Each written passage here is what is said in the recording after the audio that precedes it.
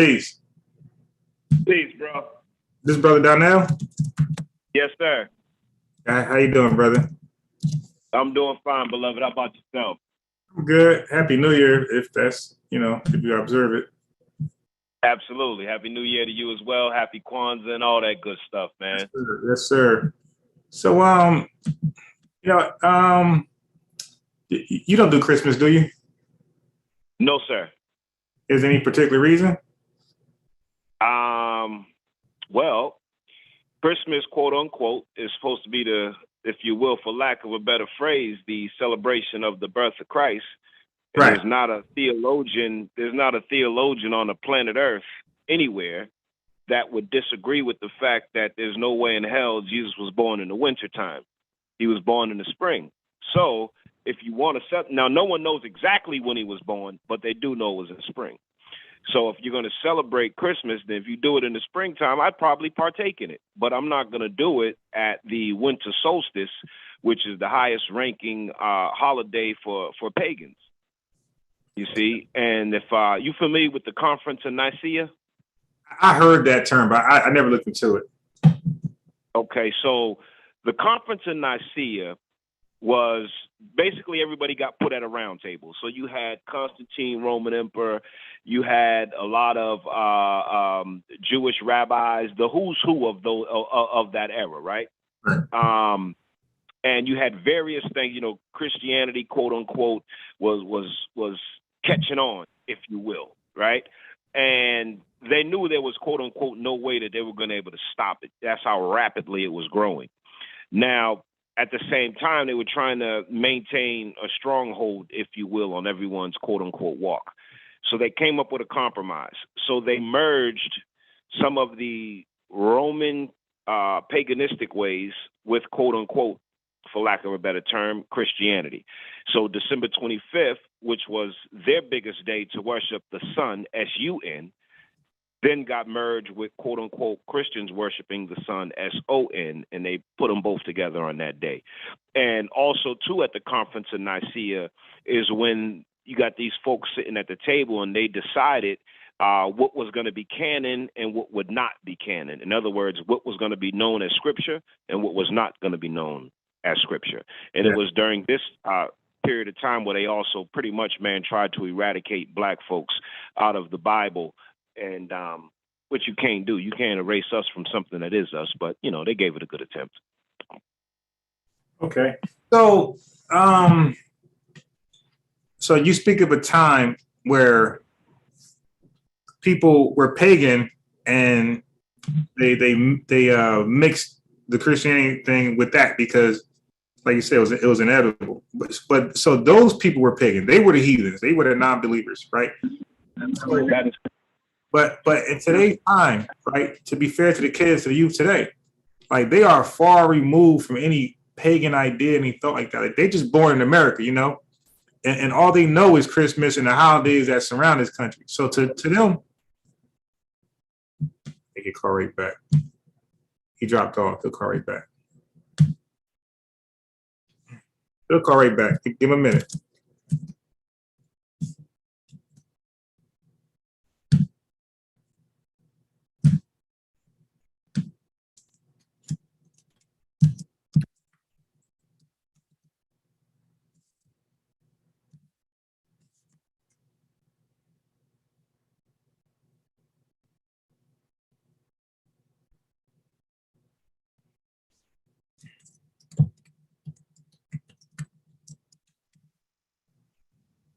There he is.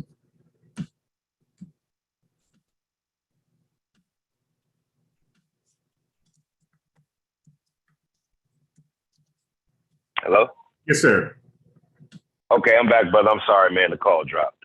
Yeah, I was saying. So you were saying something about the current youth.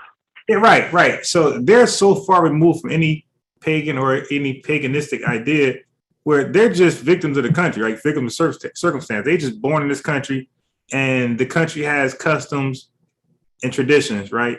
They don't know anything about some evil intent. All they know is that this is Christmas. And to them, they were born into thinking that this is a joyous time, at least in the 21st century. that's how you look at it. So when somebody was to probably come and get them and tell them about the roots, they're like, dude, that's 600, 2,000 years ago.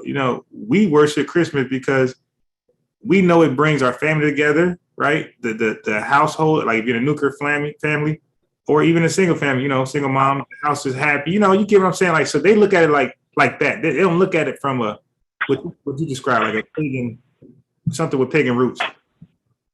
So let me ask you this. I would say, first off, I'm going to agree with you that that's a valid statement. I'll say that first. However, then I'm going to say, it's 2022. That being said, I'm going to argue that ignorance is bliss in this day and time, right? I'm 48 years old. So let's say 30 years ago, there was a lot of information that wasn't at our fingertips. Right. And unless you was going to libraries and going to bookstores and having access to the rooms underneath the library because you knew somebody important, unless you was getting that, you didn't have much, right? Unless you had someone, whether it was a teacher or a mentor who had some information, you weren't getting it. So whatever they gave you is what it was, right? But in 2022, there is so much information everywhere, so much information on the World Wide Web. I firmly believe that there's no excuse for not knowing the origins of whatever it is you decide to celebrate, worship, and or in between. Now, I will argue to say that this is probably the first time that I can think of, and I'm fairly young, but hell, I ain't a baby, right? So this is one of the first times that I can think of when, if you stop 1,000 young people right now today, and you ask them all one simple question, hey, do you believe in God? I'm going to argue to say that 80% of them are going to tell you no. Right? And so then you have to ask yourself, what the hell have we done as a people that we have a generation of youth who have no form of spirituality holistically and no connection with God? And when I say God, don't matter to me, whether you call him Allah, Jehovah, you know what I'm saying, Yahweh, Jesus. My whole thing is this, bro. As long as you ain't no damn atheist, I'm kind of sort of can get down with you. I really only have issues with atheists, Catholics, and agnostics. So because to say, well, if you could go one by one, what's the issue with each one? Okay, so my issue with atheists is that it's just totally absent of logic. For you to believe that God doesn't exist, there's no such thing as God. Is that so? Well, let me see someone create another sun. Right? I've been on, I ski a lot. So I'm on a triple black diamond mountain, right? I'm literally above the clouds. I'm skiing into the clouds. You understand? And when I look at this majesty, dude, somebody had to create that. It wasn't osmosis. Then somebody said, well, it was the Big Bang that did everything. Okay, well, who created what was in the solar system to cause these two things to collide? If it's the Big Bang that caused everything to happen. Nah, man, God has to exist. How do I know God exists? Well, why do I believe God exists? Because I don't tell myself to breathe. It's by divine design. Everything on our planet, everything in the solar system is interconnected. There was a supreme architect who put that together. And as far as we can go back, quote unquote, with man, I don't care if you go ancient Mesopotamia. I don't care if you go to the Hebrews. You can go to you can go to the Vikings. You can go to anyone. Since the beginning of time, in every culture, you name it, they all speak of a deity or deities. So for someone to say, nah, God don't exist, nah, man, I don't want to hear nothing you got to say. And also, too, just from a personal life experience. There have been so many times personally in my life where I know the only way I got through was because of God. It wasn't because of me. So I got an issue with atheists. Okay. Right? And then also, too, from a logic standpoint, think about it from this perspective. If God exists and I say, yo, man, he don't exist and I ain't dealing with him, oh, boy, am I in trouble. Right? If he doesn't exist, but I'm still like, yo, I'm going to believe in him anyway. You're better off believing and, quote unquote, not being able to put your hands on God as opposed to not believing.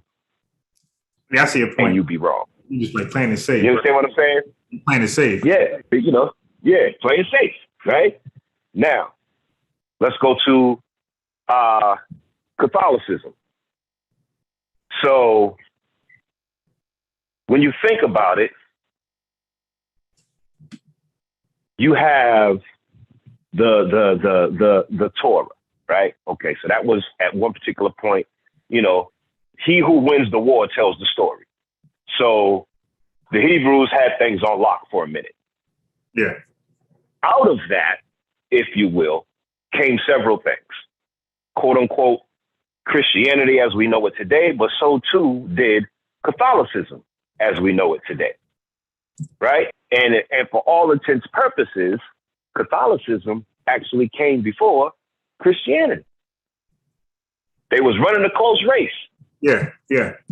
But you understand? But when you think about it, the Romans, what were they? Roman Catholic? It's not a mistake that they use that. The bishops, everything, okay?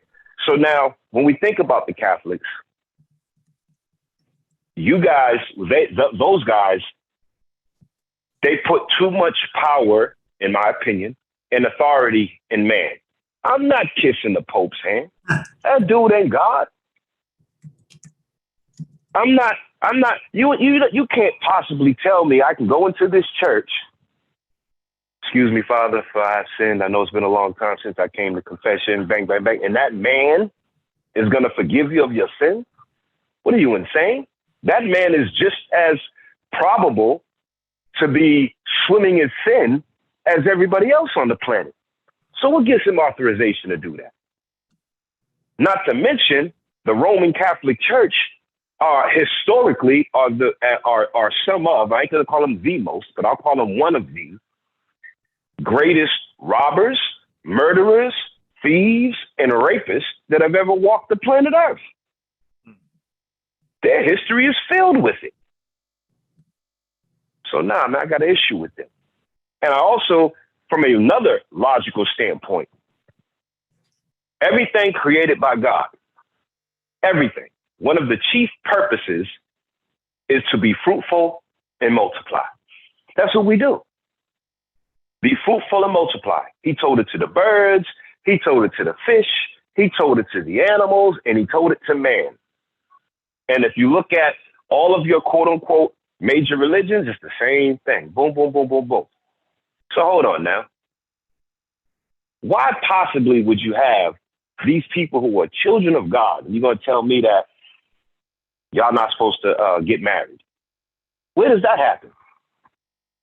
You're going against one of the key principles of your existence. How can you be fruitful and multiply if you can't get married? If you can't be with a woman, and for the nuns, you can't be with a man. Well, if everyone bought into that, life would cease to exist. And then you say that, but then at the same time, you're either raping little boys or you're raping little girls. Shame on you. So yeah, I got an issue with them. Right? Now the agnostic. Okay. So the agnostic person says, it's not that I don't believe. It's not that I believe. I just don't know. Okay. So the agnostic person is really trying to be, for lack of a better phrase, the most logical one, right? I just don't know. You can't prove it to me. Can't disprove it to me. So I just don't know. Okay. So to not know is also to be ignorant. Not in a derogatory sense, but that's what it means. right? I don't know. So I'm ignorant to that fact. Okay. So to the agnostic, it kind of sort of goes back to what I say to the same situation I say to the atheist. You don't know. Okay. So if you don't know, let me ask you this. How do you explain your existence? You have to be able to explain it in some way, shape, or form. Okay. So the whole concept about God is, at the end of the day, it's about a belief, right? Because at the end of the day, none of us have been on this planet a million years, right? No. I haven't met anyone yet who said they died, they went to heaven, they sat with God, and they came back to tell the world about, like, I don't know anyone who's had that experience yet. You understand what I'm saying? So in many aspects, you could say, and justifiably so, no one actually, quote unquote, knows. But people believe. And then you have to look at some things and say, only God could have done that. Because who else did it? So for you to say you don't know, to me, is dangerous. Extremely dangerous, right? Now, if you, I'm gonna jump somewhere right quick and then we could double back, Yeah. which is, the reason that, you was like, yo, man, jump on the call. Okay. So I spent 16 years of my life in the Nation of Islam. Okay. I joined the Nation of Islam when I was 16 years old. I'm from Boston. Okay. And at 16, we were in the midst, if you will, like the rest of the nation and the country, in the middle of the crack epidemic. Gang central. It was like the Wild Wild West. You go on a block and there's 100 people out there, man, on every block. 100 people, they got guns, they got drugs, they got everything. It's crazy. People getting shot up, crazy. I didn't see any strong men in the Christian church in my community. I didn't see any strong men, for that matter, even in the Orthodox Muslims, quote unquote, in my community. I didn't see any strong men anywhere. Right. And as a young man in Boston, just like I'm sure many other places throughout the nation, we're lied to as youth in regards to what a strong man looks like. Because you want me to look up to the drug dealer. You want me to look up to the pimp, the hustler, so on and so forth. My uncles, gang involved, drug involved, pimps, hustlers, that's what they did. But I wanted something different. So I just started reading. Education was always an escape for me. So I remember reading, first it was Nat Turner, a book on him. Then I read a book on Denmark VC. Then I grabbed the autobiography of then I got on the autobiography of Malcolm, right? I said, oh man, this is heavy, But again, and after I finished reading it, I have respect for Malcolm, but it didn't cause me to run to the mosque, right? Gotcha. I was working at a barbershop at 16 years old, my brother, and the barbershop, the block got shot up. There was a brother Archie Muhammad, minister from Springfield, who had relocated to Boston. He was in the barber chair right in front of mine. When the bullets started ringing, this dude, brother Archie, snatches me, throws me on the ground, and lays on top of me. 3 people in the barbershop ended up getting shot that day. By the grace of God, I wasn't one of them. Yeah, wow. When I got up, I looked at the brother. I said, hey, man, what made you risk your life to protect me? He said, brother, Allah has put me on my post to take charge of, what he says, General Order Number 1, take charge of my post and all temple property in view. It's my obligation, brother, to risk my life to save my brother. I looked at this dude and was like, man, you crazy. I said, man, where you learn that at? He told me where. Following Sunday, I went to the mosque. Long story short, I joined the Nation of Islam. My family is pretty much all Christian. Everybody said I'm cuckoo for Cocoa Puffs, right?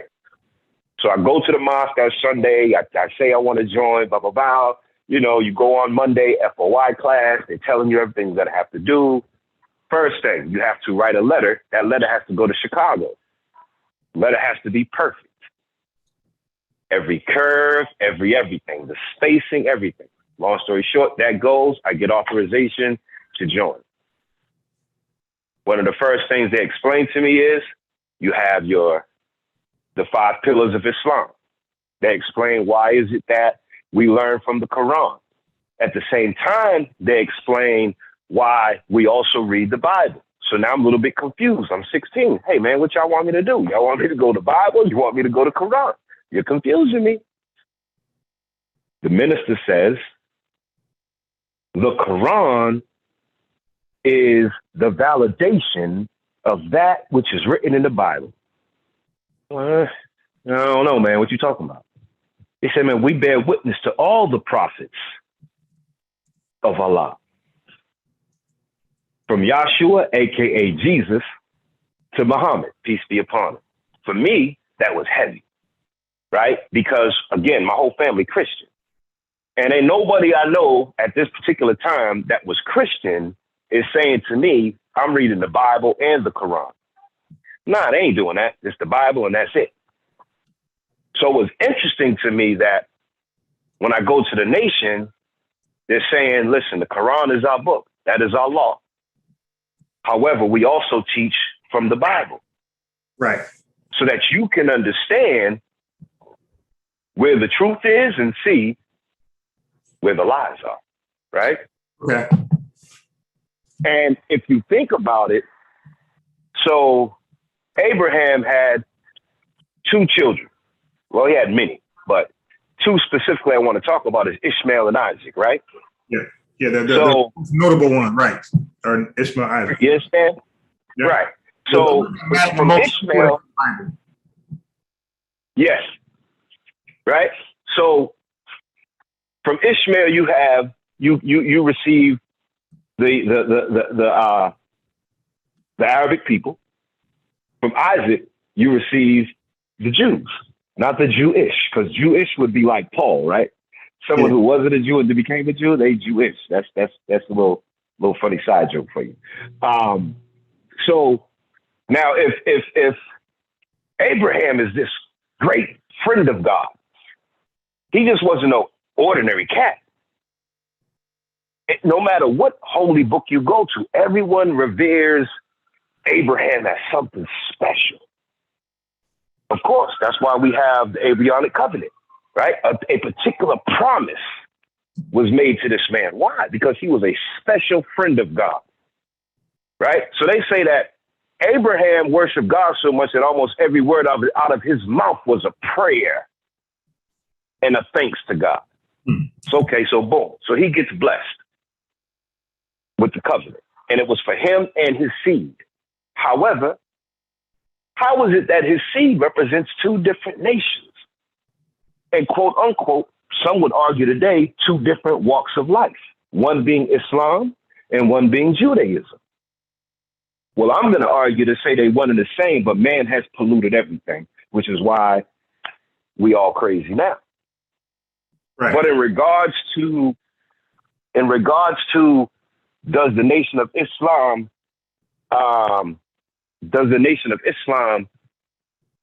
worship Allah? Absolutely. Absolutely. However, then it was, do they use the Quran? Absolutely. Okay. Now, in addition to that, in the nation, you have classes on how to learn Arabic. Well, why is that important? That's important because there are many words in Arabic that have no English translation. Okay, yeah. Same too could be said with Hebrew. Yeah. Yeah, definitely. You understand? Definitely. So, right. So if we're going by someone else's translation, we already know how that works because man put whatever he wants there for you, as opposed to giving you truth. You understand? So now, here's the fundamental, in my opinion anyway, right? Here's the fundamental beef that I think a lot of folk have, for lack of a better phrase, with the Nation of Islam. Because the Nation of Islam, Most Honorable Elijah Muhammad teaches that Almighty God came in the personage of Master Farad Muhammad and taught. He sat down and taught the Most Honorable Elijah Muhammad for 3.5 years. Okay, let's analyze this. First and foremost, I wasn't there. Right. But historical records say that in 1930, Elijah Poole, right, prior to being Elijah Muhammad, had difficulties reading and writing, and could only barely speak English. But 3.5 years later, you can speak Arabic. You can read and write English fluently. Right. You know the measurements of the earth and everything else. You had so much information that the feds came and snatched you up and said, how do you know about the mother plane? So at the end of the day, no, I wasn't there. But is it feasible? And I say you judge a tree by the fruit it bears. Right? Yeah. It had to happen. Somebody came to him. So now, historically, God, in all of the Holy Scriptures, God says he would never abandon his people. So me and my folk been enslaved over 400 years in the United States of America, KKK up. Okay, God, when you sending somebody? So what the Nation of Islam says is, yo, man, God sent somebody. He came himself in the personage of a man named Master Farad Muhammad. Okay, cool. Now, put that on pause, and I'm going to give you this tidbit. So often at times, there used to be a joke that myself and some of the Muslim brothers had, which was break bread with a Jew, study with a Jehovah, and laugh at a Christian. You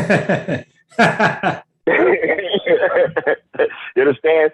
So it is break bread with a Jew because the dietary laws are the same. Right. Right? Conversate with a Jehovah because whether or not I believe in what you believe, I got to respect the fact that you study day in and day out. Like you can stand on your square and defend whatever it is that you believe. Laugh at the Christian because the only thing they know is a little bit of what the pastor said on Sunday. And they don't study. You understand? They don't study. Right. You know what I mean? Now, listen, I woke up after 16 years being in a nation. And at some point, I was a student minister. I was assistant paper captain. I was all the way in, bro. Okay. So I wake up after 16 years and my cup, it just wasn't overflowing. Right. And so I don't care what it is. Whatever you put 16 years into, your cup better be overflowing. So for me, it was just a signal that my spiritual journey wasn't over. Right. So now when I left the nation, man, my paternal father, he's a Christian minister. And he used to call me all the time once a month, when you going to give Jesus a try, blah, blah, blah. And they used to always tell him that joke. And then he'd be like, yeah, all right, son, have a good day. Right. So it just so happens on the day that I decided to leave the nation, my father called me. Hey, son, how you doing? I'm doing good. I'm just going to ask you, man. I already know the answer, but I'm asking you anyway. When you going to give Jesus a try? So I said to my father, right now today, Pops. Phone goes silent. I said, oh, man, oh, ye of little faith. And then him and we laugh about it, what have you. So I said, all right, man, I'm gonna study Yahshua, man, and I'm gonna see what this Christianity thing all about. A couple of my Muslim brothers would call, hey, man, what you doing? Hey, man, I'm gonna see what this Jesus thing about. I said, man, you know we laugh at them jokers. They don't know nothing. So then I said to him, let me ask you a question, brother. And the brother's name was Muhammad, too, by the way. I said, Brother Muhammad, let me ask you this. Nation of Islam teaches us that Almighty God came in the personage of a man. Is that right? He said, yes. I said, so to me, that ain't too much different from what the Christians believe if they say that God came in the personage of Jesus. If it can work for the Muslims in the nation, it too has to be able to work for the Christians. Right. You understand what I'm saying? Now, at the same time, though, I took it a bit further because I said, okay, well, if I'm going to walk like Jesus walked, first of all, I'm going to stop calling him Jesus. Let's do that first. If I'm going to call that man, I'm going to call him Yahshua. I'm going to call him by his real name. He was a Hebrew. Right. He had a Hebrew name. Yeah. You understand? Yeah. So if he was a Hebrew and I say, and I'm going to follow him, then I too, okay, well, I'm going to be a Hebrew. So if that's the case, then what book am I going to go to? Oh, I know, the Torah. Okay. Yeah. So now you're saying that Jesus was a Jew. Okay. So, however, the Jews say he wasn't the son of God. He's just a regular prophet. So now I got beef with them. I got beef with the Christians, and my Muslim brothers got beef with me. What the hell am I going to do? Right? So what I found out is that in my studies, I said, okay, so for right now, where am I? I'm a Messianic Jew. So I am a Jew who believes that Yahshua is the Messiah. Okay? I'm also one that believes that I don't care what anybody believes. I just want you to believe in something. So the minute somebody says to me, hey man, the only way is through is by bearing witness to Allah and Prophet Muhammad, peace be upon him. Okay, me and you ain't got to talk no more. Because if that's the only way, ain't no need for me to talk to you. Yeah. If you say the only way is through my Lord and Savior, Jesus Christ, there's no reason for me to talk to you. Because here's the deal. How the hell is man going to put God in a box? It's not logical. Right? So you have scripture that talked about, let me see, if I go to the Bible, help me out, God, help me out. Paul, right? So Paul says, you know, he's in front of all these people, man, and he started speaking in tongue, and everybody could understand what he was saying. So now in modern day, somebody starts speaking in tongue, and you don't know what the hell they're saying. Because you ain't speaking in tongue, you speaking gibberish. Because in order for you to speak in tongue, there has to be others there who can translate and understand what you're saying. Right?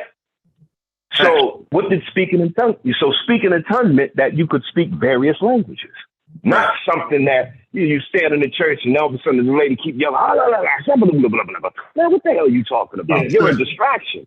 But it was, you understand? It was two ways that was used, and you're correct. So the first time you can speak in tongues is that you're speaking in these languages that you had no knowledge of prior. And the second thing is that if you could speak in tongues, that was supposed to be private because that's a language only supposedly your God can understand. So human beings can't even understand it when you speak to your God. So yeah, so you're saying facts. Right. So when you think about all of this, here's the deal. I urge everyone just to get on the journey, right? Get on that journey. And here's what I mean by that. So if we bring it back in and we start talking about Islam, okay? And now then I'll say to somebody, so are all my brothers right now that are quote unquote in Africa, y'all want to act like it's someplace different because you won't call it the Middle East, but it's Africa. Let's not play games, right? So, but my brothers who happen to be, you know, in these Arab countries, these Muslims, right? Yeah. Are you really practicing Islam? I want to ask them that. Why do I want to ask them? I want to ask them that because my Muslim brothers from the Sudan are still, right, being put into slavery by my pale-skinned Arab brothers. Really? What part of Islam is that? Is that in the Quran? No, this is actual fact. Oh. You can, like, this is going on now. Oh, wow. I'm saying, like, you understand what I'm saying? Look, the Bible justifies slavery. Does the Quran too? Actually, they both do. Okay, so that's why your master. So he just obeying his Quran. That's all. Okay, but shit, it's 2022, bruh. It's the 21st century.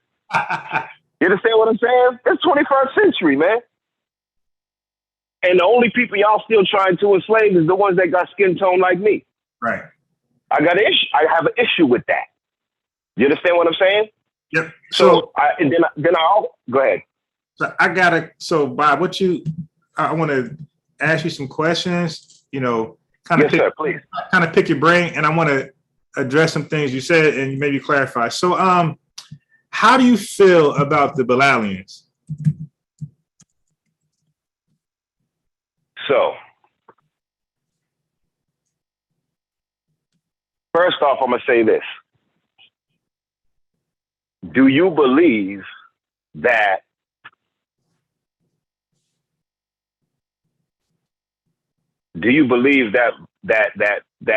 Belial in fact is Satan?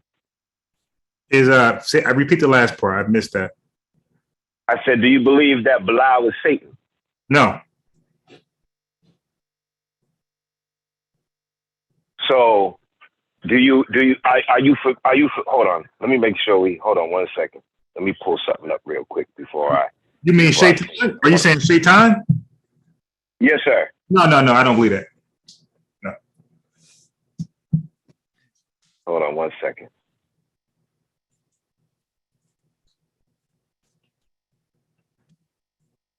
Hold on 1 second.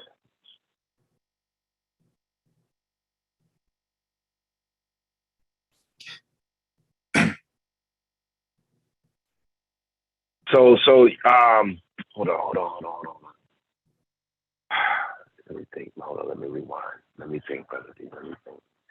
Oh no. You're talking about one of the companions of Prophet Muhammad, peace be upon him. Yes. Right. Okay. So here's the thing. That's good question, and it's real easy answer too. So in Islam, right, you have the hadiths, which is basically the way in which Prophet Muhammad, peace be upon him, lived his life, right? That should be, quote unquote, an example of how to live your life. Yeah. But that is not scripture. But many Arabs look at the hadiths as scripture. Correct. You understand what I'm saying? Correct. So now, if you have individuals, right, and they are, followers, if you will, of Bilal, who was one of the greatest companions, if you will, of Prophet Muhammad, right? Yep. Now, and also too, if we think about this is that's a dope question, because if we think of it also too, Bilal looked like me. He was a dark-skinned brother. Nice. You understand what I'm saying? And so anyone who says, I'm gonna follow Bilal, the teachers of Bilal, then you would have to be following, for all intents purposes, the same teachings of the Prophet Muhammad, peace be upon him, and the Quran. Because Bilal is not going to stray.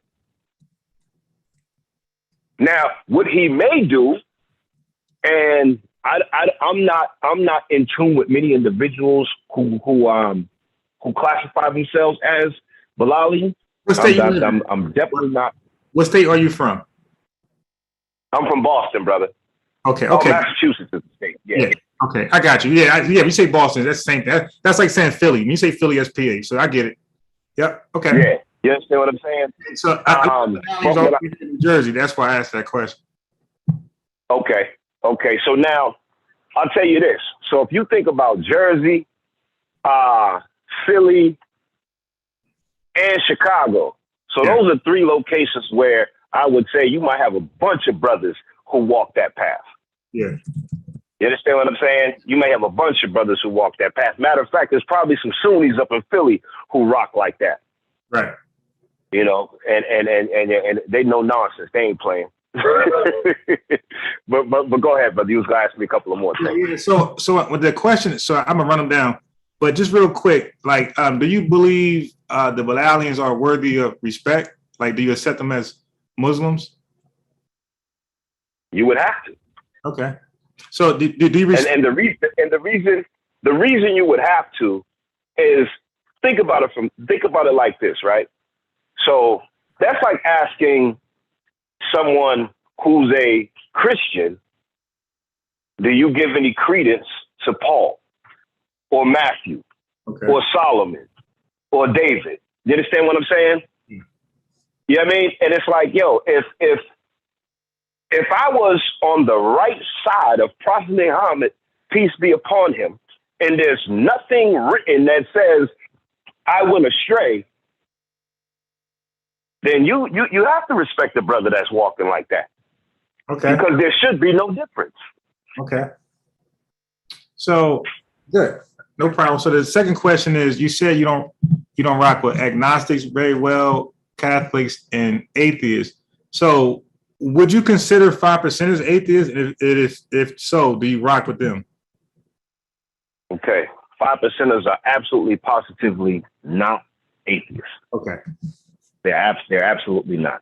So 5% nation, right? the nation of gods and earths, how they usually prefer to be classified as. Yep. So the father, for lack of a better phrase, of that movement, right? Clarence 13X. Who was Clarence 13X? He was a Muslim in the Nation of Islam. Yeah. All of the teachings, right? So all of the teachings of the 5%ers come from the nation. Well, some of them. So then someone says, not all, some of them, because they believe they teach that the black man brain is 7.5 ounces and the woman is 6 ounces. I don't recall the FOI, saying something like that. Yeah. So you have there's some seasoning that they have that's different, as well as the supreme alphabet, right? That was that. But something like that, you won't have a problem with that, right? The supreme alphabet, you won't. No, or the math. You're right, no, right. Not at all. Right. No, I listen. Supreme mathematics, the supreme alphabet, all of that. I'm totally with it because to me it's logical, and I see how they. Yep. You understand? Yeah. So now here's the thing, though, right? So you have the teachings, right? Nothing about those things. That's why it's not a big deal. Say that one more time. Yeah, I was saying nothing about the supreme math alphabets or even 12, even the 12 jewels. Nothing about that contradicts the teachings. That's why it's cool. Correct. Okay, go ahead. Yes, absolutely. And if you think about it, so you'll have a 5% brother, and the 5%, he's like, peace, God. You know what I'm saying? Then somebody who doesn't know, be like, dude, why are you always saying peace, God? He says, because, man, I am God. So what are you talking about, you God? He said, I'm an arm, a leg, an arm, and a head. You understand what I'm saying? You be like, yeah, man, but that ain't what that means. Why isn't it? Okay, so now, some might say, well, they got to be atheists because they ain't believing in God, they believing in themselves. No. Here's how I break it down, right? What else can I be but a God if God created me and I'm a direct descendant of him? If God was a brick, then I would be a brick. Yeah. If God was a tree, then I would be a tree because he says that I was created in a likeness of him. So in my opinion, they're not too far off. Actually, they might be ahead of the curve because what they're saying is, God, I am him because he created me. So I'm him. That's where I come from. Now, am I the supreme being? No. Right. But am I a God with a little g? Absolutely. Okay. You understand what I'm saying? So yeah, we got that one out the way. Yeah, because there's another brother that's on the thread, and he wanted to build with us, but I said I'll let you in, but let me just ask the brother a few things first, okay? Because this is, yes, sir. What we're talking about. So the second thing is this: you said about the atheist and the agnostic, like one don't know, not sure, and the other one just don't believe. But yes, but you have some Christians who call themselves theistic evolutionists, meaning that they agree with everything in evolution biology. They agree everything with the Big Bang. The only twist is that they said it was by God's permission. And here's what I'll say to that. Yeah. And I'm going to say this respectfully. They're full of shit. Because here's the deal. Here's the deal, right? Either you believe in God or you don't, right? And there's no way. First of all, let's use some. Here's my thing. You understand? National Geographic, was it last year? No. But it wasn't matter. It wasn't the first year of COVID. So the year before that, I'm sitting at home, man, and National Geographic, man, had a special on, and I was laughing my tail off because all it talked about was the teachings, but didn't call them the teachings of the Most Honorable Elijah Muhammad. And they basically showed how all man came from Africa, right? Now, mind you, they didn't start with cavemen. That was the interesting thing. When they showed the first man, it wasn't a nomadic man. It was a straight up black man and black woman. Again, they just showed how they migrated, down the west coast of Africa and then went over and it just had trails of, okay, this is where man has gone. And then it also showed how, because of the different climates they were going to, of course, their characteristics began to change, right? And then on National Geographic, they said that this, was a process that was somewhere between 6,000 and 10,000 years. And I said, oh, my goodness, because Most Honorable Elijah Muhammad teaches that the Caucasian was grafted out of us over a period of 6,000 years, right? You have brothers who are Omega Psi Phi Fraternity Incorporated talk about the burning sands and crossing those sands. And I'm like, yo, all this is interesting. Now, ain't no way in hell you're going to tell me evolution, because if I came from a damn primate, if I came from a monkey, an ape, or whatever, why is it that apes and monkeys are not still evolving, if that be the case? Show me the logic. Why is it that there has never been the unearthing or the finding of a complete skeleton of any dinosaur or anything? They find a bone, and then the engineers via mathematics tell you, well, this is how big it would have been based upon this one bone. Come on, man. Stop this tomfoolery. You understand what I'm saying? And for a quote unquote so-called Christian to say, yo, we believe in evolution and all. Nah, man. No. No. No. You done bought into the sauce. And for example, I'll tell you this. So I was on the phone with a pastor today, right? Because often, man, I'm always trying to study and learn, man, because the more I know is the more I know I don't know. Yeah, right? So you understand what I'm saying? And so I hit the brother up, man. I hit the pastor up, and I said, hey, Pastor Bros, I got a question for you. He said, shoot, man.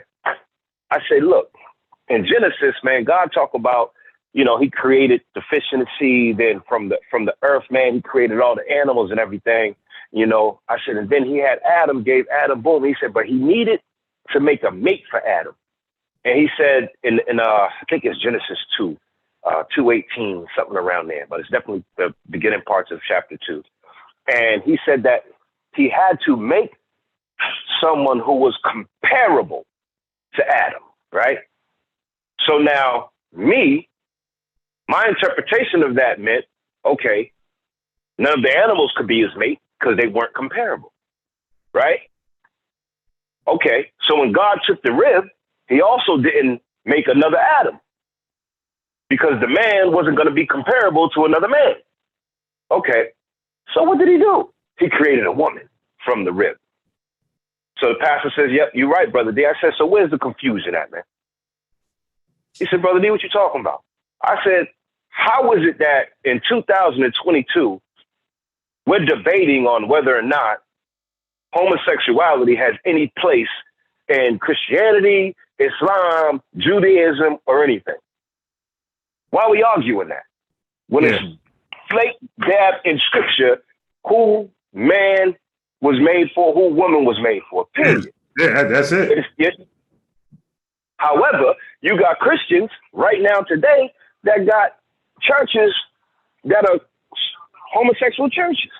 Right. Ain't no way in hell y'all telling me you practicing Christianity and your pastors are homosexual and your congregations are homosexual. That ain't Christianity. Only thing y'all doing is going with the times. Well, what if the pastors... Hold on 1 second. Yeah. Good evening. How can I help you? 2 orders from Too Good. Do you have your... Yeah. 1 second, brother. Yeah, no problem. I got a restaurant, so... You got to mute me, so, I'm not in your business. Oh, no, you in my ear. You're in my ear. Yeah, so if you think about it, right? Oh, so I was going to say this. Here's the thing. What if the gay pastor is preaching Christianity? Like, he's not preaching his personal lifestyle. That's an oxymoron. You can't do that. Because what you're doing is you're going against your very principles. So how can you go against the principles and then say, we're right and exact? That's Hey, like Apostle Paul went against his own principles. He was persecuting Jews. say it one more time. Apostle Paul went against his principles. His principles was to persecute Jews. And then guess what he did? Yep. He started preaching to them. See? Yeah, he did. Yeah, he did. But now, let me ask you this. It's one thing to persecute, right? Because of your lack of understanding. And then you start teaching them because you've developed more understanding. It's a whole nother thing to blatantly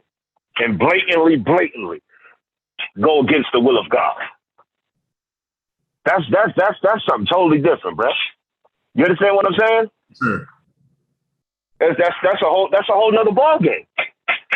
And then on top of that, hey, listen, you go ahead and play with God's children like that, because the chastisement for someone who knows better and does wrong is 10 times greater than the one who doesn't know and does wrong. You feel what I'm saying? So when you absolutely positively know and then you still do wrong, man, shame on you. You deserve everything harmful that might happen to you because you're misguiding the people. And these are people that, go ahead. Yeah, let me respond to this. Go ahead. Earlier you said that, and I'm gonna tie this into something you said recently. So, ask questions. So earlier you said, if you look back at all the ancient religions, they all believe in God, right? Yes, sir. Also, you said we're in a day of ignorance is bliss. Okay. Yes, sir. Then you said that the Christian, you said, how can a Christian be theistic, as far as evolution and Big Bang?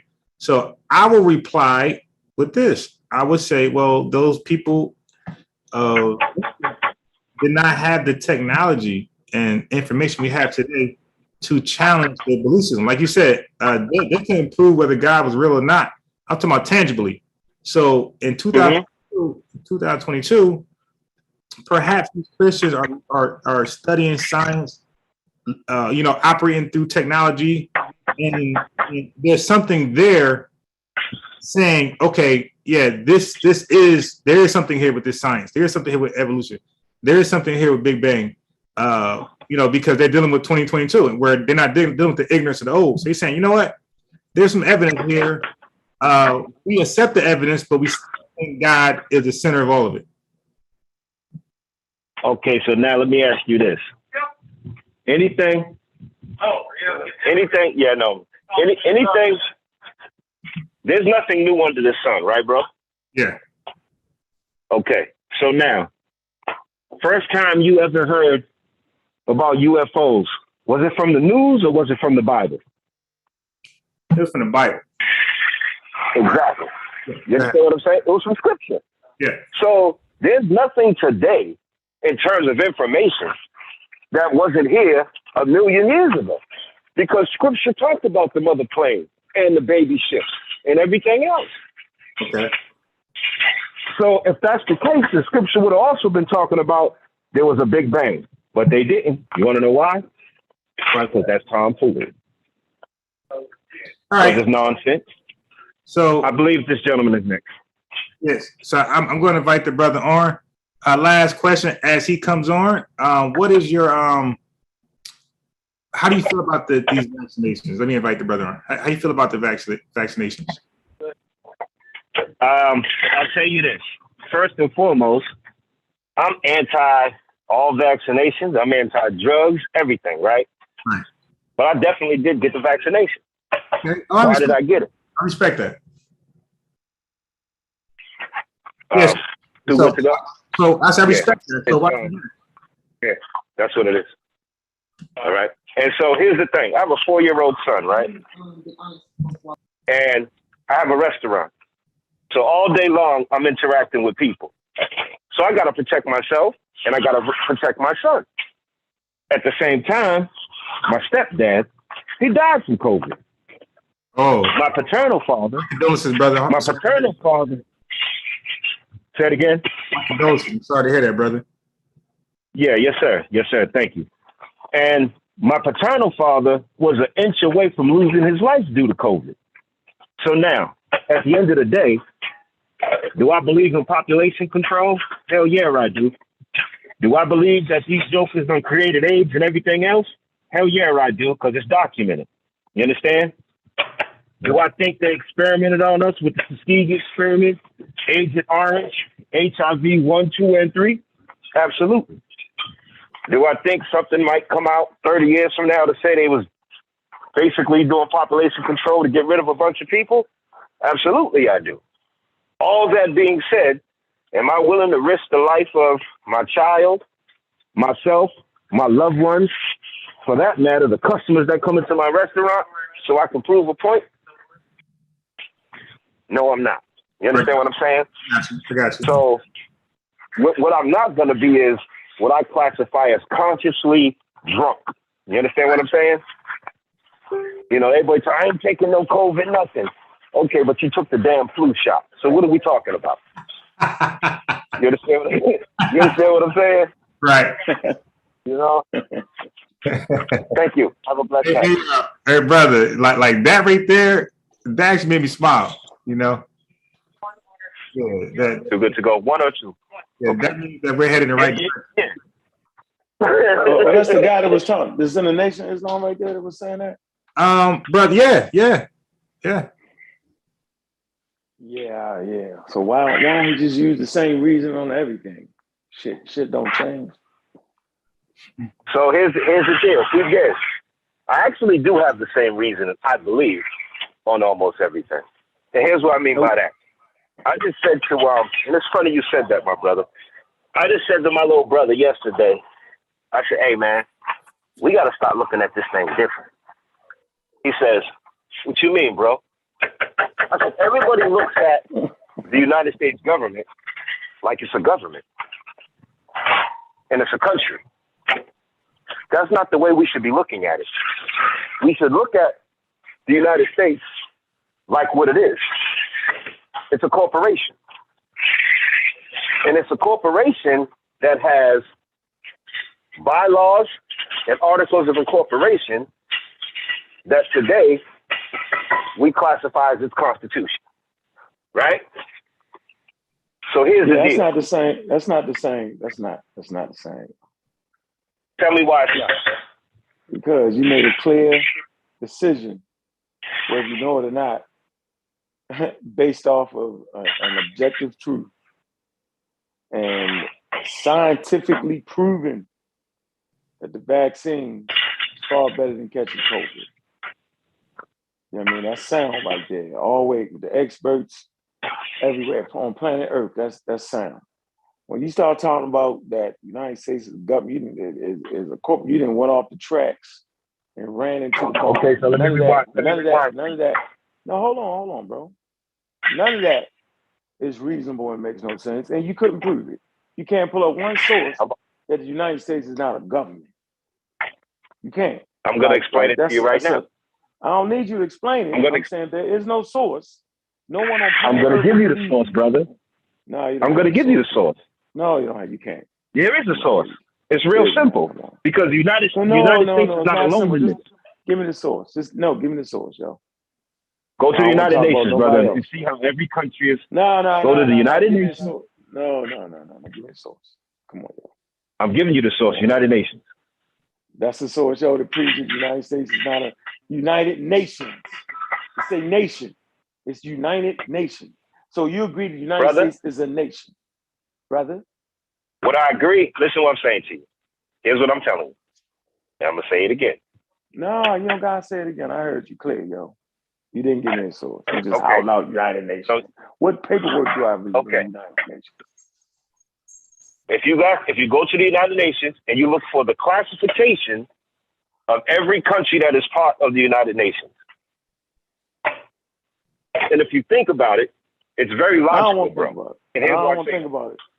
I'll finish your statement though. You was in the middle of the classification. I know, man. You done jammed me up. I'm all over the place. So let me rewind to my original what I was trying to say. All right. So what I said to my little bro, what I said to my brother was, Go ahead. You don't need a bag? No. You all set? Okay, have a good night, ma'am. So here's what I was saying to my brothers, right? At the end of the day, this thing's a corporation. And if you want to see how and or why, and it's every little thing is a small example of the bigger thing. Like if you're in Georgia, it's Fulton County Incorporated. Well, where y'all get that from? Right? So whether you believe in the whole straw man theory and all of that, and the U.S. being in debt, all that, okay, whatever. However, quote unquote, Constitution of the United States is probably, and I don't know, I can't say definitively, but it's probably one of the only documents, and this is probably one of the few countries, if not the only country, that has never been overthrown. You understand what I'm saying? Like, these dudes were wicked in their planning, and it was real gangster, because there's not another constitution that has stood the test of time like this one. Why is that? Because they knew, or should I say they didn't know, but they figured we got to make sure some things are in place. Thomas Jefferson, Federalist Paper number 19. Yeah, that's not true. Say it again? You just made an untrue statement, man. Come on, man. United States government is not the longest. United States government is not the longest running government. Which constitution has been standing longer than the United States Constitution? Man, it's not. You got some African governments that lasted unchanged governments. Like, I'm just saying, it's not the longest running government, yo. So basically, my statement was, it's one of the oldest. I didn't say, and remind you, if I did not say this, I said, I can't say this definitively, right? I did say that, brother. Let's be right exactly. So, brother, so turn the wheel back a little bit, though, because really, what we're saying hold on, saying it's not a government. Let me finish my statement. Yes. Listen, let me finish my statement. Back to about 1787, correct, Brother Donnell? Yes, sir. Okay. Go ahead. So what I'm saying is this, right? Mm-hmm. If you think about it's 2022, and nothing has changed in the Constitution since it came about. Now somebody say, nah, Brother D, now we got the right to vote.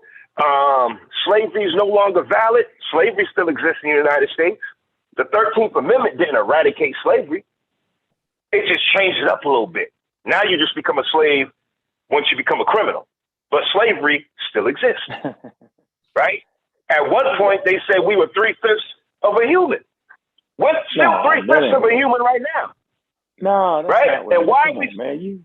Wait. Bro, you gonna let me finish my statement? No, Go ahead, you take it over. I'll wait. No, I want to take it over. I'm just saying you got... I'll wait, brother. Go ahead. I'll wait. No problem. You're not making a statement. I am long-winded, so you go ahead, my brother. You go ahead, my brother. I'll wait. You teaching the class, yo. I'm not mad at you teaching the class, but can a nigga jump in the class? Go ahead, my brother. You got it. You got it, brother. I know I'm long-winded. You got it, my brother.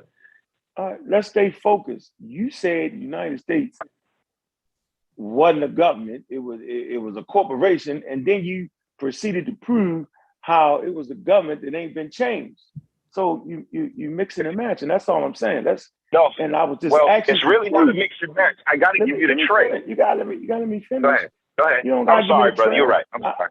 I've been listening to you for the last hour. I know the trail. I ain't been on the phone an hour. Yeah. You just said no. You was rocking. I can take you back to Ishmael. You were talking about the Ishmael and them. I was like, okay. And then you surprised me with the vaccine statement. Yeah. I'm like, okay, you fucked us all up with that. Like that's an intelligent statement through all the buffoonery that's been taught, right, amongst your peers in your organization. That should make your eyebrows rise up. And you should say, how come they don't see that and I see that? That's enough to make me run up out of there. You just better than me with that. That's the straw that broke the camel. I'm no longer in the nation. Just FYI, I'm no longer in the nation. I got you. See how I put that together? See, okay. All right. So now I'm trying to work with you and say, okay, you can make sound statements about the vaccine, which is a sound statement, right? Then you go off the rails. I'm saying that all of our thinking in 2022 needs to be based in sound statements. Like it's got to be sound. It has to make sense, and it shouldn't take that long to explain. You shouldn't have to convince me. So the fact that you took so long to figure out how the United States is really a corporation, that took too long. Simply say what it is, give me the document, I should read for it. That's what I'm saying. The vaccine is credible, go to the CDC. Or the vaccine is credible, go to this journal. See how quick that is? I don't got to convince you. So, but you got to convince me that the United States is a corporation. Like, come on, man. It's too much. It's too much.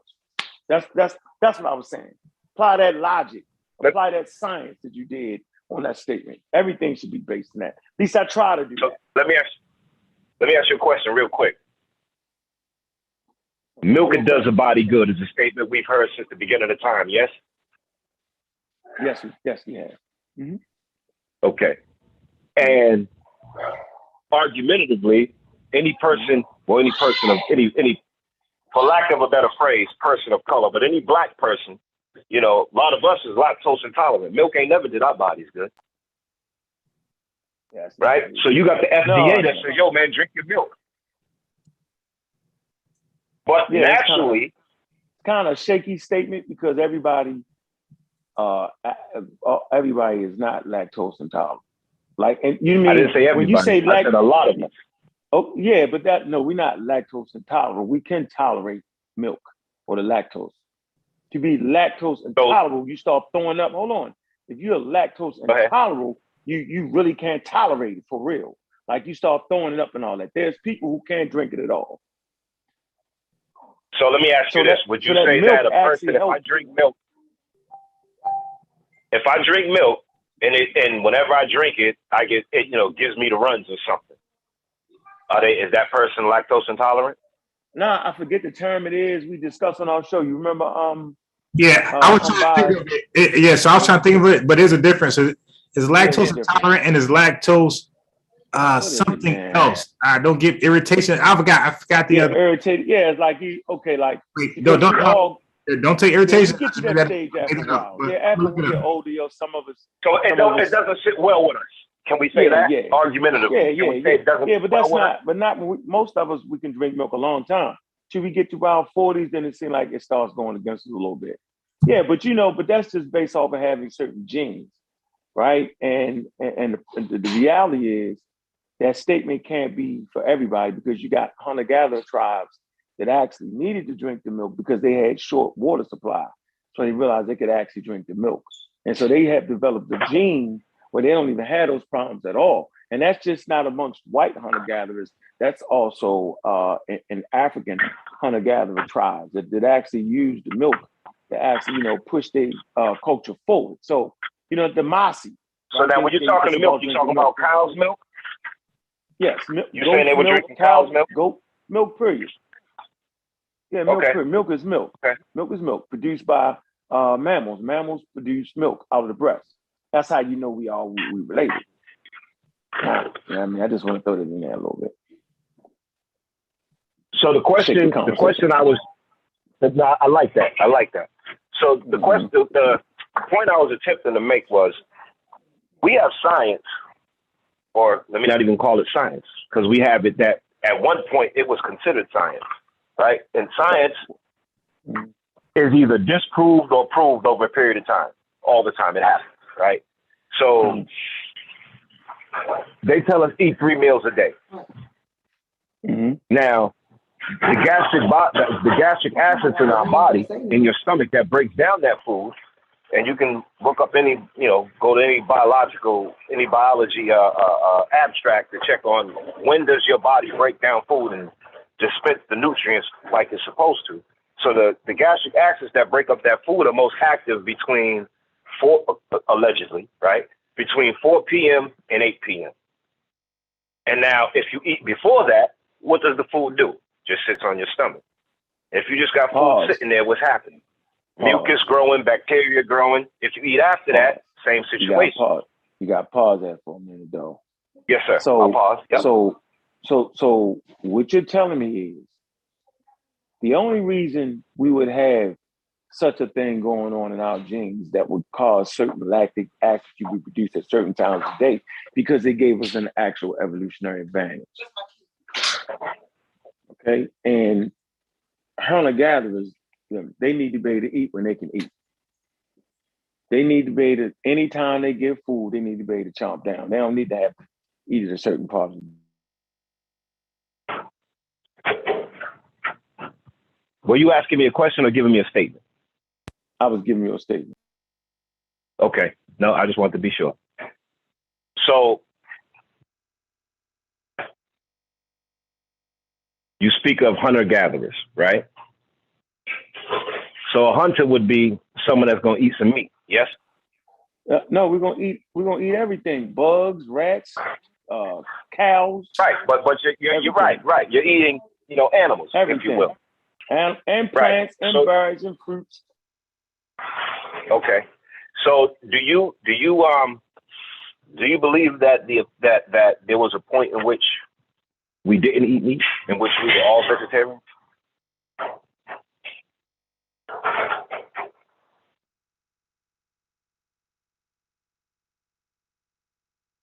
You still there, brothers? Oh, did my phone die? No. It didn't die. I hear you. Okay. I hear you. The brother, okay. So his signal might be he's not responding. His signal might be a little jacked up right now. Okay. So the reason I'm asking, and hopefully the brother can hear me, even if I can't hear him. The reason I'm asking if the brothers believe that we were all at any particular point all vegetarians, the reason I'm asking that question is one of the things that is taught in the Nation of Islam, which to me is very logical. And I will confess that I haven't done as much research on it as I have done other things.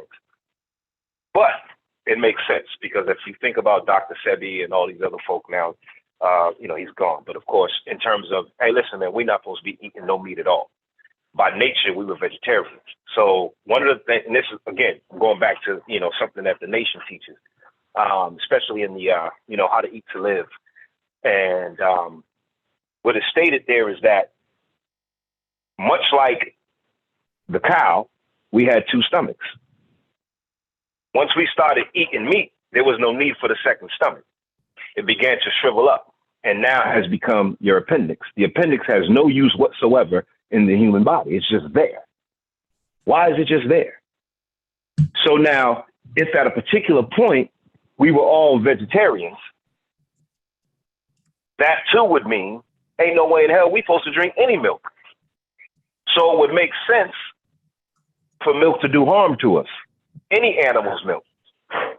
I can't think of another animal on the planet Earth that drinks another animal's milk, with the exception of quote unquote so-called human beings. Yeah, not voluntarily, but if you got like a tiger, a baby tiger, or like a baby something, you could feed it milk to sustain it, but it wouldn't be voluntary. Yeah. Right. You know what I'm saying? So I guess all in all, what I'm saying is that there's often times in which we have to question science and we have to question information. Hell, they had scientific periodicals that said black people had tails. It was a quote unquote scientific fact that our brains, were less powerful than white folks' brains. This was a scientific fact at some particular point to them. Hey, brother, let me chime in real fast. It was definitely taught as a scientific fact to a certain audience. Okay, it was not. Yes. So, brothers, you could teach something, but it was not nationally accepted. So the South scientists accepted that because they were trying to justify slavery before the Civil War. So they were trying to get the people on their side. The North objected. The North scientists said that's bullshit, and they called it scientific racism. So yes, it was called a fact, but to a particular audience who wanted to believe that. But the entire country, the North specifically, did not believe that. They had their own scientists, and they actually debunked that as like pseudo. Yeah, because it definitely was garbage. Right. Understand? And it's just like right now, you have the what's these damn people called? What's their names, man? The flat earthers. You can't tell them that the earth is round, man. Right. Of course. You understand what I'm saying? And so I guess what I'm trying to say, man, is that at the end of the day, everything's a theory. Everything. But I think that the best thing that we can do is study, learn, cross-examine, debunk, verify, validate, or prove wrong. And that's a process that can't stop.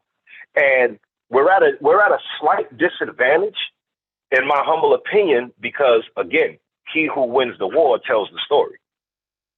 And it's been a long time since we won a war as a people. Right. You understand what I'm saying? It's been a long time, you know. It's just like on the page where I met you at. Someone threw up there. It was a picture of when Elijah Muhammad, I think it said in 1959, he had gone to Mecca. Right. And you know, I actually didn't know when Elijah Muhammad went to Mecca. I knew he had gone, but I didn't know when. Okay. And I had made it a point because a lot of people be like, yo, when Malcolm came from Mecca, man, you know, he saw stuff he was never going to see. And when he came back, he changed his philosophy, bang, bang, bang. And so I tell people all the time, and it's crazy. I'd be like, nah, bruh. First off, y'all talking about Malcolm's one trip to Mecca. Malcolm made 3 trips to Mecca. The first trip, the messenger sent him. So surely Elijah Muhammad wasn't going to send Malcolm if he didn't know what Malcolm was going to see. You understand what I'm saying? Yeah. So Malcolm going to Mecca and seeing blue-eyed Muslims, et cetera, wasn't like, oh my God, there's blue-eyed Muslims. Nah. However, Malcolm, in my humble opinion, I know I'm jumping over the place, but I just jumped in my head real quick. No, you're not. I'm following. This is conversation. Okay. You got to jump. Yes, sir. Believe me. Yes, sir. Remember, so but Malcolm, down notes. You know, if I come back at a question, but go ahead. Nah, you good. Oh, yes, sir. So Malcolm, in my opinion, was on a quest to fulfill. Now, watch this now, because a lot of times people, they pastoral worship, right?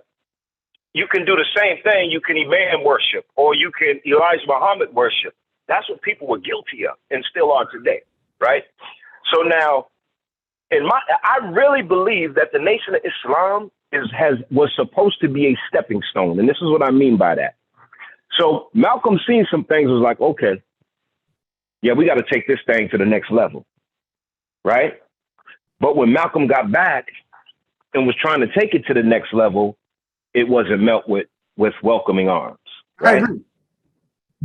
If you fast forward to 1996, okay, the year after the Million Man March, the first one, in 1996, the Honorable Minister Louis Farrakhan started his world tour.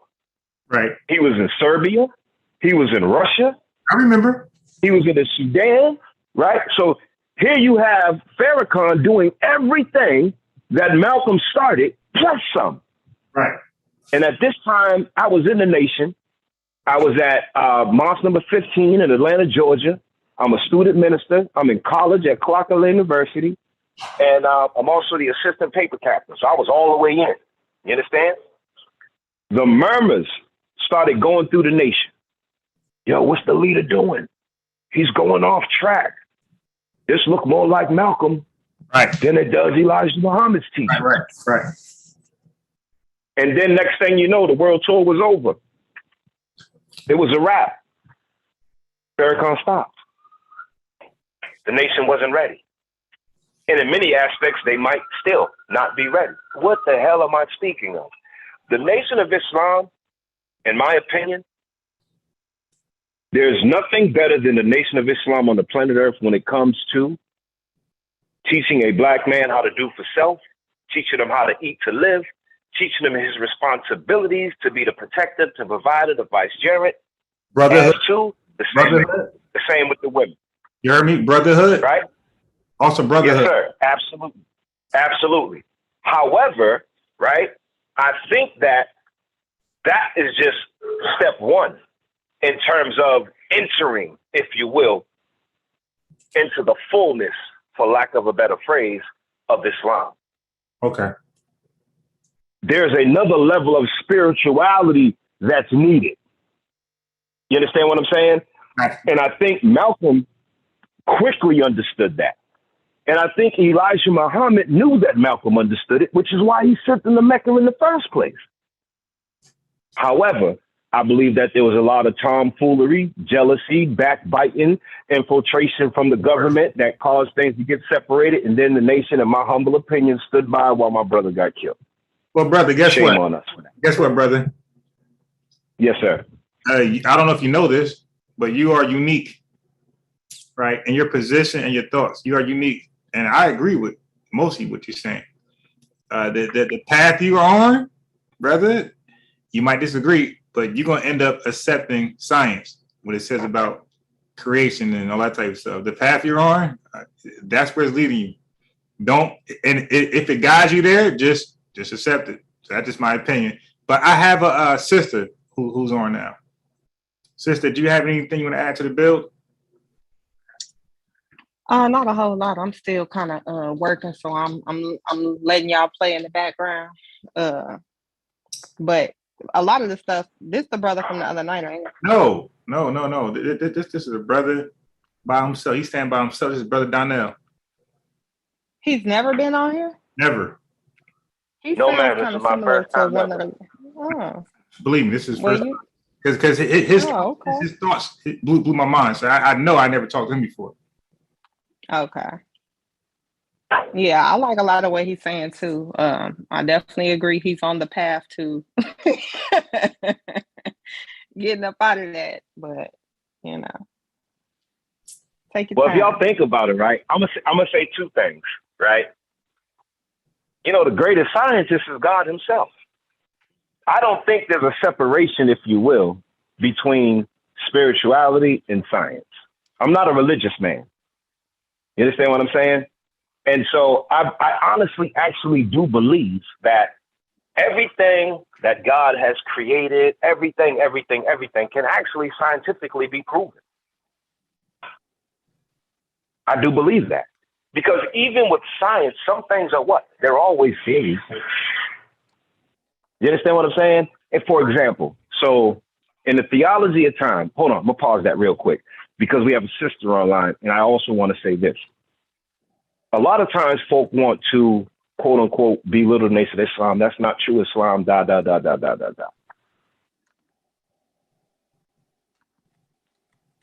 me, and they talk about how the nation of Islam, forces its women to be subservient, I don't know of any, and I know it's no place in the Middle East. I don't know any place or any group that practices Islam that allows its women to be ministers, with the exception of the Nation of Islam. Two of the most powerful ministers in the Nation of Islam ever. Sister Tanetta Muhammad, and the other sister, oh man, I'm forgetting, she's a lawyer too. But they're both Ava Muhammad. Ava Muhammad. Yeah. Yes.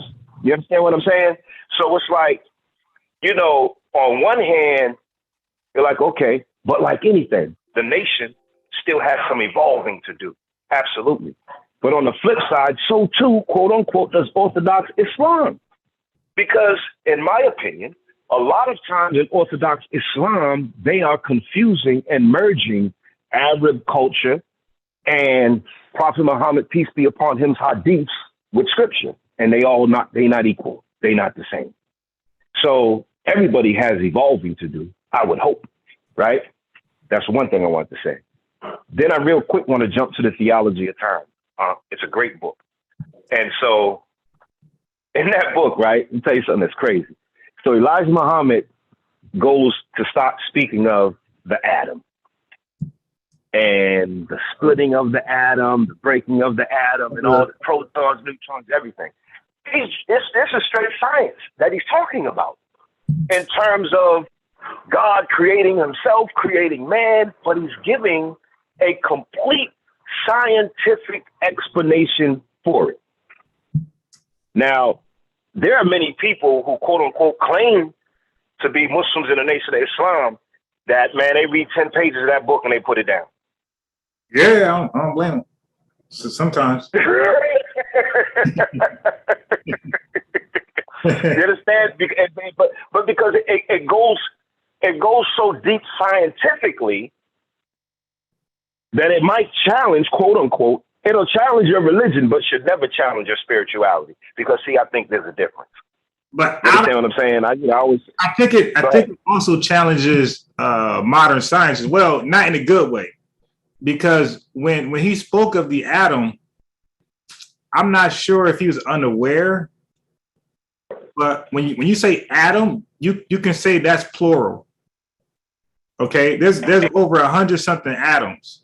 Okay, and there's no way I believe he was speaking about subatomic particles at that time. I think they were just discovering them around like around that time. Like they were just being discovered. And unless he was a scientist in those circles, he wouldn't be aware of the subatomic particles. Like that was not known to anybody who's not in those circles.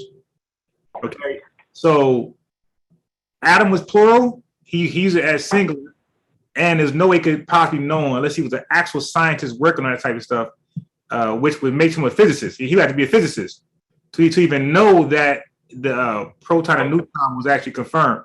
So he just didn't know that. Well, he said he learned it from Master Farad Muhammad. But he didn't speak about protons and neutrons. That's what I'm trying to say to you. In the theology of time? Nah, he spoke about atom only. Splitting of the atom, triple darkness. Yeah. Yeah, you may be correct on that. Yeah.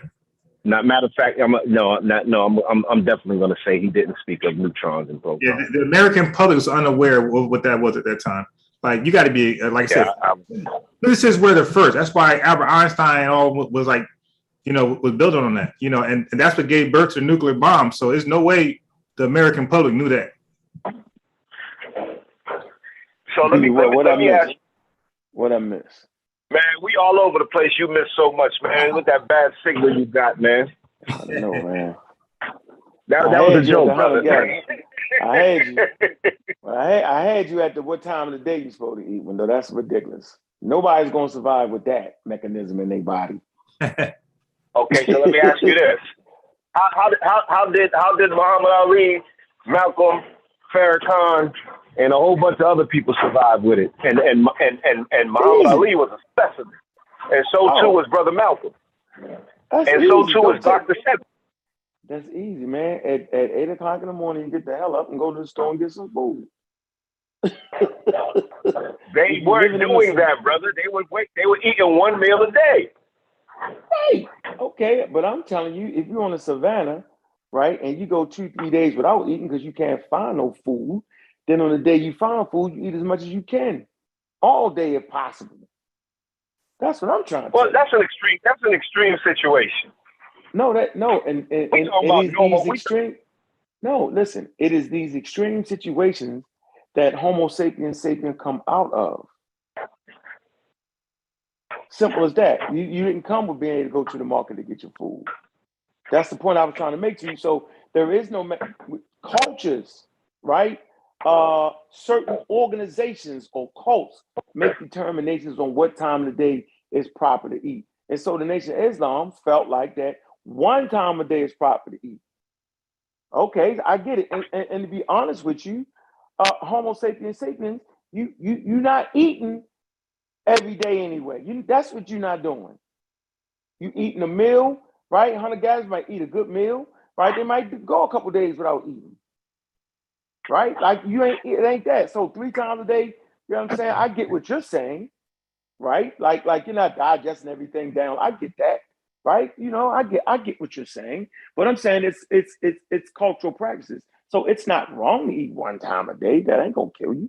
I'm just saying when you on the savannah, right, on the Green Sahara, or wherever you at, right? Food is you don't got refrigerators. Ain't no refrigerators. Okay, so I mean, you eat when you can eat, The things you can store, you don't start storing stuff until you develop the jars. Right? Those jars is like the daggone, it's groundbreaking. It's a whole nother level. You wouldn't imagine how important a jar is with a damn handle on it in the Green Sahara. How deep, that's like right now when you buy your plane ticket, man, that's how groundbreaking that invention was back then. Because now you can store stuff. Okay, we can keep stuff now. The animals ain't getting to it now, so we can store that right there, and we ain't gonna wake up in the morning and it's all gone. Groundbreaking. So I mean, it's sometimes we put our 2022 mind on things and think that's really how it is, and that's the way it should be. Oh, we just gonna eat vegetables. That's the best diet. Can't be the best diet. Your teeth is made to eat everything. We omnivores. We Homo sapiens sapiens. We eat everything. We can even eat each other if need be to survive. And digest it just fine. So let me ask you a question. If you take that theory, just because you could eat it and survive on it doesn't mean it's good for you. No, food, it's the nutrients that you get out of the food. You know what I'm saying? Okay, so here's my question to you. It's the molecules that you're taking in. It's the nutrient. You feel me? So, yeah, and I got what you're saying. So here's my question for you, though. Just because there's nutrients in it, there too might be poison in it. So we shouldn't eat everything. No, everything is potentially a poison on Earth. Yeah, you got to study toxins, toxicity. Yeah, and so here's my so if we stay with the food piece, right now don't get it twisted, man. I'm a carnivore all day, like right. You know what I mean? Like I'm gonna eat me a steak tonight. You understand what I'm saying? Don't. How you doing, good brother? All right, fabulous, man. Yeah, good to see you, man. All right, I'm here. All right, beloved. Brother, yeah. So yeah, I'm gonna eat me a ribeye. I'm gonna eat me a ribeye tonight. It's gonna be medium rare. The blood's gonna be gushy and all of that. Don't get me twisted. Okay. However, at the same time, I ain't gonna eat no pork. Now, people always ask me, because you're religious. You're religious. No. This ain't got nothing to do with religion. When I stopped eating pork, I'm gonna tell you. No, listen. I'm gonna tell you what stopped me from eating pork. The two people that stopped me from eating pork is KRS-One and Just Ice. I was watching a video, one of the first rap videos I ever saw. It was in the 1980s. It was on MTV, and it was suicide. And so it's a black and white video. And KRS-One and Just Ice, they sing like suicide is the suicide. But I said, some people say there's nothing wrong with the pig, but haven't you seen the way this animal lives? And then they keep talking about it. I'm watching this and I say, I ain't eating no pork no more. The pig's nasty. That's what stopped me from eating pork. It wasn't until damn near decades later, right? Because that also got me smacked in the mouth because my mother cooked pork chops that night and I said, I ain't eating that. And she smacked me and told me, you going to eat what I eat or you going to starve until you bring your own groceries in. So the next day I got me a little candy job on the candy truck and I came home with some groceries and I told my mother I got lamb chops, broccoli, and rice, but another story. But decades later, I'm like, oh, let me look at this pig now. From the Treknai worm to the high blood pressure to everything that, that comes from it. That's just basically going to tear you to pieces. So I don't eat pork, right? No, man. No. The high blood pressure comes with the salt and stuff, the extra salt and stuff they put in it to preserve it and stuff like that. But just not just the preservatives. Pork has a high salt content. That's fine, but I'm trying to tell you that not eating pig is a religious treaty put together by the Hebrews to separate themselves from and they separate clans that they were developing. Yeah, is there a Treknai worm inside of pigs? You bear witness to science. Is there a Treknai worm inside of the pig? I don't know. I got to look it up. Okay, well, I want you to look it up. We done heard everybody say, right. Now I got a question. No, I don't know. But I do know. Okay. I'm just trying to tell you, I don't eat pork neither. But it's religious. There ain't no scientific reason why I wouldn't eat it. I'm bugging out, and I don't even believe in God. I don't eat it. I'm just telling you, I'm giving you the real deal. It's not because they raise pigs on farms now, and they feed them good diets. You can get farm-raised pigs. Listen, I don't know. It's in the field. Hey, I don't know which pig farm you went to, but I was at now listen to this. Well, first let me back up, and I want you to research this trechnite worm, man. That's in pork. You understand what I'm saying? Do you eat chicken? It's a microscopic worm. Do you eat chicken? No matter how much. Do I eat who? Chicken. Do I eat chicken? Yeah, they got that dirty foul thing. That dirty foul, no good chicken. Of course, man. I said chicken up. All right, then. Okay, so they got right. So if you don't cook, listen. So if you don't cook chicken, it's got a disease on it that can kill you. Not a disease, but right. But here's the it's got a pathogen on it. Yeah. What's it called? It ain't no different. What's it called? No. Huh? You want to know why there's a difference? Because you can't destroy the trechnite worm. No, man, I'm trying to. I don't know about all that, man. I done read some Muslim books. I'm telling you, I want you to go research it. So when I get on this call tomorrow, you're gonna be no, like, I'm trying to show you that everything we eat can potentially kill us. More people die from food-borne pathogens, right? Than ever die from a vaccine. Yeah, that's crazy to me. No, I agree because I know I got. Listen, man, I eat sushi, and I eat it a lot. And I know I'm eating sushi, and I'm probably eating me some damn worms every time I eat that raw fish. Yeah, you eat raw fish. But damn, I love it. Hey, and you understand? So what? And on the menu, it tell you it can kill you. Yes, it does. I ain't talking about a double serving. I'm talking about the one. I tell you. Yeah, the menu says. And then I order a double portion. Uncooked food can be dangerous. They put the star on it. Yes. Too. Yeah, they do. And then I tell her, bring me 2 portions of that. Right. So you talking about the pig and the I'm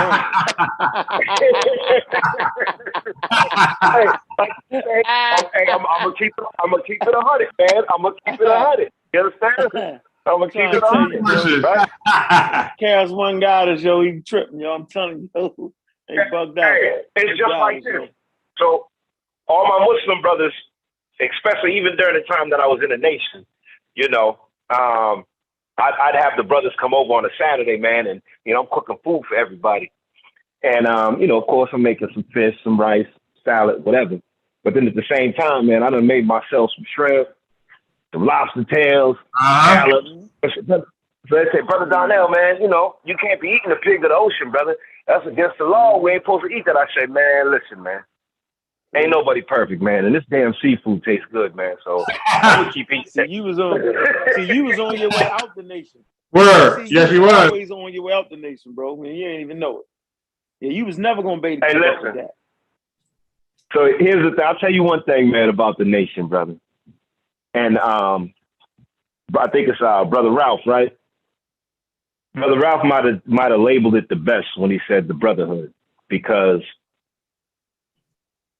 the Nation of Islam was and is the strongest, man, brotherhood that I've ever encountered. Ever. It's just something I'm going to agree that was just it was so beautiful, and even still, like, I'm no longer in the nation, but I still get 4:30, between 4:30 and 5:30, I'm getting my call. Brother, you up for prayer? You know what I'm saying? Hey, brother, you all right today? Hey, Brother Donnell, how's the family? Middle of the afternoon, I get 10, 15 different phone calls from brothers all across the country. Even though I left the nation, the brotherhood didn't leave. You understand what I'm saying? And I think that's one of its greatest things. And it's 2022, right? And whether you Democrat, Republican, don't mean nothing to me, because they just play good cop, bad cop, and then they make deals behind the back door, right? But at the end of the day, and this is why I made that statement. At the end of the day, when we look at our people and we look at the predicament that our people are in this country, we look at our inability to work together holistically. Man, there's been such a wicked mental slavery on us. And I just haven't come across any body, right, body of people and or organization that has attacked that head on better than the Nation of Islam. Do I think that's the solve all be all? No. But do I think it's probably the foundation that many of our people probably need? What? Yes. What the Nation of Islam? Yes, sir. Nah, we don't need no Yes, foundation like that that's based off of one leader, one rule, one man rule. Nah, that shit fall apart. That don't work. That never. That's Adolf Hitler. Let me ask you this. That's the. You get my So point. listen. No, you cannot wait. Let me say this. Listen. Go ahead. The last thing human beings need is one person ruling.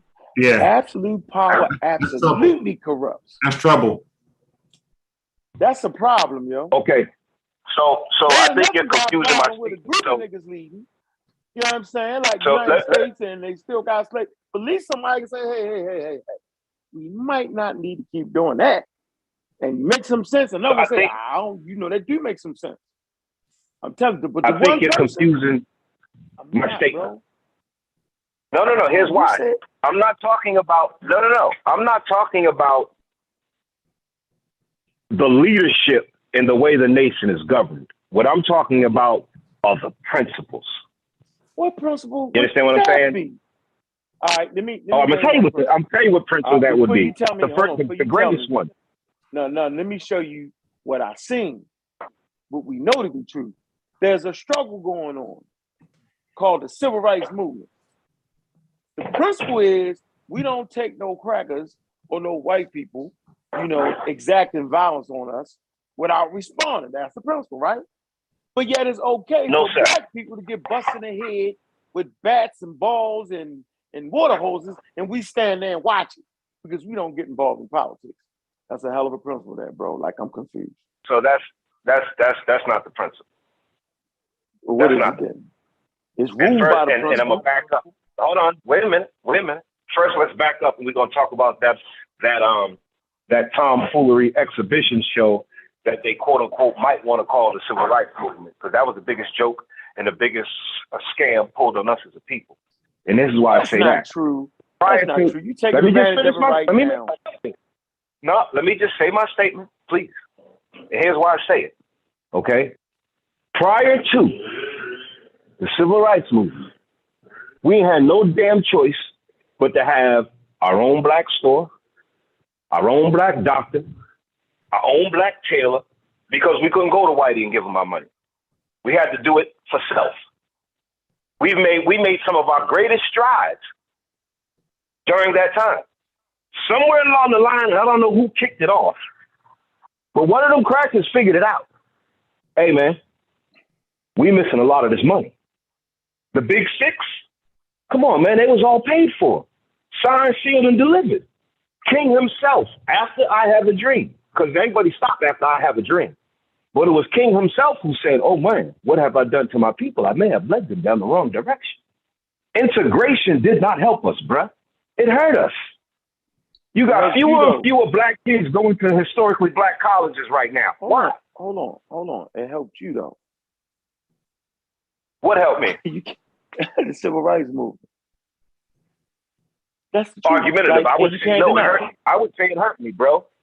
It was. You can. I would say go where you want to go. It didn't hurt you. You can go where you want to go. You can start your own black business. Ain't got to worry about them. Your constitutional rights are being respected, brother, for the first time. Yeah. Because come on, yo. Yeah, you can't. Yo, that was like. You got the right. You got the right to give a white man all of our money. We got the right to go to his hospital. Hey, brother, we got the right to go to his school. No. Are you aware? Yeah. So if we look at it from a United States perspective, I'm sure that we can conclude that they want to let us out for the money. I don't believe that, because are you aware of the Soviet Union mocking America, drawing pictures of the KKK, and like they were so America was being mocked amongst its allies for the Jim Crow period. They had the Soviet Union clowned them for treating black folks like that. They had cartoons in the newspapers, so they were being mocked around the world. You think that's what made them change? Brother, if their allies don't take them serious, now just hear me out. Go ahead. take you serious. And look, Yep. look. Do you know Hitler also spoke out because they had the nerve to speak on Hitler? Matter of fact, from that movie that movie that came out recently with Hitler, whatever, not recently, but in the years past. Man, I'm gonna play them on live. Yo, he told the white guard, because the white guard was like, yeah, you persecuted all the Jews, killed them. He said, look what you do to the black folks. So what I'm trying to say is, bro, America allies, China almost clowning, calling them hypocrites, all that type of stuff for their Jim Crow laws. Yeah. So they were politically pressured to get out of that. Yeah, they Okay, got so now Martin was a champion, yo. Hold on. Let me make my statement. Martin Luther King was a goddamn champion, and that most niggas couldn't do. He lost his life. Malcolm X was the damn champion. He gave his life for black people, something that most of us wouldn't do.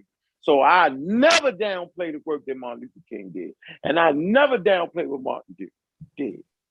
What Malcolm did. I just don't do it, yo, because they stood up for black people. Hold on, let me finish. And Malcolm actually without the Nation of Islam.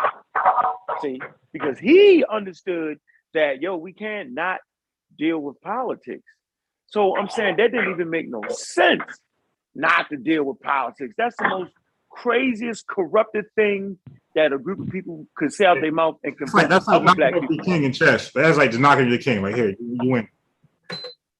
So let me ask you a question. So what you're saying is, if a group of people do not, oh, I'm sorry. Did you ask me a question? I'm sorry. Did you ask a question? No, you said you're gonna ask me a question. You asking me a question. Go ahead. Sir. If a group of people, go ahead. If a group of people chooses not to participate in politics, do you think that, so what you're telling me, that's an overall mistake and it's basically stupid as hell? Suicide. Yes, it's suicide because the world you live in. Hold on, because the world you live in is controlled by politics. All right. Now here's my follow-up question with that. So how do we explain the Amish? Because they don't vote at all. What? At all. The Amish, they do not vote. They don't play politics at all. Okay. I think you might have no, I didn't make that up. Research it. Go check it out, bro. The Amish do not vote. I don't know what they do, but they deal with their local government. They got to. But would you say they're thriving, though? But would you say the Amish are thriving? They're absolutely thriving. Absolutely. But they're thriving because they chose to unplug while still being plugged in. And what I mean by that is, brother. No. Say it again. Run down how they're thriving. Yeah. They're thriving because they have their own land. They're growing their own food. They're not relying on anyone to do anything. That's called thriving. They rely on us to buy their shit, yo. We don't buy their shit, they done. But we're buying it. So it's okay. Hold on, you understand? They sell it, we buy it. Hold on, yo. You ain't see the Amish? Yeah, check out the Amish, bro. I'm gonna be honest. TV? I'm gonna be honest, and I'm not even a materialistic. I'm gonna be honest, and I'm not even materialistic. I don't want to live like no Amish person. I'm sorry. They don't want to live like the Amish. The Amish don't want to live like the Shit, Amish. I want to live like the Amish. I don't know what y'all talking about. I'm trying to get the hell away. Give me a little piece of land, a bicycle somewhere, and I'm good. A mountain bike. Let me get out the damn matrix. You understand? Let me go fishing for my food. I'm gonna hunt too because I'm still gonna eat my steak. That's a joke, but I'm still gonna eat it. You understand what I'm saying? But if you think about it, probably some of the greatest experiences that we have, I'm going to argue to say that there are times when you get away from mainstream society on a little vacation somewhere and you away from the world. If I could live my life like that every day, I would. If you think about it, we go to work every day to do what? So we can keep a roof over your head. You putting these 40 hours in, man, to pay your rent, pay your mortgage, whatever the case may be. You dig what I'm saying? But really, what do you enjoy most? I got a 4-year-old son. Only thing I got to do with him is go to the park. I don't need no PlayStation. We don't need no electronics. We don't need nothing. All that little boy needs is me. All right, freeze. The Amish, they generally say the Amish do not usually educate their children past the 8th grade, believing that the basic knowledge offered up to the point is sufficient to prepare one for the Amish lifestyle. Come on, man. Like, knock it off, yo. Nobody's doing that for long, yo. That shit ain't. Come on, yo. Really? Now, first off, there's 3 different sets of the Amish people. Some of them do stop education at the 8th grade. No, I'm just giving you some understanding of the Amish because I've been studying them, man, because I think it's marvelous what they do because they're right here in the United States, but they're able to stay out of a bunch of the crazy shit because they're not relying. Do they pay taxes, though? Do they pay taxes, though? Yes, they do pay taxes. Can't get away in the United States without paying taxes. You're going to pay me my money. You know what I'm saying? Yeah, you're going to pay. I mean, to me, that's not a brag that they don't vote if they still paying taxes. Yeah, because if you don't vote, you can't control how much taxes you pay. And taxes going to affect them if they're not voting. Because what they're saying is, I'm paying the taxes because I have to. I get it. We don't want you coming here stealing our land. But at the end of the day, they're saying, in my opinion, because I'm not Amish, this is just an assumption. They're saying, well, why should I vote? Because both of y'all are saying the same thing. It's just, like I said earlier, good cop, bad cop. There's no difference. Like this country, in my opinion, again, we look at it and say, how great America is. And you probably, you got the ability to do more than you could in some other places. Okay, granted, whatever. However, ain't too much, in my opinion, different between the United States and India. This is a caste-based system. Are there exceptions to the rule? Always. But holistically, you born on the bottom, your ass is staying on the bottom, whether you white, black, or indifferent. Obama's kids ain't going to school with mine. The boule, the black boule, them jokers that's been here since the beginning of the time, like everybody else, their kids ain't never going to school with my kids. They can give a damn about the poor folk. You got Congress and one say this, the other one say that. And then, like I said earlier, they go behind the back door. Hey, man, that was a good show. They cut a check to each other. So if someone says, I don't want no parts to do with these politics because they're all corrupt, you can't be mad at them. Because at the end of the day, they do what the hell they want to do. But my point is, okay, I hear what you're saying, but you it doesn't make sense logically.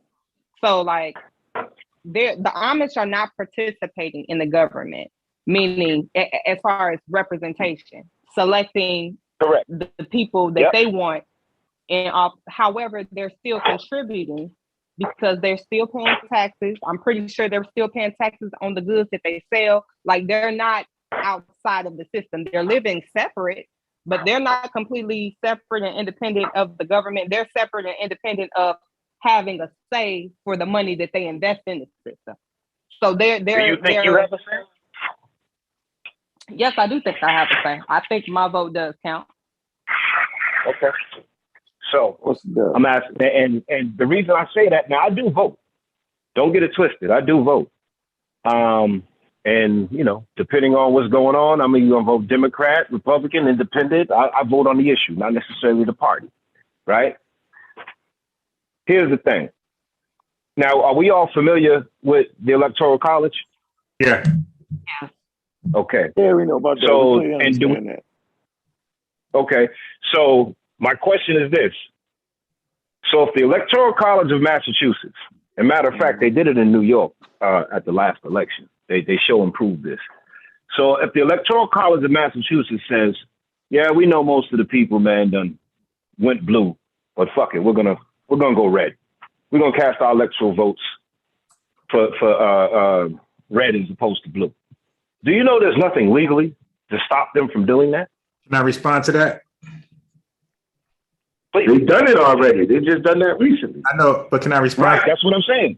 Yeah. So how does your vote really count? Yeah, can I respond? That does count. Please. Okay, first of all, that's a rare instance in American history. That rarely ever happens. Secondly, those people do have a minor penalty. Okay, I think it's a fine, something like that. But they also, so it's rare, and there's a little penalty there. Okay, and I'm not sure if they can keep their seat afterwards. I'm not sure, but it is rare. I want to point that out. So most done it. Well, hold on. Let me finish this. This is just the chat. Trash right there, brother. Just put a panel for the chat.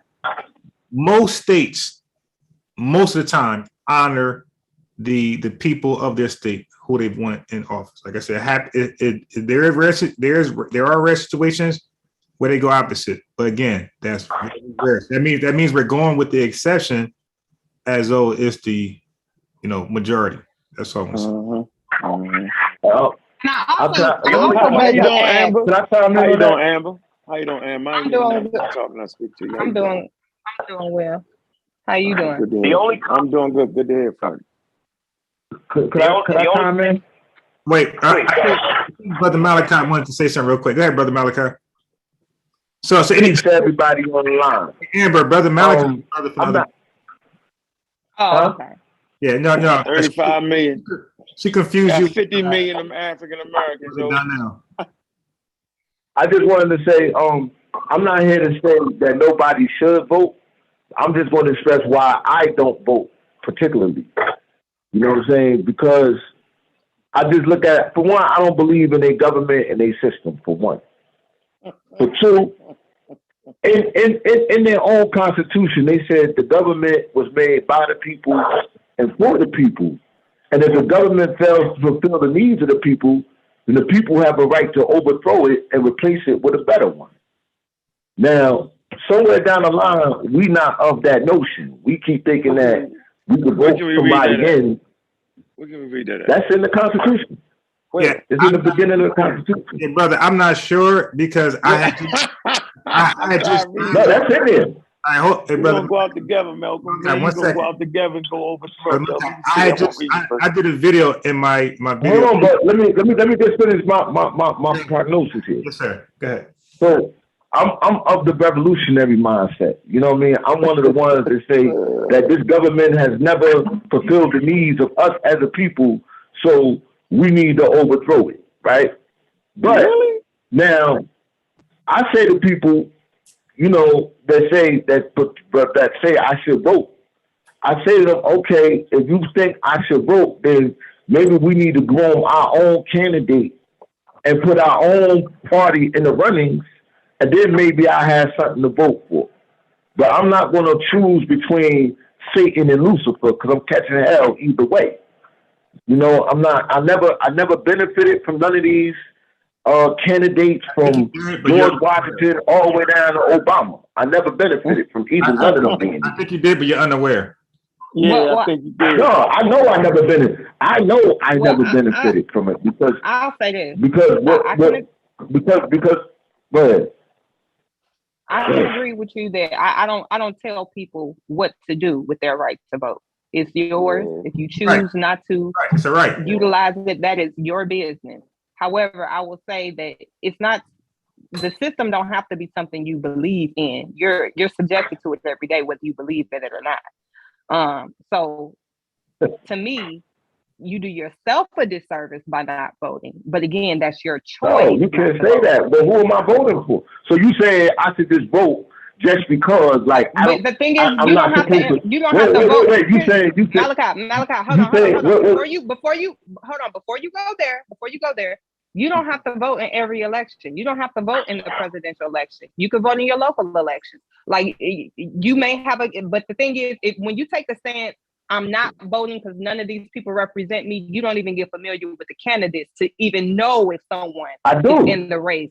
I do. Okay. I pay attention to it. I just don't think none of them is talking what I want to hear. You know what I'm saying? And now, this is the other part of it. One thing I agree with you on, like you say, when people vote, like they have lobbyists, right? And they get their lobbyists together and they make demands on the particular candidate that they want in power, right? So it's just like that makes your vote count. But I say not voting is also should be the same way. If I'm not going to vote and all of us is not going to vote, we should state our demands on why we're not voting, or else that's powerless as well. I get it. But at the same time, it's like I'm not just going to go out there and vote just for the sake of voting. Yeah, you know what I'm saying? Like I gotta have the sound reason why I'm doing it. If I don't believe in none of their politics, I don't believe in this government in the least. I have no faith in this government on no level, the local levels or the upper level. Can I ask you a quick question? You know what I'm saying? Can I interject real quick? Can I make a statement? Oh, go ahead. Yes. Go ahead. And I'm gonna ask Brother Malachi you. I want to say something in regards to what my brother Malachi was saying, as well as the sister as well. So, brother Malachi, man, I love it. Unfortunately, we as a people, man, so damn scary. We ain't revolting against shit. That's just what I feel. Right, I agree.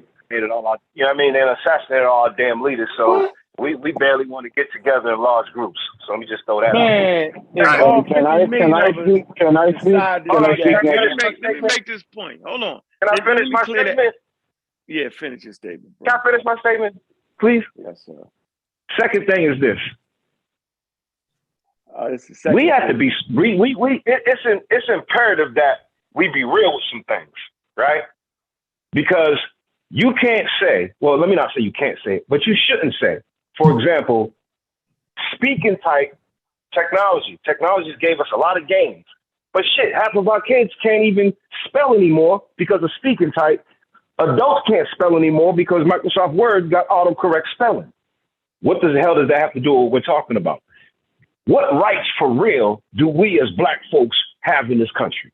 You understand? Because our life ain't worth shit. We know that because anytime the police kill us, they get away with it. That's the first thing. Secondly, you got to. No, you're on the third.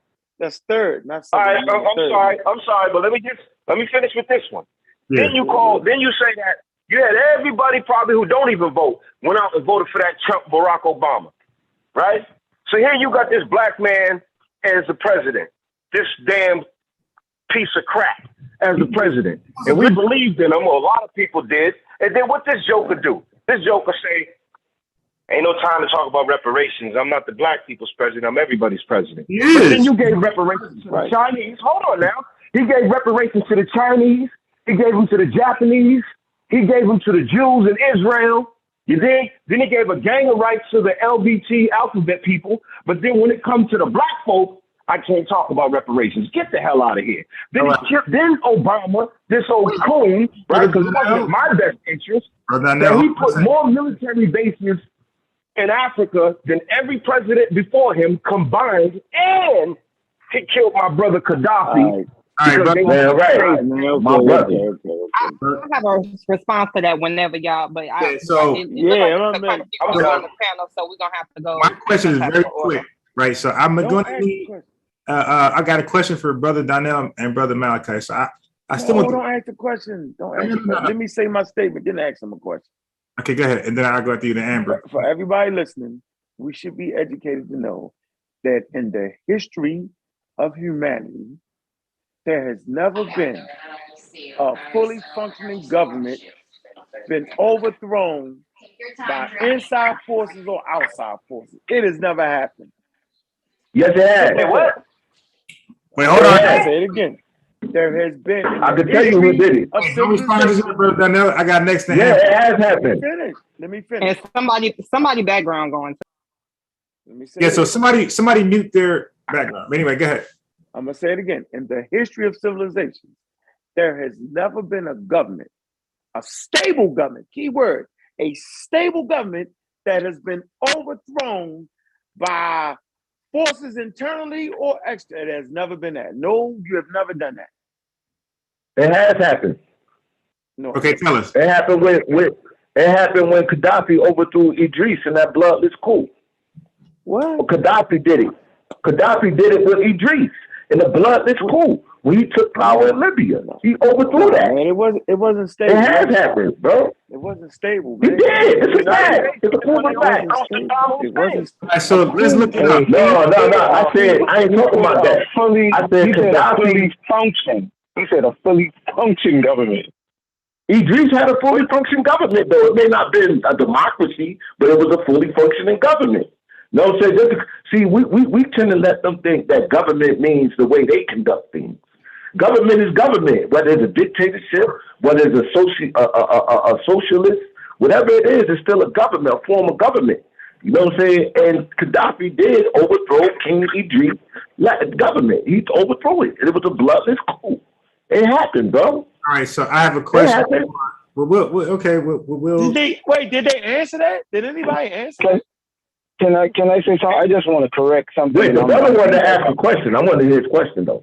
Right, did they answer that though? So we don't run Answer what? like I didn't it hear was the question. the stable I government didn't hear his being question. overthrown. The stable government being overthrown. Because I don't want African Americans running around here think they can overthrow a stable government and get smashed out. Where's that? Bro, what do you mean by how about Libya?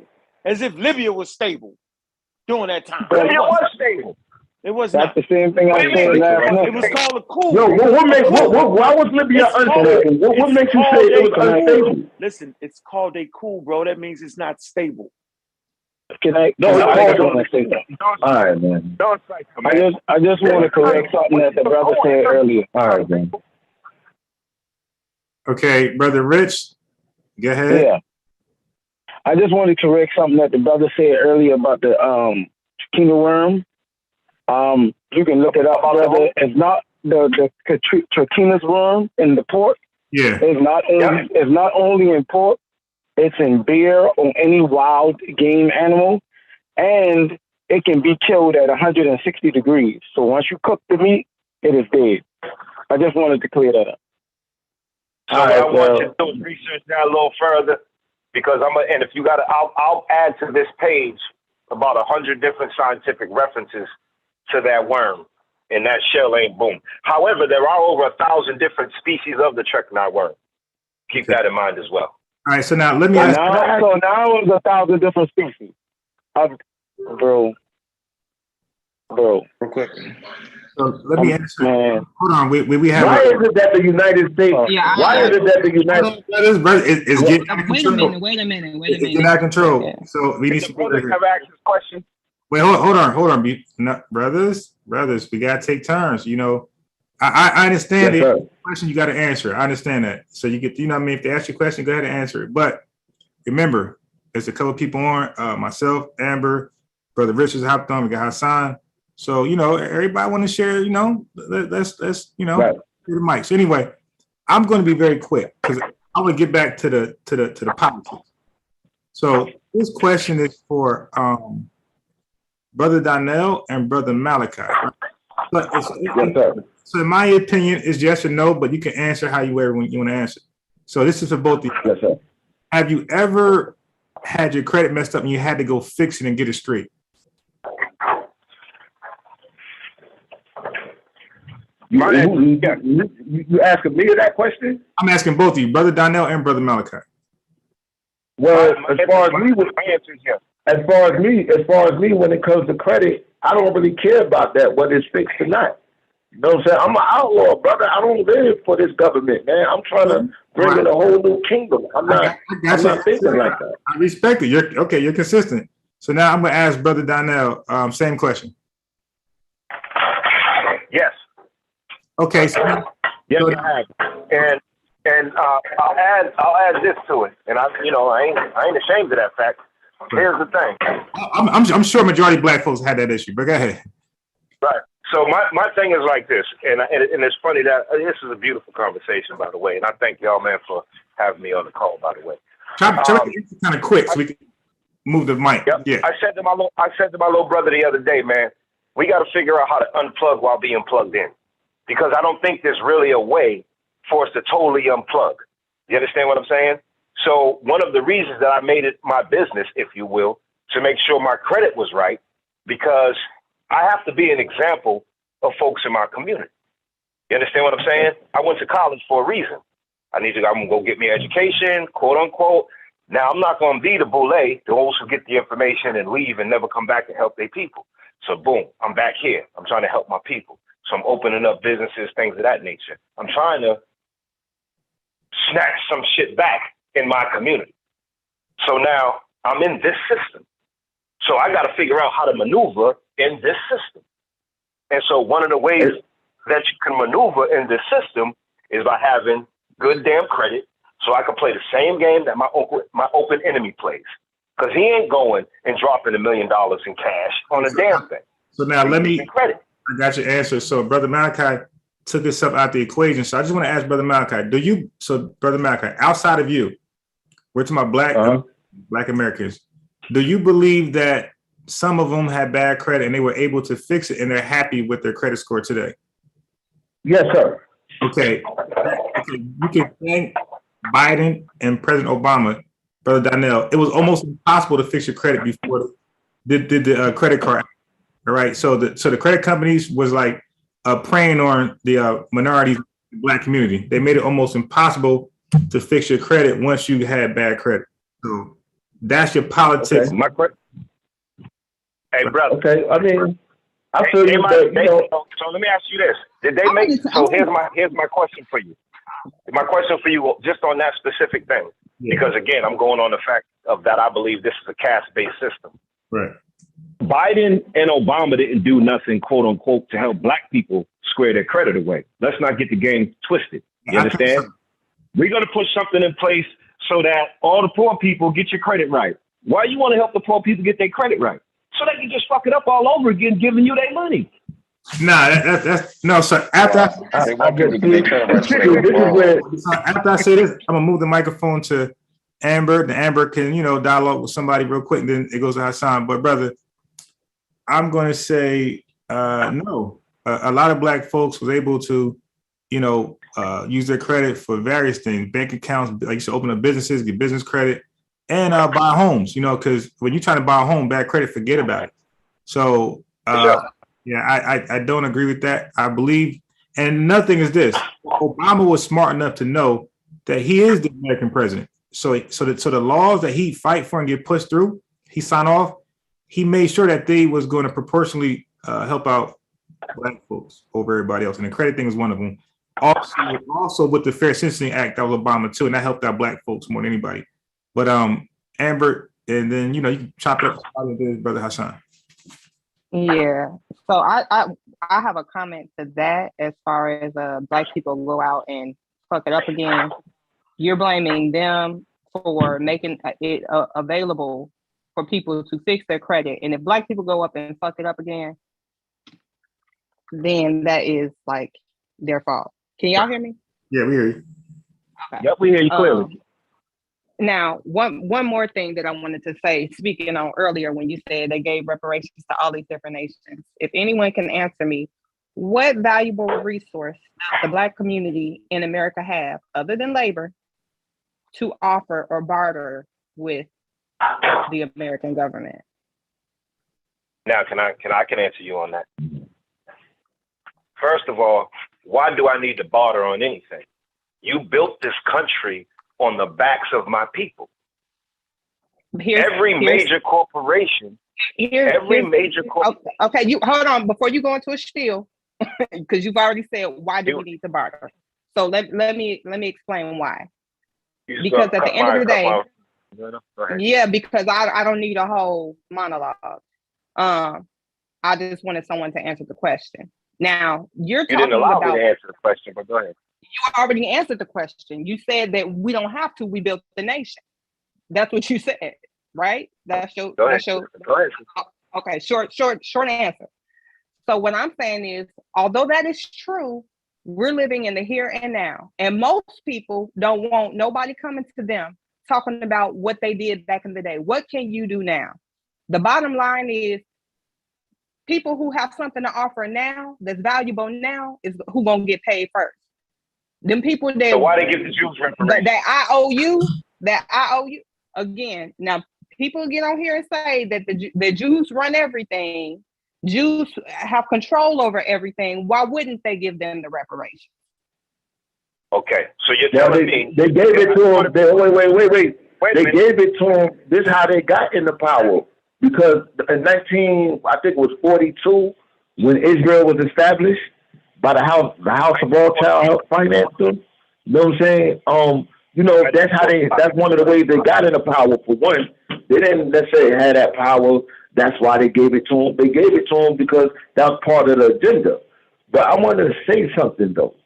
The only thing I'm saying about the politics is that I hear what everybody's saying. I can lean this way or that way. I'm just unapologetic and uncompromising in my stance for liberation.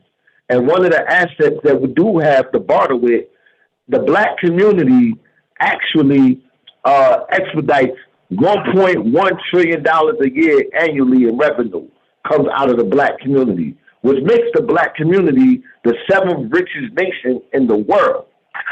with that being said, if we were to pool our resources and deal with collective economics amongst ourselves, then we can establish the power that we need and the leverage in order for us to do for ourselves. I don't think that we should be subjected to this government any longer. It's been over years and we are still fighting and protesting for the same things. Justice, jobs, brutality, justice, jobs. When are we going to stop begging or making a moral appeal to a government that appears to have no moral consciousness for us? When we going to stop? When we going to just come together like everybody else do? Why can't we do it? So, and Brother Malachi, I think you're absolutely correct. And sister, I have a question for you. So you said, you say, brother, you think that was incorrect? No, I said I love what you said, and I support it 100%. Right. And then I have a question for the sister. Sister, what you said was, what you said, I just want to make sure I got your statement correct. What you said was we're in the here and now, correct? Correct. Okay. So in the here and now, the United States government is paying for past atrocities that they've committed to other people. So why is it that the past atrocities that they committed on us needs to be said, well, that happened 400 years ago? But all the companies right now that have the power, that have the money, all of their money came from slavery. The greatest, quote unquote, one of the greatest educational institutions in this friggin' country, Harvard University, made all of its money from building slave ships when it was Harvard Shipyard. So why is it that the only people that don't deserve to be compensated is us, but everybody else does? I think you're missing my point. It's not that we do not deserve it. No, yes, you are missing it because you're talking about other nations. We are in this nation. We don't have any leverage other than walking off our job or withdrawing from the system, which we can do, but that puts us at a greater detriment than it does the government if we do that. No, it don't. So what No, it don't. Oh, okay. Okay. If all black people decided to take off 14 days from work, if every black person in the country said, I ain't going to work for 14 days, the stock market crashes, the country will cease to be able to move, and then them crackers might come to the table and say, what do y'all want? Because who's driving the bus? Nobody. Who's going to be guarding the inmates? Nobody. Who's going to be doing anything? Nobody. You said, except for labor, what do we have to offer? Shit, 70% of what this country gets is off of our labor. So if we went on strike as a people, this country would not move. You said 70% of what the country gets is off of our labor? Damn straight. Figure, please. But here's the thing. Can I add a comment real quick? Please. So here's the thing when it comes to voting, and especially when it pertains to black people and voting.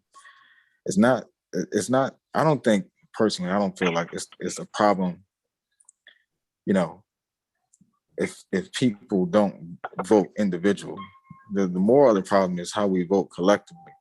And it links kind of to what the sister is saying is that we don't have anything to leverage.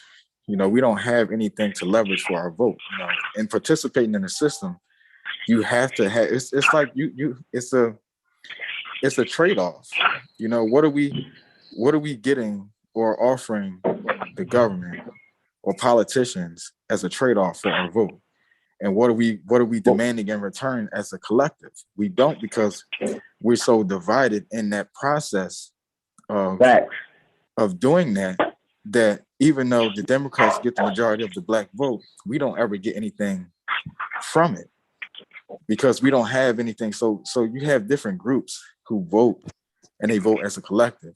And if you don't, they give the politicians things that they demand, things that they require for their vote.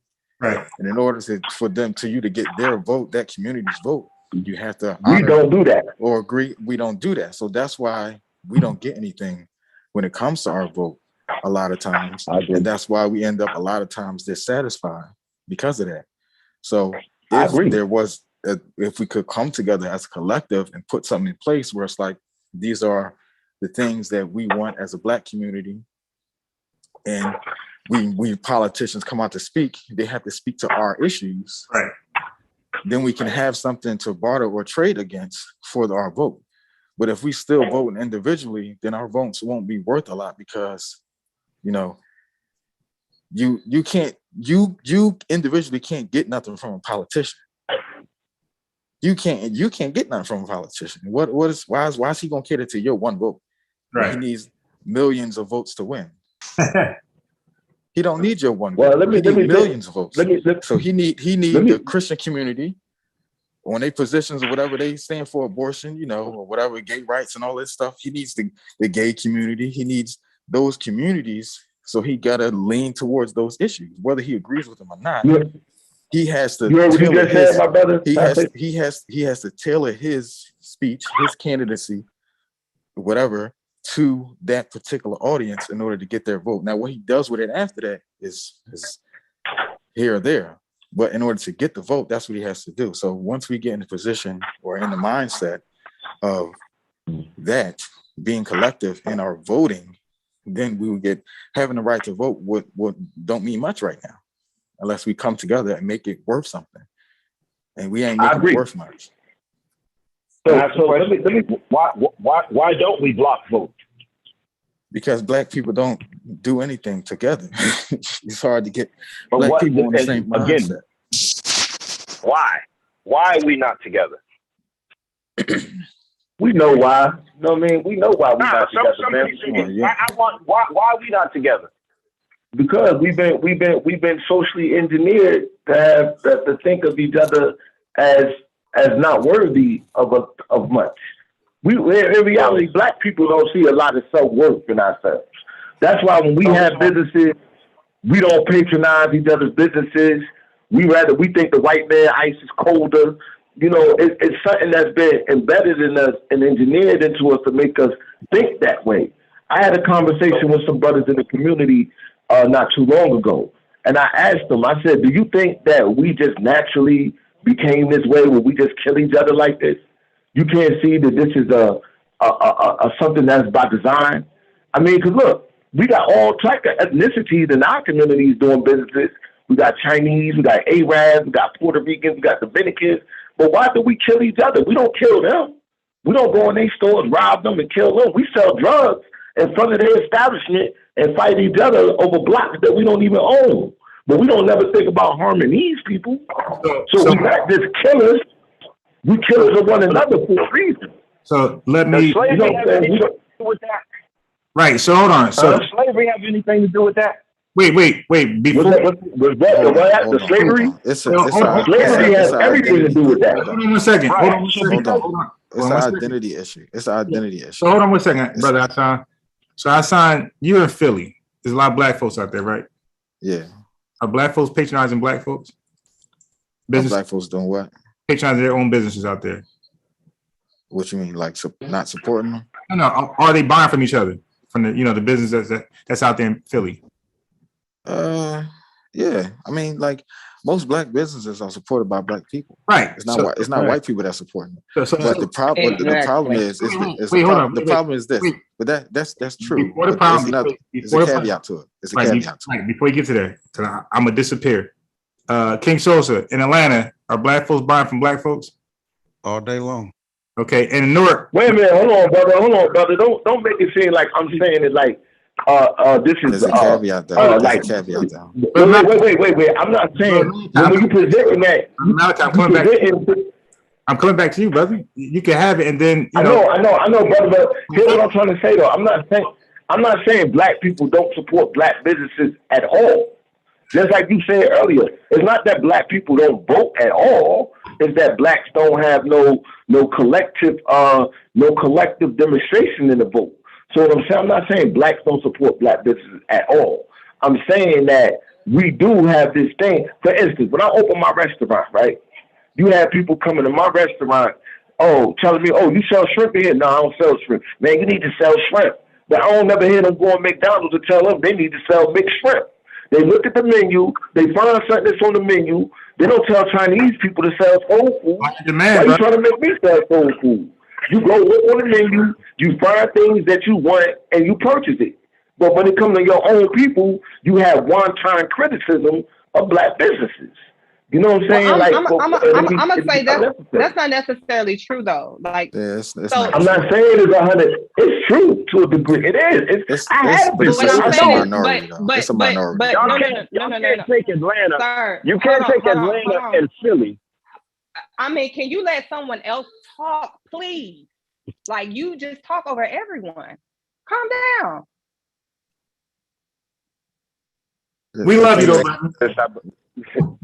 Respect. It's the thing is that it's a minority, and there's a lot of caveats too, like black businesses being supported, because like you got people that's like you got black people that support black businesses, but those black businesses don't stand long. They're not long standing black businesses. You know, right? So you might have somebody that has they just opened up a shop, right? Or you might have somebody that just opened up a storefront or something like that. Right. You know what I mean? So it's like you got black people supporting it, but how much support is really needed for them to grow that business? Right. They're not gonna get that same kind of support that a McDonald's gets. Right. Yeah, it's you get support, but it's like neighborhood community support. It's not support on a grand scale. Right. You know what I mean? But you know, in business, you know, like everybody's business don't just start out like that. You know what I mean? Like, in fairness, though, McDonald's is not aimed to only serve black people. Right. So they have advantage because they're serving the community. They're serving all nations abroad. Right.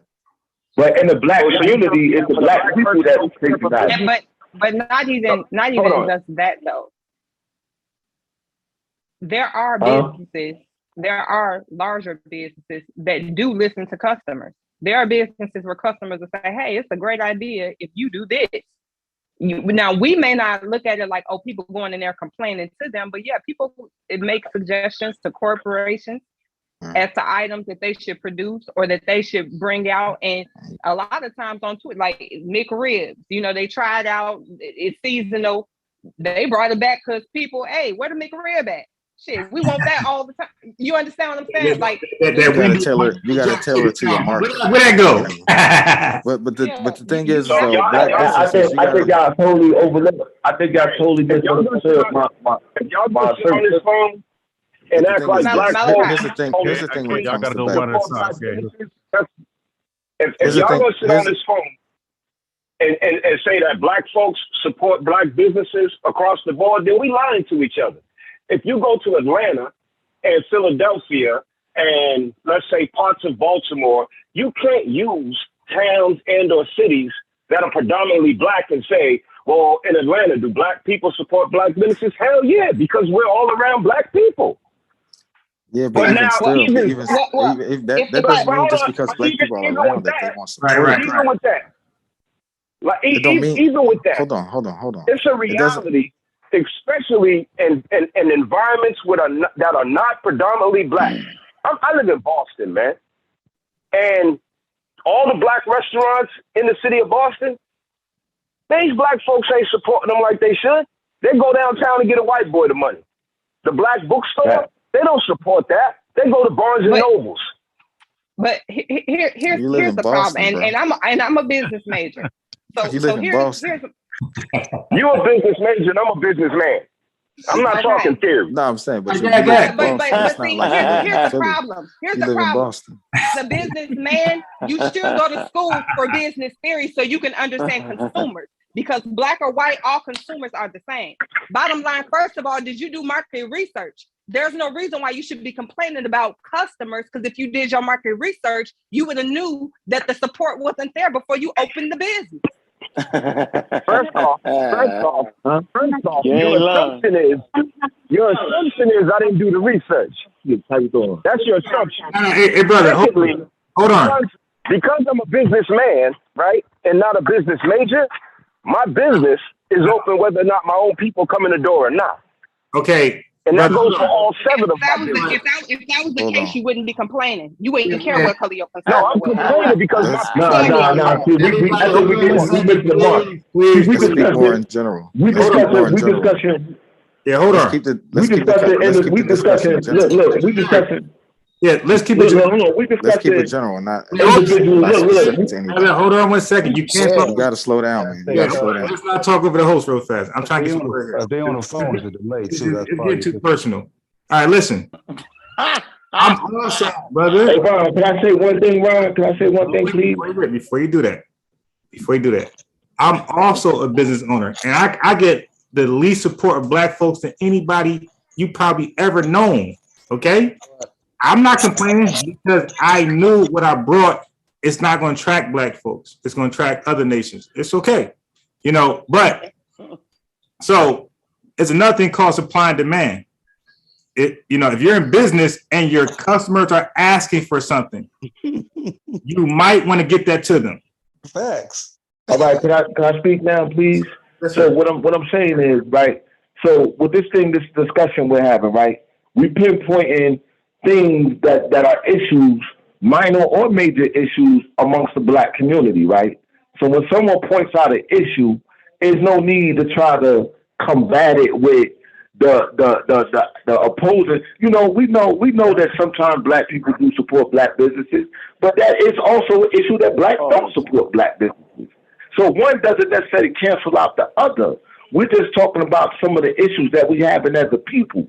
But when somebody addresses, when somebody points out his bullet point, and we come with the alternative, it's like we're trying to dismiss that as if that is not a reality, and it is. You know what I'm saying? You got to. That's like people say all the time. When we say black on black crime is a major impact, detrimental impact on our community, and somebody says, well, white people kill white people too. But we're not talking about white people killing white people right now. We're talking about what is impacting our community and how it's affecting us. You know what I'm saying? What we're talking about are the false narratives, though. What we're talking about are false narratives. Like the black on black crime, that was a false narrative. It was propaganda. When other races commit crimes at the same rate. That's not a false narrative. I lived in the hood. Now you're gonna give your anecdotal response. It's a false depiction of what crimes are actually happening. That's what it is. It's not a false depiction. Let me finish. Brother, you spoke freely. Nobody interrupted you. You spoke freely. Yeah, you gotta. But listen, brother, when you talk, you have to make statements. And then after Brother Hassan go, let somebody. Let's do an order. So Brother Malachi went. Thank you. I went. I'm done. And let it be an order. So Brother Hassan, and then I guess Sister Amber, Brother King Sosa, and then back to Brother Malachi. Oh, I'm sorry, Brother Donald. Yes, sir. Then back to Brother Malachi. It's like a little cipher. You dig? Right, but wherever the statements, whoever goes, we have to make the statement and leave room for a pause or somebody else to comment on it. You can't make consecutive statements after consecutive statements, and then people have to cut the person off. So make the point and then let the person respond to the point, and then we respond to each other's points and try not to keep them too long because sometimes these Jones just you be trying to find your way to get in. It's like playing double dutch in this Jones. Yeah. But no. Funny. It's true though. But that shit funny, yo.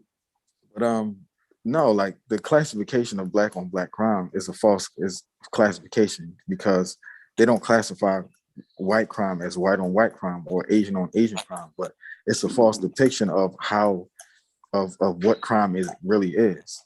You know what I mean? Like and or how black people are treating each other. People commit crimes against the people that's in close proximity to them. So if you go into the suburbs, you're going to have white people committing crimes against white people. White people going to be selling drugs to white people. You know what I mean? Right. Yep. Asian people are going to be abusing Asian people because they live in one community. So it's like to classify or depict it and broadly cast out this idea that it's a black on black issue. It's not a black on black issue. It's a crime issue in the black community. That's how it should be classified. Crime in the black community, crime in the white community, crime in the Asian community, not black on black crime. Great point, bro. That's clarity. See, I like the clarity shit. Great point, bro. So what do you classify it you skipped it. when in the black community? He wasn't next. You have. I'm just asking a question. But So I'll hold my question. No problem. I'll wait till it go all the way around the world. But it's for him. So want me to wait till 10 people speak? No, Sister Amber wanted to comment. Sister Amber wanted to comment. Let the sister comment. Yeah. So my commentary is not that it's not an issue. In some instances of Blacks not supporting Blacks. However, you cannot feel entitled to Black people's support, anyone's support. Like, just because you don't get you just because you're Black. You could feel that way, but there is also an issue of Black businesses feeling entitled to Black support without bringing the same quality product or service. That's also an issue. So at the end of the day, we can have complaints about what Black people don't support, or you can try to improve your product, improve your marketing, improve your pricing strategies, improve your promotion strategies, whatever you need to do. But at the end of the day, yes, there are issues in the Black community, but simply talking about how Black people don't support other Black people is 9 out of 10 not going to correct the problem. All right, Amber. All right, Amber. I'm just saying. Or no? I'm just saying, like, if we hit I was at the Amber, yo. If we hit the bullet points, right? I was what I'm saying is, oh, okay. I don't know who comes who. I don't know. There's an order. But go ahead. We got a little cipher. I don't know. I didn't know about the order. Pardon me. Go next, brother, and I'll go after you, bro. Go ahead. Yeah. So go ahead, brother. So before you go, wait. So before the next person go, Brother Malachi, I'm looking at the names. I will definitely let you know when it's your time. I'm looking at everybody who's speaking. So I will say, Brother Malachi, it's on you. Okay, brother. When do we ask question? All right. So I think the brother made a great point about how the narrative is shaped Black on Black crime. I think I learned something in that statement. That was the way you put that together. That was great. I think everybody listens to pay attention to that.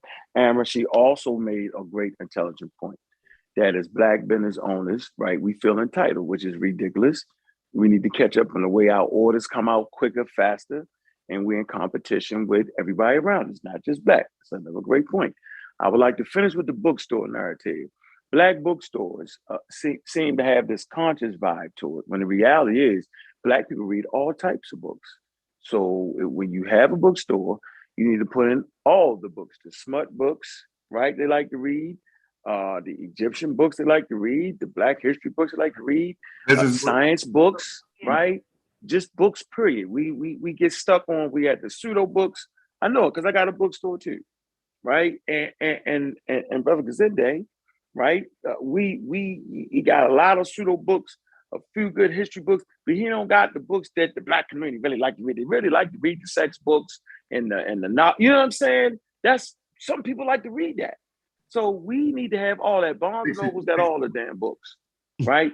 By the way, bookstore need to also be online too. Okay, so if you're invested in bookstores, right, let that known that that's like a dying elephant at this point. All right, so we got like a bookstore cultural center. By the way, make sure y'all support the event on the 22nd. Social gonna be there. We're gonna all be there, right? And we're gonna have the community come in and ask questions. Yeah, at the Black Dot Bookstore Cultural Center in Lithonia, Georgia. The 22nd, that's Saturday at 7 o'clock. Now post that link. There. I'll post that link. I post that flyer. Oh, God damn. Yeah, in the evening. What a God. So what you want to do? Come in the morning, what you want to do? Nah, I thought it was going to be some doing the daytime shit. I might have to. Go ahead. You're going to have to stop your party because I know you like to party on Saturday. I know you like to. My daughter's birthday weekend. That's what I'm saying. That's like, well, if that's your daughter's birthday, your daughter come first, man. We know that family first around here, right? And it's just for the community to come out and ask their questions about vaccines. There's a lot of disinformation promoted by Black people. So we want to call crimes and criminal. That's criminal in the middle of a pandemic to miseducate Black people. So yeah, I'm gonna keep it short. All right, next. Who didn't speak just yet? Was it Sosa? Let Brother Donnell get it in. Oh, Brother Donnell. I think he dropped off. He'll probably call back in. So, Brother Sosa. Killed him. Okay. Yeah. I would just say, because I heard It's heard a lot of shit, right? And I know dude was saying like, you know, black people walked off their jobs, America shut down. Like we just went through a pandemic.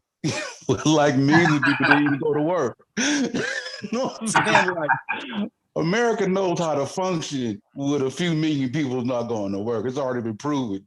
That's all right. Well, I think we got evidence of that recent. Yeah. Good point. We know they can handle that type of maneuver. You know what I'm saying? But you know, and even the same thing you talk about reparations and all these things that black folks need, but that's kind of like an oxymoronic statement if you don't even want to participate in the mechanism that'll help put the people in place to get what you need, bro. Politics. And that. Yeah, so Brother Kachi's next. And then Brother Malachi. So one more, then Brother Malachi. All right, so I'm gonna keep it short, man. I don't necessarily think that the issue is that black people don't support other black people.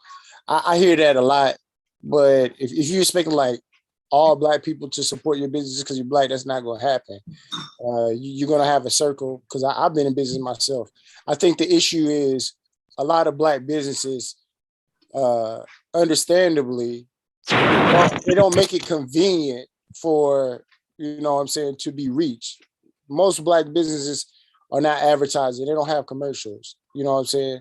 They're not in the Walmart shopping center, you know, in those kind of prime real estate areas. You know what I'm saying? Those are the more expensive things. We already know about the challenges of black people getting funded and all that stuff like that. So my argument is it's a matter of convenience. You know what I'm saying? And then also when we get into business, you know, sometimes we don't have the cheapest prices. We're not able to compete with Walmart. We're not able to compete with the dollar store. You know what I'm saying? If we're selling products that we have created ourselves, you know what I'm saying, that costs money, and it's going to cost more than what they're able to build it at. So I don't think it's about black people not supporting each other. I think it's a matter of convenience. And then the second thing is, and I hate to say this, but the quality of service or the quality of our goods. You know what I'm saying? Let's not forget, we came from captives, you know what I'm saying? Who weren't, you know, they didn't have that wealth to pass on to, a lot of them didn't have that wealth to pass on to their children. And a lot of the skills that we had, you know what I'm saying, a lot of that got lost. We opted out of those skills to go to the cities and get jobs and stuff like that. So a lot of us are not passing on like family businesses, and we're not passing on a knowledge or a skill set that has been, you know, improved over time. You know what I'm saying? A lot of us are, like for myself, you know what I'm saying, my dad didn't teach me. He taught me some of what I know, a lot of what I know, but you know, he didn't hand me a business. Yeah. I had to go and perfect it myself. Whereas a lot of these businesses that we go through that are successful like that, they've had decades, you know what I'm saying, of improvement and reflection and support and operating, you know, to function and find out what works and what doesn't work. So that's some of the things I want to say. I don't think it's necessarily that black people don't support other people. So Malachi, it's your go. You can ask your question, but don't wait for the answer. They'll answer on that go. Just go all the way in. Well, sign that. All right, yes, sir. All right. So I want to say this, right? Y'all familiar with the clothing line Coogee? Yeah. Amy John. All right. So do y'all know who owns it now? Amy John. Right. Right. The former owner of FUBU, right? Yep. All right. So when he put out FUBU, he said it himself. Black people didn't really support it. You know what I'm saying? So when he went, now you know that before Damon John took over Coogee didn't make jeans and sweatsuits and t-shirts. They were just predominantly sweaters, right? So when Damon John took over, he took all the concepts that he had for FUBU, but he put Coogee name on it. And then all of a sudden, black people start buying the same shit. That's the wrong thing. You know what I'm saying? Because it got Coogee name on it. You know what I mean? Now, what's going on is that, once again, I say that instead of dismissing the bullet points Let's work with. Of course, there's always to everything there is an anti. To every opposite, to every action is an equal opposite reaction, right? There's always going to be an opposite or whatever. But there are issues like we discussed black on black crime. We say that's a myth. Oh, that's a convoluted statement and all these other things. But me being in the black community, feet on the ground, hands-on experience, I see it every day. Ain't nobody gonna tell. Most of the people that's dying in the black community is dying by the hands of another black man, and it's ridiculous. You know, the rate is ridiculous. I mean, killing each other over the stupidest things, over internet, over tweets, over Instagram posts, over social media, over. Oh, I ain't like the way he looked at me. You know what I mean? So with that issue, we gotta know that that's a real issue. I went to a gang workshop, and I was sitting in a gang workshop, and I was listening to everybody say why the young people gang bang. Everybody in there, oh, they do it because they scared. They do it for protection. They do it for this. They do it for that. When it was my turn to speak, I said, I hear all of y'all, but it's a problem. They said, what's the problem? I said, ain't no gangbangers in here telling you why they gangbang. You don't really know why they gangbang. You got to let them tell you. You know what I'm saying? So what I'm saying is that we had this thing all the time, and we always want to make it seem like, oh, we living in a no, it's not that, it's this, it's this, it's that. It's all of it. Black people don't just have economic problems. We got miseducation, misinformation problems. We got we have living in an identity crisis. We have mental health issues. We have all types of things that we have to deal with in order for us to overcome and reign triumphant as a people. And when some people address certain issues, we'll dismiss that claim because we think it's just this or we think it's just that. You know what I'm saying? Like you got people that say, oh man, knowledge itself or God, that's irrelevant. We need to focus on economics. Yeah, we do need to focus on economics, but we also need knowledge itself too. You know what I'm saying? Because without knowledge itself, to have economic power, we would still concede that power into somebody else's hands. Example. Can I make a comment? The reason why we got yeah, you touched on three. Like you hold on, I'm hitting it. I'm taking it down right now. I'm winding up. I'm about to land the plane. I'm about to land the plane right now. Yeah, so brother, I'm about to land the plane. One more minute. I'm about to land the plane, brother. Let him finish. I'm about to land the plane, bro. I'm about to land the plane. Yo, hold on. Before I chimed in, I listened to Brother Donnell speak, right? He spoke for a long time, right? I heard somebody say, you teach the class, brother. I mind you teach the class. No, but can I interject? The show was about. No, I'm about to land the plane. For a long time. Hold on. All right, let me land the plane, bro. I'm gonna let you finish. Come on, yo. I'm gonna let you finish. Let me land my plane. But it's not that you speak. Let me land my plane. I'm gonna let you All finish. right, man. I won't say nothing. All right, I'm done. No, brother, I'm done. I'm gonna let you finish. I'm done. I'm done. Go ahead. Y'all got all the answers. Brother, I'm done. I want you to make your What's your point? I'm done. You got everybody talking right now? Yeah, hold on. You got everybody just talking right now? Order. Hold on. We got a new caller. Yeah, so Brother Donnell, so Brother Malachi, just add some context. The reason why the brother said he's in Brother Donnell class because the title is Brother Donnell. It's his show. You dig? So it's literally okay, I get it. Right. All right, I get it. All right, I'm done. I ain't got nothing else to say. Go ahead, y'all talk. I just listen. Yeah, we was cleaning the plane out, yo. And we was cleaning them all right, I don't have nothing to take the topic off of me. I don't even want to say nothing no more. No, that's just hold on. We having a great time. But look, no, hold on. Just hold on. Just hold that thought for 1 second, please. Trust me. Go ahead. We got a new caller. Who's up? We got a new caller. I just want them to introduce themselves, and I want them to say something. The caller. It's not a new caller. I got booted out. I had to call back in. That's Brother Donnell. Okay, so I'm gonna keep you in order. Brother Donnell, I'm just trying to figure out what am I up. All right, so let me go. I'm gonna land the plane. Let me go, and after I go, is Brother Hassan. All over again. So, that was funny as hell. I'm fucking with you for that one, yo. so here we go. I like that. I'm land. Yeah, Let me land the land my plane. So plane. let's get the Nigga landed. We cleaning the plane out.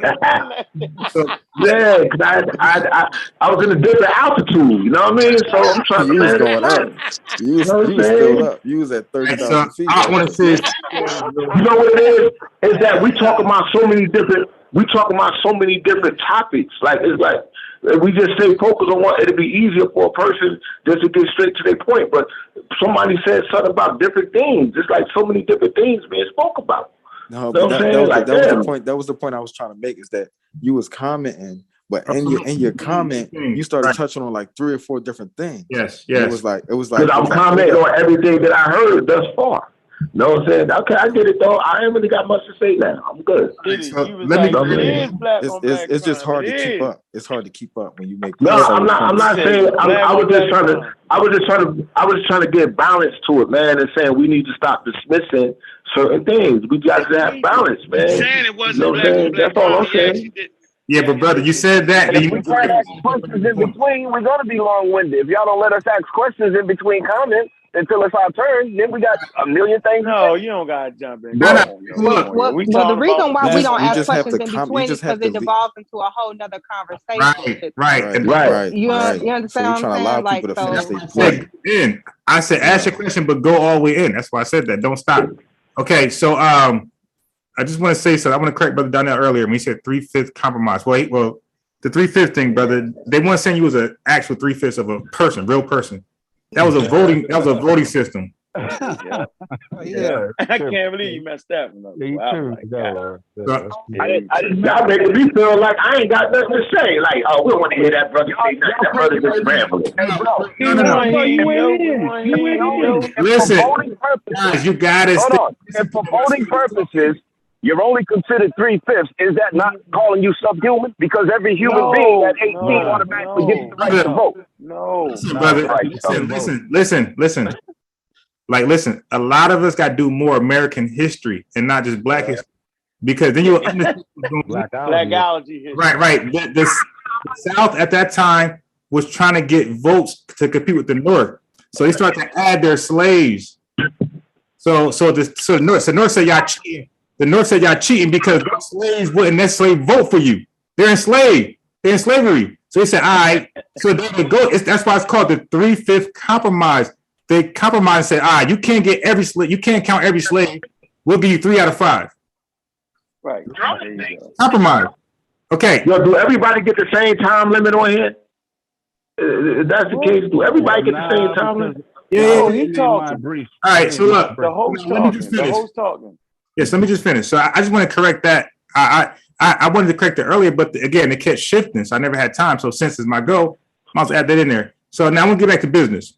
Now, Black businesses, I can't speak for all of them, but are they hiring consultants, market teams? Are they paying for advertisements? Okay, and are they only focusing on Black customers and clients? That's a problem if you are. You need to be an American business and take all dollars, successful and grow and pass it down. That's one. Now, brother, you mentioned Damon Johnson. I'm responding to this point. Only Coogee, I knew right away. You know why? I got both his books. I'm a huge fan of his. Now, he said on Shark Tank, he brags about his business getting to $1 billion. He says, billion. Okay, that's how he says it, billion. Okay, so he got support. All right, now, in his books, he teaches smart business. He don't do complaining. He don't do blacks don't buy from black. He do none of that talking points. All right. He's very optimistic. He's very hopeful. Okay. The last thing is this. I heard we got many problems. Many problems. So mental illness, all these things. But if we pull ourselves out of the system, then we're taking those problems with us. Yep. So that's what, so now it's Brother Hassan. The illness is It's Brother Hassan. Yeah, let him respond. Let Let him respond. I'll let you can go ahead. No, let him respond, then I'll go after him. All right. part of our mental illness is being under this system. This system is part of our mental illness.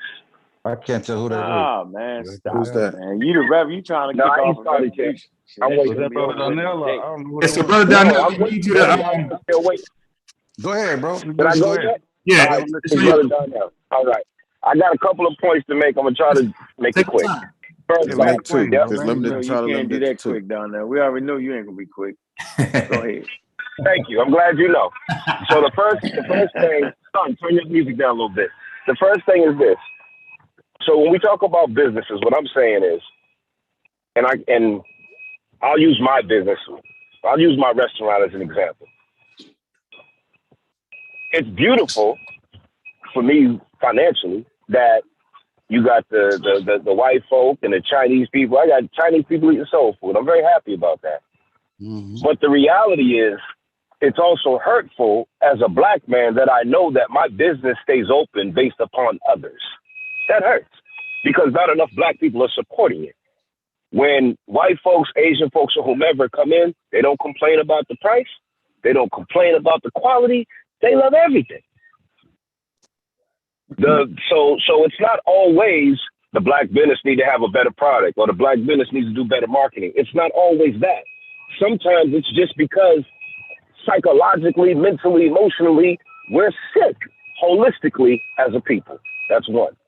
Second thing, in regards to the black on black crime. Oh, man. So I also have a quote unquote day job, if you will. And I'm a resource coordinator, City of Boston. So I work with gang members. And so when they quote unquote decide they're ready to turn their life around, I provide services, education, mental health counseling, housing, etc. In the past few months, there's been so many folk died in my town via shootings, just like Chicago, if you will. Definitely not as much because we're much smaller. So I know the politically correct thing to say is no black on black crime. There's Asian crime, there's this, that crime, and all of that. However, there is a problem in our communities proportionately that is greater than any violence happening in any other community. The Asians are not killing Asians at the rate black folks is killing black folks. White folks is not killing white folks at the rate black folks are killing black folks. We have a real problem. That's the second thing. Thirdly, when we do these That's calls, fourth thing. That's a fourth. Okay, well, the fourth or the fifth or the sixth or the seventh. Some people are going to be short-winded. Some people are going to be short-winded. Some people are going to be long-winded. You're good. He's making his points. He's getting to his points. Though. Go ahead. Keep going. But we need to give respect to both, whether a person is short-winded or long-winded. Keep going. You go ahead. Go ahead. I was playing with you, bro. Keep going. No, I got you. You getting straight to the point. Go ahead. He getting straight to the point. And then lastly, lastly, I'll say this. One of the we can't disregard slavery because every ailment in our community, in my humble opinion, can be traced back to slavery. Separate the light skin from the dark skin, the young from the old, have our slaves distrust each other and trust in only us, and we shall control our slaves for over 400 years. That's a reality that we're living in. That's it. All right, so Baby, let me comment. 400 years, yo, is not 400 years. Go ahead. So on the point about black businesses, okay, so when a business wants to grow and they have customers that's dissatisfied, they should ask their customers why they're dissatisfied with their business to cater to more to what the customer is wanting. Number one. Number two, nobody on here will disagree about your point about black crime or black people killing each other. What we disagree about, or what I particularly disagree with, is the characterization of it in the media. Because black people didn't come up with the term black on black crime. Black people didn't start this campaign of black on black crime. This was started in the media. That's where it comes from. And when you talk about, when the media talks about crime in black people, or like when they try to reference, the Black Lives Matter thing, was like, what about black on black crime? They like counter it with that kind of narrative thing. And it's like, nobody's saying like we okay with the crime that's going on in the community, but to characterize it in the way that they do is wrong. Yep. It's we all know it's an issue. Nobody's not negating that it's an issue. And so to say like Black Lives Matter or whatever like that, we want to, stop this issue. We're not denying this issue at the same time we talk about one issue. Both are issues. We're just focusing on this right now. You know what I mean? So it's the characterization of it, not the actual reality of it actually taking place. Mm-hmm. You know what I mean? And I don't know what the point is, this the slavery thing, but you know, yeah, but It's still in your head. but the business thing, like, you know, I know a lot of Black people who start businesses, and you know, when you want to start a business, you have to like make something that people want. You have to start something that people want. Like, you can't just start something because you want to do it. Like, even if it's something that you want to do, if you want to see your business successful, everybody out here every Black person out here trying to start a clothing line, do hair, jewelry, something. They all doing the same thing. You know what I mean? And you're competing with other businesses that's already in that. You know how hard it is to get into the fashion industry? You know what I mean? Like, it's so hard. You know what I mean? Like, and you want to start a clothing line, and then like the brother Kachi was saying, you got to compete with people that's, you can go to Target and get a shirt, or go to somewhere else and get a shirt for $10, $12. This Black person, you know, he want to sell his stuff, but this is his $30 for a shirt. I'm like, oh, like, you know what I mean? Like, why should I buy it from you just because you're you? I should buy it from you because you're you. You know what I mean? Like, it's like, why? Like, what about your product is attracting me more that I want to support you? And that's the thing that Black people don't seem to get. It's like, oh, you're not supporting me. It's like, why should I just support you because you're Black and you sell clothes?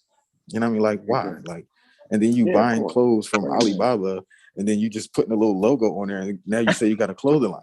You know what I mean? Like, this is stuff that people do. And then they be like, why ain't nobody supporting me? Because you just put like some words on a t-shirt and put it on the sweatpants, and now you think you got a clothing line. It's like, you ain't got no clothing line. Like, that's not a clothing line. You know what I mean? Like, but this is what people think people do. It's like, you making the same food. No, there's no disrespect to you, brother, about your restaurant, but like, some people be like, I started a soul food store. My mom make that stuff. My mom make, what's so special about your soul food that I gotta buy it from you? You know what I mean? But it's the mindset. It's like, people have a mindset like, I want to start something because I want to do it. It's like, is there a market for that? Can you actually sell that? Will that grow in the market? You know what I mean? That's what you got to think of in business. And I don't even own a business, but I understand that the thought process it would take to start one. You know what I mean? It's like, I'm not just gonna be like, I like this. I'm gonna start making them and see if I can sell them. It's like, no, like, and then be claiming nobody want to buy my stuff. It's like that's not. Have you ever seen? I think I was. Have you ever seen that? Yeah, that's Amber next. Yeah, I think I was next. Ali, can I say something real quick, Amber? I just want to sign out. I just want y'all to know that I'm not. No, I'm not about to comment on anything. You is about to talk though. It's Amber. No, I'm not. I'm about to. See, y'all not listening. I'm telling you, I'm about to sign out real quick. All right, well, sign out. Come back when you're ready. Well, I'm about to just say peace to y'all. God, you bucket. I wasn't about to say nothing. Are you done? I'm about to say peace. I just want y'all to know. She's about to land the plane, man. She's about to land the plane. You know what I'm saying? That's even crazy. I can't even say peace.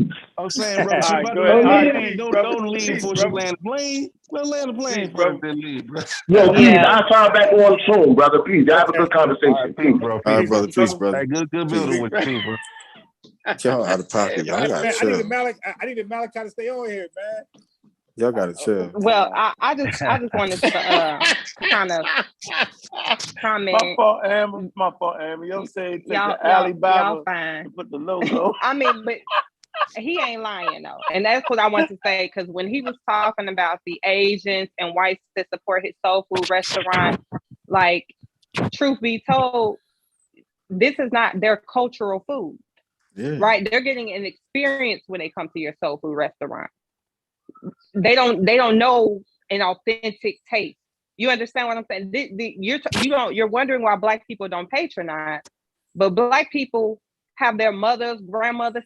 These are meals they can make themselves at home, and they have a certain way that they do it, a certain way they want it to taste.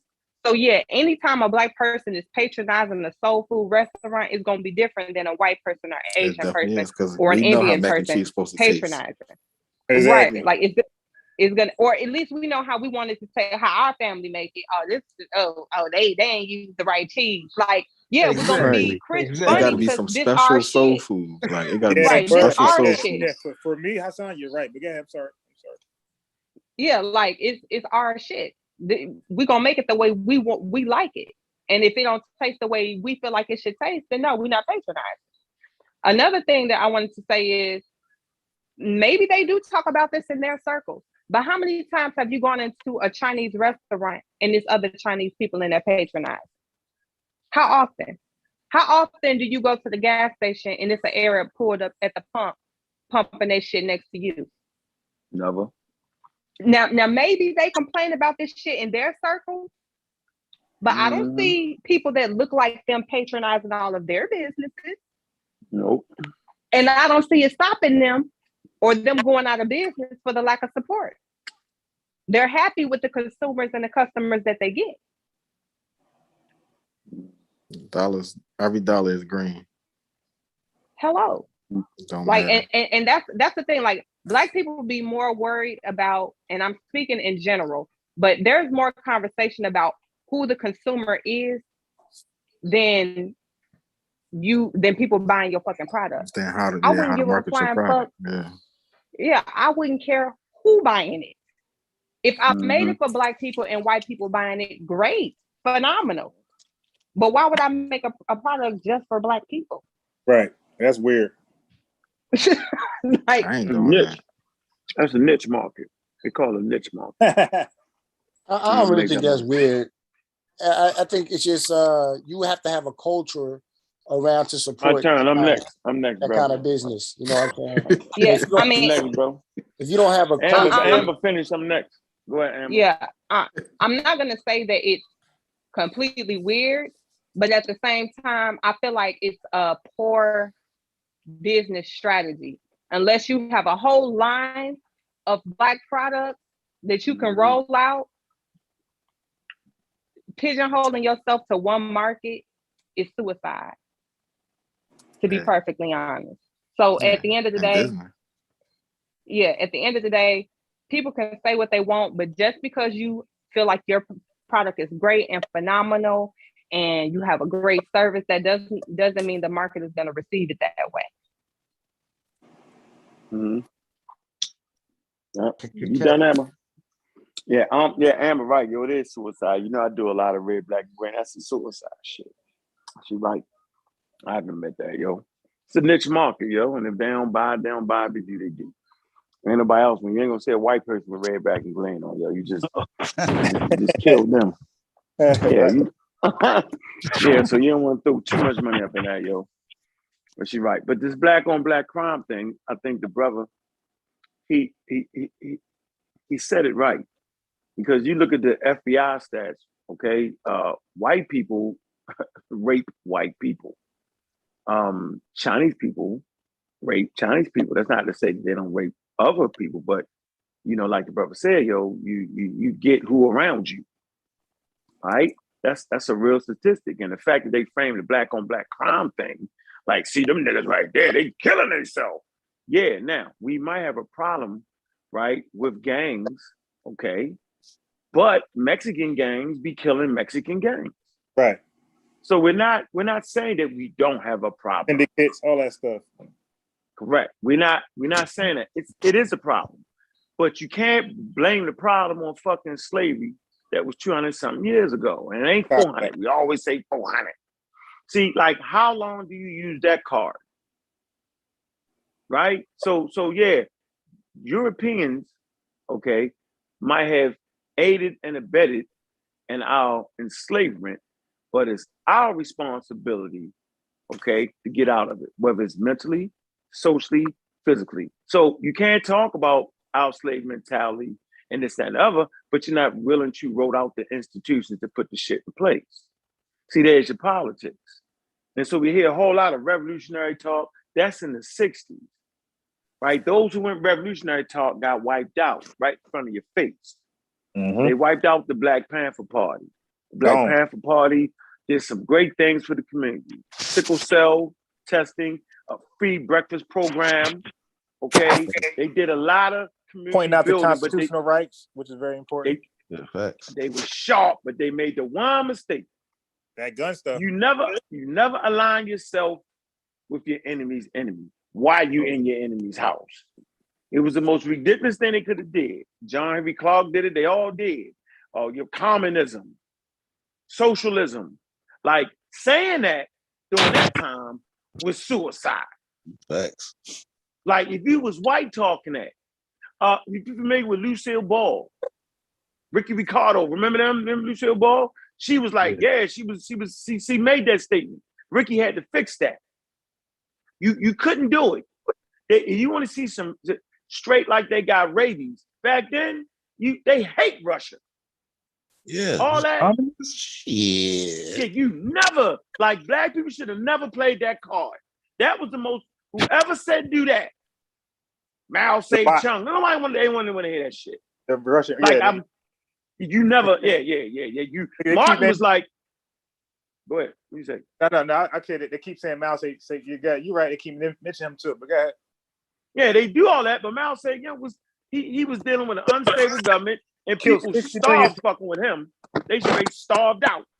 60 million people died as a result of his bullshit. But go ahead. Right. So it's almost like we living in a crazy alternative universe, like Cuba. I align myself with Cuba. You know what I'm saying? Like I'm just trying to feel like the rhetoric brought forward right now in 22 is really rhetoric. It might have been important back then. It never was important to be a socialist in the commons like that. Like you should look at that and say, I'm gonna be everything but that. Yeah, I'm gonna fight for the rights of black people. I'm gonna stand up and do it. But I'm not saying I'm a socialist. I'm not saying it. That shit was crazy to say. All right. And that literally got them killed. White people, if white people said that they was getting wiped out for saying, like, you're not saying that. You're losing your whole career, all that shit you've done. So It was happening. Black people was done. It was happening during the same time period that should happen to the Black Panther. That should happen to white folks. Yep. The communist shit. Everybody, Japanese, everybody who talking that talk got you out of here. Yeah, they were serious about that shit. They were like, oh, you ain't taking this government. We organized. Y'all really? So that whole revolution talk that we talk, and for me, is really scared talk. Right? Because you really don't want to do nothing. So you say that. Thank you. I wanted to say that earlier. Thank you. Yeah, you're not doing that. The women ain't gonna let you do it. You're gonna jump out there on day one, start shooting. Day three, I gotta get some blunts. You gotta get the milk for the baby. You're not gonna be able to do that. No one's doing that. We all would step up to the plate. If we started starving, if there was just no other options, everybody on this phone, right, would be willing to lose their life for their people. Okay? We know the young baby stepped up for Floyd.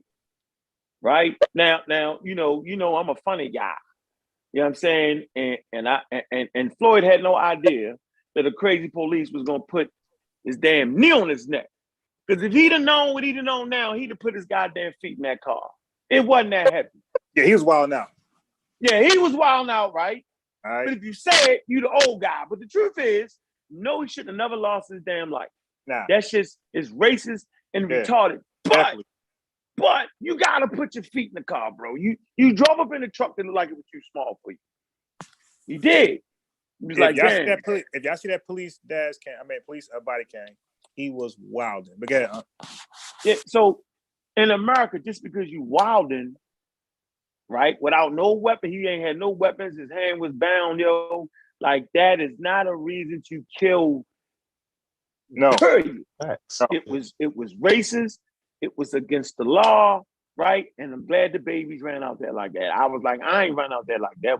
I'm not doing that. But the babies, thank goodness for the young generation. My kids had me out there. I was like, damn, I'm in the middle of a fucking pandemic. And I said, I can't even go by themselves. So, the young babies, they always take over the old. So I get that. But, we got to take responsibility for the shit we do. We know the role that Europeans played. We know the role that African clans and tribes played, right? Now, as African Americans, we need to represent being mature. Well, I don't know why we bash Martin Luther King for civil rights. We all take advantage of it. Like it's the most stupidest shit ever. Like you talking shit about some shit, but yet you use it every day. Right. You walk down the street back then and look at a white woman and your ass is locked up. They burned down a whole city for a person that act like a woman got raped. You know what I'm saying? But truth be told, you want to be Martin Luther King via Zoom and YouTube. Like you over here talking that, like, if you have the opportunity to have a platform like MLK for your message, You would Yeah. take You it. don't want that. You Yeah. don't want that. So I'm gonna close out with this. Like, I don't know how the shit got twisted from the 60s to now, yo. The message is doo-doo. It makes no sense. We supposed to continue to build on what Martin did and what Malcolm did, right? That's our job to take advantage of the opportunity that was given to us, not bash the people that gave us the fucking opportunity. The shit is slap crazy. Crazy. And I'm gonna end with that. All right. So who was next? Let me just say, let me slide it. I just say that it's, and I agree with that statement, and I was going to touch on that because it's like nothing irks my nerve when people say that shit, and I keep hearing that, and it's always with the pro-black type rhetoric, right? And they would talk about, yeah, he shouldn't have because we had it good, right? But you never hear old folks that lived through it talking about, I want to go back. Right. Like, they glad that shit over. We made a mistake. Yeah. So why is these new African Americans talking about they want to go back to some shit their parents barely made it through if they were lucky enough to make it through that shit? It's fucking absolutely crazy to me. You know what I'm saying? Like, if shit was so good, why was Ali mad? What was Muhammad Ali mad about? Right. Shit was sweet. Right. That shit's crazy. You know what I'm saying? But yeah, Fresh off the war. You know what I'm saying? That shit drives me absolute crazy, man. You know what I'm saying? But let me ask the question since we right here in the discussion. Do y'all think that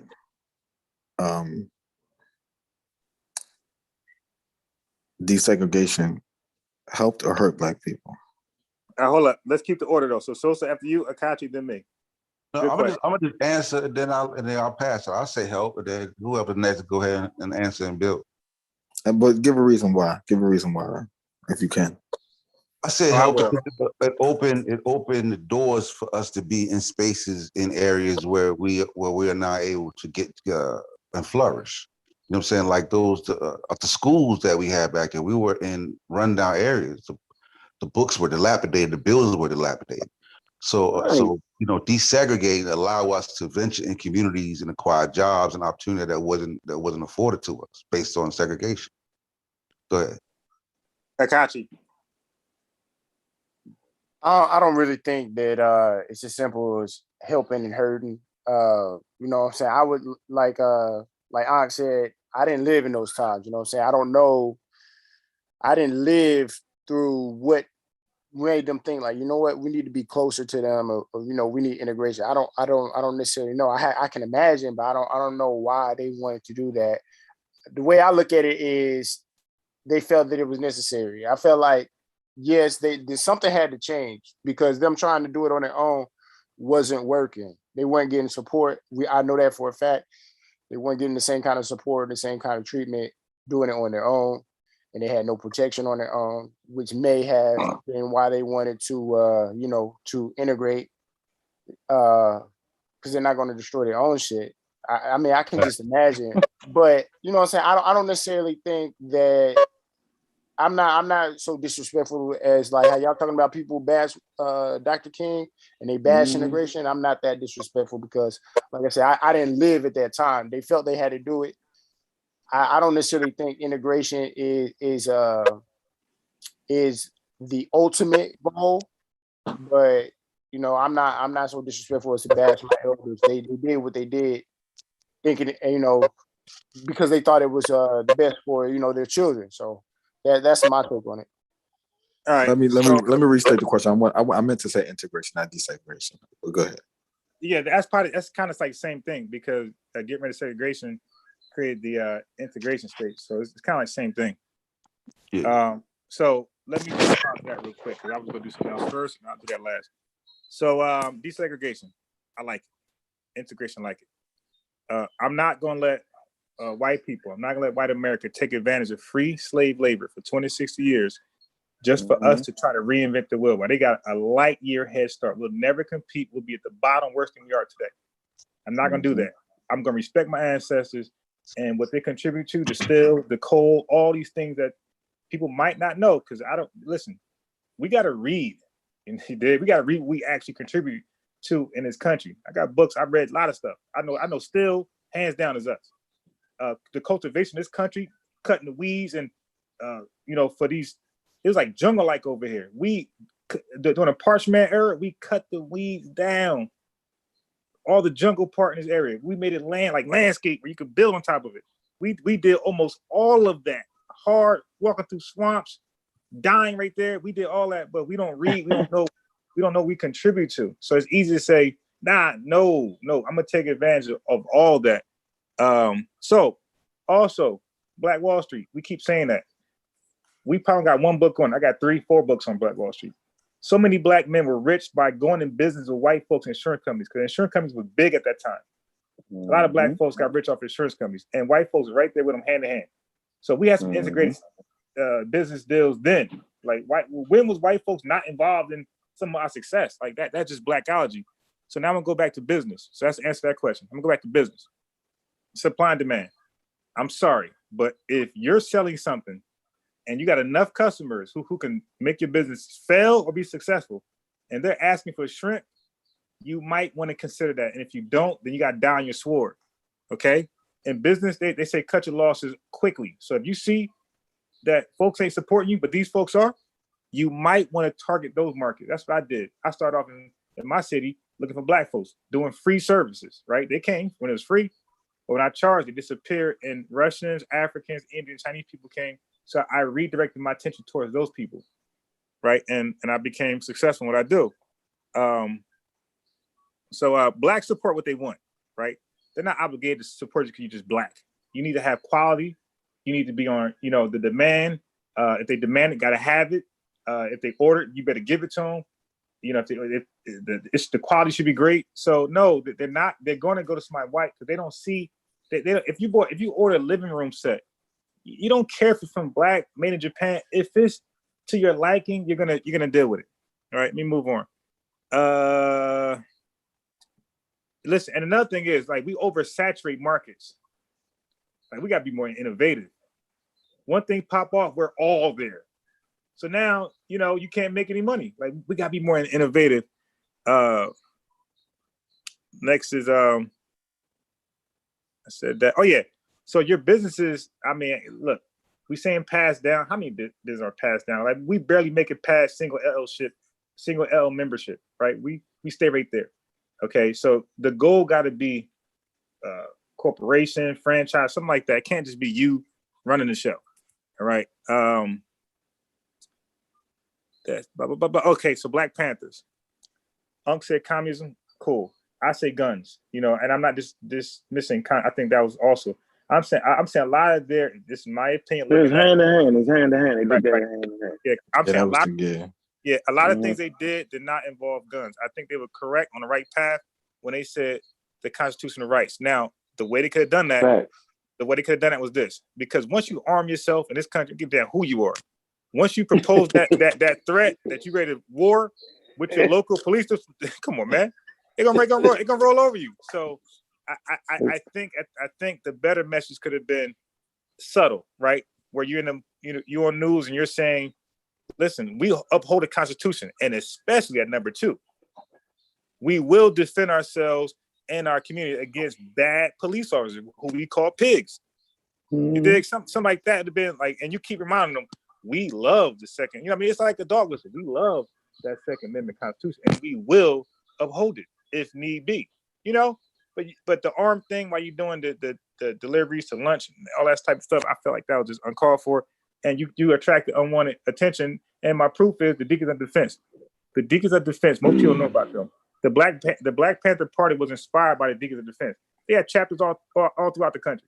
And guess what? J. Edgar Hoover tried to infiltrate them, came up short. He came up short, and then he gave him the pass. Yeah, he gave him a pass. Who were they defending against? They was beating up the KKK for attacking the civil rights leaders. J. Edgar Hoover, he gave him a stamp of approval. He said, "Go ahead and do it." He said, "Yeah, I found what y'all doing is just." Yeah. Okay, he left him alone. Yeah, then the Black Panthers started talking that crazy shit, and he said, "Oh, got him," and he went over there and did his thing. And and the last thing I'm gonna say is the George Floyd thing. Like, it was like I said, the cop was definitely in the wrong. He murdered. He should be locked up. But a lot of times, man, we can avoid certain things. You know, the dude was complying. He was in handcuffs. There was investigating. He was complying all until he had to get in that car. And he admitted that he had that counterfeit money. So everything's good. It was time to get in that car. The brother resisted arrest. He fought. He's big as shit. He fought him. He jumped out. They put him on one side. He jumped out the other side. So this is before the phone camera. Right. This is before the phone cameras. You didn't see the whole thing. He was definitely on crack. They caught him smoking crack in the truck. So again, this is not to justify, the murder, but this is what we're doing when it can all be avoided. So that's why I said. No, he was. They caught him smoking crack on the spot. That's what the body cam. He admitted the body cam got him smoking crack. You see him, and he had the crack his paranoid. So all that. But again, nobody's seen the police body cam. We just seen the camcorders. We got to do better research, better investigations. But I'm done. I think it's on Hassan or Amber. I think it's Amber. Yeah. So as far as integration, I always answer two ways. So on the one hand, I do feel like it helped us because we have access to more opportunity that we didn't have before. I mean, we were segregated during Jim Crow. So segregation can't be the answer because we didn't have a way to protect ourselves. And the way we tried to protect ourselves, oftentimes we came up short. So as far as I'm concerned, integration did do a positive thing in that aspect. However, I do feel like there were things that followed that integration that have put us in a more vulnerable mental situation than we were. So had we been able to remain intact after integration, then I feel like we would have a different outcome now. But a lot of things like the crack epidemic and redlining, and there's a lot of things that came into play that have really impacted our ability to thrive and take advantage of integration. Things that I feel like we're just now becoming culturally aware of and trying to correct. Yeah, I feel like kind of the same way too. I feel like you definitely can't have segregation like that and have a positive outcome from that. But through the process of integration, even though we gained some rights and some to move freely throughout the country and things like that, we lost a lot of who we were, of community and family and things like that through integrating into the rest of white society. You know what I mean? And we lost a lot of like the things that we was talking about before, like support. You know what I mean? Like, Black people are not strong in like the support of one another. You know what I mean? Like, we just aren't, and when things were segregated, you had no choice but to support Black people.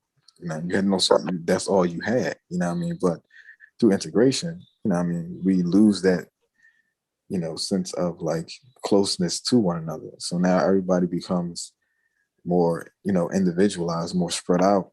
And, you got people moving out to the neighborhoods and,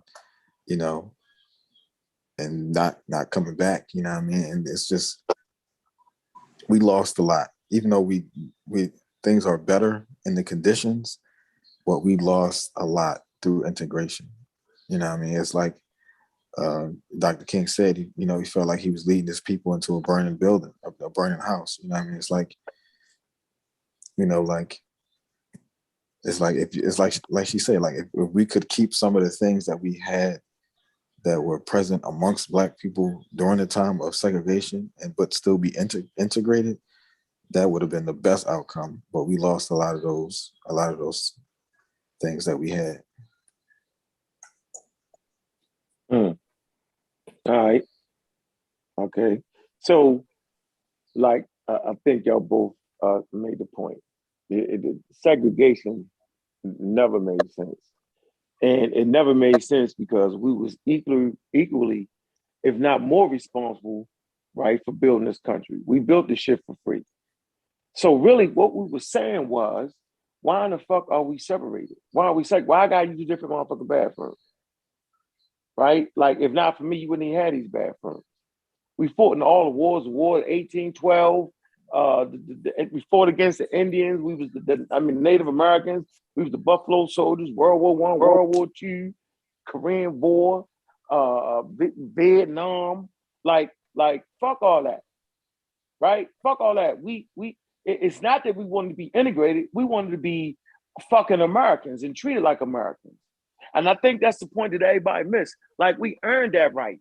And by the way, motherfuckers, you owe us money for that. Okay? So the integration wasn't saying that we wanted to necessarily be in white people's stores. It was simply saying that if we so choose to, we could do that. Yeah. If we so choose to have a fucking business, we don't want you kicking the motherfucking door down. Right? If I walk down the motherfucking street and happen to look at a motherfucking smile, I don't want to get beat to death and die. I don't want to be hung up. Right? I want the law on my side, just like all Americans do. Don't treat me because I'm light-skinned, brown-skinned, dark-skinned. Don't do that to me. So I think everybody missed that. It never was about, I want to go to white people's stores. That's not it. There's more to it than just going to white people's stores.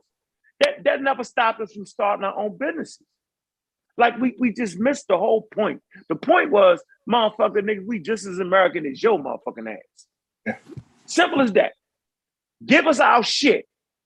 And Martin fought for that shit. Now, he was saying, I led my people to a burning bush. Wait a minute, nigga, that's what a fucking American is. That's what Americans do. We take shit. They take shit. We take land. They take land. That's what human beings do. I mean, it's part of what it is. And then you develop laws and rules and regulations. We saying, motherfucker, y'all not following your own motherfucking constitution and your own rules and regulations, and we want that. So that's the first domino to fall. Without that domino falling, we do not have this conversation on the fucking phone because they be kicking everybody doing. Right, but there was shit. Right, but there was a bigger issue that was I want to finish. I'm sorry, go ahead. But go ahead. What's the issue? We can talk. The issue, like, it was, you're right in everything that you're saying, and I'm not going to disagree with you, because that was that was the bigger thing, but that was demonstrated through getting access. Right. Like that feeling of I should be able to do what you do. I should be treated the same as you, was demonstrated through being able to access the same things that they can access. Right. Yeah. Right. And those demonstrations came from that. Like the sit-ins and all of that stuff came from that. I should be able to sit here. I should be able to be here where you are. Right. So, but a part of that was like, okay, like, we can be here, but like, when Martin Luther King was talking about leading into like a burning house, is like, I don't know. He started to talk about a number of other different things once. Yeah, of course. He's talking about land grants. He's talking about those things like right. that. But, you know what I mean? Because those things mattered but those things will get us further more than just sitting at the table. Now look. Right. So you're saying that he realized he wasn't asking for enough. Right. Okay. I'm going to say this.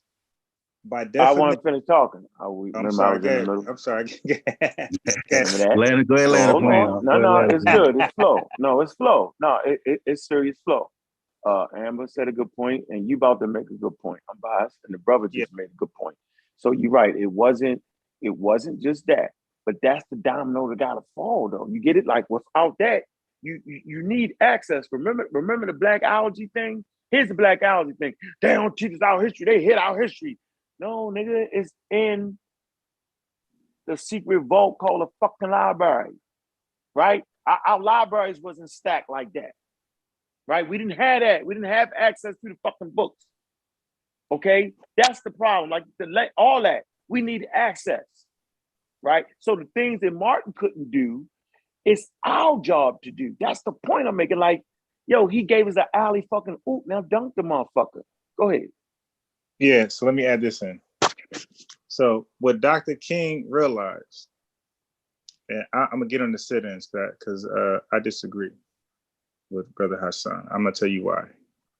All right. So when Dr. King realized that he has a demonstration, right, and he's fighting for those constitutional rights to be respected, but low key he's being distracted because America's throwing money at European foreigners left and right. So while he's focusing on this, he realized he's not asking for no damn money.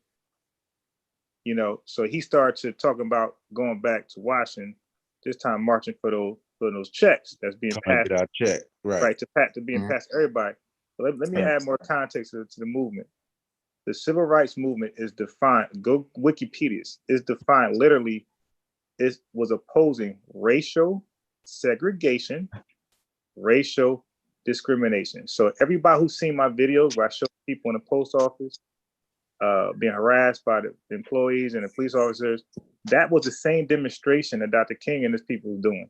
It had nothing to do with the people wanting to be a postal worker. It had nothing to do with that. It's a simple fact. According to your Constitution, I deserve to be here. I ain't got to order no goddamn thing. How you gonna tell me I can't come in here? This is my constitutional right as an American. Had nothing to do with working here, competing with you. None of that shit. This is an expression of rights. That's all that was. So, like you said, now I agree. We got lost in that. We got lost, but I can't explain that part. And I won't speak on that. But I'm just saying, like, what it was for. Those demonstrations was just to remind America and put them on blast before the world, saying you're saying we got constitutional rights according to the 14th, 15th, 16th, 17th, 18th amendments, all the way down to 27.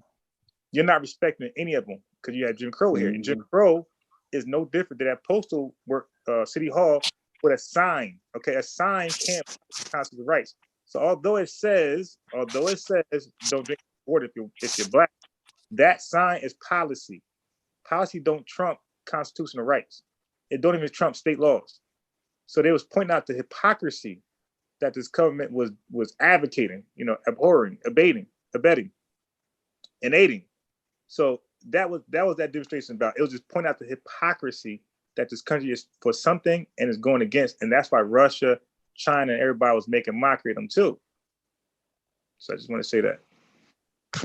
Yeah, I don't disagree with you, and I don't think we necessarily disagree with each other. I was just saying that, like, in reference to what the brother was saying about the feeling that we deserve to be here too.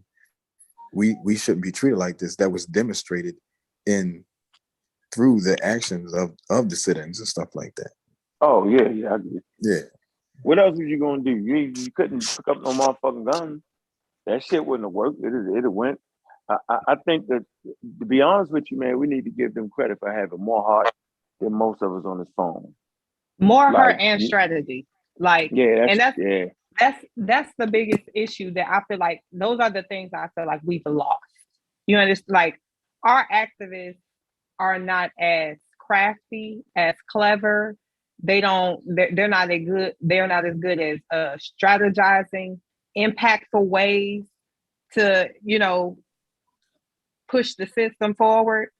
It's a lot of, protesting and marching with no real organization, catchphrases, like hashtags, but there's no real, I'm just being serious. So there's no real strategy behind it. It's almost performative at this point. So for me, I feel like that's what's been lost. The real spirit of revolution. A lot of people talk that overthrow and this, that, the third, but they not organizing shit. They're not bringing any innovation to that revolution. You understand what I'm saying? Like, they're old talking points, dated talking points that the people that really was about that life couldn't even, bring to fruition. So to kind of be still riding that wave is like, nah. So question, let me just say this too. Let me say this too. Like, also, like, part of being revolutionary is being revolutionary minded, right? Like, and it's just like an invention. Invention needs to be revolutionary, meaning like there needs to be some nuance to it, right? You can't think that you can pull Marcus Garvey into 2021 and make that shit work. It's not revolutionary enough. That's what I'm saying. That's what I'm saying. Like Marcus Garvey, Malcolm X, Black Panther, like everybody wants to be someone that already was. Yeah. Instead of because see, the thing is because that's what got lost and that's what died. And when that died, that's when we got lost. So a lot of people are trying to go back and recapture that spirit, recapture that mentality, recapture that way of thinking and bring it back to our current condition now, because and that's what I was about to ask the question. Do you think as a result of integration and everything that's happened that we become, so lost into thinking that we're okay when we're really not? Nah, I mean, listen, I'm just saying, like, it's a new day and time, right? And the type of strategy, it requires a different type of strategy, right? Like a dude was getting on Obama, right? When Obama definitely did things that help Black people, right? But Obama can't just be, hey yo, I'm finna help Black people. I'm finna put y'all on. I'm finna throw the whole budget at the Black. Yeah, like he the president, he ain't a dictator. You know what I'm saying? So he can't. So okay, you said he didn't do things specifically for Black people, but he did, right? Because he puts it in place where Black folks benefit, right? You can benefit, and you're in the position to benefit more than others. You see what I'm saying? But he can't take you to the places and sign you up for the shit. Nah. You know what I'm saying? So it's like, they looking for a nigga to just come and just grab their hand, hold their hand. You know what I'm saying? It's like, nah, it don't work like that. It's chess. You know what I'm saying? You gotta look for the chess move. If you playing checkers, you ain't gonna never get it. You ain't gonna never get it. That's right. That's the same thing white politicians do. They put things in law that know gonna benefit white folks primarily, or Hispanics, or Chinese people. Same thing. Or gays, or gay people. Right. Right. Same thing. Right. And like y'all were saying, as far as, I don't think that we've lost that spirit, but I think, again, people are trying to do what's already been done and expecting a different result. No, you can't go back and be who Malcolm X already was. You can't go back and be who Marcus Garvey already was. You can't go back and be who the Black Panthers already were. They had a lot more support, and they still weren't successful. And the fact that people can't look at that and they look at that and still see hope in that strategy, even though, to me, they were successful for their time. I feel like for their time, they were successful. Find a way to perfect that. People want to do what they did and do a piss poor job at emulating them, and then think that they're going to get success. No, you're not going to get success.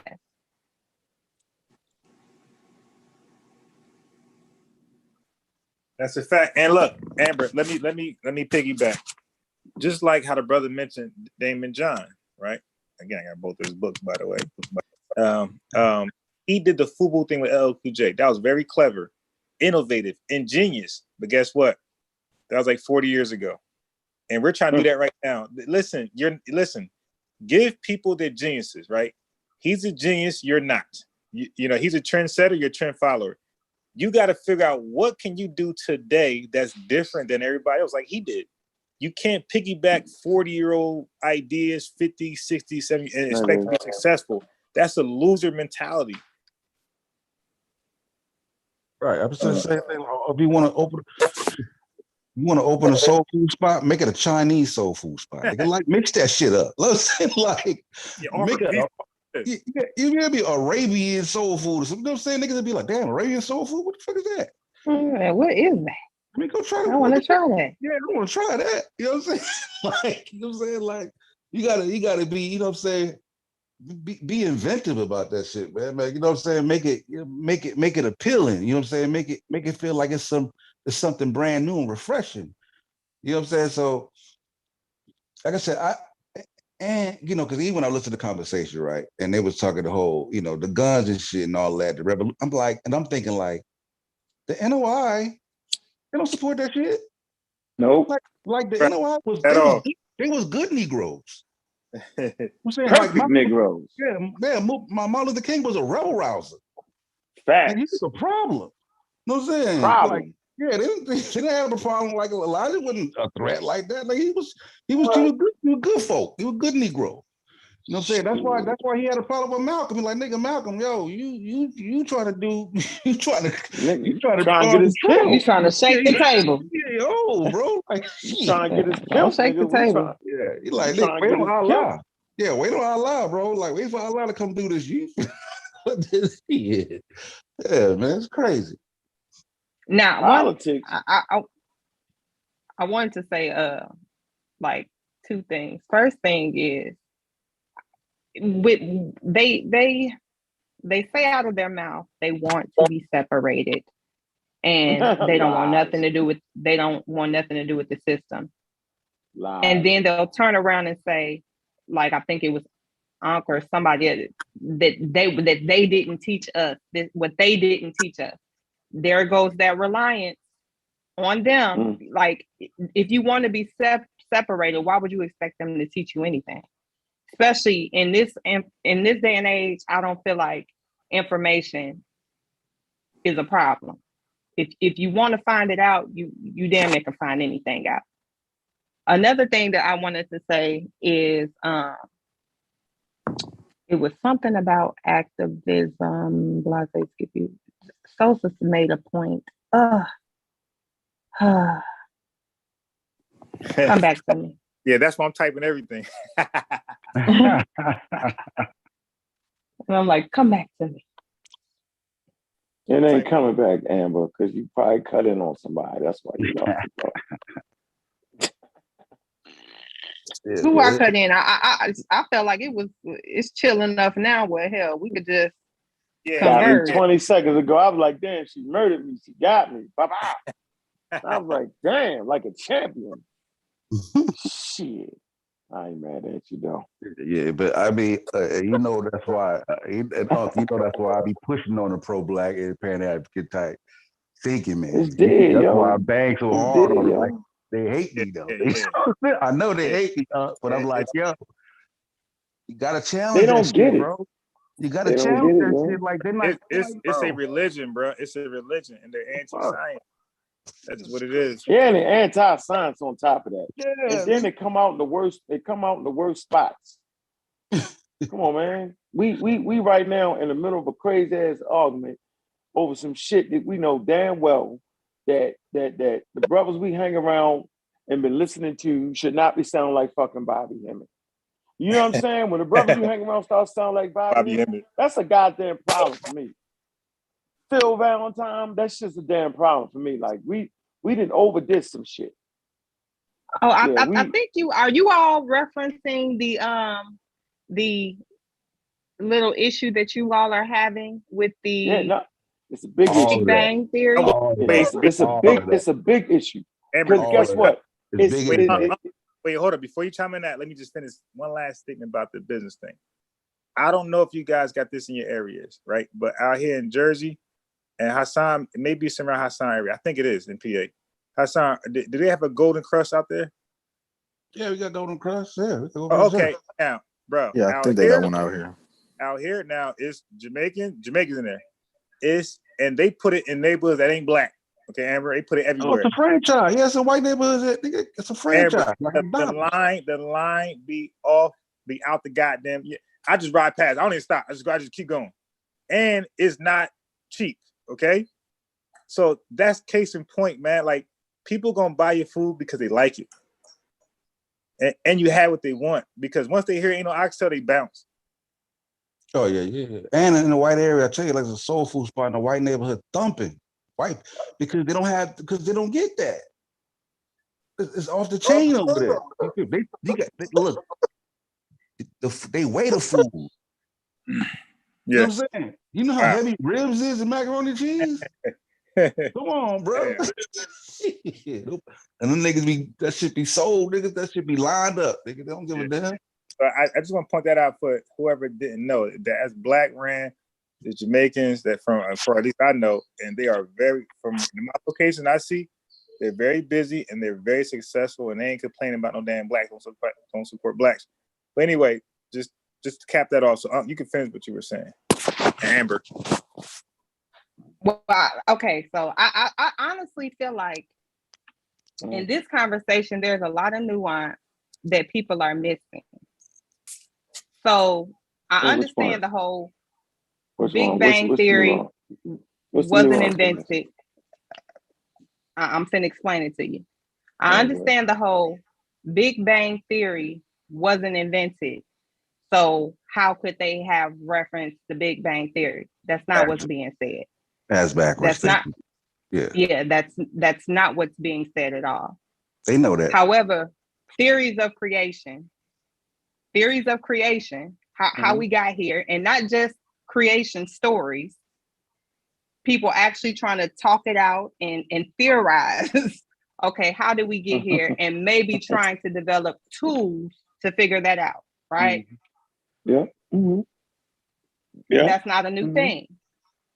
So what's being said is their theories of how we got here in some aspects mirror the creation theory of that is now called Big Bang Theory. That's not saying you mixed it up. You said it, you mixed that up. Yeah, they would have a hypothesis, not a theory, by the way. Yeah, they ain't but either religion. No, he said that again. That was said clearly that they understood how the universe was created. That they had to understand how the universe. No fucking universe. Now, and the one that I and what I heard, I did not hear Wu Jawu say that they understood how the universe works. Did not hear him say that. Of course. Yeah, he said it on Unbiased show. He said it previously. I didn't hear him say that on Unbiased show. Yeah, he said I didn't hear him say point blank. Yeah. Okay. Well, can you Amber, give us a timestamp for that? I gotta go back. Amber. Let me tell you. Let me give it to you the short of it, Amber. Because I simply said that no ancient tribe understood the Big Bang. None of them, and I named them. Not the Rush. I said not the Rus, not the people from Britannica. I said not the Africans, not the Egyptians, not the Australians, not the Natives. None of them is what I said, right? That's it. Everybody's supposed to say, "Yeah, nigga, you right." And he agreed with wait, hold on. He agreed with that though. But again, are y'all listening? Are y'all listening? Are you listening? Okay, so y'all want to make it this is scientific theory. No, again. Hold on. Yeah, you ran a stop sign. Let's not run no stop signs in the conversation. No. You can't agree. Hold on. I'm gonna say one thing and let you keep going. Yes, you can't say you agree. You can't stop at the stop sign and say we both agree, right? And then after the stop sign, you explain how. Yes, I can. Yes, I can. Because you're not. Not you. Attention, I'm not saying you. I'm not saying you, Amber. Yeah, but I'll listen to the show. I'll listen to the show. Right. All right, go ahead. So give us what you think so we can help you out on this. See where there is nuance that you all are missing. So there's scientific. Yes, there is. So there are theories. Yes, it is. There are theories of creation, right? I could say, well, you know what? I think that we got here through this means, and let me build a tool to try to measure that. Now, I may be way the fuck off, right? My tool may not work. It may not be the best tool. Well, what tool? I may have only one aspect. No, but you said build a tool. What tool? Again, we don't. What tool built the pyramid? What tool built talking about the pyramid? science? Building a pyramid was not a way to understand the universe. That's hold on. But the logic. Hold on. But the logic follows, Sosa. The logic follows. You can create something with a different. So the same way you can create the pyramids with a different tool than a crane, you can form a hypothesis about the creation. Try to make a tool to measure that may not be the tools that are today. Now, I'm not saying they were accurate. I'm not even saying purporting to. I'm not even purporting. Hold on. I'm not even purporting that these. I'm not even purporting that the things that Wujawu is alleging is true, because I don't even know the full argument. So I'm not even purporting that. What I'm saying is you all are making the mistake of saying it's impossible when no, it's not impossible. It's impossible for them to reference the Big Bang because the theory hadn't been created yet. But it's not impossible for them to have a theory, to have tools, and to have aspects of their theory that mirror aspects of the Big Bang. That's not impossible. There were no tools. Hey, wait, Amber. I want to ask you a question. Would it be impossible for them to build a spaceship in Egypt? Can you say that? Can you say, man, shit, them niggas couldn't build no spaceship? Could you say that? Yeah, no, you can't say that. You shouldn't say anything with certainty. No, Amber. Listen. We could definitely say that with certainty. And you know why we can say that with certainty? Because they wouldn't even need a spaceship, let alone a plane. Like humans have a need for things.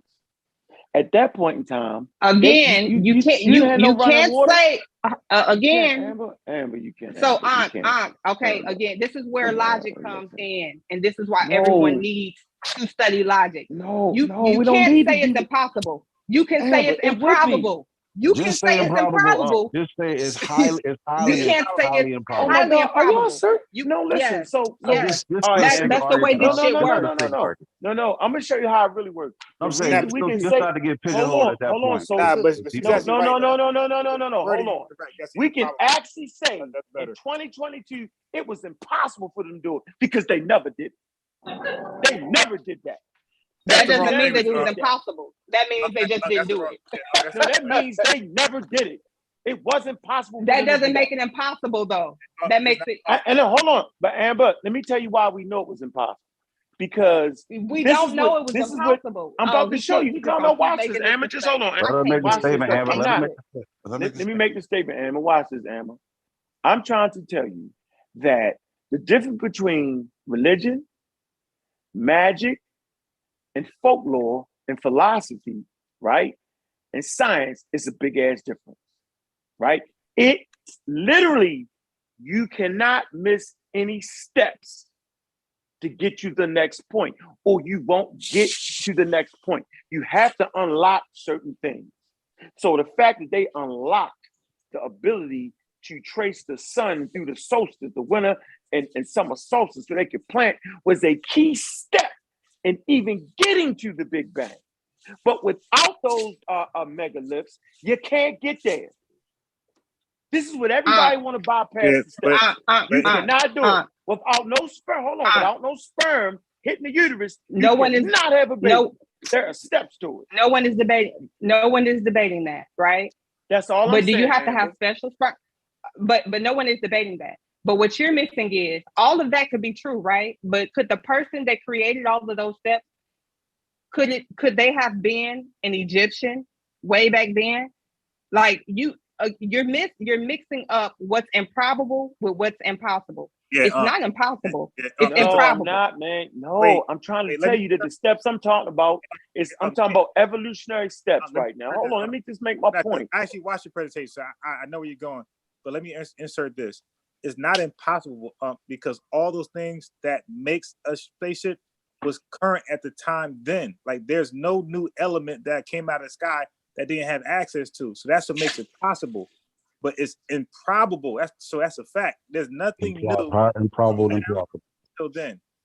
So it was possible, but just improbable. That's all. And Amber keeps saying that they built tools for to Oh understand man, hold universe. on. Let me say No, this. no. Y'all missing Oh it. yeah, Hold on. What? Amber didn't listen, say that they built Amber, tools. Amber said it's hold on. possible that they could have Amber. built tools. No, So what y'all we're not missing going to it. do is Let put me- words in Amber's Wait, mouth. wait. Okay, hold hold on. Wait. Hold. We running stop signs here. I am telling you that human beings was not based off of evolution designed to look in the fucking sky light years away. Our eyes aren't made for that.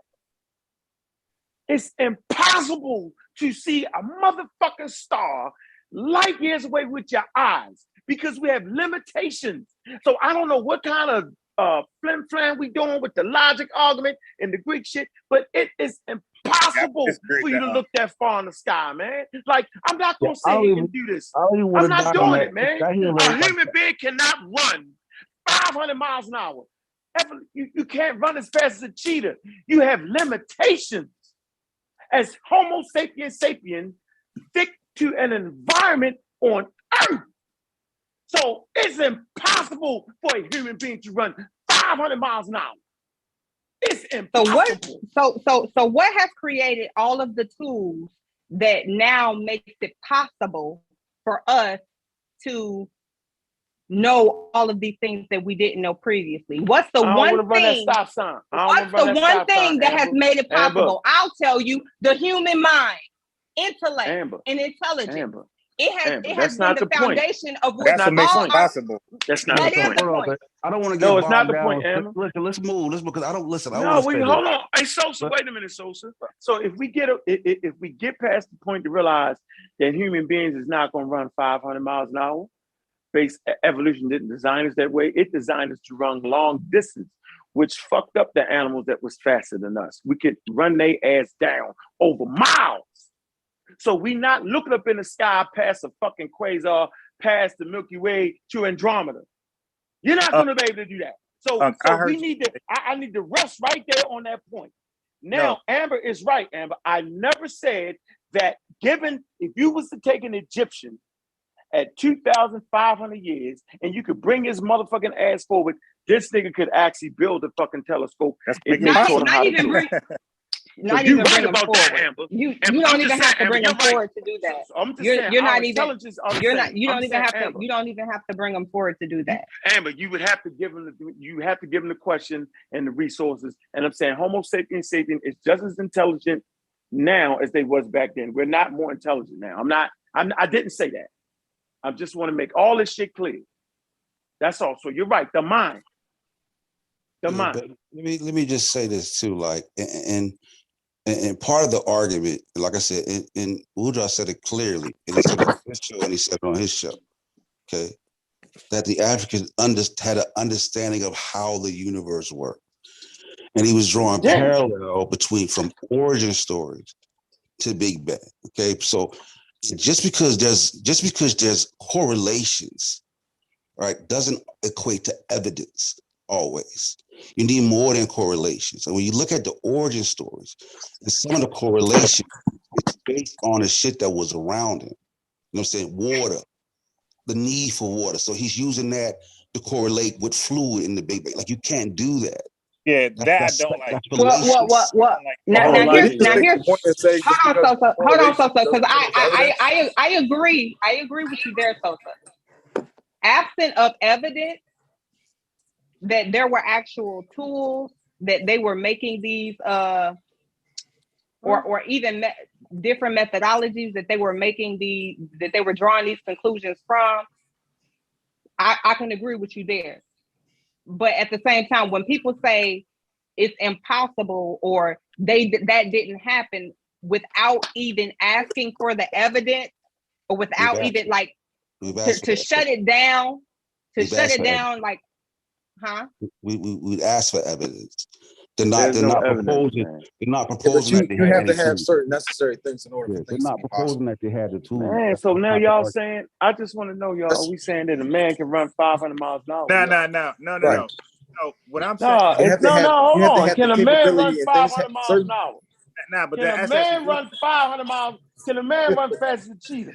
nah, that's a bad analogy. Listen, Why? okay, I don't think you're gonna find a scientist to say it was impossible. I don't think you're gonna. I think you're gonna find. You will. Look, No, brother, that's not just true, yo. point one to me. Okay, just point. Y'all 99.99%. can't do that, Yeah, yo. they like. I'm trying to tell you, they like the word improbable Yeah, in they just science. say Yeah, 99.9. they don't like the word What is impossible. wrong with you? No, that's not true. I study evolution.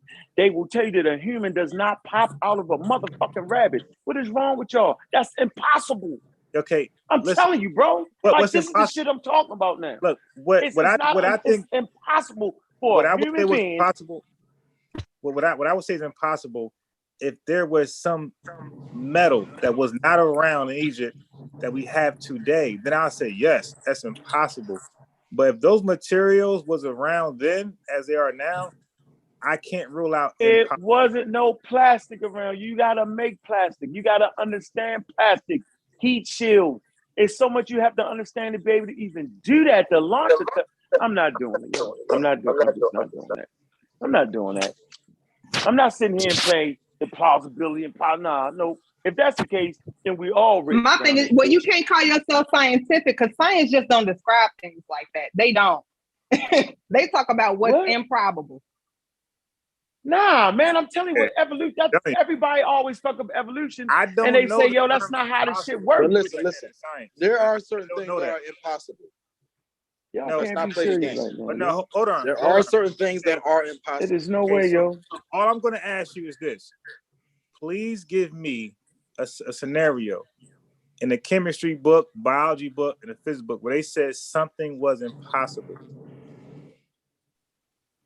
You can't. A human does not come from a rabbit. That's impossible because that's not how evolution works. But that was so that wouldn't be evolution. Listen, so that wouldn't be evolution. Yeah, but so as far as evolution is concerned, that's impossible. Now, if a human just popped out of a rabbit some other way, then that's different. Right. So I'm saying I'm being specific. Yeah, and you also can't change the element to another element. I get it. That's impossible. But that's that's all I'm saying, yo. But that's not on the table. I'm talking about what a mind can conceive. Yeah, I know, but you gotta have a reason to conceive it. Water was you need to have running water. That's what makes water. it improbable, not impossible. No, but they didn't need to see that. They didn't need to see past what they were saying. It was you gotta have a need. I get what you're saying, but it was still possible. What I'm trying to say is when you say what makes it possible though? Yeah, explain to me what makes that possible. Okay, yo. I want to hear what makes it possible. Let Emma go first. She's intelligent. Go ahead. What makes it possible is all of the talking points that you're using, all of the things that we didn't have, they were first conceived in a human mind. So as long as humans exist, these things they have the probability of being able to create these things, these concepts that were built upon.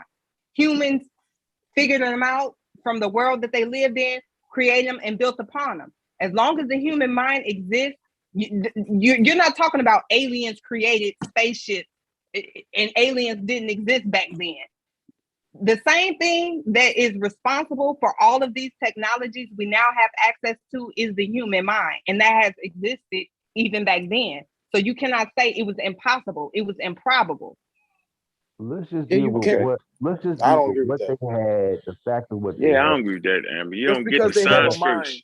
Just because they have a mind and I have a mind today doesn't mean they have access to what I have access to today to create a telescope to see into the space. It don't make sense. Sir, So everything that makes a telescope possible, impossible, everything that makes a telescope possible, everything that a telescope is comprised of is something that first began in a human's mind. Can you agree with that? No. You need mathematics first. It starts out in the person's mind. They didn't even have the mathematics to get to space yet, let alone. And the math that we have, the humans adapt and discover it. Did they figure out these different? You can't limit it. You don't just pop up out of discovery, though, Amber. That's not how that works. I swear to God, Amber. You can't limit the scope of your argument to say that as long as it existed in the human mind, it was possible. There are a lot of things that exist in the human mind that have. Yes. It is possible as long as it exists in the human. As long as the human mind can conceive it. Right. Yes, it does. That's not a good argument. No, that's not a good basis for an argument. Oh, I don't want to be stuck in this. Like, well, how do we get out of this, Amber? How do we get out of this, Amber? Okay, finish the point you make. Amber actually thinks in order for those certain things to occur. I will tell you. Oh my gosh. Okay, so what you saying, Amber? Because maybe I'm make this point, man. Because it's really so the terminology is really. You know, I'm gonna Google stuff. You know, I do. You dig? Okay. Unbiased. So it's really possible versus implausible. That's what it really is. So you're describing an implausible event. Okay. Not impossible. It means not likely to occur under those conditions. Okay. Really implausible. Yeah, that's what I said. What you Google though? What you Google though? I Google impossible versus implausible. What's impossible? It can't happen under no circumstances. under no circumstances. Homo fucking erectus under no circumstance to build a motherfucking rock. Wait, you just said there was a evolution process, right? That they didn't have. So if they had that process, could they do it? Yeah, they would have to have that process. Okay. And they would also have to have the development of certain math, and they would all have right. So that's what makes a lot of shit to have, yo. Right. Hold on.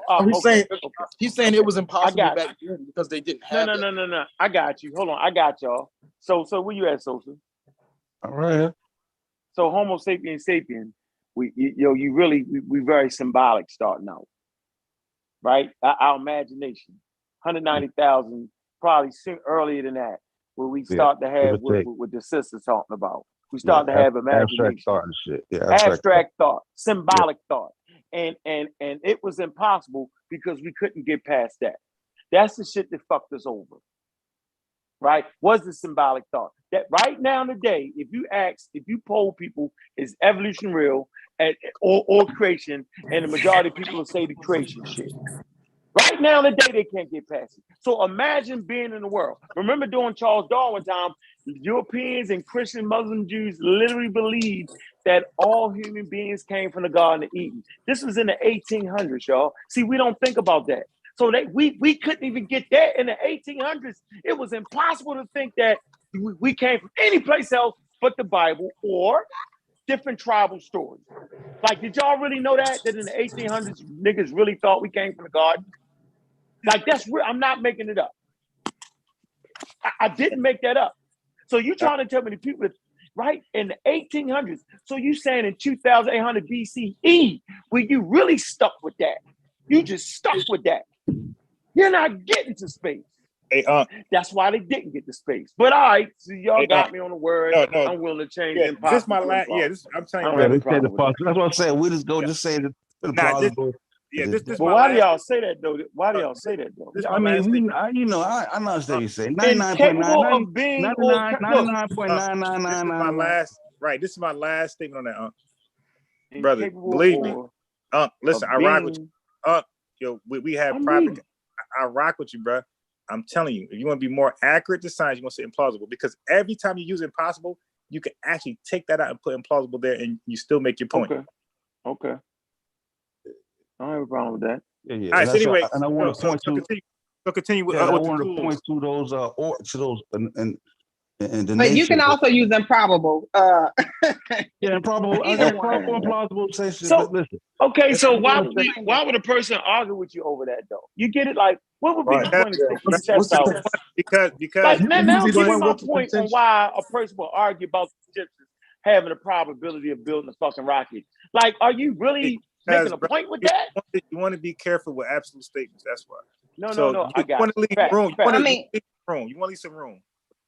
So you want to say but I'm saying probable? No, I'm saying, but why would a person argue for the West Africans and the goddamn Egyptians on being able to do it though, yo? Okay, so let's get to that. I'm gonna be honest. I don't think that that's what they're arguing. I think you're misunderstanding the argument entirely. They're not saying. Explain it to us, and then I'm not saying that they're not saying it's a one-to-one correlation. They're saying that there are some aspects that mirror aspects of the Big Bang Theory.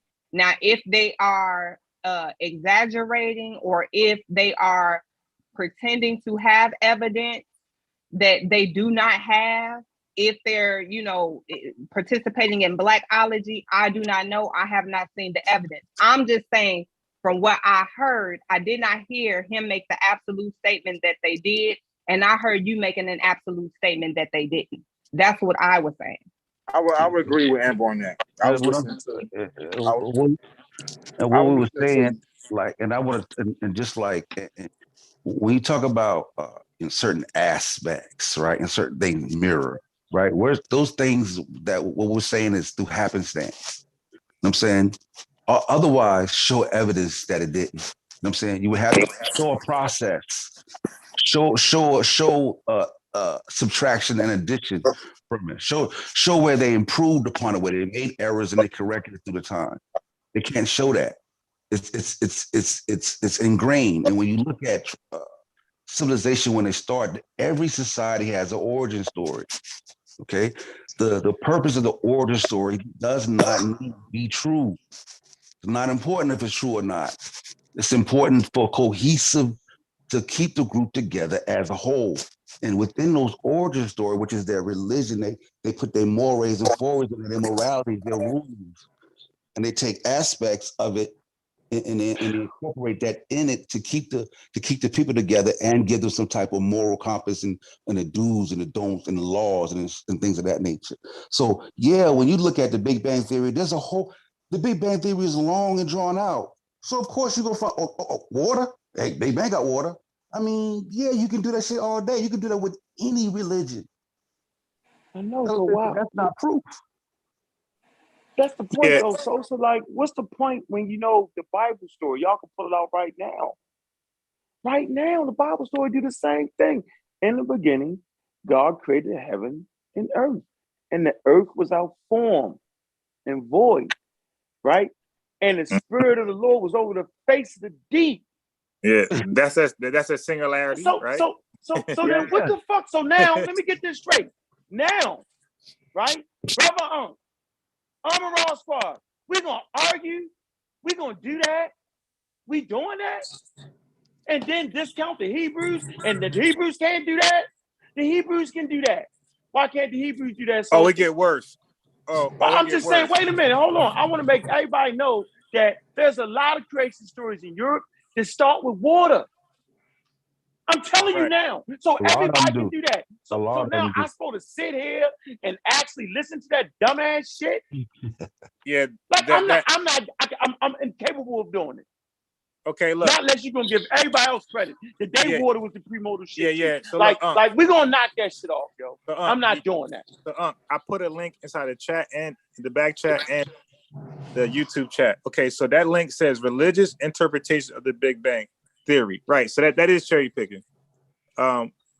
Look, we got Hinduism, Christianity, Baha'i faith, Islam. So like these folks do that, right? It's there. If you search, you might find it in more religions. It's there.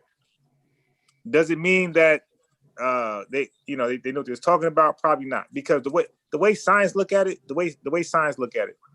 science look at, hold up, how you come to that conclusion based off Unk's presentation when you need to see all the experience and know all this stuff that led to this actual theory in the 20th century at that time? Right. So how did you know that without these steps? So science don't believe in the God thing. So when a God taught you, that's not science. Science gonna say, no, you got to show and prove.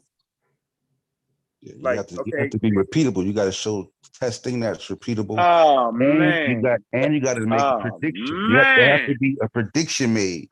Got to predict you don't know now that you will find in the future. Yeah, exactly. You got to predict, and they didn't predict; they concluded. You got to. Right. So I'm saying Neil deGrasse. How come Neil deGrasse Tyson and them can give us a lesson and we're not confused?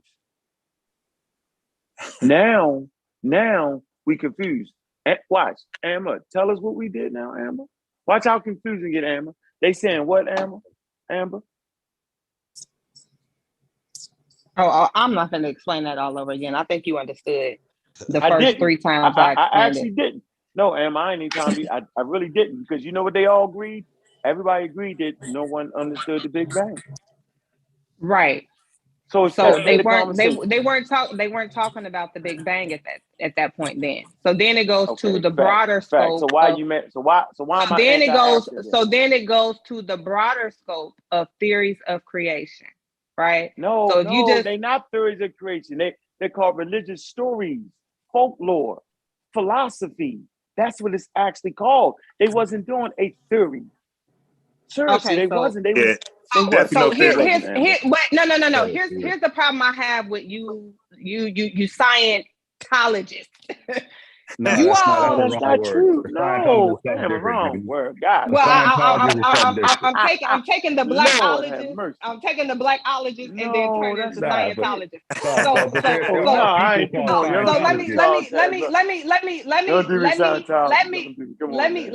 Let me make my statement though. Because step outside of science for a moment. Step outside of science.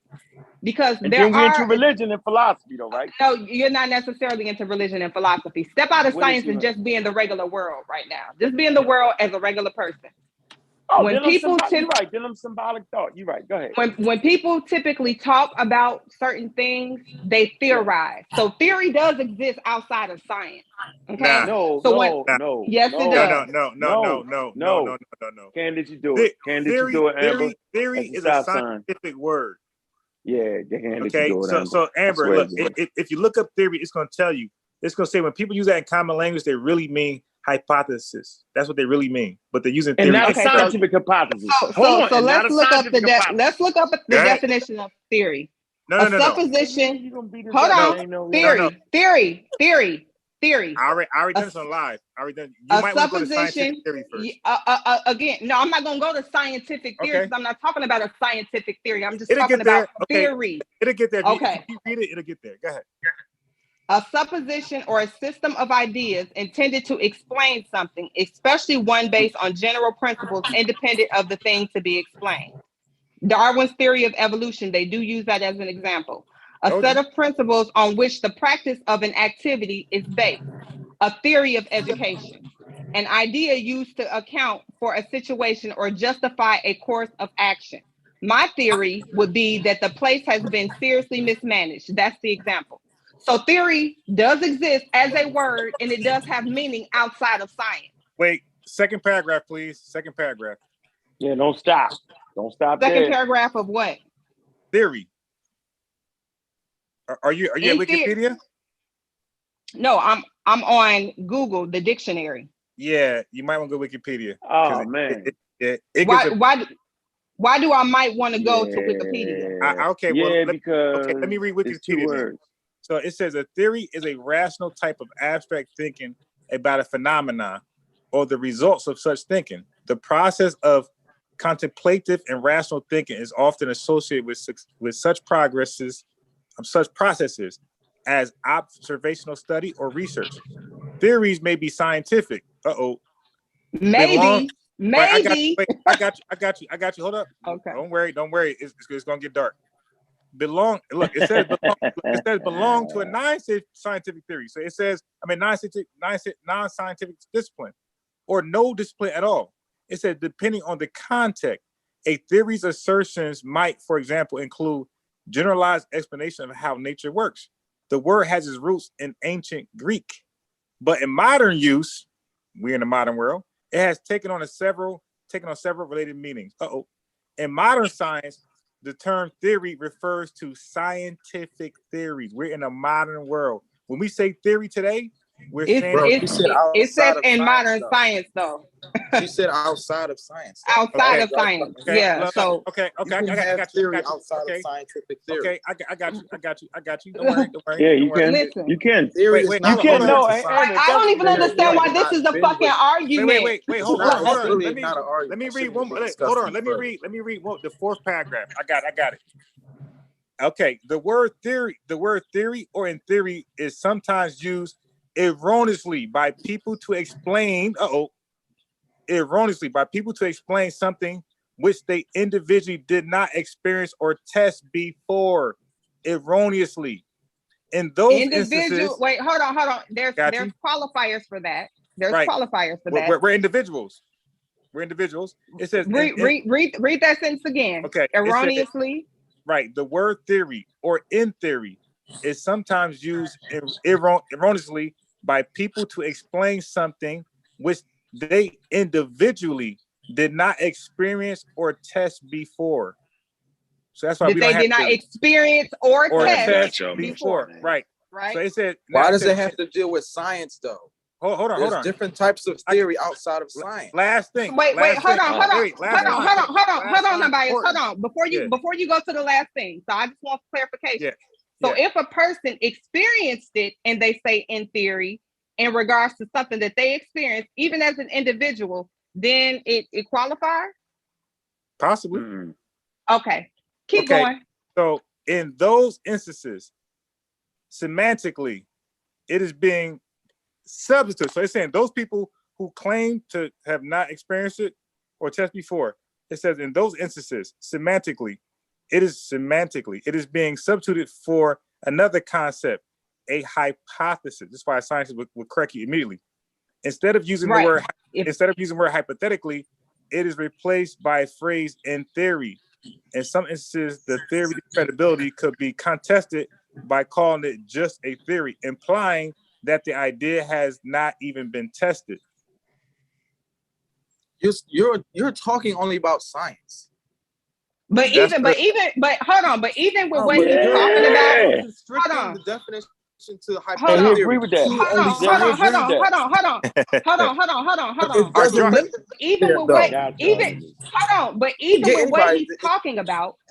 Even with what he's talking about, if a person experiences it or observes it individually, then technically they're using in theory correctly, right? Even scientifically, correct? No. Not scientifically. Yes, that is. No. Read it again. Okay, man, come on, yo. Amber is right about that. There is a theory outside of science. But when science they're talking about a scientific theory, Amber. Okay, right. I know that much, but I want Unbiased to read this dagger again. Okay, right. That's not a dagger. Because you're right. I know. It is a theory outside of science. But I want him to read it again. She was initially writing what she said, and there's no need to go even further to try to explain away what she said. What she said was correct. You can examine, you can take away science and still have theory. You don't need to have science in order to have theory. You don't. But if you talk about so if I can get back to my point, let's get her back to her point because she was correct. If I can get back to my point, the argument is not that they didn't have it. We talk about a scientific theory. That's never. Hold on. If I can get back to my point, we're talking about you'll science. Understand what I'm saying. We're talking about science. So you say theory of science. But she was not using science. I said outside of science. She wasn't. She said outside of science. Okay. Go ahead. Started her point by saying outside of science, so y'all try to bring her back into science. I'm saying, why are we even going outside of science? That's not even the focus. But I know. That's what I'm trying to tell y'all. The focus isn't in science. Period. Y'all trying to make it a scientific argument, and Wujawa's argument isn't rooted in science. That's what I'm trying to get y'all to understand. Are you not? Wujawa was saying it's a scientific argument. No, he's not. That's the way you're interpreting it because y'all want to stay in the science thing. So if I can finish my point, if I can finish, and I heard the same shit y'all heard. Let her finish. Let me finish my point. Okay. So what I was saying is, there are theories of creation, right? Outside of science. And we call it religion, Amber. No, it's not necessarily religious. It's mythology. So there are mythology. It is, Joe. I swear, Amber. mythology, whatever you want to call it. Philosophy. Whatever you want to call it. But exactly, there are theories outside of science, right? Yes. So I said, if you take Big Bang and you go to the broader theory, right? So it's still a scientific theory, but we're going to remove the science from it and just look at it as a theory. Then it's religion. Now, we know, hold on, we know it has the science backing, but if we go to the general, if we take, let her finish her point, man. If we take you're right, Amber. Go ahead.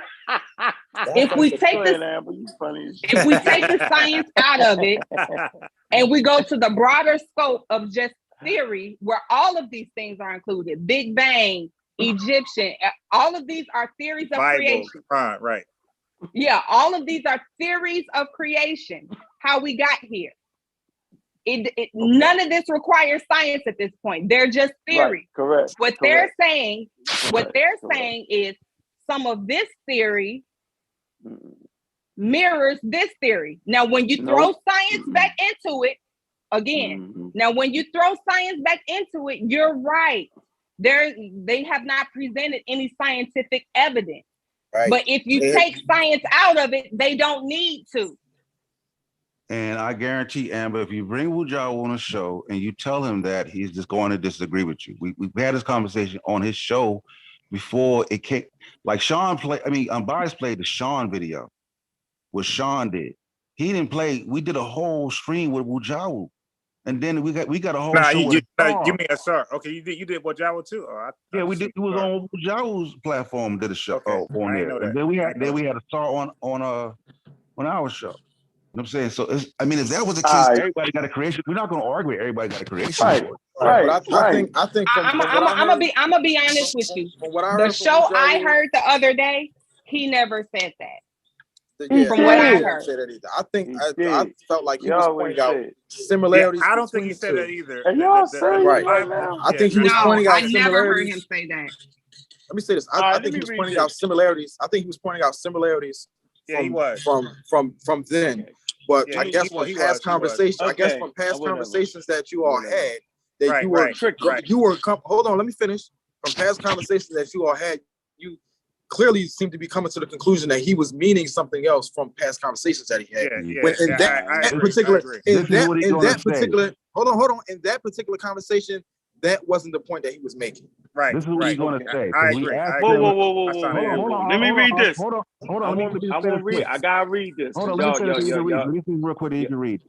Because y'all played me, yo. I don't appreciate that's where everything went left. We asked them what tools did they use to come up with this scientific theory.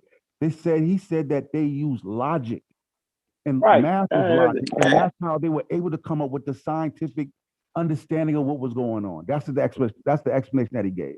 Go ahead. Let's step back with that shit. They used what's around them to explain. Hold on, man. Let me read this, man. Man, whatever, man. They didn't. I'm gonna say this real loud. They didn't understand the universe. All right. He never said that they did. I never heard him say that. He didn't say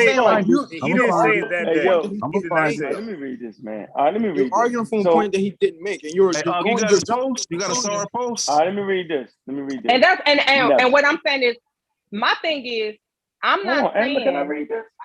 Yeah, you can read it, but I just want to be clear. I'm not saying that you all don't have merit to your argument, right? But each argument that you have, especially when you have an audience in front of you, you need to stick to the points that's made in that argument, or get him to take that stance in that argument. Right. Because the whole time y'all were arguing over things that he did not say in that live. Okay. Yeah. All right, got you. Okay, let me read this. So y'all say, hold on, man. God damn. Get mad at me? I ain't whooped out. So y'all say about the word possible and impossible, right? Implausible and probable. I ain't talking about that. I'm talking about never. All right, watch this. Never. Impossible. I like implausible.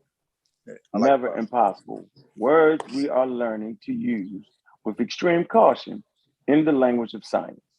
As time goes by, we become increasingly aware that much of what is impossible today, so there are things that are impossible today, see what I'm saying, is probably due to the lack of adequate technology and not because it violates some absolute law.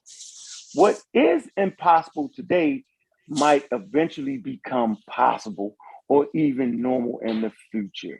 What was impossible yesterday and what is impossible today. That was my fucking point. Right. So we say implausible. So I'm not, hold on.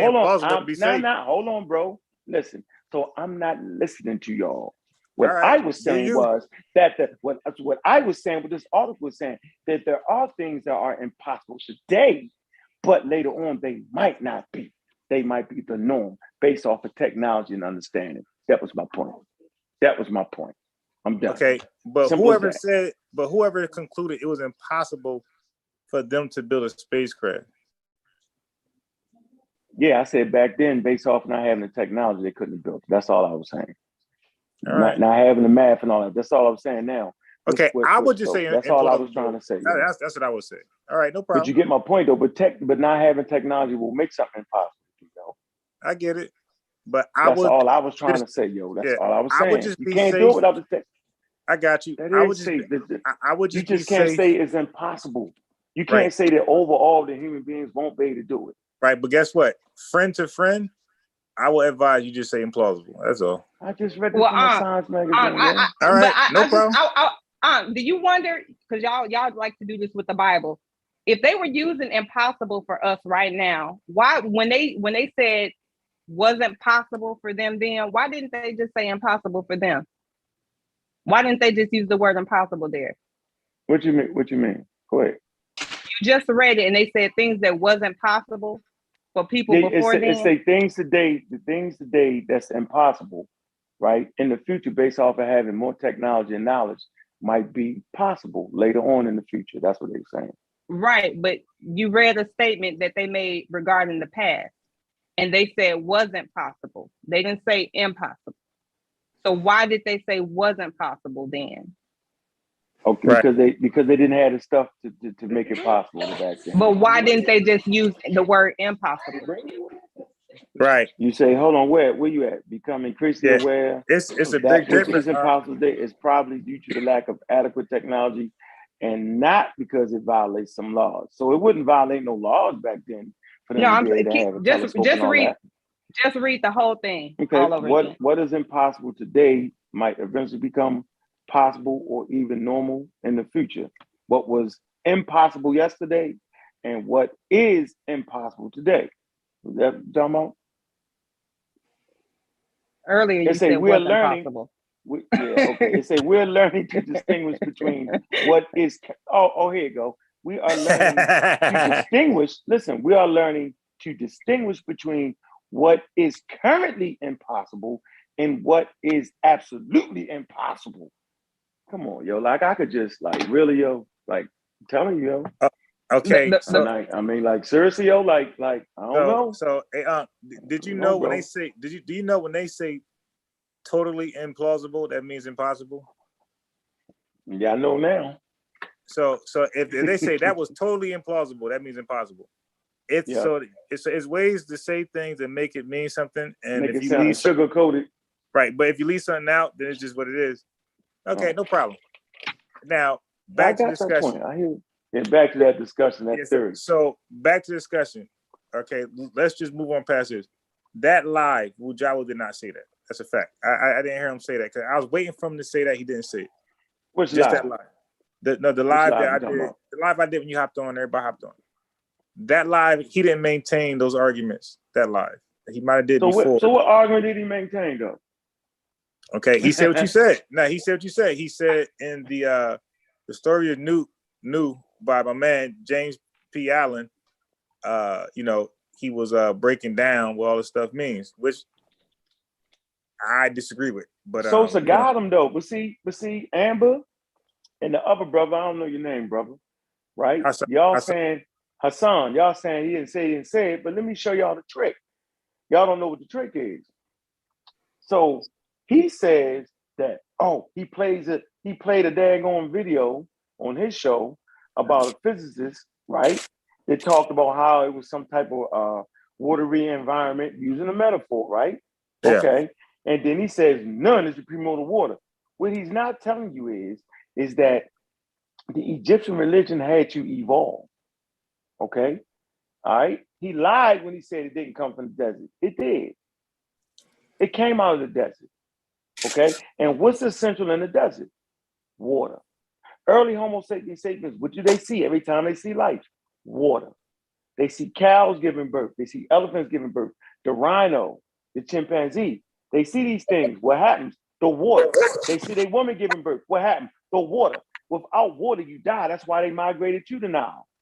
There's a time when there's nobody on the Nile in the northern portion. Nobody there. Gone. No archaeological sites. They're chasing water. So water is the life for them, right? So when the physicist is talking about water, he's not talking about it for the same reason they talking about water. And that's the lie.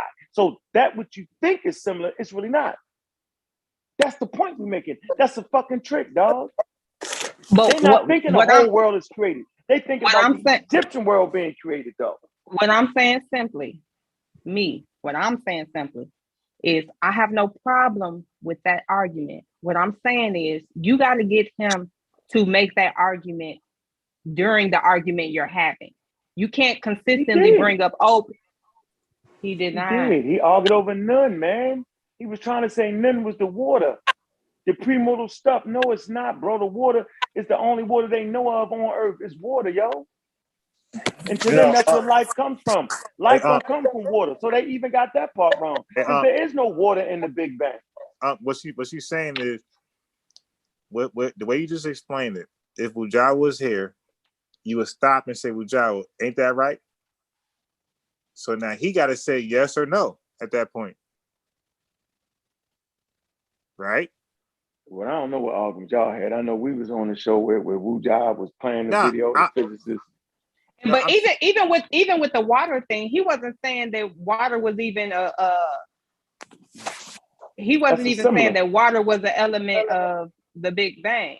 He was saying that the way that they describe it, they describe it like water, and there are similarities. Now, again, I'm not saying that his argument has merit to it. That was a Think about what you just said, though. That don't even make no sense. See that? If it's just a metaphor and they both using the metaphor, is that the similarity? They both use the metaphor.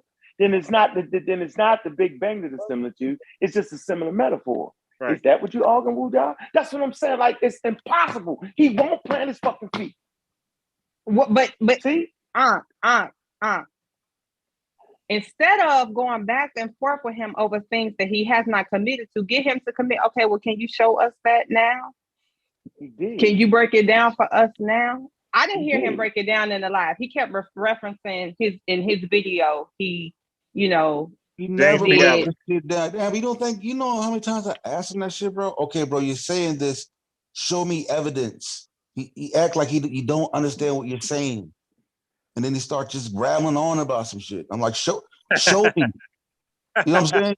Like explain, break it down. He'll say, well, they had a concept of new and then new. I'm like, show me how they came to it. He'll just say logic. That's what he's gonna say. Logic. Period. I asked that man point blank many times, man. You know what I'm saying? Just show me. He never does it. Yeah, nobody actually. I'm saying I've never heard, and there's no credible physicist that would say that philosophy, making a philosophical statement, me and the tree is one. The universe talks to me. It's philosophy. Okay, me and the tree is one, right? It's similar to when evolutionary scientists say, right, that there's a common universal ancestor. So we know that we share DNA with bananas and trees. Right. It's similar. Okay. But it don't mean that I even remotely understood that we was really connected. But that's horrible to play that game. because it's religion. And then I would tell you the most egregious part of this whole thing is that Black people are practicing the Jewish faith or the Israelite faith.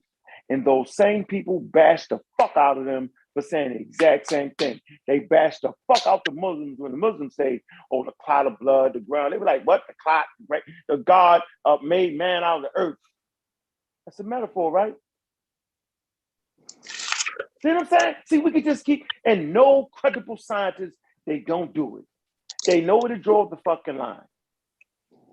It is clear that symbolic, go ahead, just go ahead.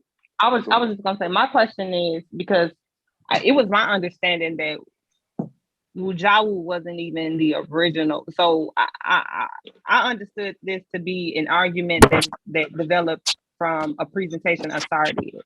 No. Sean did. Sean did. Ben was on the live. Sean and who? Sean and Ben. Nope, it was Sean first. Sean did the video, and let me give you the title of the video. It's called The Big Bang. It's called the Cool. Hold on, I'm gonna give you the title. You tell me what the hell's going on. See, this is where the rubber meets the road at. See, this is the whole game everybody playing. By the time you get to Wujah, he backpedaling, faking you out, trying to act like he ain't saying it, then he say it. They all do it. They all do it. They all say they ain't saying it, but they say it. It's the most ridiculous thing ever. That's why he called it Hegelites. He said, you're taking that the fact that you don't think the African can do this, you're anti-African. Yeah. You don't think that why would I be? They can do that. What I'm saying, we're saying like nobody could do it. They didn't have the tools to do it. I'm saying they said, nah, through logic and reasoning. That's how they came up with it. You know what I'm saying? Right. And they the only people that say that shit. Don't nobody say that. What? Now if that's the case, the Greeks would have been had it. Now it was a point where I think it. I don't recall who was the Greeks. I don't recall who was whose video they were watching or what they were reading, but they read like a passage from something where they were kind of speaking of the Big Bang in the passage. I want to say Wujawu read it. Yeah, that's the Bantu, right? Yeah. Now I took it to be kind of a comparison between the two. I know the consensus on the panel was that no, he's saying that that's the Big Bang, or they're trying to say that that's the Big Bang, or that they knew about the Big Bang. And do you all still feel that way? Do you all still feel that they were trying to say that they knew about the Big Bang and not that the author was drawing a comparison and correlation? When we say the Big Bang, don't get caught up on that side of the Big Bang. When we say the Big Bang, we're really saying, do they understand how the universe came to be? The events. Because if you say because see, that's how Wujah pigeonholed it. Yeah, they didn't understand the Big Bang theory. Of course they didn't, because it wasn't proposed to a certain. See what I'm saying? So that's the game we playing. We're saying, do they understand the mechanism that brought the universe into being? The chain of events, right? Well, The chain of let's events. read it. Hold on. Let's just read it. And here go the title of the first video. You can go look at it. Now watch this. You tell me what you think this video was talking about. It says the first fire in the universe, the Big Bang. The first fire. Then it say Kugo. It said, yep. It say Congo style. And then the hashtag Big Bang Theory, hashtag Africa, hashtag Congo. So what do you think this video was discussing, Amber? I definitely think that those are calling cards.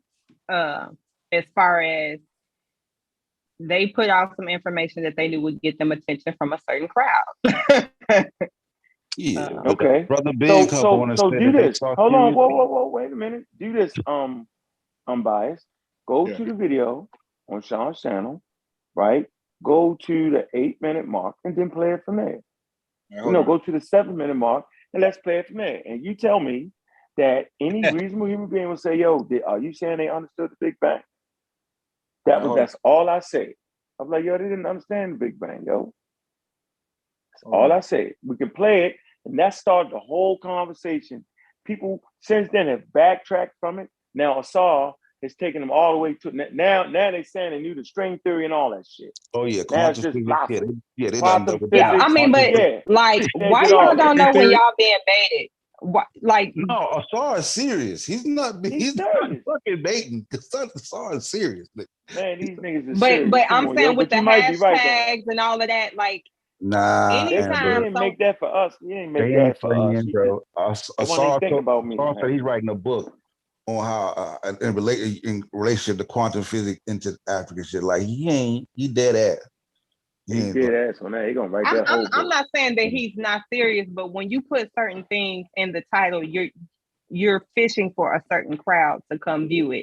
Like, what crowd? Certain topics. I like. If I was to put out a video,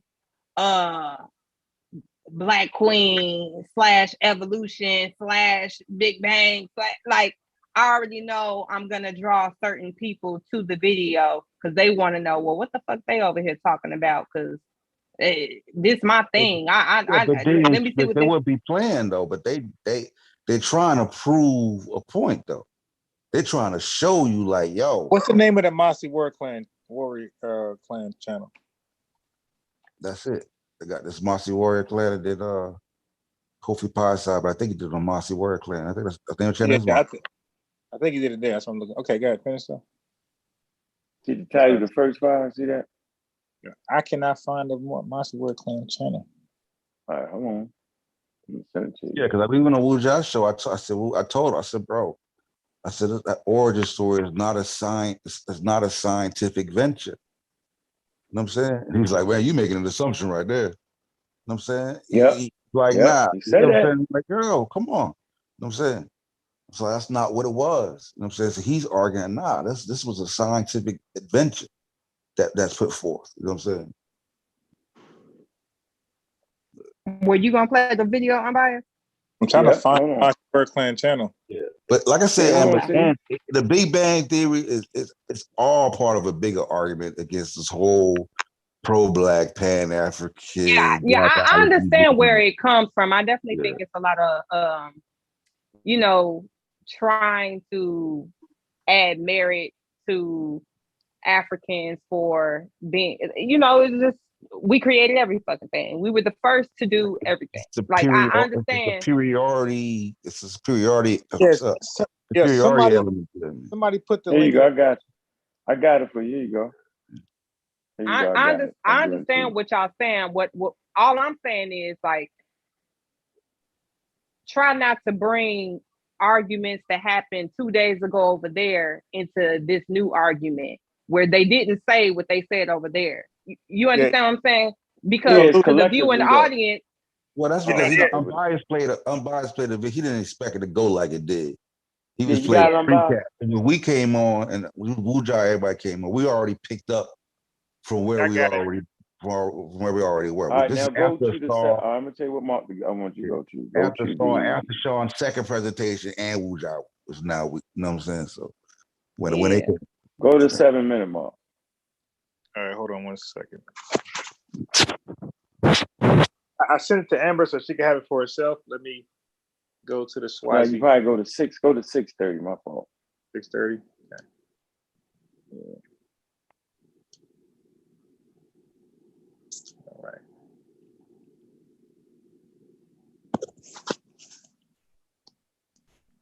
All right. Hold on. Okay. So let me share my screen.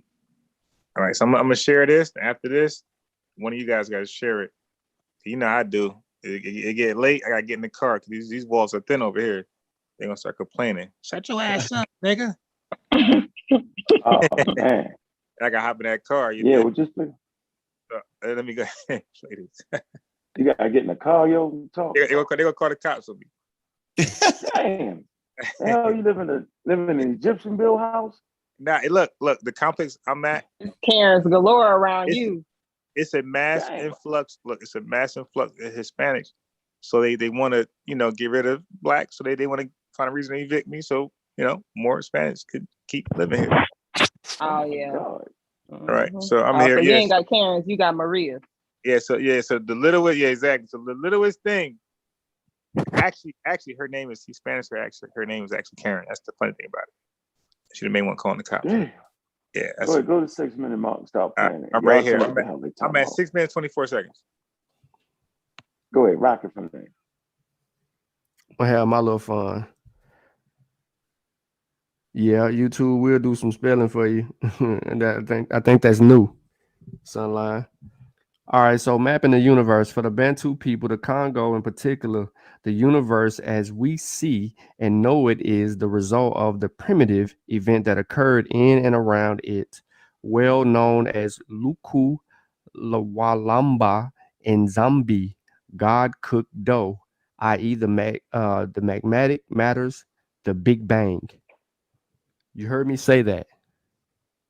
For the Bantu people, the Congo in particular, the universe as we see and know it is the result of a primitive event that occurred in and around.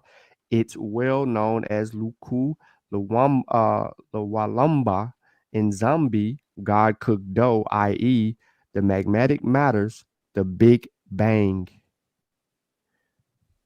So earlier on in this particular paragraph, in the very first opening of mapping in the universe in Foucault's book, Congo Cosmology, the African Cosmology of the Bantu Congo, he introduces the Big Bang. He says it is the result of an expanding fire process that leaves behind through a cooling process, right? And he explains it in what it means in the Congo, what that cooling process is called, Ngondolo, satellites and planets. Do we gotta go further from there? Because just a little bit more. I'm just trying to see what everybody get from that. Just a little bit more. What we at? What minute? Keep going. Let it go a little bit farther though. Hold on. So I make sure I just wasn't fucking crazy. I'm gonna read the Big Bang later. Say the same exact thing. All right. Go ahead. The process of the cosmic expanding fires, the Dingo Dingo Dia Impia Yayalenga. It says, according to the Congo teachings, our planet Earth was the starting point of the first fire, Impaya Yayi Center Didi, in our solar system, Kandu Kiato Inza I Kinkodia Intono E Impaya Yayi Mufukia Intengu. Now, on the ground of this old Bantu teaching, the universe can be mapped. All right. And it's saying Tendu Imwa Yalwa in 3 main layers or zones, depending on if it is in green, gray, or a red state.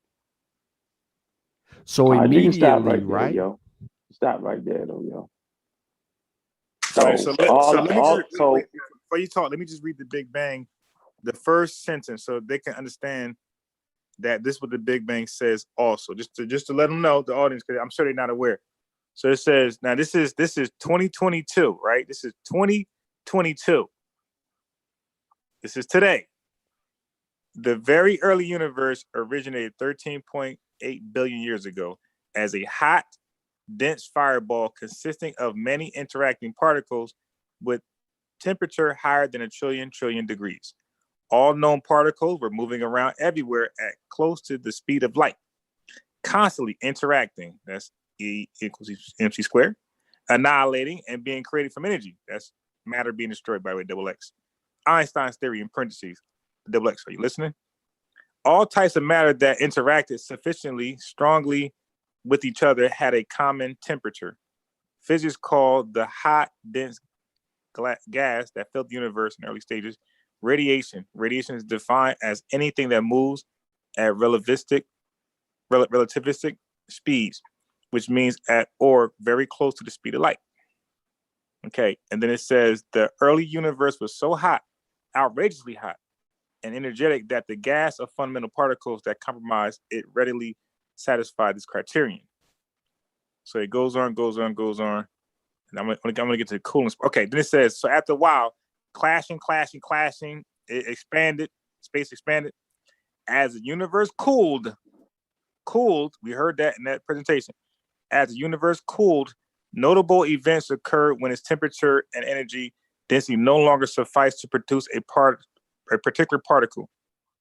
Okay, so it says this happens at times when a particle's kinetic energy no longer exceeds mc squared, where m is the mass of the particles became too heavy for the cooling universe.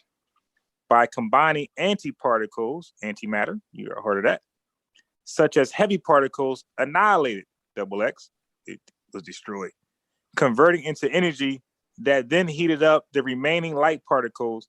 The heavy particles thereby decoupled and essentially disappeared, double X, destroyed. Nigga, the double X crazy, yo. Annihilated, destroyed, disappeared. That's all interchangeable, double X. Okay, so there you go. So now, how the hell, now this is modern science, come to this conclusion after E equals MC squared. This is when they realized that matter can be destroyed and completes in full 100% energy. How the hell they know that? How do they know that without a hadron particle collider? Well, here's the way I look at it. Amber. Hold on. No, Amber. No, Amber. What did you hear when you heard him say that? Because remember, I'm trying to show you how these events. I simply asked the question. Right? I said, are you saying that they understood the Big Bang? I understand what you're saying. I understand that question. Now, no, as far I'm saying you see why I asked it though, right? I do see why you asked the question. I do. Okay, so I wasn't long out. That's all I'm saying. I do see why you asked the question because there are correlations. However, and I do feel like it's being framed as though they understood the Big Bang, right? That's all I was saying. That's all I was saying. Nothing more than that. I swear. Yeah. They made it seem like I was a dummy. Oh, why would you? That's a dumb question. Wait a minute. Did y'all hear what Sean said that made me ask the question? Like, that's all I was saying, Amber. And then everybody started piling on because they was dead in the water anyway. Like, Wuja, he disappeared after he claimed he could take a PSI test. I don't even know if it was on this show. PSI test to know whether to take a vaccine or not. He disappeared for a month and a half after that. I don't know, Amber. This is what I'm saying. I feel like there are words that's being left out that and this is why I feel like it's being framed that way. When you say that they map the universe, they probably mapped the universe as they knew it, right? Not the entirety of the universe that we know it to be today. So that's one thing, that the as they knew it part. Right. That should have been added. I also feel like while I do, because I don't know their teacher, I don't think it's impossible that they think in their mind a volcanic eruption started this and they go through and see that process. And then years in the future, it's not a volcano that started this, but it mirrors that type of, action. So again, I can understand how they could have that theory, but I wouldn't correlate that with them understanding the universe. Do I feel like it's being framed that way? Yes, I do. But I've only heard a snippet of the presentation, not the entirety. So I can't say for a fact that that's what they were doing, but it does appear that they're framing it a certain way. And don't forget the titles and the hashtags. Before you say something, okay, now, I think that's disingenuous. Disingenuous for him to say volcano. First of all, Amber, I got a bunch of Big Bang books. Yeah, so let me just say this. Okay, Unc knows. Unc knows I argue Big Bang way before a virus, a pandemic. He convinced me through pandemics. The volcano analogy are from Big Bang scientists, okay? So you can't do that to me. Also, the A-bomb. You can explain the Big Bang from A-bomb, and you can explain it for a supernova. So these are the different ways that they can explain the Big Bang is real. So for Asar to introduce the volcano thing, because he couldn't say the supernova, and he couldn't say the A-bomb. So to say volcano, these are still scientists' ways of proving the Big Bang. This is not common folk thought. I know, yo. See, that's the bullshit. See, now I do. Now this comes from who? What tribe does this come from? The Bantu. Bantu. Are there in West Africa? Would they even have access to volcanoes? Probably not, because I'm not sure. Yeah, listen. Okay, Amber. To even Mount associate Kilimanjaro? a volcano. Yo, hold on. Look, what for volcano scientists, is in Egypt? that's the part I don't like. That kind of upset me. To even associate a volcano with the Big Bang, you have to know about volcanoes. Yep. Not observing. You got to know what happens with all volcanoes. They cool down. Yep. Yo, has anybody coined spooky out yet? Who? He said, you get on my nerves. If not, I got dibs on that. I'm copywriting that right now. Let me know. That was funny as shit. Hey, but I can show you that he was saying that it was a scientific venture, right? Listen, if you can hear this. This is from his show when I asked him. Right? Same explanation to Can you hear explain that? the same things. Yeah, clear. Right, like when you look at ancient society, right? So the conversation too is being has like, it digs into evolutionary psychology, right? So when you look at ancient times, right, and what you're talking about is a origin story, okay? These are origin stories that in every culture have origin stories. That's different than not apply when you're mapping stars for a purpose. So the purpose of origin stories aren't necessarily for them to be true. It's just to create an adhesive religion, for lack of a better term, that binds the people together that they all connect to.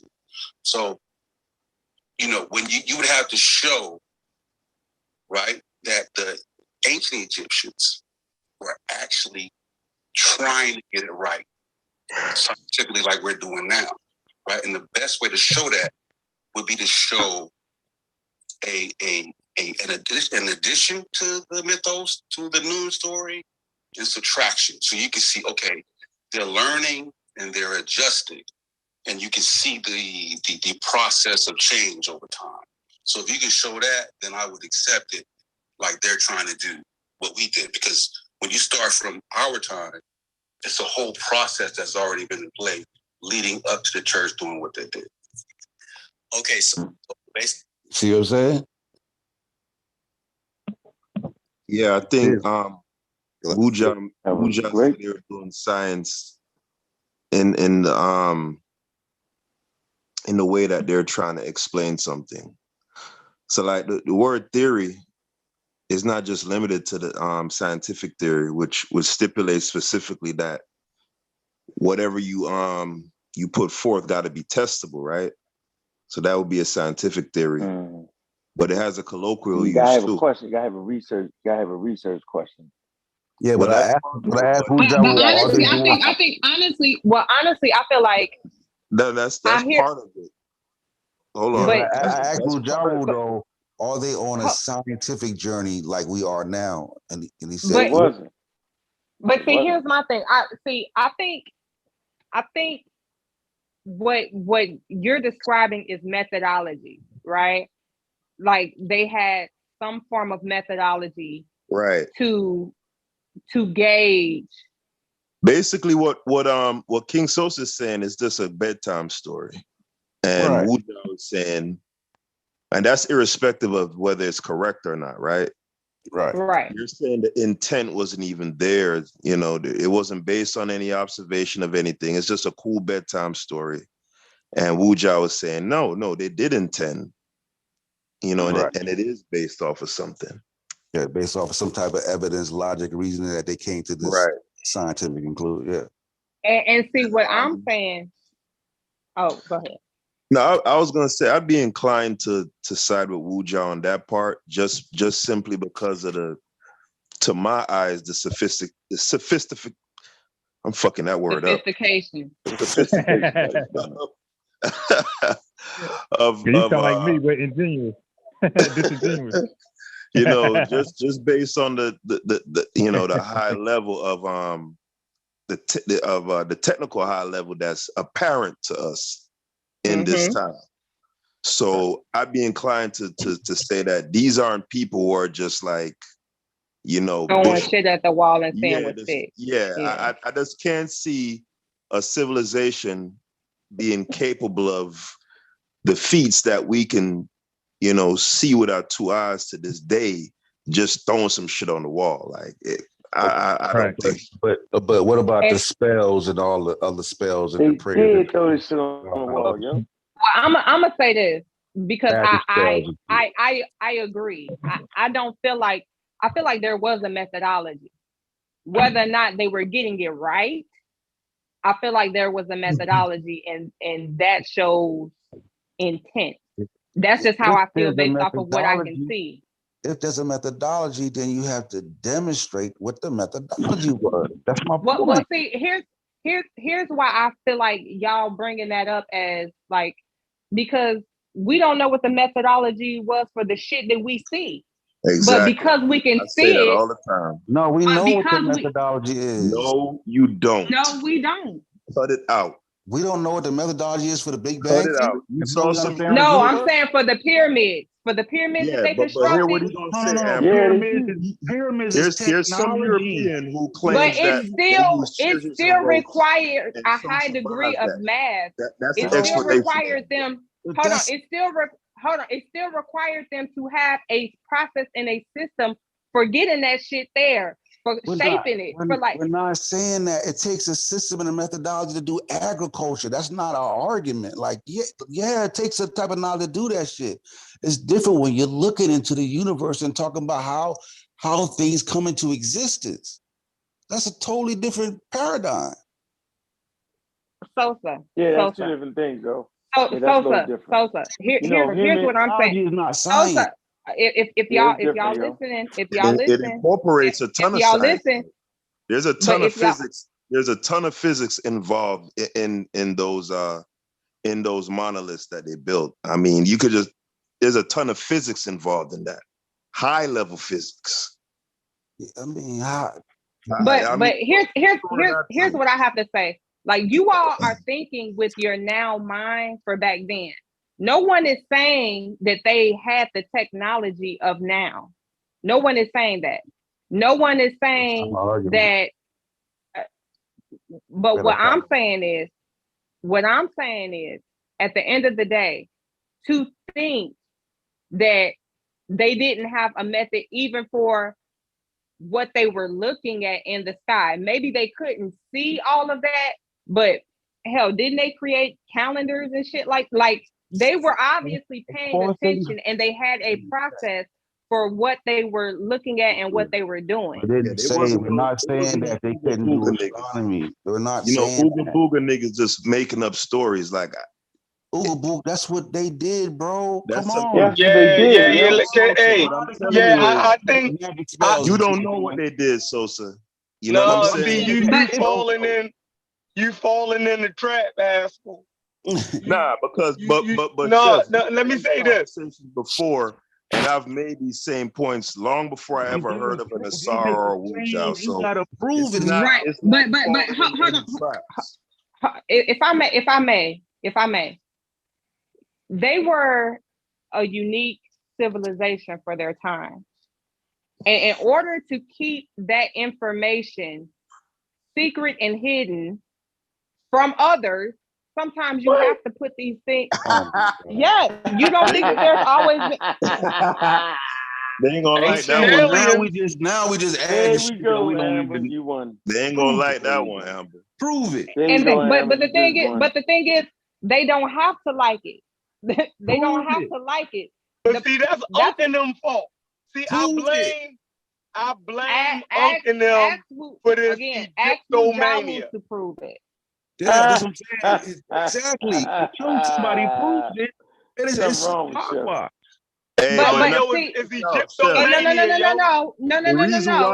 The reason why people are gung ho about Egypt is because of the awesome visual evidence. Remember, Egyptomania has existed long before any of us has even been on the planet, and the reason being is because of the amazing shit that they left behind. It ain't based on amazing shit all throughout the whole world.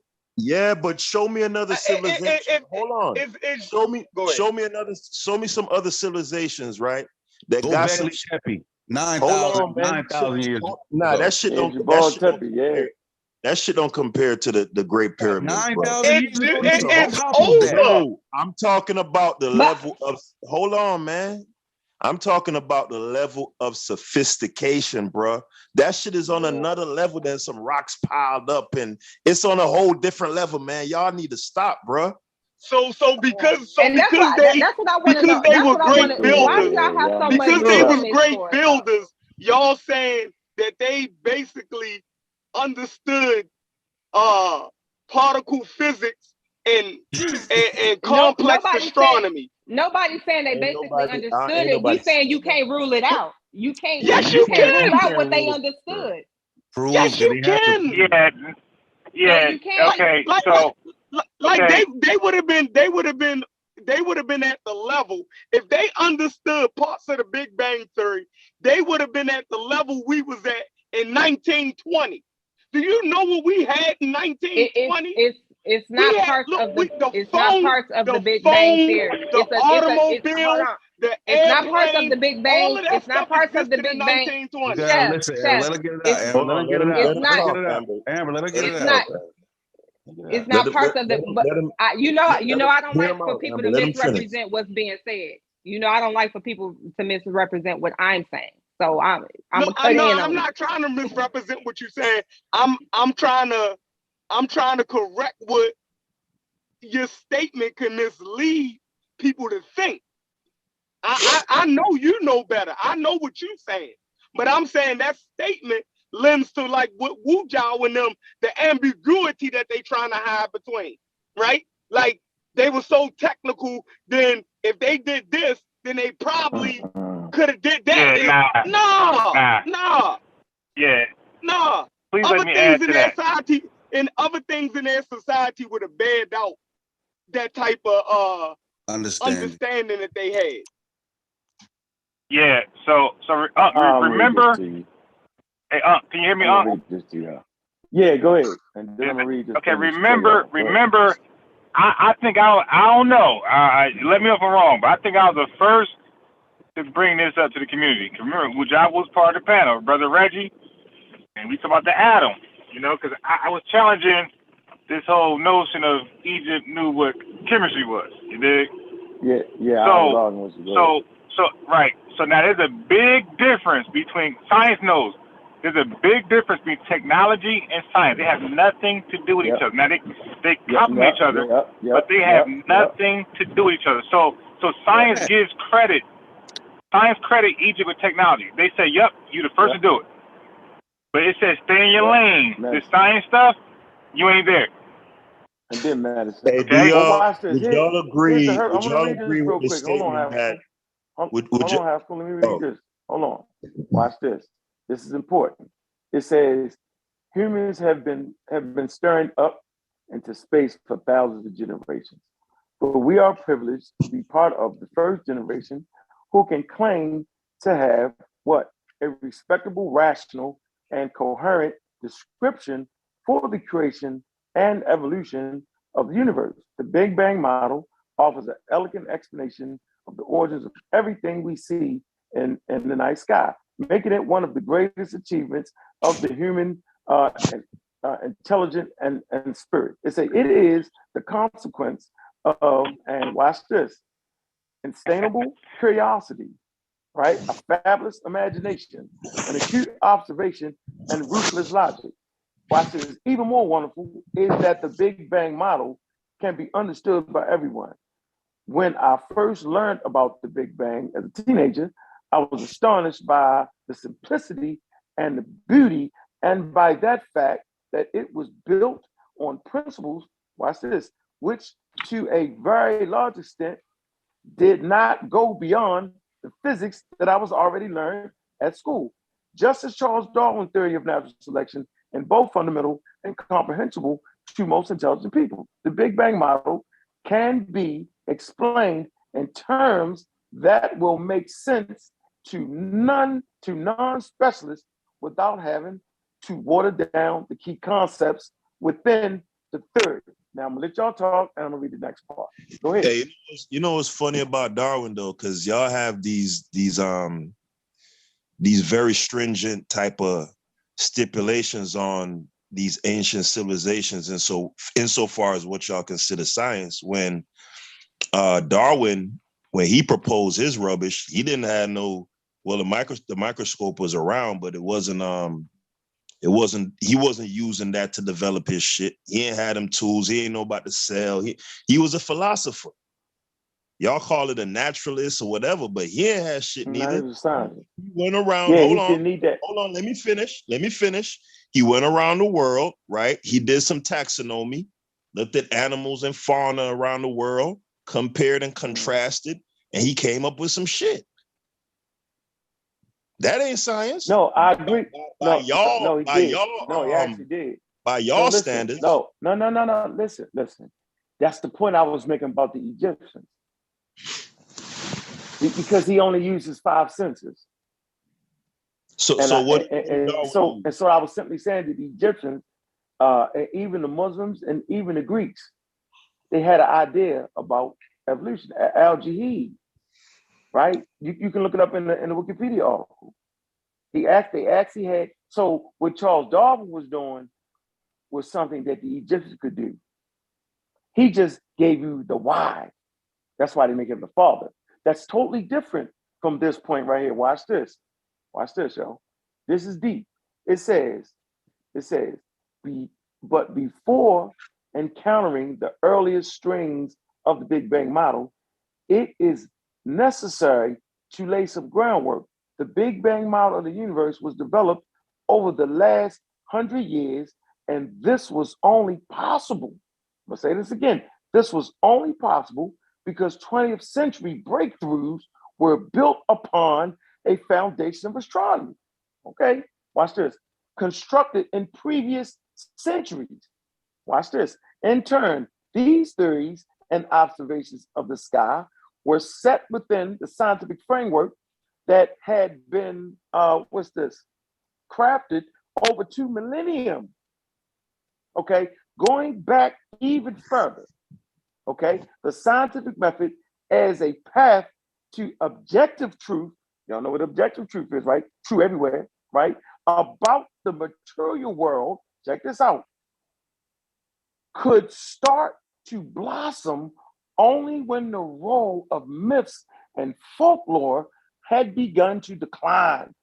All in all, the roots of the Big Bang model and the desire for the scientific theory of the universe can be traced right back to the decline of the ancient mythological view of the world. That was their block. It was their mythological, philosophical view was the actual block. And not until it started to decline did they could move forward. That's something the Egyptians couldn't do. They always had spells involved, even when they did their medicine. Not the rhyme, but the green, not the rhyme mathematical papyri, but the medical papyri, right? Although they had a congenial thoughts, right, and evidence, right? But Lord, they put spells there. They couldn't get past the fucking spells.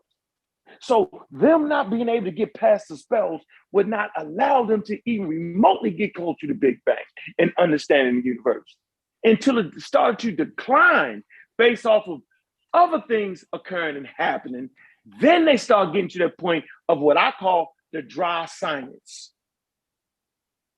I have a question. You know, the 1, 2, 3.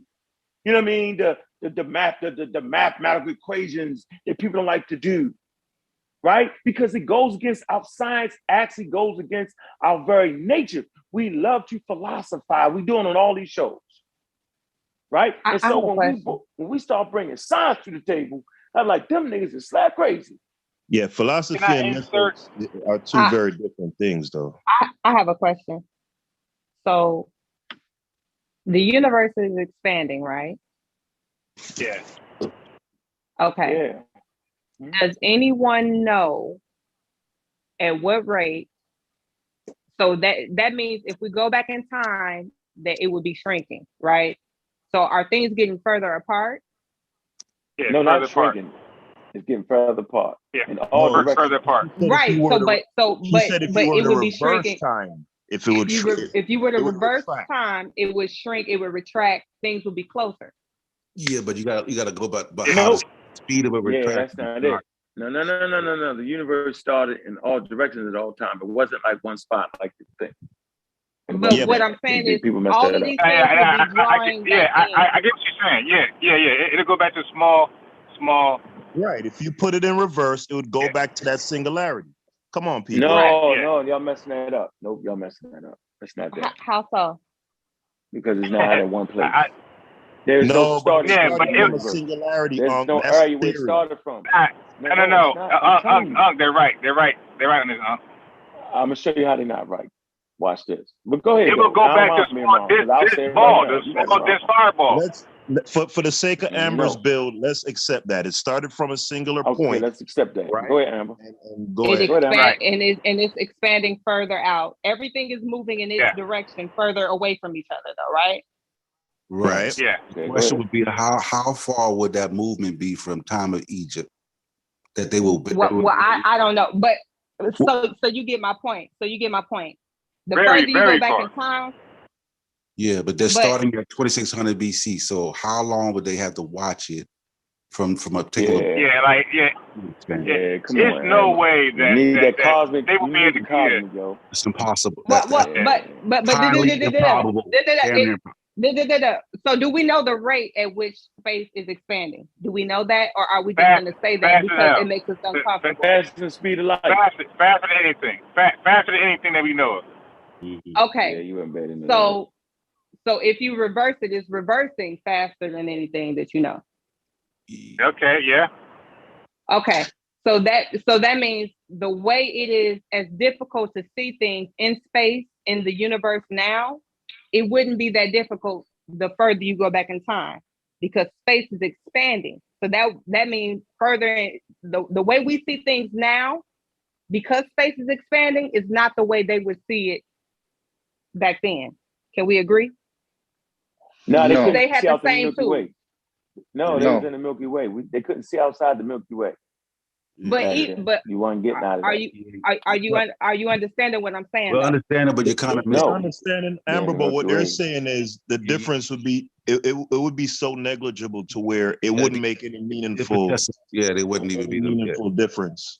Yeah. Right. Because remember, according to the theory, you're talking about 13. What is it? 13.8 billion years. Right. 13.8. Right. So, and the Egyptians were around what, 5,000 years ago or so? Is it 5,000? Yeah, 5,000 BCE. Yep. Right. So it's not, it wouldn't be significant enough to make. That's not even a fraction of a percent. Right.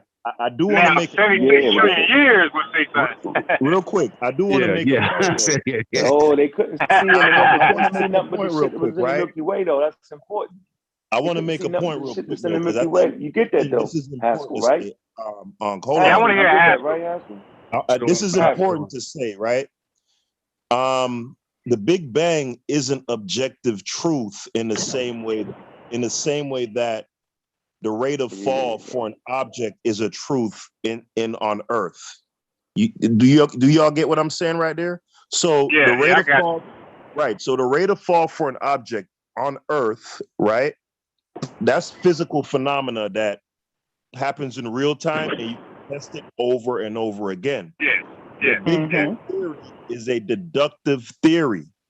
It's not something that can be tested because it's an event that's already occurred. You can make. You got that wrong. Hold on. You can craft a. Let's hear my way up. Hold on. You can craft a model using, and that's why they call it a model, right? You craft a model using scientific precepts, mathematics, etc. But it isn't something that you can falsify because you can't observe it. It's already happened. Yeah. No, you can't. You guys represent the Big Bang. No, have to observation and it's not a fact. Listen, observation and science doesn't mean that happening with somebody said it's not a fact. Somebody said it's not a fact. Big Bang is not a fact. Haskell, let me say this though. Wait, we got to do one at a time. Observation is science. Peace. Doesn't mean, hold on, Google, real Everybody quick, and doing. then you can go. There you can go. Observation is science doesn't mean that you have to see it with your bare eyes, look at it happen. Observation is science refers to that whole process that you just explained. They can observe it through experimentation and testing, like right? hadron colliders, right? Exactly. That's how they can observe it. Go ahead, Google. No, they observed it with the Hubble telescope. That's what I'm saying. That's what I'm saying. That's It's called the red shift. No. All right. No. I got it. Let me explain. He's right up to the point where he says it's not falsifiable. That's where we went wrong. It is falsifiable.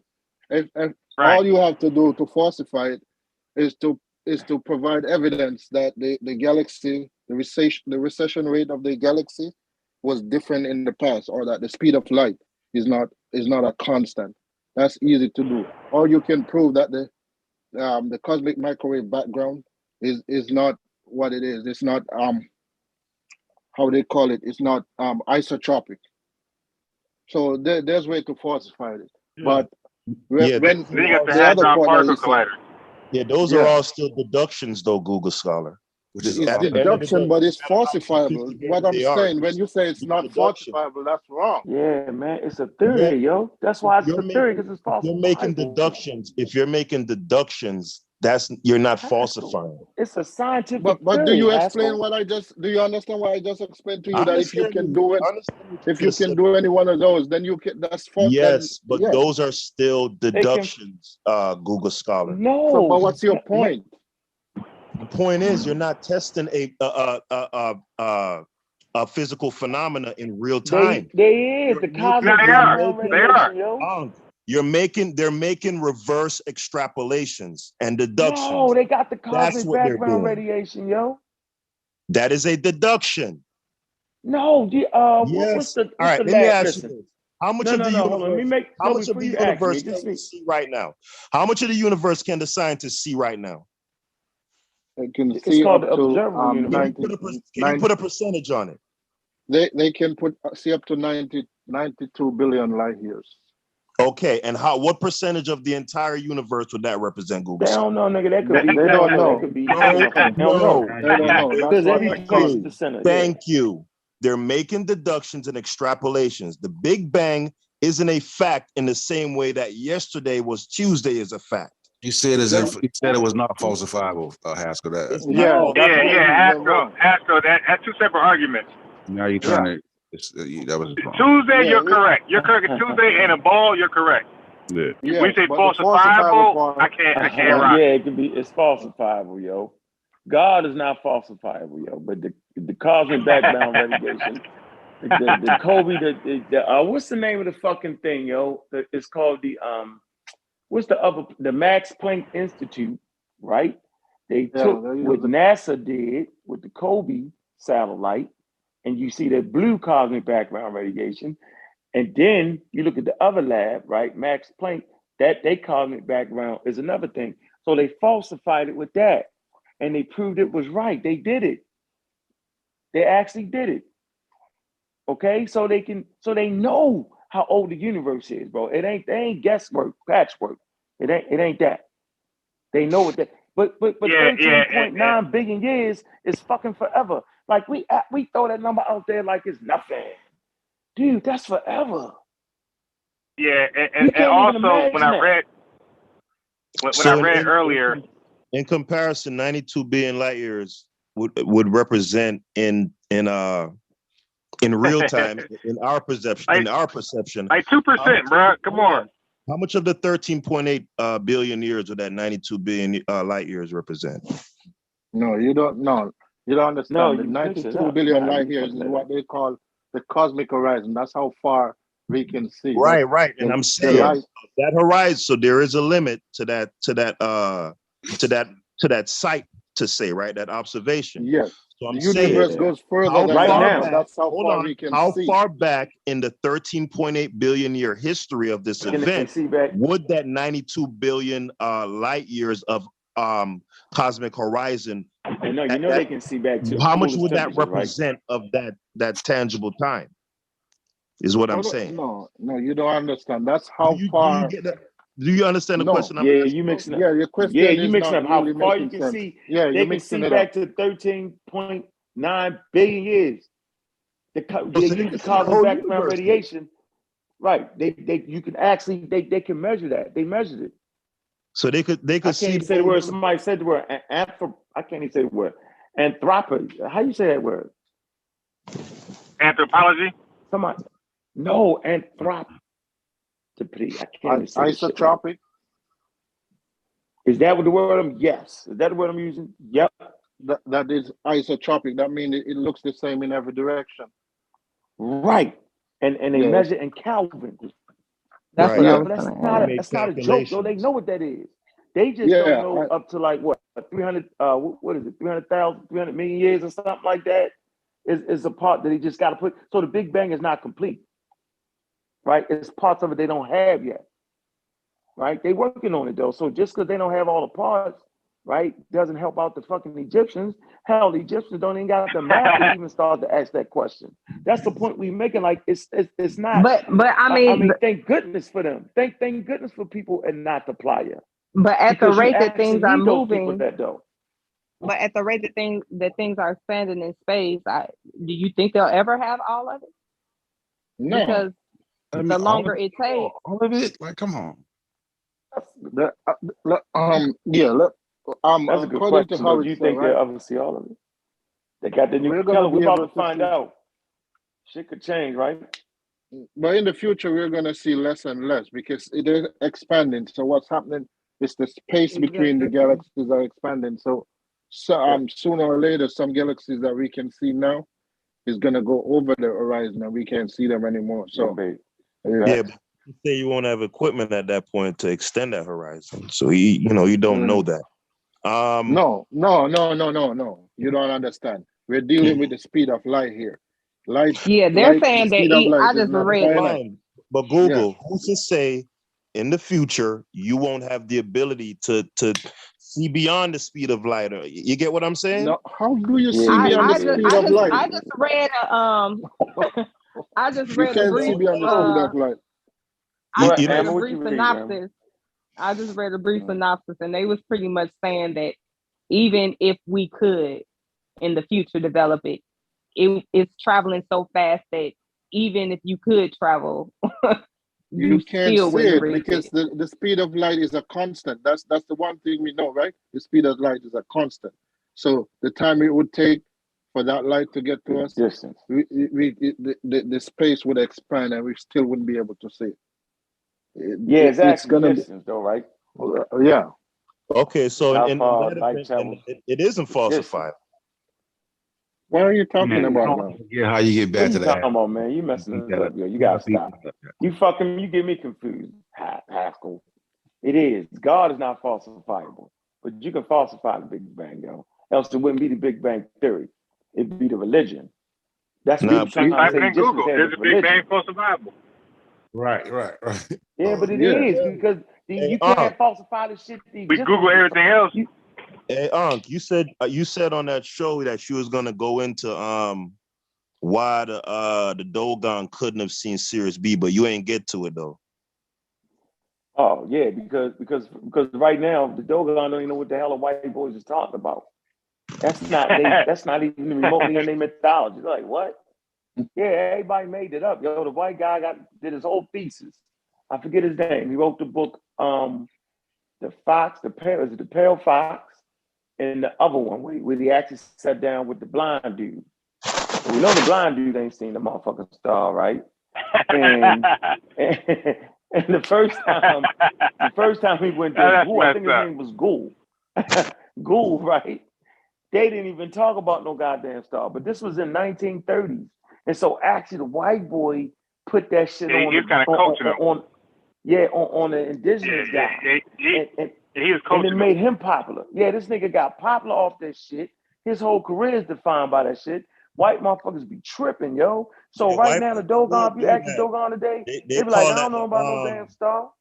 They call that the magic Negro thing, and they'll use that to get acclaim for themselves. I feel like that's what I feel like, not to fuck this conversation up, but I feel like that's what that other cracker did. Edward Mather, I think he did that with that Onesimus shit. I don't buy that shit. I'm just saying. Yeah, and I came on here. That's possible. No, That's he possible. didn't get popular off of that. No, whoa. Everybody messed that up. He blew up. No, he didn't blow up off of that. Yes, he did. History because of that. No, I actually wrote. Come on, yo, I read the whole thing, yo. I think sometimes what happened was he took that. I'm not rocking with Haskell on that. No, Haskell. He took that as a stepping stone to research if this shit was possible. They wasn't listening to niggas. Cotton Mather said, "I hear you," but nobody else was gonna listen to it, so he had to research it, and he found other places in the world that was doing it. He's like, "Well, fuck, other places in the world is doing it. They doing it. Let's try it." Is it plausible for Cotton Mather to have already observed that, but be afraid? Because you know what happened when he proposed it? He burnt the damn house down. So they're religious nuts. So he took like Haskell saying, like Haskell saying, he didn't want to put that on him. He said, "Yeah, this crazy nigga over here talking about there's a cure for inoculation for smallpox through cowpox." No. Yeah, that's what he said. He said, "Yo, I'm just saying, like, I kind of feel like that too." No, they were doing it in other places. No, they were doing it in other places in America. Yo, hold on, wait. Yeah, not Africa. They were doing it in India. I think it was. It was China or India. They was doing it. China. They was doing it in Ethiopia. They was doing it. No. Listen, I don't know, man. You got to first up on that one. Yeah.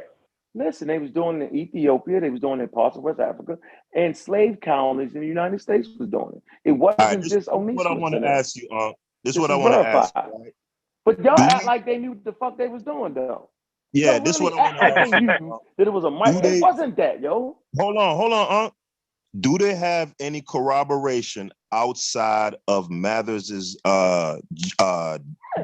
dictionary? Because they're saying he was doing it in his tribe, right? Do we have any records of this shit in this? Hell no. Yeah, you got a doctor. Hold on, you got a Harvard doctor. His name is Boylston, right? Now Boylston was like, "Hold on, Cotton Mather, we're not doing that preacher medicine shit." He was against it. He was like, "Yeah, I see the slave shit. I see it." He's like, "We ain't doing that shit." Right? And Boylston was like, "Yo, we not allowing a preacher to start infecting motherfuckers." You know what I'm saying? Because you looking at the slaves do it. He said, "Wait a minute." Right? Boylston they did the clinical fucking trial. So this is the first clinical trial on this particular thing now. Right? So I'm telling you, it's detailed. They actually did a clinical trial off of that. Nah, man, but I'm telling you, dog, this ain't no normal shit. Question, it does answer your question. If there was corroborative, Boylston collaborates it. No, that's not what I asked. I asked, was there corroborative evidence in West Africa? Because if he wasn't the only one that they did this shit to, right? He would have had other tribe members. You said in West Africa, right? Right. Yeah, he won't be the only one inoculated. Yes. Yeah, we do have evidence that it was other places. Yes, they got evidence that they was doing that. Yes, I'm intrigued to see it, bro. Send that link. Bro, that's not hard to find. Ethiopia, listen, Ethiopia was doing it. No, China I'm talking was about doing it. They had different tribe, man. I said it. Job right now, from that nigga tribe, bro. From his tribe. He's asking specifically for. No, how am I doing the Wu Job thing when I told you I read because you talking about Ethiopia? I'm talking about that nigga tribe, wherever that nigga Onesimus was from. Yes, he's yes. You can go right there. Tribe wasn't doing it. How would he know? How would they have it built up? The source is bad. I can just do the source, so I ain't doing that shit. So y'all put me on a Wu Job track. I don't appreciate that. And have even a built up immunity if the tribe wasn't doing it. Though.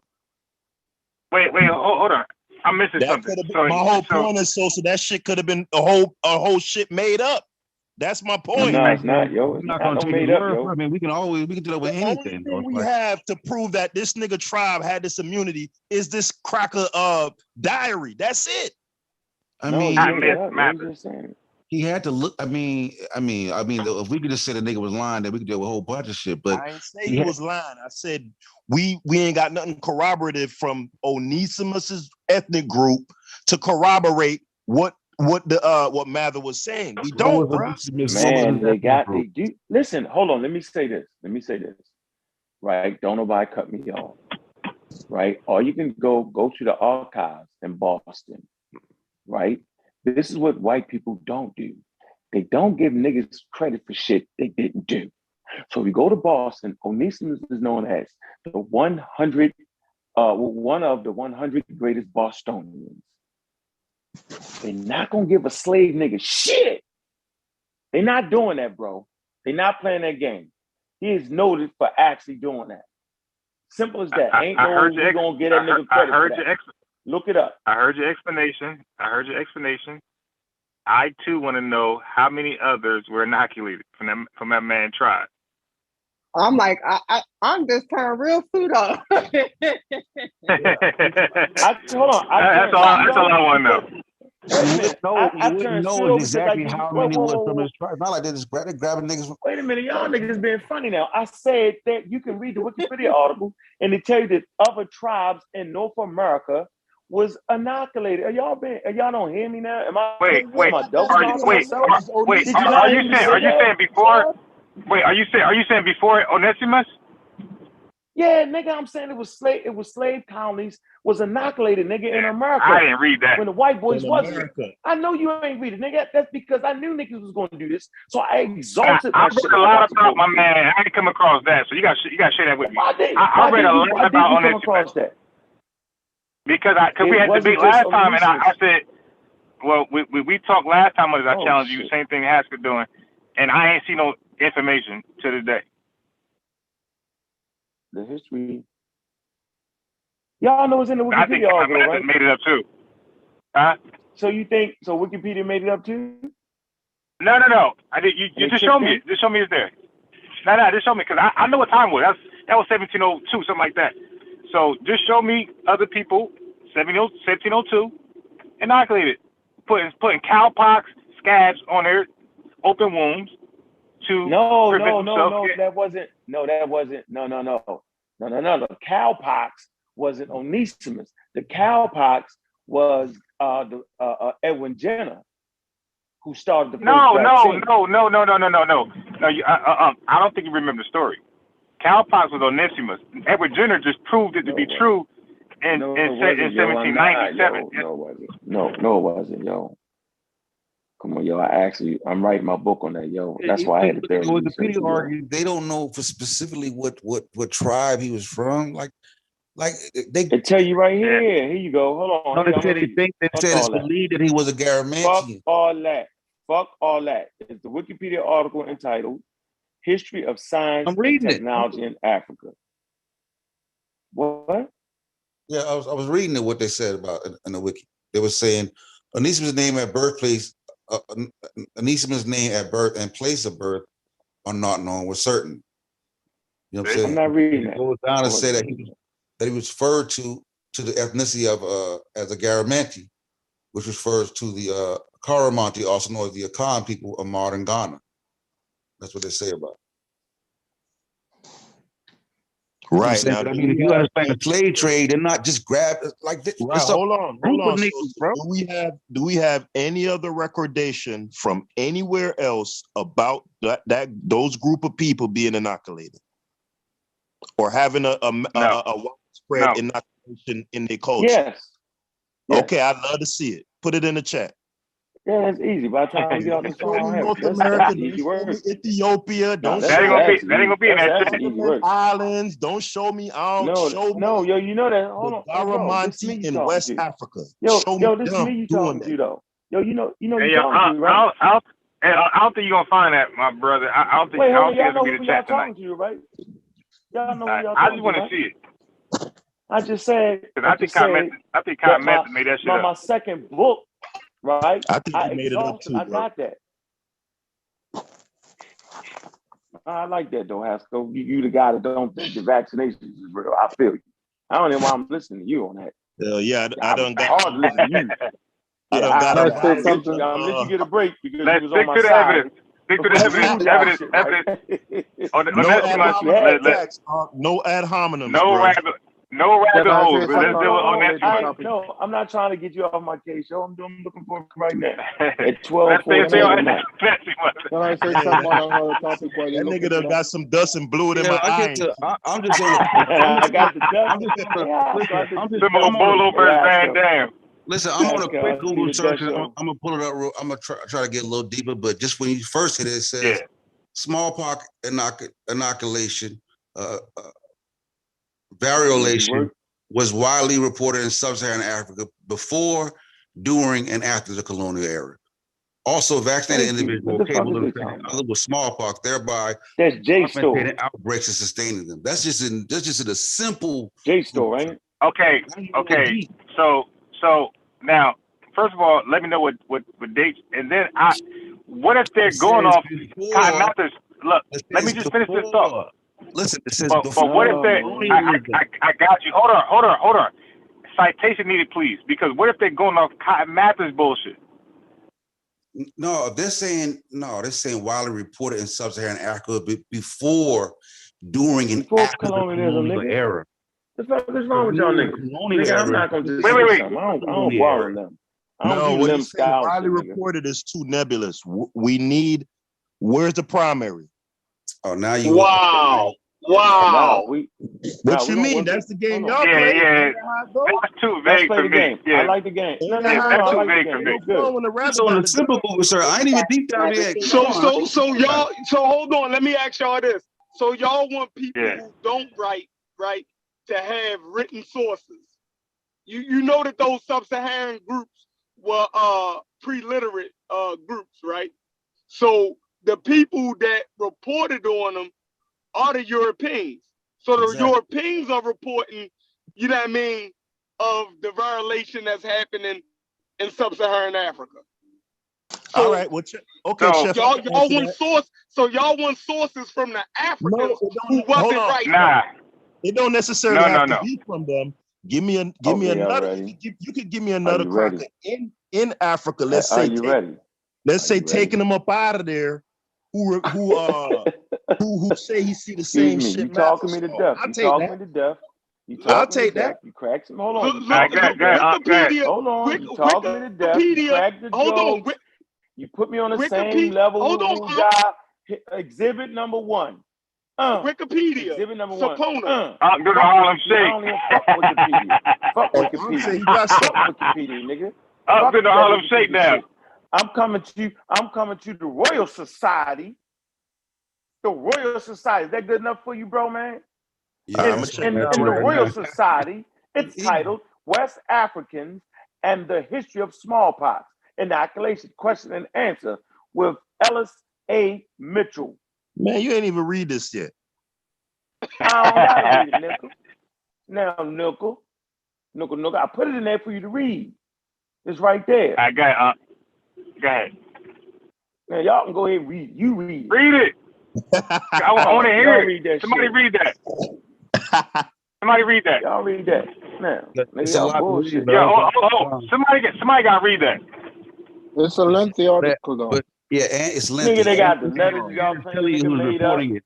It's telling you like French and English accounts of sub-Saharan Africans from the West African hinterland describes inoculation methods for smallpox and yaws, another pox-producing disease. These are the French. Okay, hold on. I got you. Do they explain how in the Caribbean? They always talking about in the Caribbean and all that. Do they explain? Do they explain the inoculation process? I don't know if they. I'm reading it now. I don't know if they explain. So you're saying that the inoculation happened through serendipity? That's what you're saying? No. I'm not saying that. I just want to. I'm just curious. I'm just an informational guy. I'm just curious. Yeah, but I'm saying if they are inoculated, and you rejecting the fact that they. No, because I just got 2 questions. I just want to know. I just want to know. Did they explain and I've and a spent the date? last 4 Did they give years a date? tracing West African, Central African,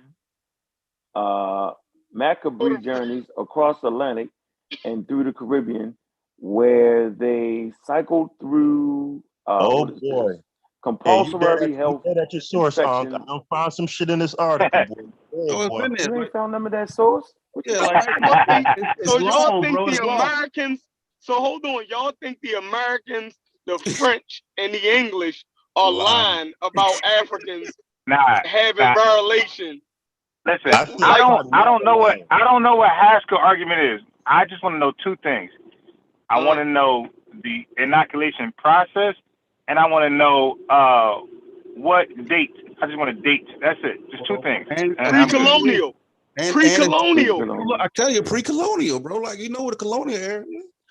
I'm saying. And it said, it says, in addition to North America, this is the doctor that's looking. He said, I have also found evidence of enslaved Africans in the Caribbean, including Jamaica and Saint Domingo, present-day Haiti, who performed smallpox inoculation and likewise insisted that it was an ancient method in their homelands.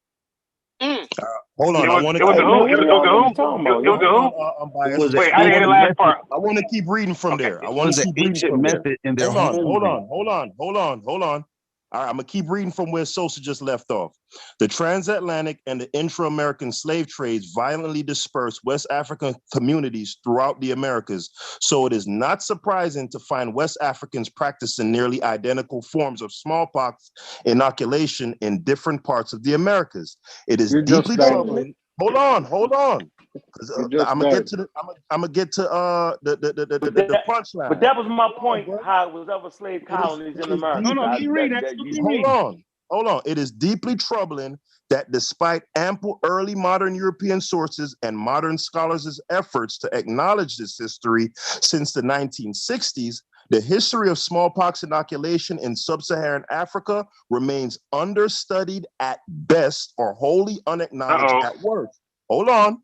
While some enslaved Africans use smallpox inoculation, West Africans use smallpox inoculation to prevent or contain epidemics, I have not found evidence that enslaved West Central Africans use smallpox inoculation before Europeans introduced it in the region. Oh my God! Come on, you commentating. What is you doing? What's the oh my God for though? What's the oh my God for? Yeah, what you saying? Yeah, what's the point? What's the point? Y'all don't understand English? No, I don't. Let me read it again. No, I don't understand. No, clarify. What is the got you mean? Where you at? Yeah, where you at? No, I want to hear what did they just disprove? What did they? Let me read it again. Hold on, where you at in the article? Whoa. You guys said pre-colonial, right? Hold on, bro. The article said pre-colonial. Hold on, I'm gonna count the paragraphs and tell you. Are you after the Cotton Mather's letter? Is it after that? Wait, hold on. One at a time. One at a time. Yeah, it's well after the Cotton, it's well after the Cotton Mather letter. So exactly, and that's my point. I'm gonna tell you how many. Start in his history of inoculation de petit. Why don't you start there? The French geographer Charles M. Marty. Sosa ain't started there. He just finished where Sosa started. Yeah, I finished with, but it's fine. It's fine. You ain't said that stated that many West Africans have been practicing smallpox inoculation since times immemorial. They said the transatlantic slave trade violently dispersed. That's what you was reading? West African communities throughout the Americas, where they continue to share their medicine practices, including with their enslavers. You ain't hear that? It say the persistity of I can't read sources, alkaline sources does not. What is it? Paucity. Paucity. That word. Go ahead. Keep. You say it. Go ahead. Read it. Go ahead. The paucity of archival sources does not enable us to fully grasp the extent to which enslaved or free medical practitioners of African descent practiced inoculations in the Americas before the early 18th century. However, a handful of surviving accounts suggest that they were practicing it without European physicians' oversight or knowledge by the turn of the 18th century. All right, keep going.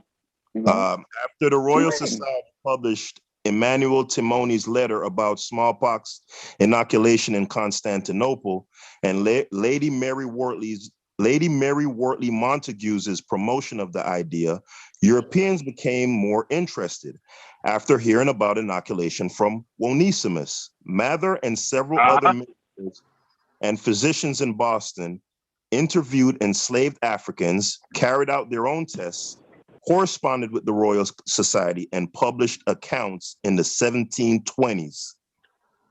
In the 1720s, afterwards. So you see, in 1773, this French shit came after that. And way after, 70 years later. Way after, 50 years after. Oh yeah. We got a problem. Now, Onesimus 1706. Keep reading. You got to keep. Like, I'm going down. Just read. So read. You got to keep reading, man. Don't jump off the boat. Come on. Hold on. Tight, bro. I just wanted to point that out as an aside. I'm gonna keep going.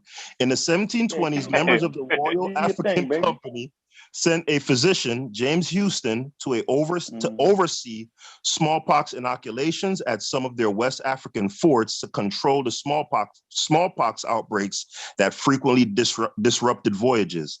In the Americas, pamphlets describing smallpox inoculation circulated widely in multiple languages, and reports began to circulate about Europeans inoculating enslaved Africans by the thousands in the Caribbean and North America. Nevertheless, the practice remained controversial and subject to occasional bans until the 1760s, causing some Europeans and Africans to perform smallpox inoculations without government or European physicians' oversight. Dang. And we keep going.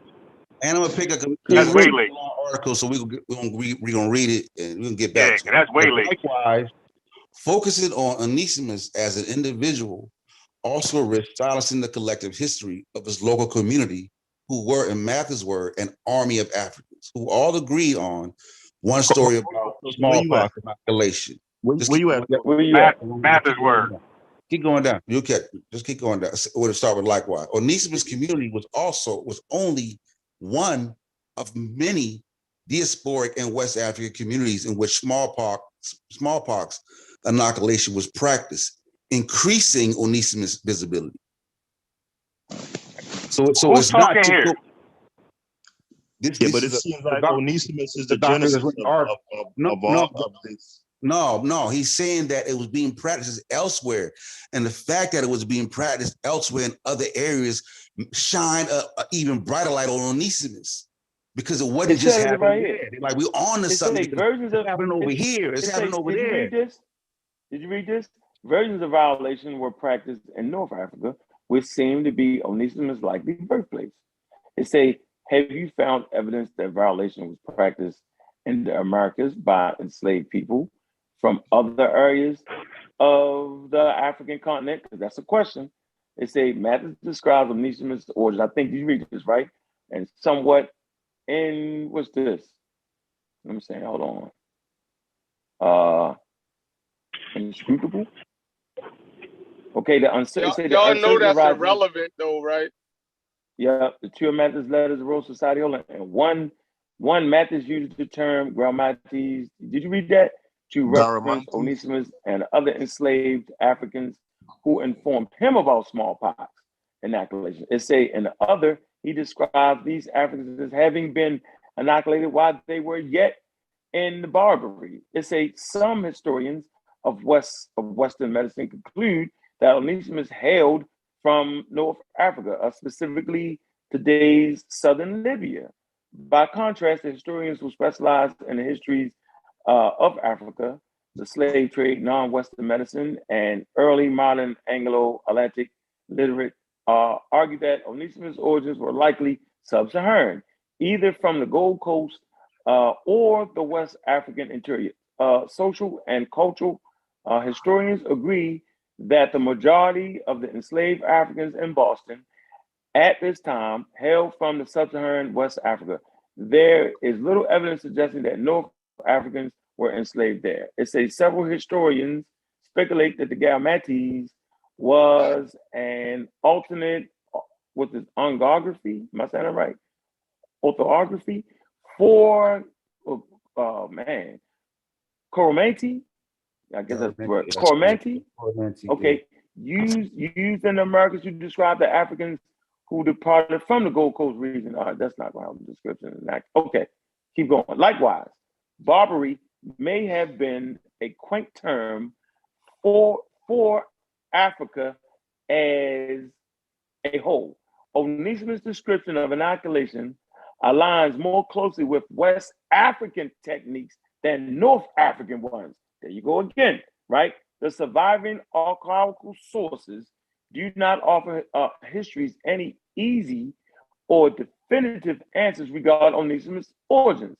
Nevertheless, for the last 45 years, numerous scholars have agreed that he was likely West African. French English accounts of Sub-Saharan Africans, West Africans, Hitherland describe inoculation method. I'm reading it again. French and English accounts. The white boy. Y'all ain't gonna believe I'm gonna be the white boy. That's how I saw it the other night.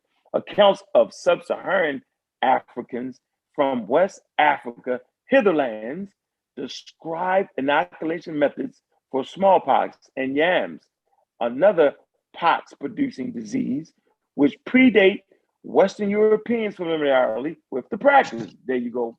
Where you at? Where you at? Don't hide now, nigga.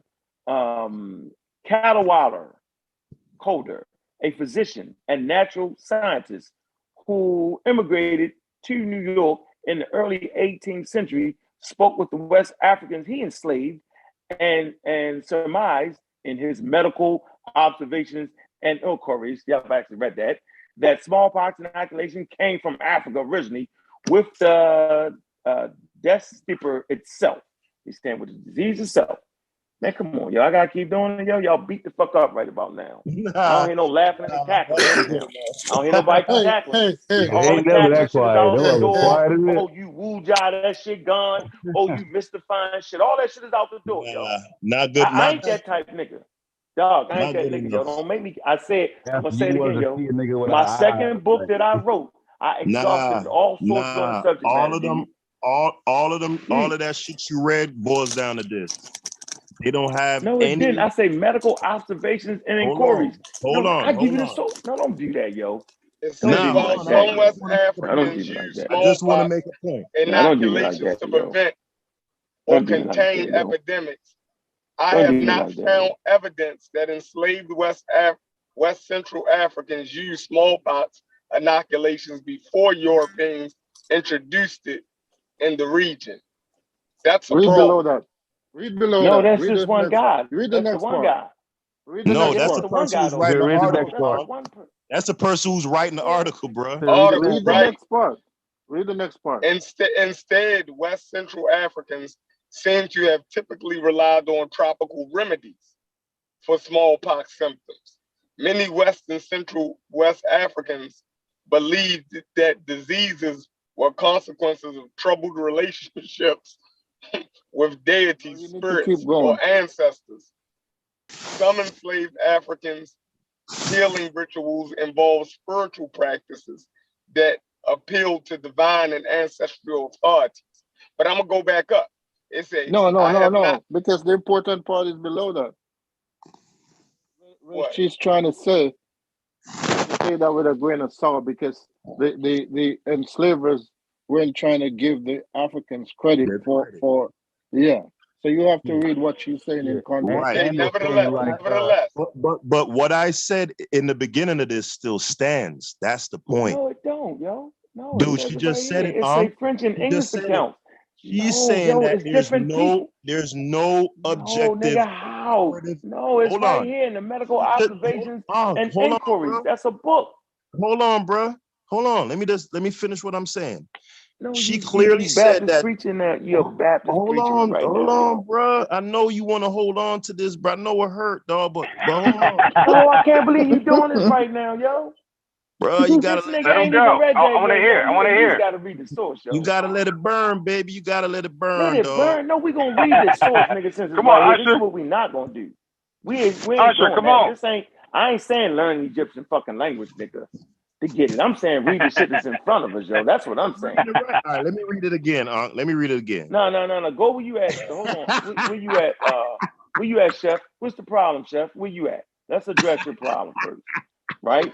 Let's address your problem first.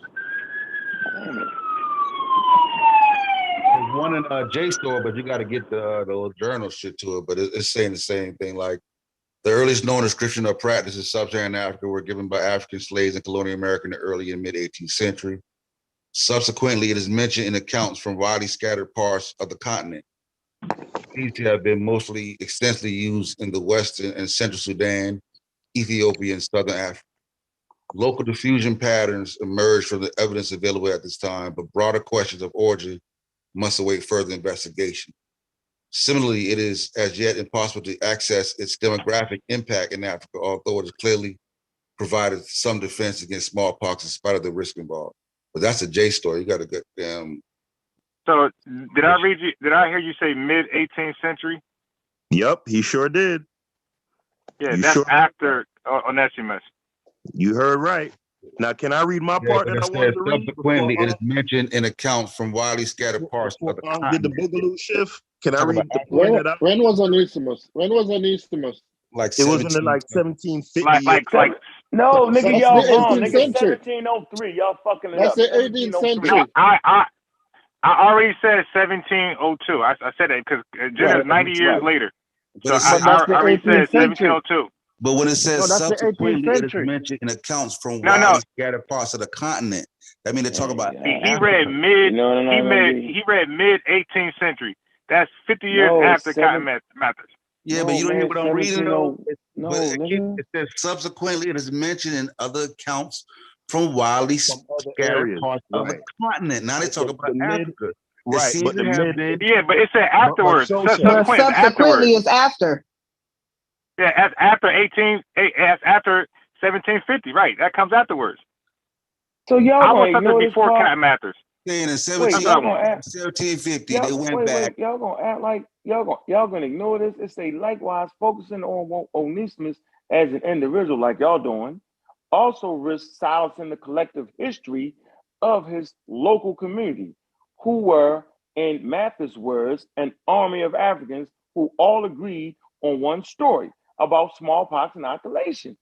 Onesimus' community was only one of many diasporic and West African communities in which smallpox inoculation was practiced. Damn, yo! But didn't they say in Mather's words? Isn't that the person who y'all questioning? Right. No, that's still his account. No, but what they're saying that's not a Mather's account. That's not Mather's. What they're saying is that absent of Onesimus. But they're getting their commentary from him though. No. That's not what they're saying. They're saying that because they saw it happening in other areas, it shined a light on Onesimus' story. Because they're saying not only does this shit happen over here. Read it again, please. I just read it. They've seen it. Go ahead, read it again. But that would be after, right? That would be like 1750. Read it again. Subsequent. Hammer down the time period they saying. And it shines a light on Onesimus. Yeah, but so we got that part, bro. But we saying that whenever time that light was shine, let's read it again to hammer down what time, where it falls in the timeline for the other areas. Bro, y'all gonna fall apart, man. That's read it again, one person. Listen to what I'm trying to tell you. King Sosa. The part that you're emphasizing, though, they said subsequently, which means after that. That's another article I read. That's not retaining what Uncle read. Read it again. And what Unc just read, they were giving Mather's account. Read it again. On Onesimus, they say likewise focusing on Onesimus. That's the slave. He's a real person. Read it again, please. They say likewise focusing on Onesimus as an individual, also risks silencing the collective history of his local community, who were, in Matthew's words, I think, like you said, right, Amy? In Matthew's words, an army of Africans who all agreed on one story about smallpox inoculation. Onesimus' community was only one of many diasporic and West African communities in which smallpox inoculation was practiced. Increasingly, Onesimus' visibility without further obscuring the untold numbers of West Africans who were also familiar with the smallpox inoculation. Requires rewriting a catalog of Matthew's biograph and reflected these histories. It is also requires a collaboration with other scholars and and archivists to ensure that records bring the relationship between these sources to the fore. Trulut, how do you say his name? Truluti, that's the French word. Trolut also reminds us that not all silences are equal and they cannot be addressed or redressed. In the same manner, the archival strategies that might be most effective for making Onesimus one more prominent may not work as effectively for other Black people and other collectives. I don't want to keep reading this, but I'm gonna stop right here and go to another. This is one. Yeah, but that's what he's saying. This is one doctor doing it. Off, but just for clarity, they're saying that it's popping off in other communities outside of Onesimus' community. Therefore, I'm just getting started. That means that it's congruent with Onesimus, and they're saying that, and they're saying increasing. Post-colonial. West Indies to Boston. Y'all told me pre-colonial. Hold on, bro. Hey, bro. Yeah, y'all told me pre-colonial, and now it's post-colonial. Hold on, before we jump over, we're dealing with this segment right here. If can't get around it. If they're seeing it in other places, the violation method of violation post-colonial. I'm at Wikipedia right now. I'm saying at one place. I'm at Wikipedia right now. It says violation method of inoculation was long practiced in Africa among sub-Saharan people. The practice was widespread amongst enslaved colonial people from many regions of Africa and throughout the slave trade in the Americas. Slave communities continued to practice the practice of inoculation despite regional origins. And then it goes, Mathis followed Onesimus' medical advice because he wrote inferiority had not yet been indelible written onto the bodies of Africans. Additionally, Onesimus and Mathis believed that disease, specifically smallpox, was a spiritual and physical punishment. This is the African medical knowledge, the plan style.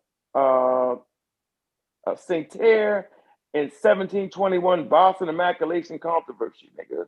Yeah, nigga. That's another source for y'all niggas. I just want to understand your premise because I'm getting post-colonial. Y'all niggas bugged the fuck out right now, yo. That the reason that they're saying that was post-colonial. It's facts. It's all post-colonial. Hold on. I mean, y'all not bullshit. I want to make sure I understand what y'all saying. That's facts. Y'all saying that. Hold on. I want to say that. So y'all saying that. That's facts. When they talk about seeing it in other scattered parts of the continent, you're saying that at the time Cotton Mather did this shit with Onesimus that was incomplete. They then left America, went to Africa and started inoculating Africans. Is that what you're saying? And that's why it's there. I think that's smallpox. I think that's what I kind of read. After you kind of read. Hold on, Sosa. Let me answer, Unbiased. I can't speak to that because I don't know. The only thing I can speak to is what has been said. And what has been said is these observations in these other groups all happened post Onesimus. That's when he went and looked and hold on. You just made that up, man. I just read it. The practice was widespread amongst enslaved colonial people from many regions of Africa and throughout the slave trade in the American slave communities continue to be practiced inoculation. Come on, yo. Okay, and what time did they observe the practice to say, yeah, it was being practiced in these other places? I'm arguing timeline. I'm not arguing if it was practiced in other places. The only point of contention here is the timeline. So give me the timeline on them other places, bro. Come on, man. Y'all being slippery, bro. Give me a timeline on them other places. Listen, let me say this to you. I don't play the Wu-Jai That's game. what I want. I want don't play the timeline. Hold on for a minute. I don't play the Wu-Jai game, and I don't play the. What he got to do with this? Why are you bringing him up? Because what they do is, hold on, they'll do what Haskell. Hold on, they'll do what Haskell is trying to say. Haskell. Well, okay, so what I'm saying is, Haskell, give me 2 seconds. Now, I've already, and then the source we did read said the shit was in Africa, but you act like you didn't say it. But I'll find another one for you. This is easy work, yo. Let me go to my sources that I wrote my book. Though, bro. I need something to give me the timeline. I just said that. Okay. How am I? Look, I know what the rope-a-dope is because people do it to me all the fucking time, namely you. Okay? So, I ain't gonna get it. Just give me a moment, bro. Just give me a second. I know exactly what you're asking for. It's been a whole hour. No, we was reading the source though, so it ain't like I had a source. I'm gonna read this one part again, cause this Y'all shit here, dead men walking right now, yo. Oh my this shit is God, a y'all dagger. niggas is in trouble. You in trouble. I'm waiting to fall if you read that source. You did fall. All of you did actually fall. You actually fell. The Boston Medical Library in France. Hold on. Damn. This thing they rating deep out physics. Everything 1750. No. 1758. Bro, the niggas don't want to accept it. Unbiased. That shit hurt, but I can hear it. How you hear that?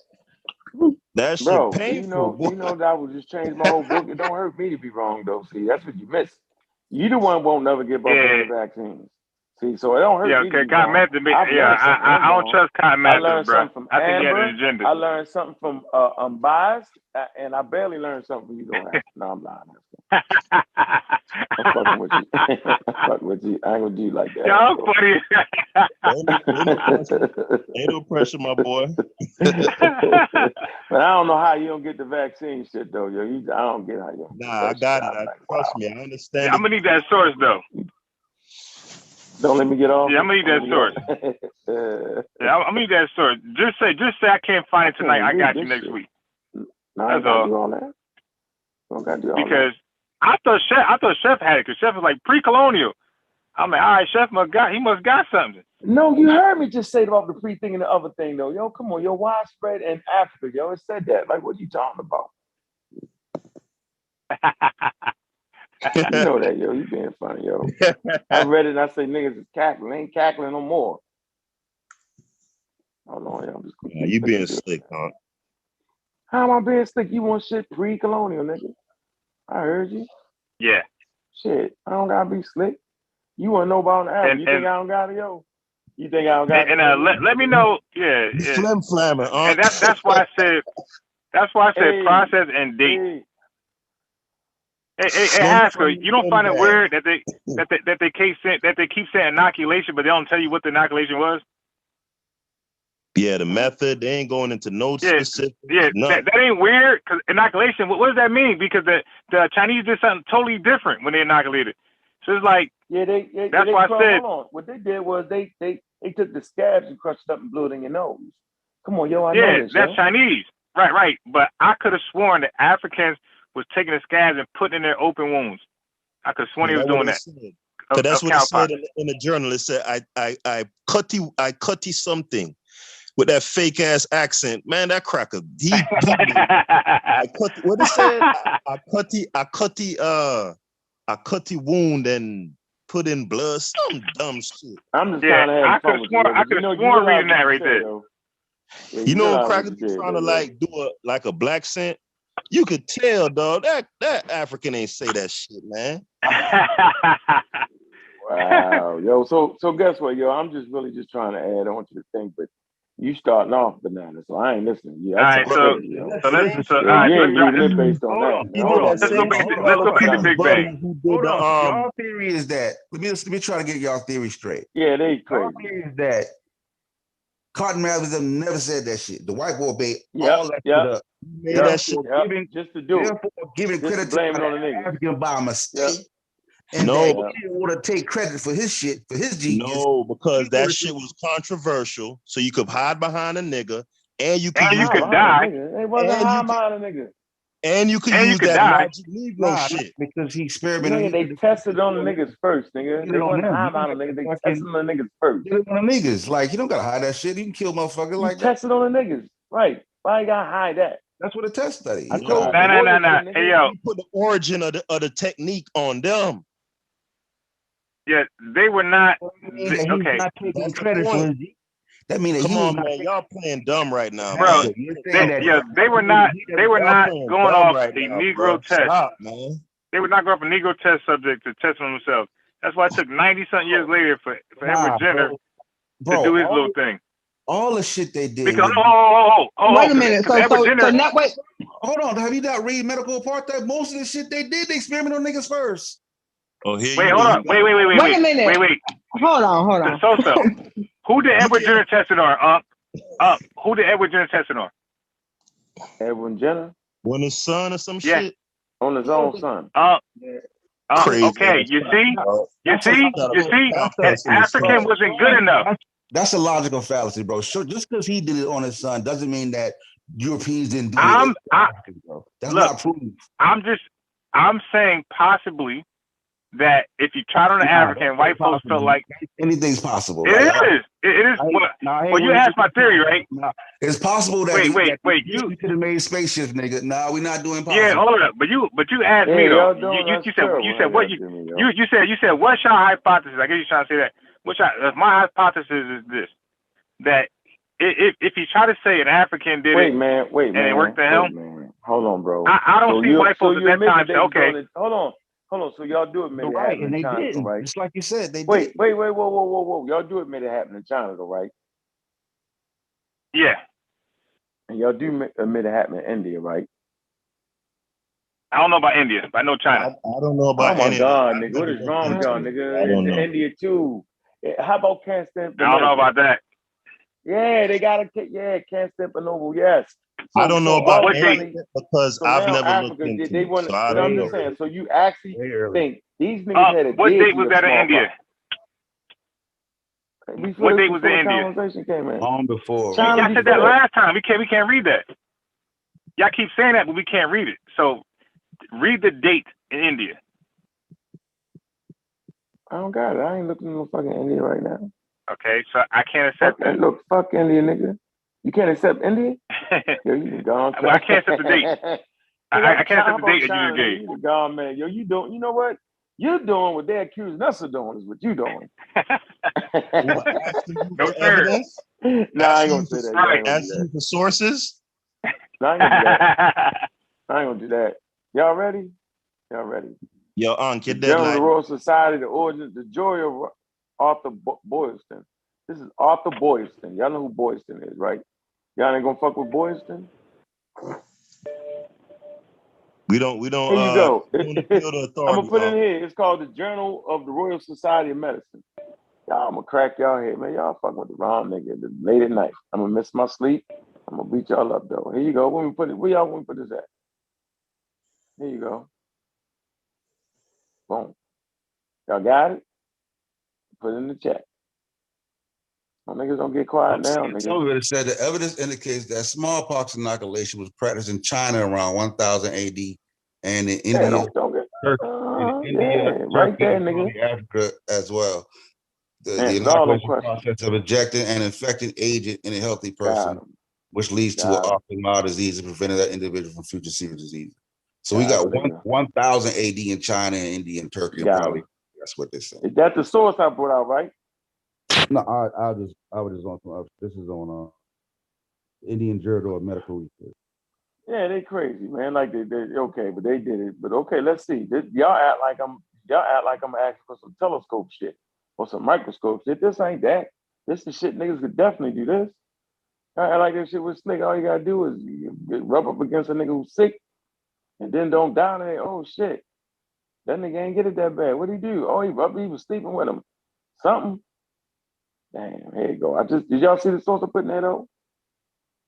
I act like I ain't put that in there. Niggas is quiet. Yeah, they got it going back. The subject of observation for many learned minds of positions such as Thucydides in 430 BC and Rhazes, also known as Abu Bakr in 910 AD, who reported that people affected by smallpox were protected from the future infections. Abu Bakr also gave the initials and probably the first account of distinguishing measles and smallpox in 900 AD. Yeah, they're making up shit. Right here, yo. Right here. Matthew's comments were amplified by another minister. Here go another minister. Benjamin Coleman. Benjamin Coleman good for y'all? Benjamin Coleman, who described his conversations with several Negroes who had also been inoculated in Africa. What year was this? What is wrong with what y'all, year? Nigga? What year was Africa, this? Nigga, we 1707, nigga. This is subsequent. Hold on, let me read this. Onesimus was a Garamanti from what is now southern Libya, who had been given to Mathis by his parishioners in 1707. Okay, so this is way before niggas started inoculating in Americas, nigga. Okay, why y'all bullshitting? Let's get our timeline right. All right. It say Mathis said that he had this conversation with Onesimus. So you say he lying right there. That's fine. Many months before he read the Tentimus report. Here you go again. The Tentimus report. Mathis' comments were amplified. Watch this. So now his comments are amplified by another minister, Benjamin Coleman. Look him up, who described his conversations with several Negroes who had also been inoculated in Africa, nigga. Now, subsequently in 1716, as well as a well-respected physician, Jacob Palamonis, also writing from Turkey, reported that inoculation had been introduced into Constantinople, like I said, by a Greek woman in 1660. It had been widely used by poor Christians until during several smallpox epidemics in the 1700s. It say the practice spread throughout the Christian community more generally. So what more you want me to do? Hold on. Whoa. It say Polemius claims that violation was not used by Muslims because it was believed by them to interfere with the divine providence. However, this cannot have been a universal belief because it was being used by Arabs in North Africa before the 1700s, as recorded in a letter originally written in Arabic by Qasim al-Jira. It's an ambassador from Tripoli to the court of St. James. His letter was translated, subsequently published in a book by John Jasper, Foreign Secretary of the Royal Society. I ain't reading that. Hold on. Whoa. Hold on. Inoculated by the Greek, okay, that's in the Greek Society. Secretary, hold on. Wait. Hey, Unbiased. Stoopy said to unmute him. I didn't ever mute him. He got to unmute himself. He got himself on mute time. Yeah, I tried to unmute him and I asked him, was he able to I'm unmute? I'm unmuted. Oh my God, Yes, but I realize, according to the Honorable Louis Farrakhan, our people have flying cars, and you're worrying about vaccination. Our people have flying cars in Africa. So I'm listening. Damn, Unbiased nigga mind won't let him accept that. I know, yo. We had flying cars. Nigga How the hell mind. did we get the hit part, yo? Troism, did you see y'all got? Oh my God, yeah, that's the same shit the Star said about us. Our nigga mind won't let it see it. That's funny, yo. Yeah, that was funny. Hey, so let me ask Haskell, did you hear anything that overturns your mind on this? I just read it, yo. My whole I just point read was, it.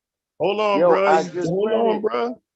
Calm I'm down. gonna hit you with the Africa. Okay, let me calm down. Why you didn't me just say that though, yo? In the 1700s, yo. I still haven't been shown anything primary and objective. I just said it's called the history of inoculation on planet Earth, nigga. Boy. And you say you ain't hurt, boy. I know you in pain, dog. I can hear it. You got me the first time you said it was funny. The second time was funny. Let that now man this time I'm breathe, thinking, did the nigga just hear what I just read, yo? Third time is some truth. Yeah, nothing what you read. You reading that article that you dropped in the chat? No, it's a different one. Yeah, you dropped the new one. No, that's the one that he dropped in the back chat. It said, yeah, because I was following along a little bit with him. Which one? And then that paragraph the second one he dropped. It is. Let me see. Yeah, hey, Haskell ain't it's heard the nothing. NCBI. It's the NCBI. Yeah, because the 2 years in, 2 years the later. one the What you said it again, Sosa? So you still let it set the goddamn virus shit. It's 2 years later. We don't even be the virus is real. You know what I'm saying? Don't fall for that rabbit hole, Haskell. Don't fall for that rabbit hole, Haskell. Don't do it. I said I haven't.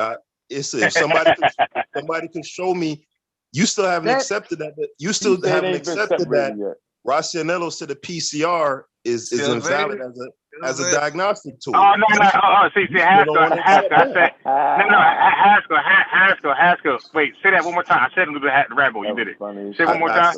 I said Sosa still hasn't accepted that Rocchianello unequivocally stated that the PCR test, which is a misnomer, is totally invalid as a diagnostic tool. Now you just fuck. Wait, hold. And that's the nigga.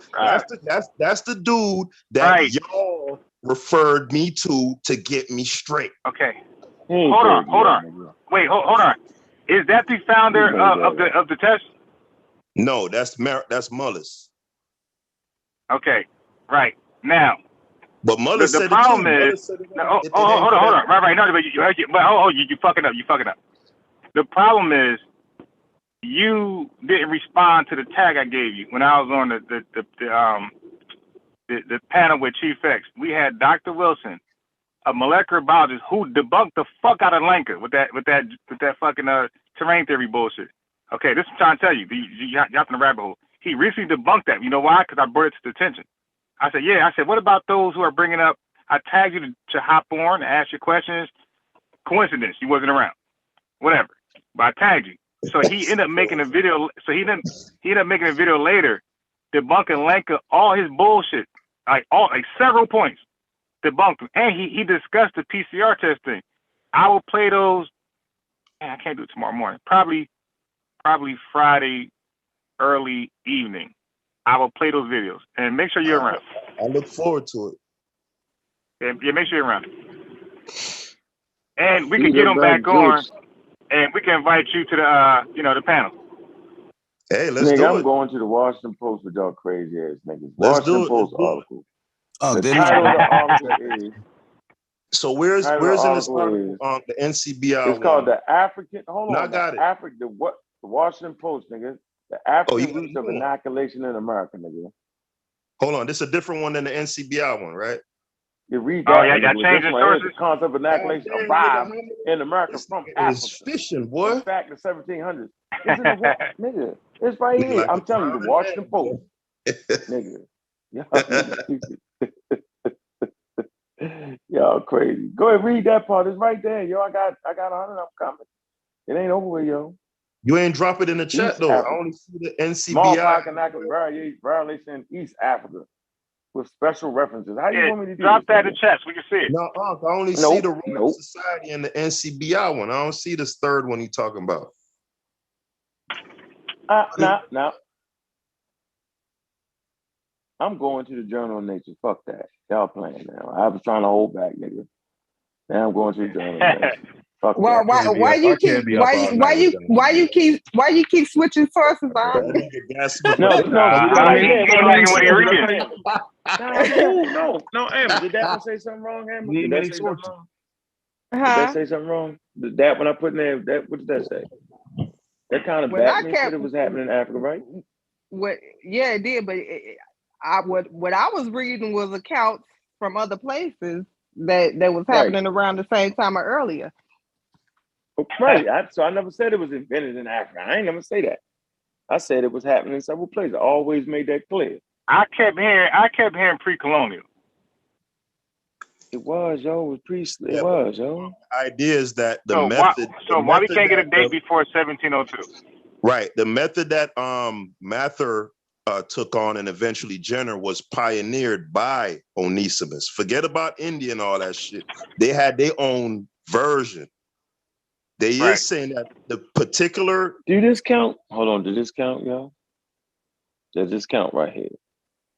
In the Journal of Nature, published in the Philosophical Transactions of the Royal Society. He claimed that the Circassians, the Georgians, and other Asiatics had introduced the practice amongst the Turks and others at Constantinople. It says his letter triggered a reply from Cotton Mather, right?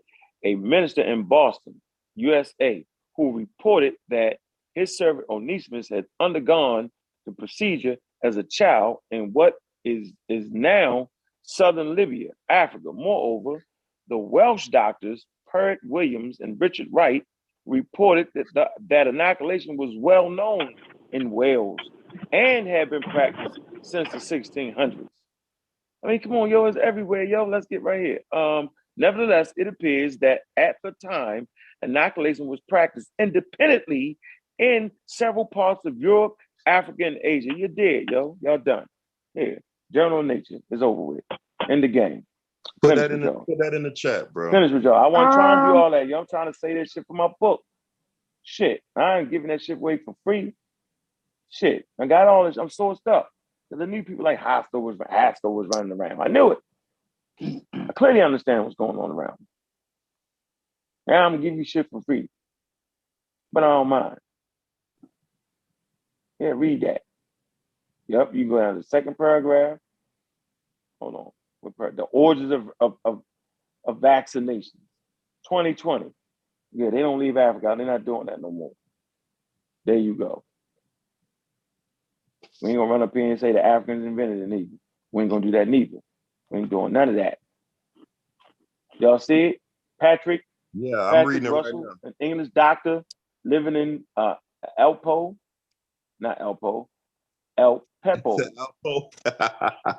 Yeah, I said Elpo. It looked like it though. Aleppo. Then part of the Ottoman Empire described an investigation to the origins of inoculation in a letter written in 1786. He had sought to help the historians and the doctors, who agreed that the practice was very old, but was completely missing from the written record. Nevertheless, it appears that at the time, inoculation was practiced independently,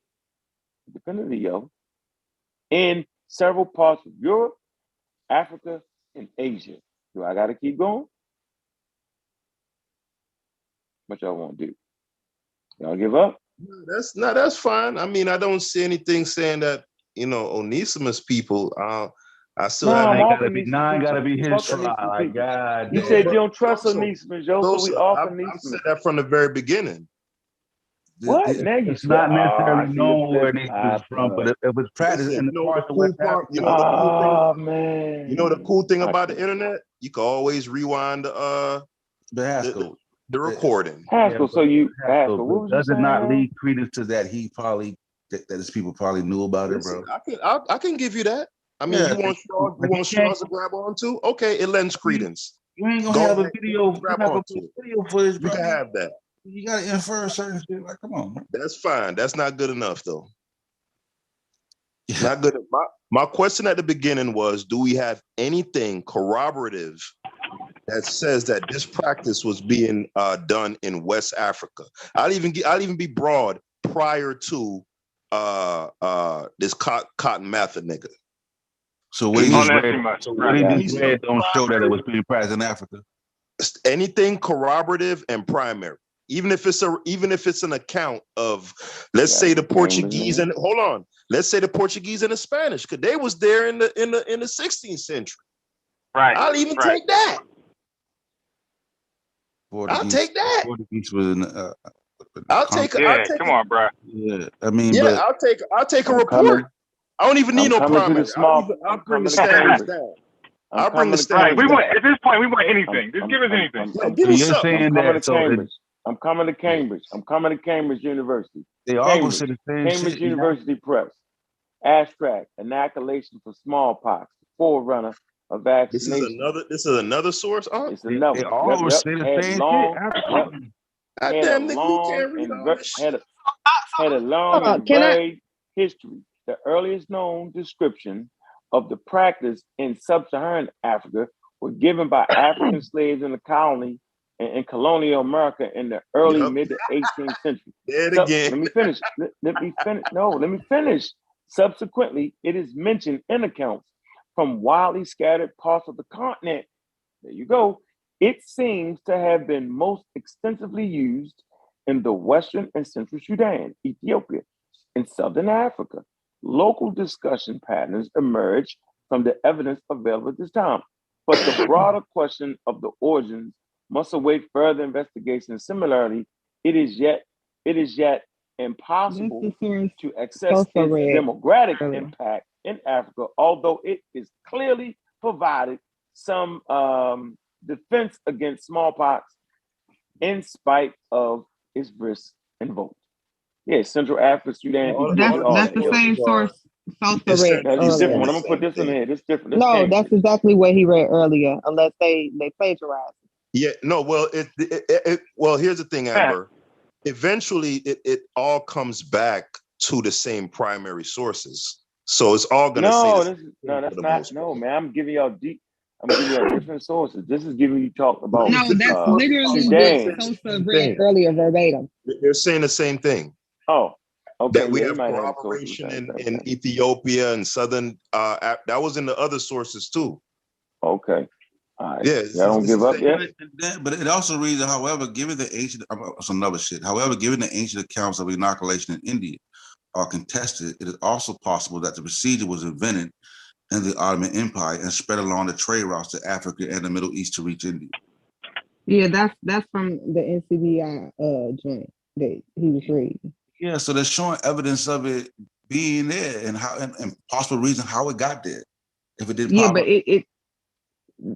they don't really tell the timeline as to when it got there though. They say that the earliest account is like 1550. We're talking about the Ottoman Empire. Like Amber, he's talking about in the other parts of Africa and India and China and all that shit. So y'all ain't gonna believe Wikipedia, yo. They got the man Onesimus. Y'all read that? No, we're not doing the belief thing.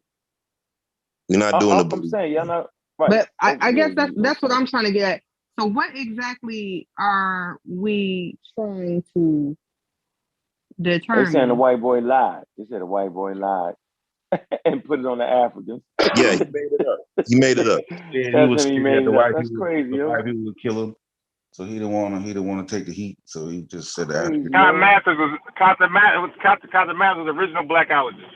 Yeah, but then that wouldn't. But that's it. But Man, this nigga is writing to the road. Wait. Y'all know he wouldn't lie in a letter. though, right? He wouldn't lie in a letter writing to another dude overseas about what. Why you won't? Why do you report Why you won't?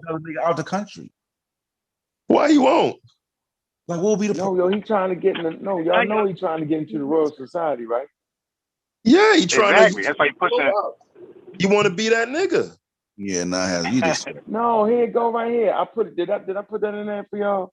I'm gonna end y'all out. I'm gonna get y'all out your misery right now, because y'all seem to be. And you know what? In your misery. I'm not even being that tough, because I could say, bro, there you go. Don't be all of tough. these shits Don't is be tough. reports, and this one said and that one said. We ain't got nothing primary. We ain't getting no physical evidence. That's what I'm saying. You're saying primary, like that is. No, I'm saying I'm not holding y'all to that. I'm saying if we was really doing the historical, if we was using a real method, Sosa, and holding y'all to a real standard, none of this shit about this one saying, this one report, and this some old Jesus stuff right here. That shit wouldn't pass the muster. Talking history, those are primary. That shit wouldn't pass the muster. It's right here. No, but in history, we lean on primary documentation. This is a primary That's documentation. It's called primary. Not a primary, yo. That is a primary. What's the primary, nigga? Right here, Mathis in 1716 No, letter primary to the would be a Royal document Society from of London. from 1000 AD in China, that's not. No, but you did the primary bro. The reports of them, the eyewitness accounts of them writing it down. That's what I'm gonna tell you right now, yo. This says right here, Mathis in 1716 letter to the Royal Society of London on his introduction to inoculation from Onesimus.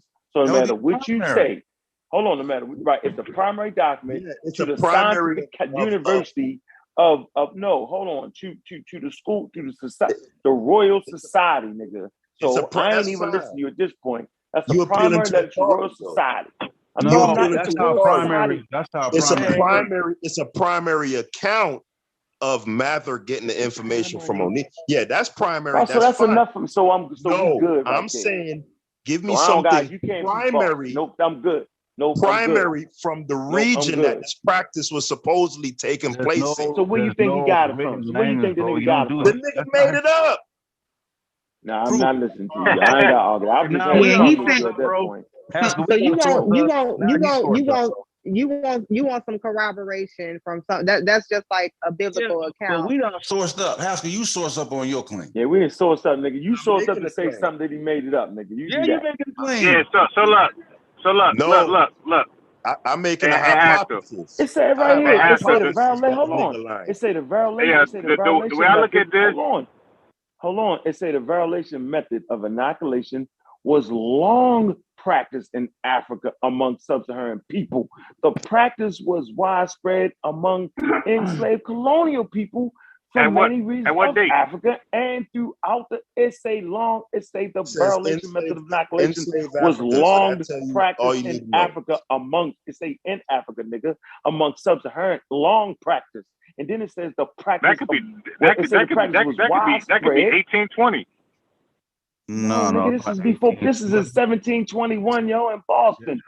They give you the source. This is in the book of African Medical Knowledge in plain style, satire, in 1721, Boston inoculation, yo. The controversy, Kelly. Why y'all think we ain't heard more we from gotta the Portuguese and the Spanish regarding America slaves in America, you're not gonna. But they were in the same general area, Sosa. Why we ain't never heard nothing from them? That's Portuguese. No way, yo. But they was in Central and West Africa, bro. They was in that same general area, bro. Come on, man. What I'm saying is that you're in America. Those shit would be in Portuguese records, right? That's why you don't. That's why they don't really teach you about Spanish, bro. Come on, man. Stop that, bro. I'm not being. I'm trying to show you that. That's why you don't really learn. Y'all reading was translated from French. A lot of it. Hey, Sosa, I got a question for you. You being Sosa, let me off without me explaining to you, bro. I'm trying to explain to you, like, that's why you don't learn about Spanish Florida like that. Bro, here you go, yo. Here you go. Come on, man. Here you go. We don't got all Stop, man. Right? Watch this. It say method called inoculation. Hold on, yo. A preventable gift. Hold on, yo. Man, you're going crazy right now. Hold on, Haskell, relax. Relax. Come on, man. Who you trying to get that over on who, bro? Hold on, yo. Hold on, listen. Yo, you gotta listen, yo. Method called inoculation, a perennial gift that he, as a minister, was authorized to interpret, and he offered firsthand evidence from his African slave Onesimus, who described how he had been inoculated in Africa. By contrast, Dr. William Douglas, who processed an official decree from the foremost European medical university in Edinburgh, satirized African medicine knowledge and insisted that only multiple tests of careful evaluation could justify accepting inoculation. To protest inoculation, Douglas formed the first colonial medical society and printed his counter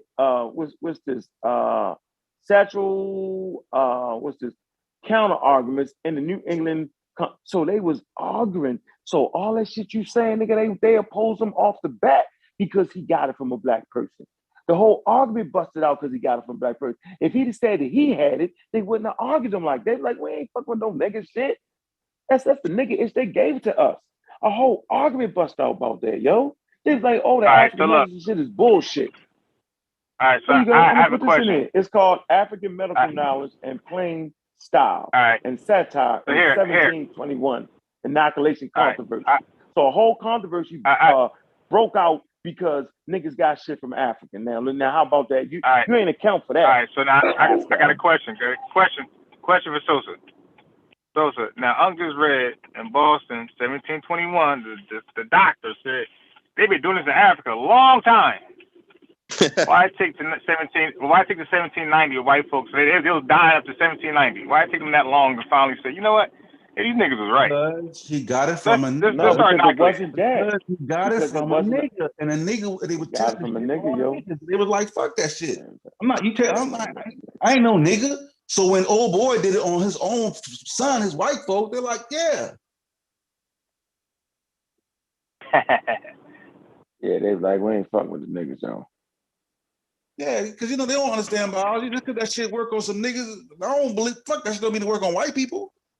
You know what I'm saying? And I ain't taking no shit no nigga did. Like, come on, let's Yo, so That's why I think Cotton Mather's did what he did though. For those reasons, because like I you ain't said, doing it. Yeah, I can't listen to you, yo. I can't. Hey, Sosa, that shit was crazy. You try to pull though. You try to come from under the under the stage with the chair like in the wrestling shit. And what do you do? What I'm trying to tell you, like look, because I'm into like certain parts of history, and it's just like certain shit. Like it's like what we did the Nzinga shit. There's certain shit that you're not gonna get about Nzinga because the shit happened with the Portuguese. You got to go to the Portuguese records to get all the details. That shit ain't gonna filter down to American shit. You feel me? So certain shit you got to go to them and get it because it's in their archive. You're not gonna find that shit in American archive. And it ain't been translated, Sosa? No, it's not a part of history. Come on, bro. It's not a part of history. And the language changed. Like old Portuguese, just like old Spanish, ain't the same Spanish that they got right now. Like you got to have a special motherfucker to read that shit. But then it got to be a need for it to be translated. So just like the Nzinga shit, it was a need. The sister went over there and had that shit translated and wrote a book on the Portuguese documentation of this shit. But she had to go get them. Yeah, it takes a motherfucker to learn how to read that language and then translate and then write it in the book for us to get. Otherwise, we don't never got the Portuguese account. And you saying it's likely that they got these records but it ain't been translated yet. I'm not saying it's likely that they got. I'm just saying that we have to check. Man, you in the Boston newspaper, nigga. Have to check the Portuguese records. I know they got shit. What they got evidence of outbreaks, but I don't know how further they go into. You know what I'm saying? But there are smallpox outbreaks did occur during that time period, all the way down into South Africa. So it was there, but I don't know what they say about it in the record. Man, you forgot that's the old country. Did y'all forget Africa was the old country? Is y'all serious? The old country, yo. Man, smallpox was all in the old world, yo. Yeah, they had to come up with something. Wait. So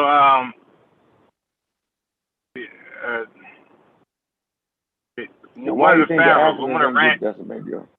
Huh? You said what? Say that again? No, I thought you were saying. What you say? No, I'm trying to tell you, the smallpox and shit was in the old world, yo, which is Africa and Europe. They call it the old world. And so they had to come up with something. Nigga, they weren't gonna just keep getting beat up. Y'all act like doing that shit, and all you gotta do is be around a nigga and get sick. Right? Get sick and realize every time around this nigga, they got that, whatever they got, you get sick. Then a nigga just get a little bit of it and be like, hold on, this nigga ain't died. Not like, I mean, come on, yo, this ain't no, come on, yo. It's actually high level for the time. Right? But y'all act like I'm extending the shit. Haskell still don't believe the virus is real. It ain't been separated. Some shit Haskell say all the time. Like, what? I don't expect them to understand at all. A bunch of shit. Dinosaurs, germ theory, none of that shit. Dinosaurs ain't real. People and dinosaurs together, yo. Yeah, that's some comic book shit. That dinosaur shit. I'm surprised he got the flat Earth. I'm surprised he got that. That's some coloring book shit. Yeah, Haskell. Yeah, Haskell, you gotta stop. Talking to flat Earth. You gotta stop. You don't believe in dinosaurs? You don't think dinosaurs are real? How did comic book shit? How did a triceratops? How did a triceratops copulate? How did they copulate with all that shit? You know the shit with the armor. What the fuck? How them shits fuck? Explain to me, bro. They laid eggs, nigga. They wasn't the mammals, nigga. They was laying eggs, nigga. That's so crazy as a motherfucker. All they gotta do is fertilize the egg, nigga. Now, what's next? That cloaca shit. I don't know. I'm talking shit like you talking. Bro. Even that I don't even want to get into that, but that goofy looking T-Rex with them little ass arms, that shit like 30 feet tall with them little, what the fuck is that? That ain't how dinosaurs look. Yo, dinosaurs had feathers on them, yo. No, the T-Rex, bro. I'm talking about the T-Rex. Man, that shit might even look like that, yo. It's Hollywood, nigga. You getting Hollywood mixed up, yo. Tall ass shit. You getting Hollywood mixed up. The arms, no, the Hollywood, yo. What you mean? They got them shits in the museums with the plaster and shit put together. Oh, man.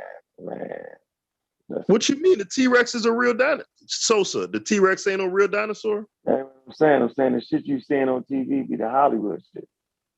Sosa, come on, bro. Don't leave me out. Don't leave me out. Question. Look at a chicken. Look at the little fucking arms a chicken have or a penguin have. What the example of animal with little hands? What the fuck you talking about? Man, that shit ain't 30 foot tall, stoopies and weight. Actually, chickens is a dinosaur, ain't it, yo? In comparison, ain't 30 foot tall. From a physics standpoint, that T-Rex shit can't work. Why not? Hey, what about that, Haskell? How they fuck? I don't, man, that shit made up, nigga. Look at that little ass arm of that kangaroo, nigga. Look at the kangaroo. With the little tiny ass Haskell arm. really be saying that, yo? Yeah, Haskell crazy. Haskell, you still think this shit ain't Haskell? You still arguing about dinosaurs, yo? Why don't you just take a class, yo? It's free. Like I you don't can give a actually fuck. take a free class, Bro, yo. I don't give a fuck about it, because whether if it did exist or don't, that shit don't have no impact on nothing. Y'all brought Sosa brought that up. I don't give a fuck about a dinosaur. What about the flat earth? You said the flat earth? I don't give a fuck about no dinosaur, bro. What about the flat earth? What about it, man? You're a flat earth. You think the earth flat? No, you Come on, man. Don't y'all talking to me like I'm a goofball now, bro. Hey, come on, I don't know. They salty Haskell. They salty Haskell. Don't fall in the trap. Nah, they doing that little okay, so you don't believe in dinosaurs. The virus little pseudo quiz like I'm a goofy, man. Come on, cut it out. Flat earth question, just insult, like goddamn. I don't think I like you, Haskell. I give you. You let's good over here. Let's get back to this primary source about this cracker making. Like you ain't gonna accept what yo, you want, yo. Let's keep it right there. We can't jump in the time machine, bro. All we got is what we got. Like ain't too much. All we got is what we got, yo. If you don't think that's good enough, yo, I don't know. Yeah, like you. If that ain't it, bro, you won. Like yeah, you won, yo. Goddamn, yo. Yeah. Nah, because I've heard y'all question. I've heard y'all question other things like the existence of a real Jesus and shit, and y'all have a methodology that y'all stick to. But when it comes to certain shit, y'all abandon that shit. No, I accept. Nigga, they saying it's African medicine. Wait, don't you look? The acts and resolve past the ball. Y'all don't be accepting this nigga. Hold on, wait a minute. Y'all don't be accepting that. No, yo, you trying to say these niggas passed laws? Hold on, watch this. The acts and resolve passed in Boston, which included race-based punishment and codes to prevent slaves or servant uprisings, because the Bostonians feared conspiracy and conflict, showed a society skeptical of African medicine. Nigga, it was African medicine, nigga. And they was like, we ain't fucking with the African medicine. Yes. You is acting like it wasn't African medicine. It was, nigga. But wait a minute. You're speaking to what they perceive as African medicine based off the narrative that was put out there, though, right? Boom. No, they had it spread all over. It was all over the county. It wasn't just no, but what I'm saying is, you're talking about a reaction to information that Mathers put out about inoculation. No, that's how they felt. No, it wasn't just Onesimus. It was all over the colony that these West Africans wasn't even worrying about the smallpox like the white boys was. Matter of fact, the smallpox didn't even kill the niggas. What killed them was the not being able to get food, because the white boys was fucked. So they couldn't get food. See, most people think the Africans wasn't even dying from the smallpox. They was dying from starvation. They had their African medicine, which included inoculation. All you gotta do is read the shit. Wait. Do you know it's two different smallpoxes? You got smallpox major, smallpox minor. All right, smallpox major, that kills high as hell. So I don't know if they got that. Yeah, but that didn't come to the forced vaccination. Was the one that wasn't killing niggas for real when they was shooting niggas that make them get the vaccine. In the 1800s, we ain't talking about that time. The time we talking about was the real with the show enough shit, dog. In the 1700s, that shit was white fucking niggas up. And I'm telling you that the Africans was dying from motherfucking starvation because food couldn't get to their motherfucking ass because shit was shut down like it is now.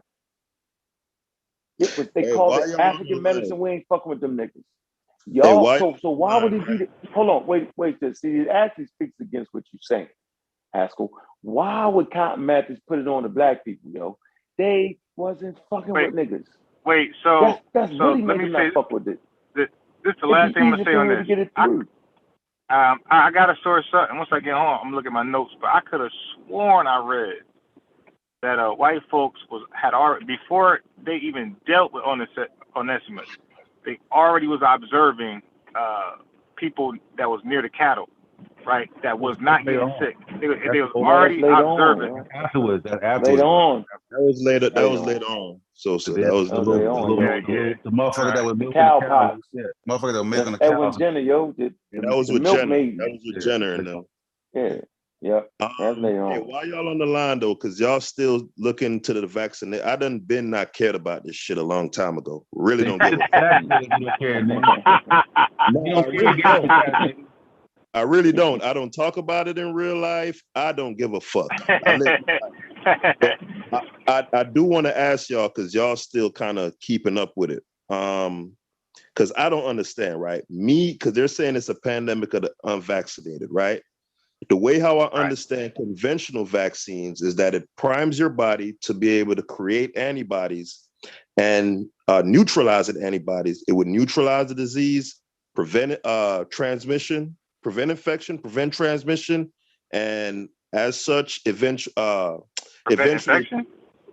Yeah. No, I don't. No, you're wrong. Nah. You're wrong. Hold on. Not introduction to the body. Remember, by definition, infection involves disease. If you look up the definition of infection, it means when a pathogen enters the body, hijacks the function of the cell, and causes disease, right? So when I say it prevents infection, that's what I mean, right? It wasn't made for that. Use the word. You mean prevent disease? Hold on. What you mean is prevent disease? It's only one vaccine, yo. That hold on, bro. Stop infection. The human papilloma. Hold on. I haven't gotten to my real point, right? Because when you say fucking up your point before you get there. Infection and disease is not the same y'all thing. too jumpy, man. Yeah. I think you meant. I think you meant prevent disease. Listen, Infection bro. and disease is different. Listen, bro. When y'all advocate for the effectiveness of vaccine, a common talking point is polio was eradicated by these vaccines, measles was eradicated or virtually eradicated. True or not true? True. Yeah. Okay. So my question is, right? Suppose this vaccine, these mRNA vaccines don't work in that same manner because they say that it doesn't 100% obliterate the disease. Am I right? Stop me when I'm wrong. I'm trying to stop you. You kept talking. You said you wanted to keep talking. You fucking it up. So hold on. You done mixed up.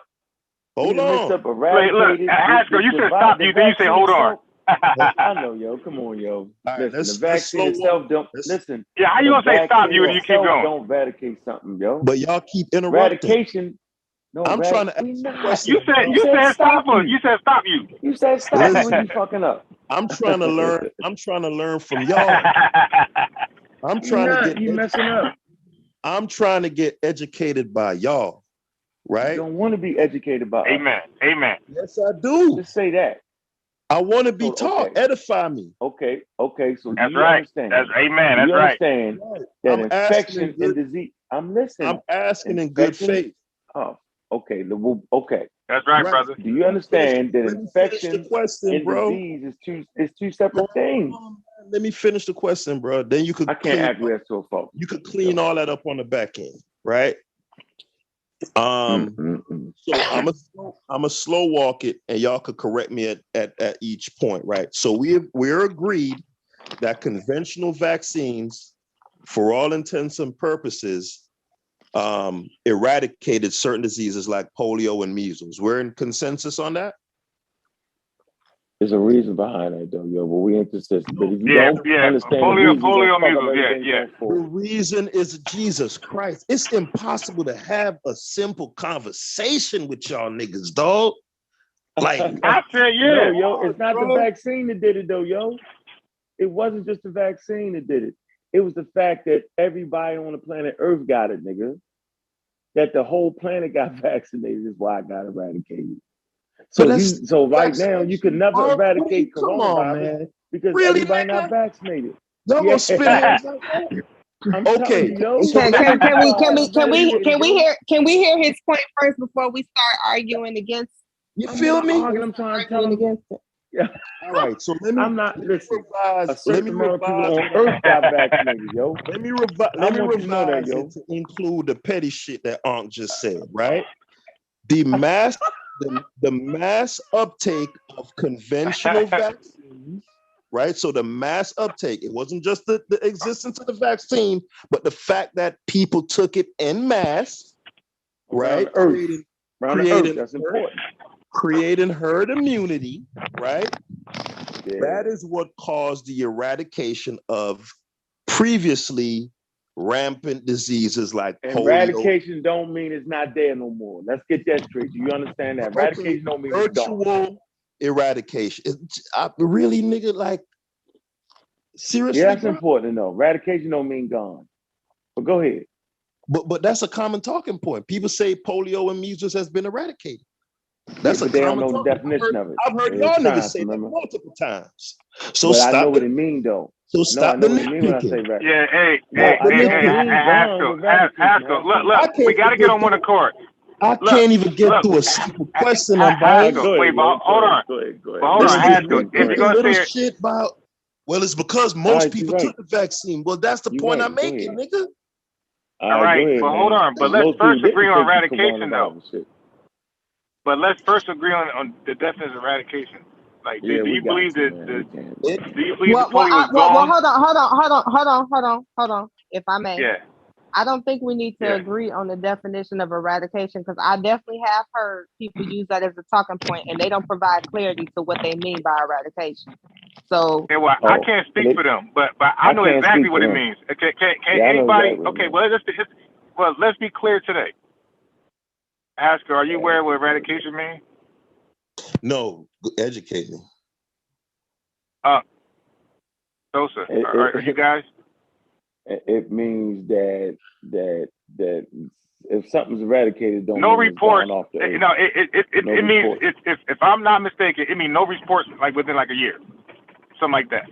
Certain level. You can find smallpox cases right now, and you can find smallpox cases. It's very low. The last smallpox case, the last smallpox case was 1970. The last, I think 1970, 1980. The last smallpox case in America. All right. So are y'all comfortable? Are y'all comfortable? Are y'all comfortable with virtual? Yeah, of course. In America, the first world. Are y'all comfortable with virtual eradication? Is that good enough? Okay, all right. Yeah, it's cool. It's cool. Roll with that. All right. Just as long as we all agree what it means. Okay, I'm cool. I don't care what you call it. Yeah, you still got cases. You can Google it right now. You got smallpox cases in the world right now, nigga. Of course, you got. That's the point. Yeah. In a third world country, right. In the larger scheme, those are infinitesimal, right? Hold on. Are you saying that we have had reported case of smallpox? Somebody's here saying that we have had. I ain't even got through my question yet, and we're gonna go down another rabbit hole. No. Somebody, I hear people saying that smallpox. Yeah, Ankh just said that. Ankh don't have no evidence of that. Ankh don't have no evidence of saying the report. It's really irrelevant. It's really irrelevant, Stupies. It really is. He called pseudo. The last report is like 1970. Let me finish the question, right? Because we all. Yeah, but right, I want to hear the question. Right. So it's virtually eradicated. These. I got you. Scientifically, no. Don't say virtually. Just say scientifically eradicated from America. Oh, right. Use the jargon that we use in books. What scientist says virtually eradicated? Let's just use science. I'm using my language. I don't give a fuck about that. I'm using my language, bro. Has been eradicated. I'm speaking English to you guys right now on the phone. I got you, man. Go ahead, get your point. You want to clean it up on the back end? Go and do, because otherwise I'll be stopping every 2 words. Well, okay. This word. Go ahead. If the panel's cool with it, go ahead, bro. All right. I'm cool with it, yo. given that conventional vaccines, the way how they function is preventing transmission, right? No. No. Yeah. You using the wrong words, bro. Yeah, you All right, fucking man. up. Y'all, But go ahead and got fuck it all up. Y'all got No, it. go ahead. You said you Yeah, can't not really. You're using the wrong words. It's fucking you up. It's killing you. Didn't we But I get agree it. that y'all? Hold on. Didn't we agree that We y'all was agree. gonna clean it up on the back end? Yeah, we agree. Yeah, but You're right. I can't agree to transmission though. I can't agree to that though. Clean. What do you mean you can't agree to transmission? Vaccines You just don't said. prevent Hold on. You transmission. just said. Hold on. You just said smallpox there hasn't been a report of it since 1970, so it's not being transmitted. Hold up.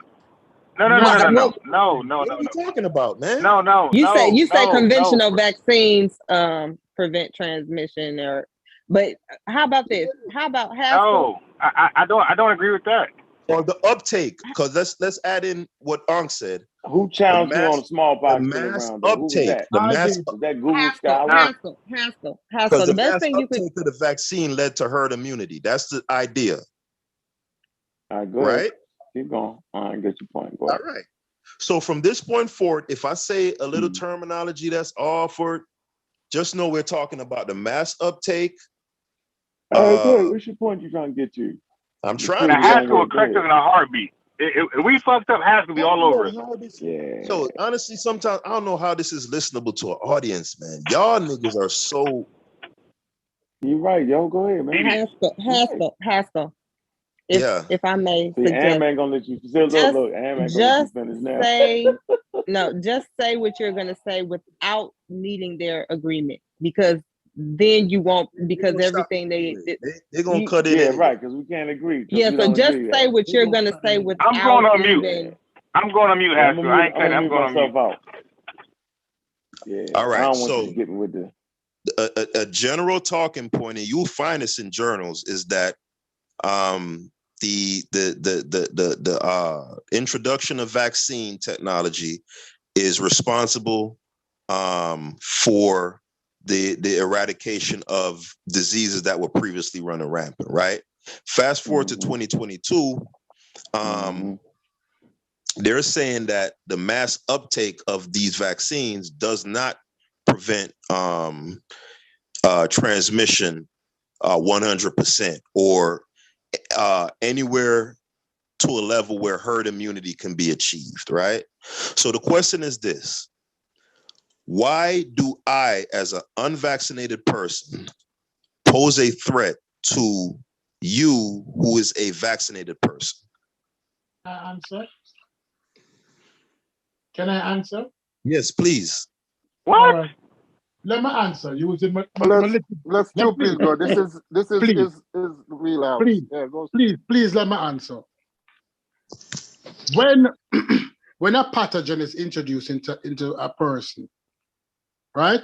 That person now becomes an incubator for that pathogen.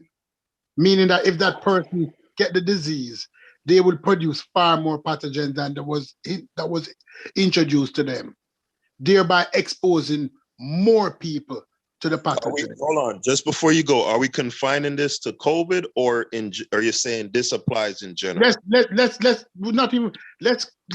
use flu. You said conventional. Let's use any conventional. No. Because remember, if you get a measles vaccine, you're immune. You get lifetime immunity. True or not true?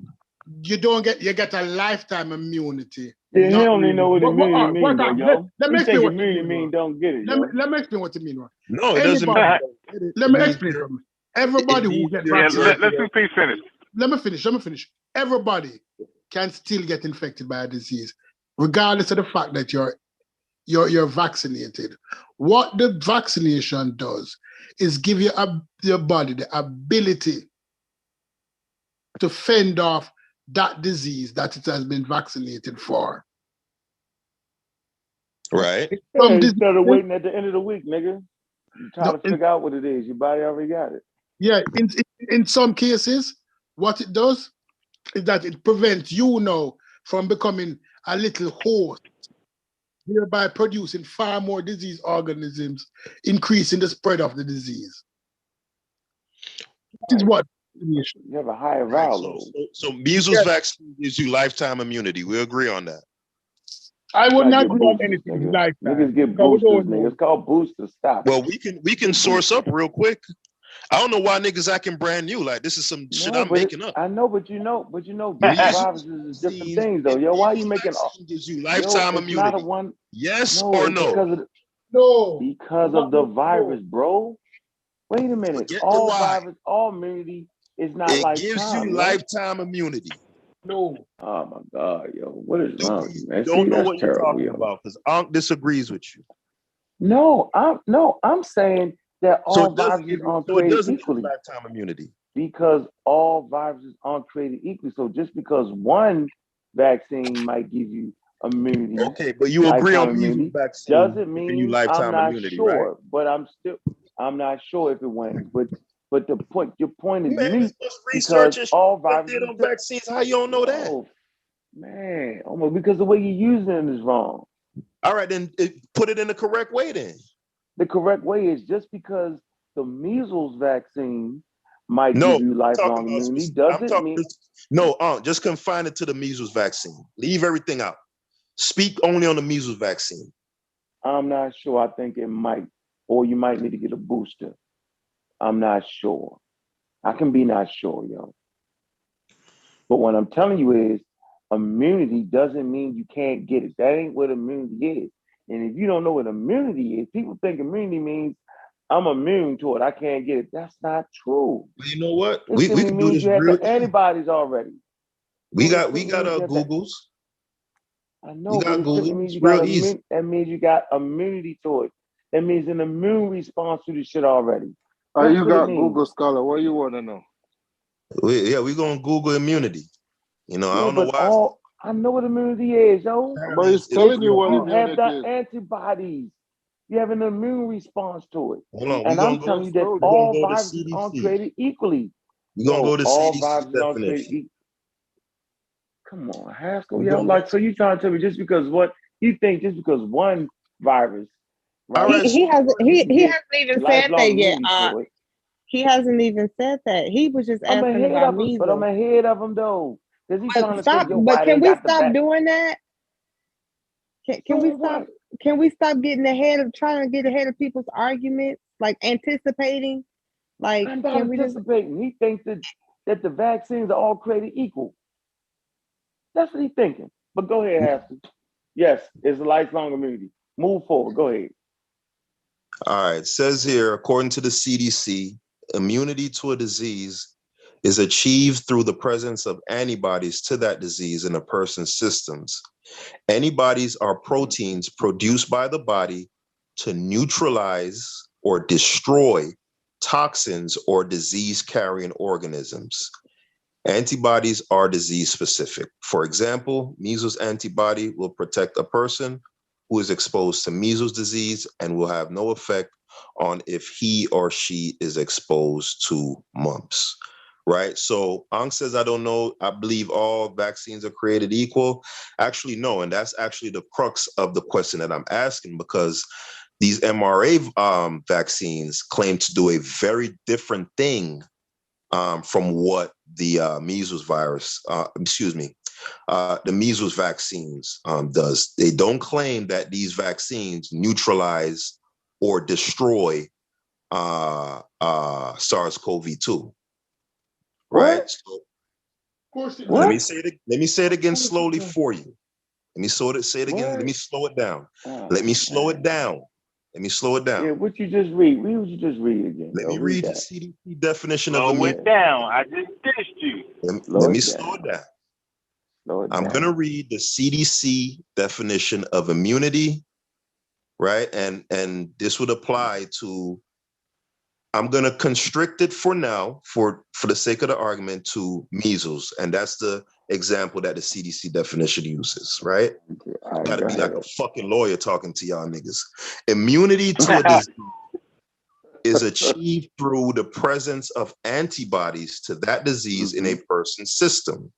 Antibodies are proteins produced by the body to neutralize or destroy toxins or disease-carrying organisms, right? And what I'm saying is these mRNA vaccines do not function in the way that I just read. Okay, so this is what we want you to do. Immunity that I go just read back. about. That's my claim. Go back. Now y'all can kill me on that. So go ahead and kill So me. what I want you to do? No, Now, you're I do. dead. I So do go have a back and read question, it again. Hostel. Hold on, Amber. Go back and read it, and let me stop you at a certain point. Now start reading again. What immunity is? Go. Immunity to a disease is achieved through the presence of antibodies to that disease in a person's system. Antibodies are proteins. Stop. Go ahead. Stop. That's exactly what the mRNA vaccine does. It introduces the spike protein, right? A fake one, and makes your body think that it's the virus, and it produces the antibodies that you just read. That's exactly, it does the same thing. It's just at a better level. Hold on, and can I go a step further? Hold on. Oh my gosh. Do the antibodies produced by the spike protein neutralize or destroy SARS-CoV-2? Of course Go ahead, does. Go ahead and kill yourself, nigga. Do it. But No, I want to hear his answer. I want to hear his answer because he's gonna kill himself right now. Go ahead and answer. Yes. Because I don't know nothing. He know it all. Go ahead. I just told you. What you said? It produces immunity that kills off. It stops. Listen. SARS-CoV-2. It kills off the virus because how does it kill it? Because it doesn't allow for the quote unquote spike to connect to the cells. So by not being getting to the cell, it dies off, bro. Like, what are you talking about? All right, go ahead. Can I? Okay, so you dead, huh? I do have a question. Kill me. How many vaccinated people have actually gotten the COVID? COVID-19, like the actual infection, the respiratory infection. You mean infection? Been hospitalized on generators, like. After the vaccination, it's a low percentage. Low number. Like 1%, 2%, something crazy. Yeah, it's low. Okay, so because I mean, as far as I know, it does not prevent you from getting like COVID. Infected. It prevents you infected. It prevents you from getting the more she's saying it right. She's saying it right. Yeah. Right. Serious symptoms, hospitalizations, ventilators. Right. Right. Which comes as a result of getting the disease. Right. No, COVID is a disease. COVID is a disease, Amber. Yeah. See, you said it wrong. She's right what she's saying. She's not wrong. She's right. Yeah. She says it doesn't stop you from getting the COVID. No, she said the disease. No, but COVID is a disease. It stopped you you could from get COVID. No. COVID, okay, that part she's mistaken. COVID is a disease. Right. That's what I'm telling you. Okay, listen. Is a disease. Listen. Just to be very clear. You can still get the disease, but you're not going to suffer from severe symptoms that lead you to a hospital, ventilator, respiratory issues, things like that. You get the infection, but you don't. Right.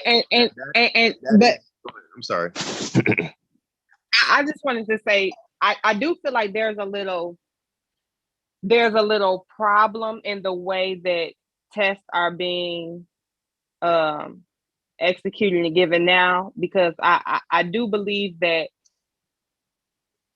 tests that are detecting SARS-CoV-2 are telling people that they have COVID-19, when it used to be a distinction between, okay, you've come in contact, and you understand what I'm saying? Like, I do feel like COVID-19 or COVID is just the banner that's thrown on everything, regardless as to whether or not you actually have the infection and you understand what I'm saying? Like, I understand. I get you. But they ain't got time to do all that though. They ain't got time to get that time. So, but that's what I'm saying. So they're no longer making the distinction between the disease and, you know what I'm saying? And infection, but it is though. But that's what the experts are for. Yeah, right. You're right. So the experts come in and say, well, wait a minute, right? The test detects COVID-19, right? You're saying, wait a minute, that's a disease. Yeah. So, but the vaccine never was made to stop infection. There's only one vaccine in the history of virology that stops infection, and that's the human pavlova vaccine. But as far as getting infected, it's not. But by consequences, the COVID vaccines stop infection at high rates, right? And breakthrough infections was rare. That's why they call it breakthrough infection was rare.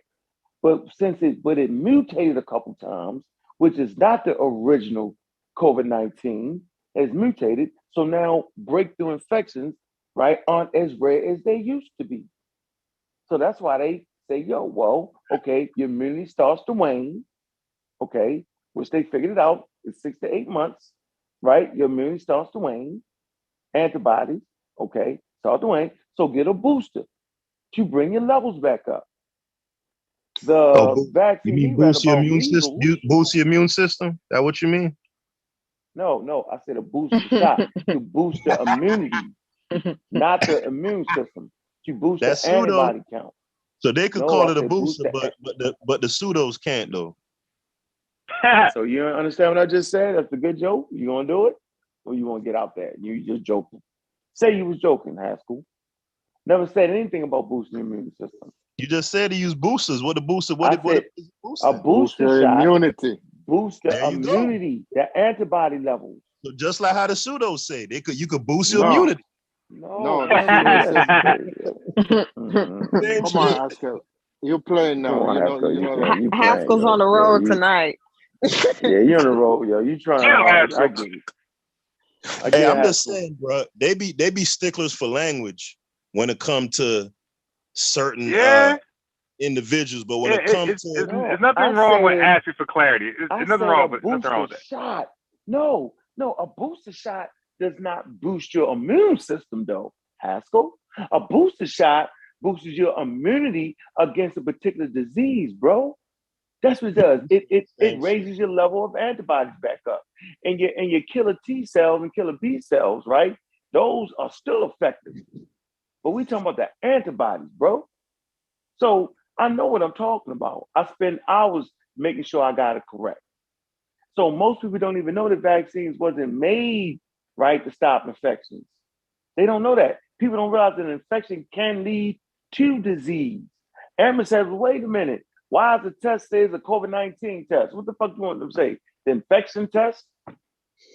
Nah, they don't get technical with it. They expect the expert to be technical. So, man, this is not a situation for everybody trying to overthrow medical authority. Well, I'm not saying why they don't do it. I'm not saying why they don't do it. What I'm saying is there was a point when they were distinguishing between the disease and the infection. Operative agent. No. Okay, look. When they talk about HIV is infection and AIDS. You sound far away, Stoopies. All right. Back in the day. Yeah, back in the day when they used to talk about HIV and AIDS. HIV is infection and AIDS is the disease. But they're not wasting time with COVID like that. Because COVID, they want the layman to understand it. Because they understand the implication of this. They're not going around the bush. It could be very confusing. Yeah. But let me say this though. Let me finish, please. Let me finish. Because remember, COVID is a virus group, 19 is just the one that giving problem now. A lot of people don't understand that, They know that this would have been the mix-up that it is. And then the anti-vaxxers were on the horizon already because Unc dealt with them a year before COVID when they were talking about measles, when they were saying that viruses didn't exist. Right? We know that this thing was coming along. Now, when I hear Haskell say that he doesn't believe in viruses or he doesn't believe in the germ theory, you need to start drinking some raw milk, some unpasteurized milk. No, when they get diarrhea. That would be. Let me go next. That's like saying, hold on. That's like saying I should eat some feces. Of course, I'm going to get sick. It's toxic. Raw milk. Raw Has milk. nothing to do. Let me go next. Unpasteurized food. Hey. Okay. So conventional vaccines. All right. What are you exposed to, Haskell, in a conventional vaccine?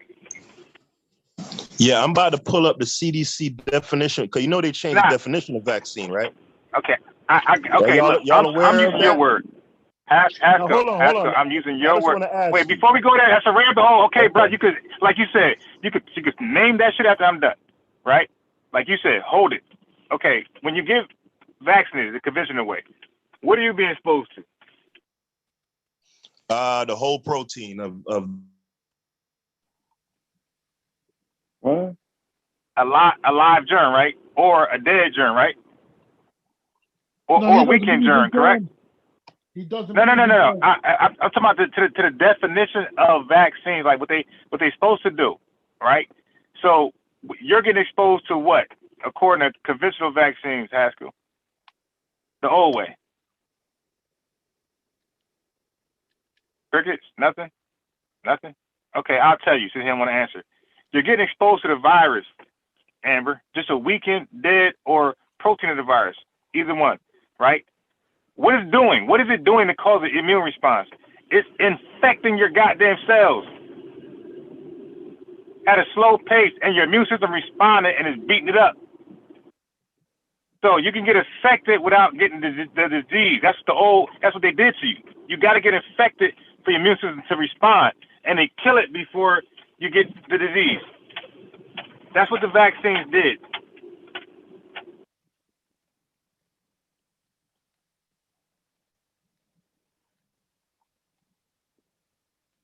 Is everybody on mute? Am I the only one talking? No, I think he accidentally fell off the panel. That's oversimplifying. He probably come back. That's oversimplifying it, Unbiased. That's oversimplifying it. Because that's an oversimplification of a more complicated problem. Complicated situation.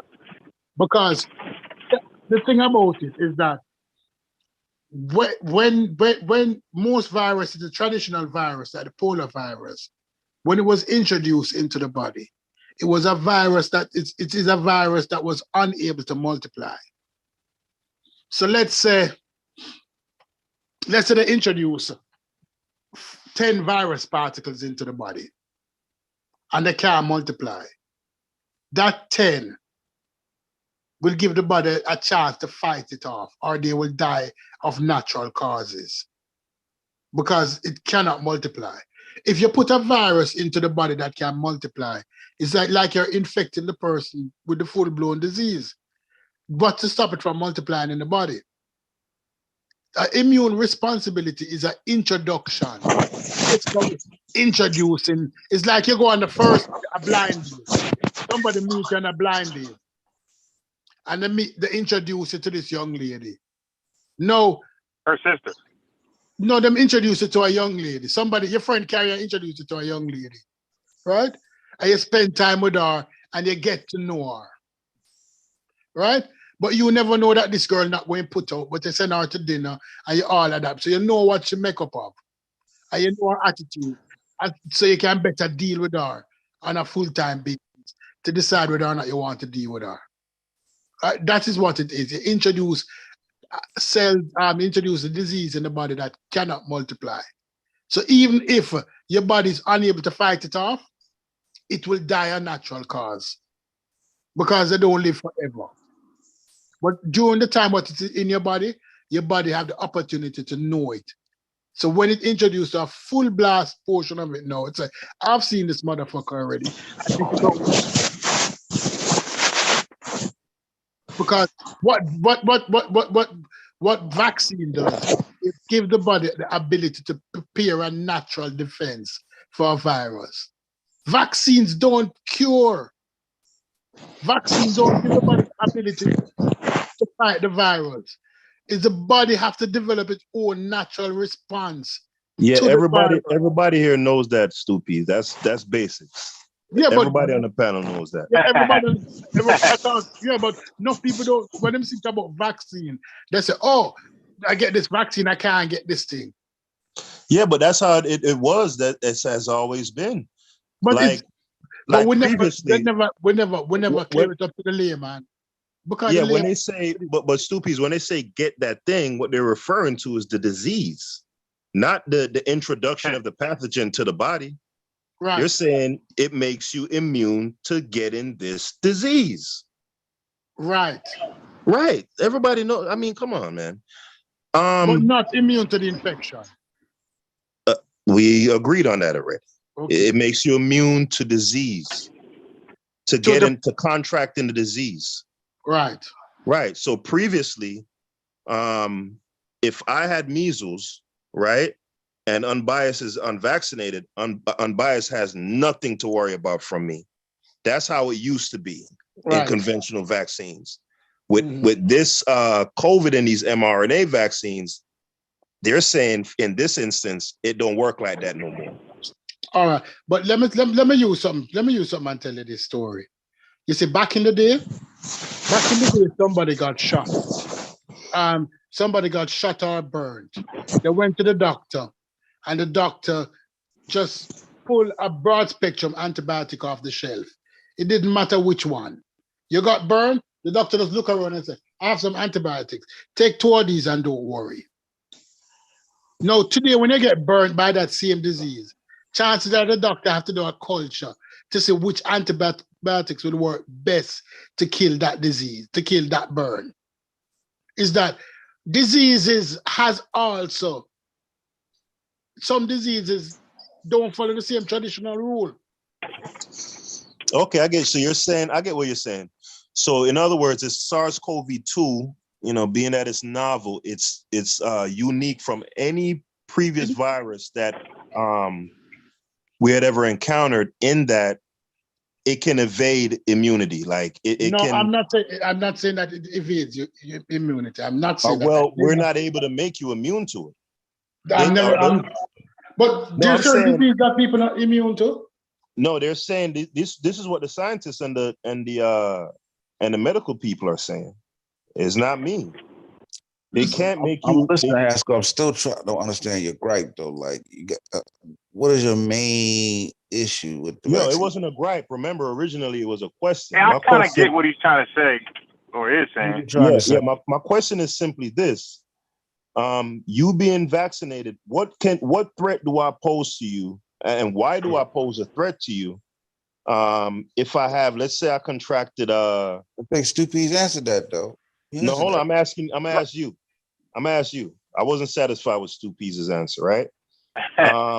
What threat do I pose to you? Let's say I contracted COVID. I'm expirating live virus and a lot of it. Right. You know, I'm coughing. And what threat do I pose to you? And why is it that you're under threat, being that you're supposedly vaccinated? Because let me explain. Let me explain. All right. If you're vaccinated, if you're unvaccinated, first of all, you're much more likely to get the disease. And getting the disease, there is a possibility that the virus can mutate in you to a new strain that is better able to avoid the vaccine.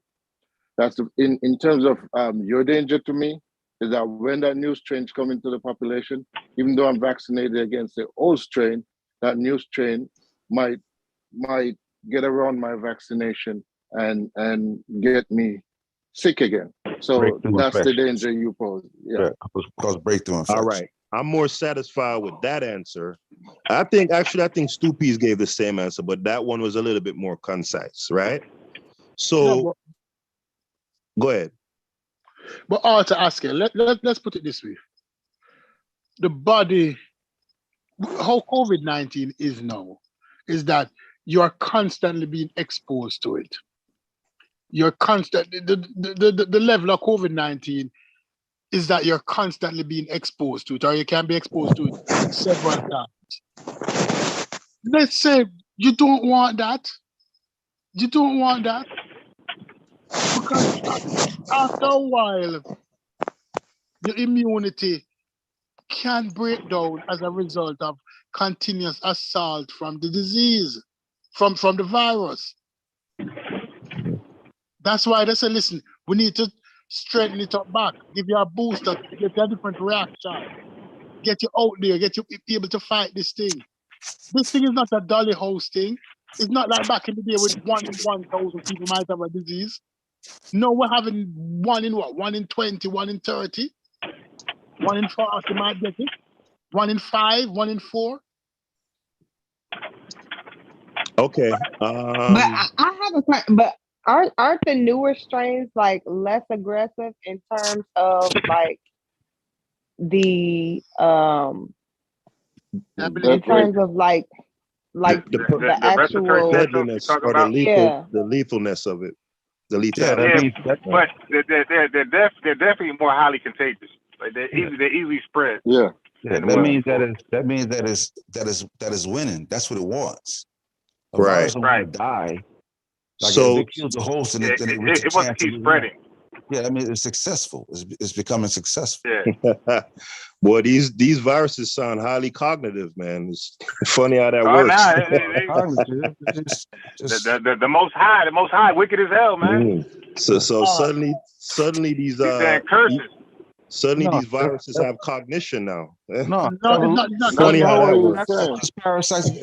It's just that's evolution. They want to survive. They have will now. You know. Omicron is a 10 left. I thought they were. I was always taught that vaccines you shouldn't anthropomorphize them. That's what Rocchianello said. But hey, what do I know? Go ahead. I mean, you know what we're saying, bro. Like I don't want to. Let me say. Omicron. Now here go the words again. Now when I was trying to hold him to some words, oh now you know what I'm saying. Now he doing the word thing. Right. All right. Askel, Omicron is a 10th letter of the Greek alphabet. That means that since COVID-19, 2019, there's been 10 different variants that we're talking about. Right? This vaccine, they know that this vaccine possesses the capacity to mutate rather easily. Viruses, because another one too. Let me use HIV. Another one too. Another one. What HIV was started in 1980. It's a different disease than what it is today. It has always mutated because viruses, when they replicate perfectly. And they know, and when you have so much different hosts for a virus to replicate in, the chances of it replicating to something else or something more virulent. So these viruses, they're unique in comparison then to the old school joints like your measles and your polios, because those weren't, I haven't heard anything about those mutating like that. Yeah, but not all of those polio don't have the group. Polio don't have the level of spread that this thing has. Polio never had the level of spread that this I'm talking about the ability to mutate. The level of spread that this thing has. Yeah, what happened is each virus is different. You have DNA viruses, you have RNA viruses, and the RNA, even it's different. HIV is a retrovirus. Yeah. But think about it. I will put this argument to you that it goes backwards. More people might have contracted coronavirus in the last 2 years than has contracted polio in 50. Okay, that's fine. So we basically would agree then that being that this particular virus is unique in its ability to mutate, and that is the reason why me being unvaccinated could possibly be a threat, even though to you being a vaccinated person, we're in consensus on that, right? Right. I can agree with that. Right. So therefore, is it fair to say that, considering the low uptake in places like Africa, and you're never going to get to 100% uptake, right? Worldwide. Is it fair to say that these mutations will always outpace vaccinations and you will need these vaccinations in perpetuity? Is that fair? Yes. Even the scientists have said that it's possible. Well, there you go. So y'all just keep. So this is what I want y'all to do. Y'all could go ahead and keep getting poked up till it's time for you to go to the grave. We just said it's a possibility. I'm just telling you what I'm gonna tell you what I'm not doing. I'm not Hey, getting. can I already understand you're not doing it. Hold on. I'm not gonna get poked up every 3 months till the day I die. We already I'm about to get poked up next week, January 19th. Y'all, this is what's going to happen. y'all have fun with that. Ask him. Y'all This is have what, fun with that. Ask him. Let me say something. Ask him. This is what's going to happen. What now is that just like how Bill and Melinda Gates Foundation having developing malaria vaccines or other drugs, other people, the world soon come together and say, listen, we are going to provide this vaccine free for these African countries that cannot afford it. Or for those third world countries Africans that don't cannot want that afford it. shit. Yeah, they do, bro. And No, Yes, they don't. They got Yes, the they lowest. do. They got the lowest uptake worldwide by far. They don't want the that reason shit. being is because it's severely underreported, bro. And it's not available. Yeah, It's and not readily you know, like, available. and In like Nigeria, and listen, in Nigeria, they having to throw that shit away. Them niggas is not taking that bullshit. They don't and- want it. What about Ghana? Can I step in for a second? Let me just say this real quick too. And Canada right now, my homeboy drive truck. He's saying like Canada's about to close off the border. Hey, peace. Can I chime in real quick? Yeah. If you don't mind. Hey, I tuned in. You already probably went over this definition, but I didn't hear, at least when I tuned in, that I didn't hear anybody define what an infection is, nor I don't think I caught the tail end of Haskell's question about the immunity. Immunity. And those two things are very critical to what you all are talking about. So you know, if y'all didn't answer that, I want to kind of offer that on the table. Maybe it'll clarify some things. We went down the rabbit hole of immunity already. Go ahead. Go ahead. All right. Well, all right. Let me. Give Will Drive 5 minutes. Will Drive. Yeah. Just give me two minutes. All right, 2 minutes. So okay. So one thing historically, you know, the general idea behind vaccines is that they're not created to prevent infection, and infection defined medically, because you know we have our own street idea of what infection is, but a medical infection is when a pathogen invades the body and proliferates, means it grows, it replicates in the body. And so what the vaccine does, they're not made to prevent the invasion, because certain viruses such as SARS-CoV-2, it enters the mucosal areas of the body, which is the eyes, nose, and mouth. And you're not going to prevent that. The only way you could try to prevent that is if you walk around with your eyes closed 24/7 and just don't breathe. Yeah, don't breathe, and so on and so forth. So invasion is going to happen. But what the key is, and what people forget, is that the basis of immunity or health period is time. And so the time between invasion of a pathogen and its proliferation in your body is what the vaccine or what the immune system is prepped to do, and to stave off that time. So it lessens the time so that the virus cannot replicate and do any damage. And by definition, disease is defined by the degree of damage that the proliferation of a virus does. So the vaccines are made to prevent disease, not infection. All right, so that's a major thing to understand. And then as far as the spike protein, no vaccine kills a virus. Vaccines prep and educate your own body to produce the antibodies that will recognize the antigen from the pathogen and then seek out and nullify it, neutralize it, to prevent it not from invading the body, but from proliferating and destroying cells, which in turn causes disease. And so that's my 2 cents, just to clarify. And I think that will kind of should cause a conversation to move forward. Right. What was the definition of infection? You did immunity, but you didn't do infection. I said infection. No, you did. You did. Yeah. It invading the body and attaching to the cell. It's replicating exactly. So everything I just said if everybody understands that, then the conversation can move to a more valid set of questions. It will not. Haskell, what's your response? Watch. Right. So my question is based on that. My question was based on that, right? Being that the conventional vaccines gave you immunity, meaning that it would stimulate the body to produce the antibodies that neutralized these pathogens, right? Mm-hmm. The specific examples we use were measles and polio, right? Yeah. Fast forward to today, a couple members on the panel are saying it's the uniqueness of this particular pathogen that makes that type of immunity impossible. No, right? that's not true. That's not true. I'm not saying impossible. I never said that. Yeah, no, they're saying that because what they're saying is this thing is going to be endemic. It can't be obliterated in the same manner that a measles or a polio was obliterated. You agree with that, Wujao? Not based on the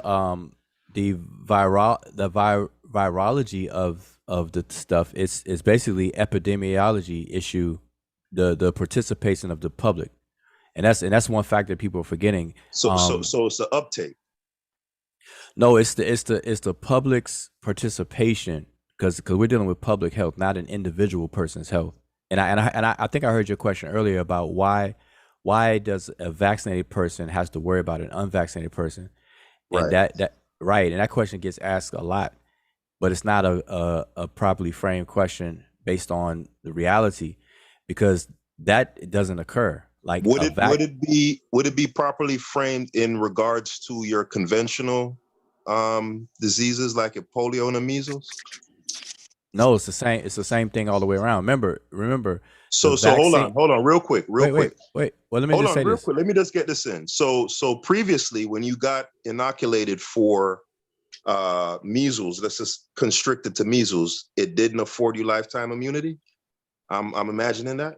Well, no, they don't say lifetime immunity. They don't know how long because the antibodies will wane. Will They wane, can right? wane. I've heard arguments that it wanes and all the rest of it, but right. Well, I think. Hold on, Amber. They don't use that language. Hold on. They don't use that language. Right, that's fine.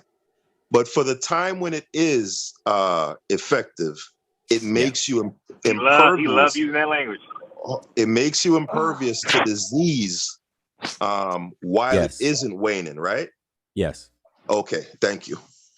And the mRNA vaccines of today do the exact same. Matter of fact, they are very highly effective. 97% between Moderna and Pfizer. Right. 97% effective in preventing hospitalization and death. And severe disease. Yes. But it doesn't prevent you from contracting the disease. Not in the same way. Hold on. This is an important caveat. Not in the same way that it did with the conventional vaccines. No. That's my where you're point. wrong. No. Well, your point is invalid. If you just let me finish my sentences. Go So the 97% is a percent for a certain statement. It's a lesser percent for disease, period. But hospitalization and severe disease is up to 97%. But if you're talking about mild disease and so on, the percentage is less, but it's there. So the way you're talking absolutes like it doesn't, as if you're comparing it with conventional vaccines, and that's you shouldn't do that.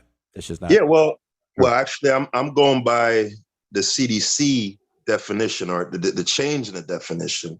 They changed the definition from immunity to protection. They did that, not me. No. Immunity and protection are synonyms among the medical in the medical field. Nope. Then what would be the point? Why would they change it? Then what would be the point of changing it then? Because I don't pretend to speak on behalf of the. Wait. It literally makes no difference in the definition. Why would they change it? No. Listen to what I'm saying. A synonym means that it can be used interchangeably. So let me repeat that. I know what a synonym is, bro. Okay, so it's not a permanent change. If I may, let me just say this. It's not a permanent change. It's not like they changed and then now nobody could say immunity anymore. They're used interchangeably, and in the medical literature, you'll see it as such. You'll see in the same paper they'll use immunity sometime, and they'll use protection in the same documentation. That's fine. I okay. think the reason Your turn. why the CDC probably changed the language is because common misconceptions around what immunity means. So to keep people from kind of going with the narrative or, being confused about what it means, maybe they went with protection because it doesn't have all of the misinformation around it. Awesome. Yeah, that sounds about right. I don't see. I'm on the CDC website right now. They have a definition of terms here. I don't see one for protection, right? But the one that they have for immunity says protection from an infectious disease. If you're immune to a disease, you can be exposed to it without becoming infected. That's on their webpage. Yeah. And I'm certain with this SARS-CoV-2, that's not the claim being made. It's a different thing. You can be vaccinated, but it doesn't guarantee, or the language isn't nearly as absolute as it is here that I just read, that if you are exposed to it, that you won't become infected. There is a marked difference there. It's an appreciable difference, is what I'm saying. I think that's fair.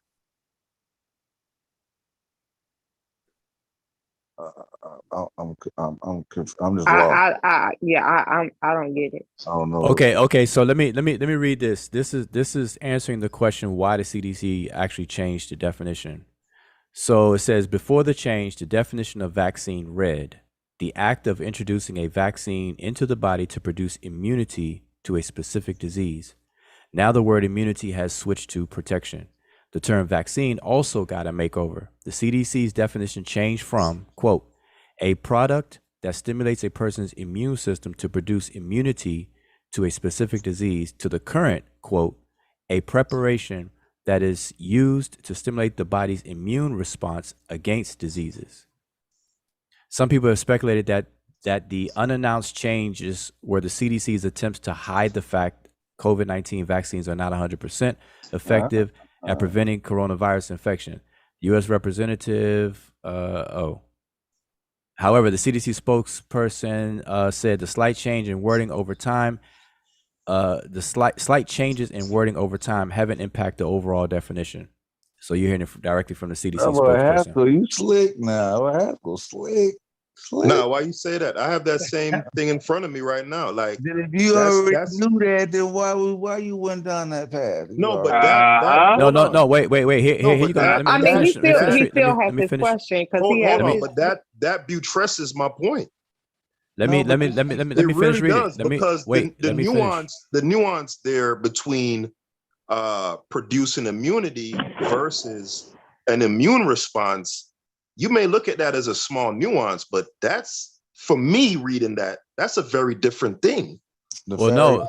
Let me just finish reading because the reason is because of misinterpretations of the existing definition. So they did it for more clarification, not that it changed, because the spokesperson just said it's the overall same definition. That's what they saying. But let me finish. It says the previous definitions could have been, quote, interpreted to mean that the vaccines were 100% effective, which has never been the case for any vaccine. So the current definition is more transparent and also describes the ways in which vaccines can be administered, the spokesperson said. There you go.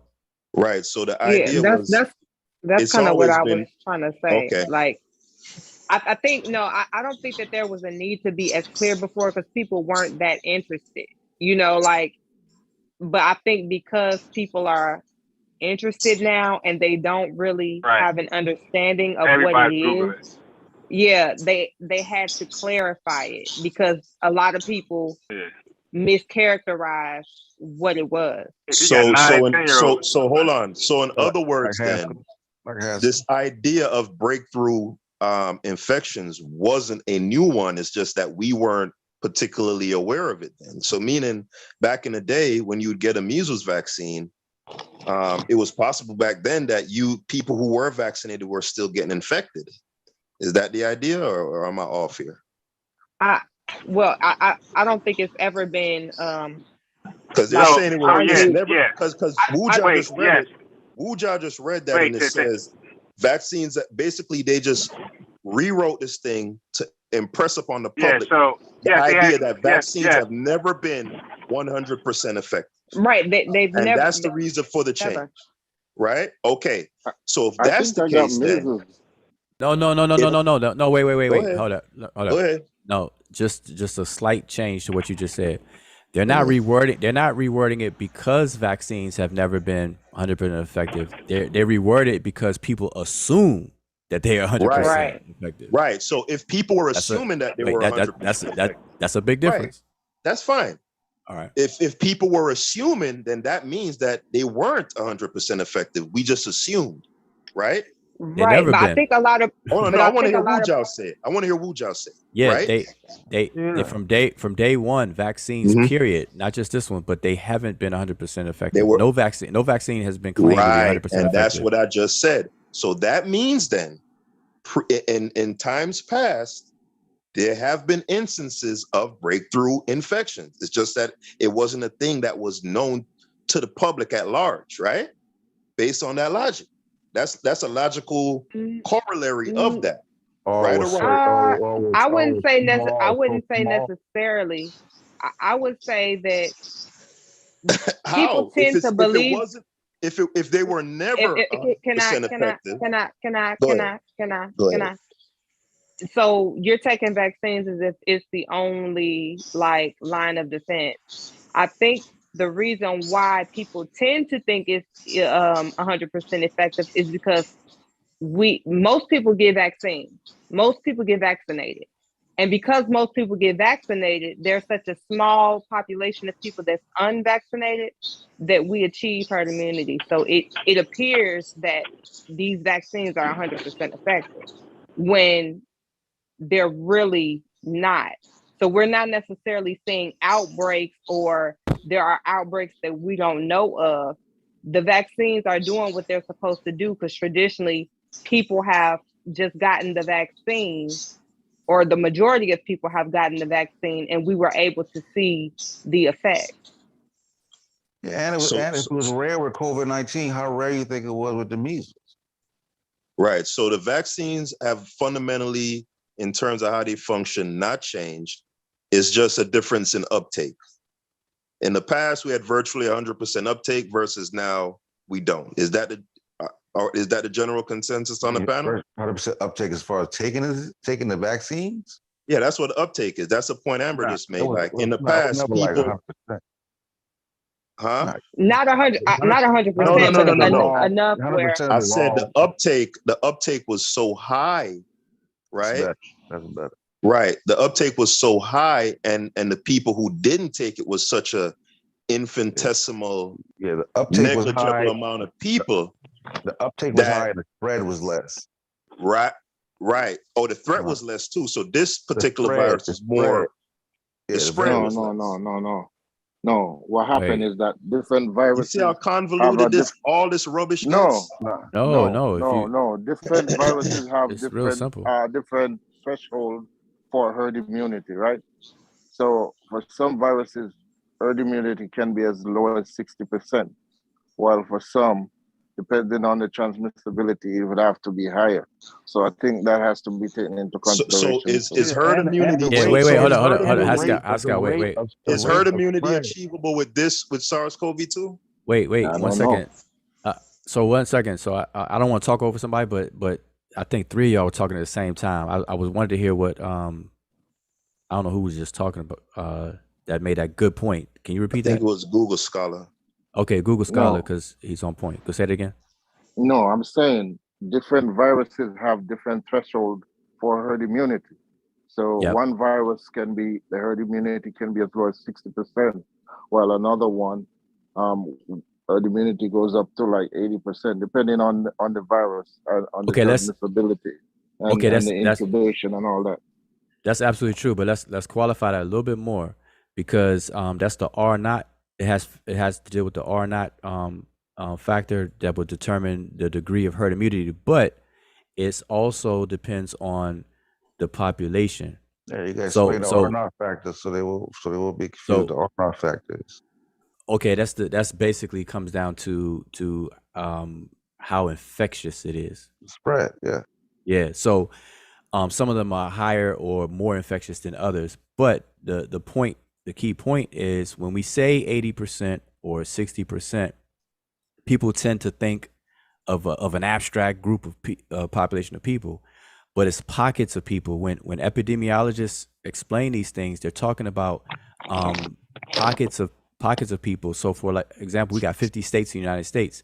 Georgia could very well reach 85% of vaccinated people, 85%, and that could go over the threshold and be this population immunity that we nickname herd immunity. But then the next state over may be below the threshold and they're not, and so on and so forth. So we got to look at it in terms of pockets of people, and the best way to do it at least is on a state level, because this is how the data is brought in through the local or state healthcare. What do you call it? Not the healthcare, but the epidemiology. Yeah, no, but the health people for the state. I forgot. It slipped my mind what they're called, but every Department state. of Health? Yeah, basically the Department of Health, but whatever it is. But that's how the data is collected, and so it's on that level that people get these statistics. So we can't say 80% and then say United States, because one state that's why if you look at the infection map, certain states are red, certain states are yellow, certain states are green, because that's how they gauge it. They don't gauge it by the entire, just the globe or any arbitrary. Florida is red. Yeah, right. Haskell area. Right. So herd immunity is very tricky, just based on that. Just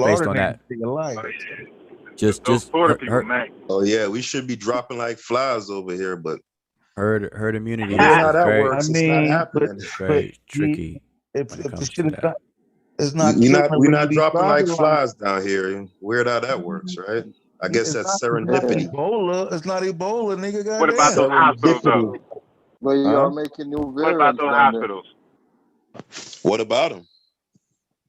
You saying they I flooded? can't go to the hospital to get a checkup because they filled with COVID-19 That's cap. Negroes. Big the shots and shit for the testing. Big cap. The shots and shit for the testing so goddamn backed up. Big cap, bro. I go to hospitals around here every day for my work. Big cap. No, listen. Them shit's empty than a motherfucker. Meanwhile, I got a whole stockpile of COVID tests. But wait a minute. So let's talk about Florida. Florida is the number 3. Florida is the third highest state for new cases and everything, or the total cases. Told you. Yeah. Told you. Total cases in the United States. Based on the specious PCR test. Oh Lord. That's what y'all do that. It's 5 million total cases in Florida, and new cases just in one day is 71,000. That's just in yesterday. Yeah. And yesterday only 6 people documented as dying of COVID. Yeah. And one, because they ain't count half. 6 people out of supposedly 71,000 sick people. No, but 71,000 new cases. It's cases. New cases. Cases last 2 weeks. But see, case definition is important, and I guarantee you, for probably, I'm just going to venture to say over 90% of what they're counting as cases, right? Because the case definition is largely dependent upon you coming up, quote unquote, positive on a PCR test, right? I guarantee you, well over 90% of the motherfuckers asymptomatic, ain't nothing wrong with them. Now we need to get Dr. Vince Rakiel on the show so you can goddamn question him to his face about the goddamn PCR. Bro, we heard the man own words, bro. We played it over and over. Your cognitive dissonance. won't accept what the man said. This the man y'all recommended. What man? Wait, what man? What did he say, Haskell? What did he say? Vincent Roccanello.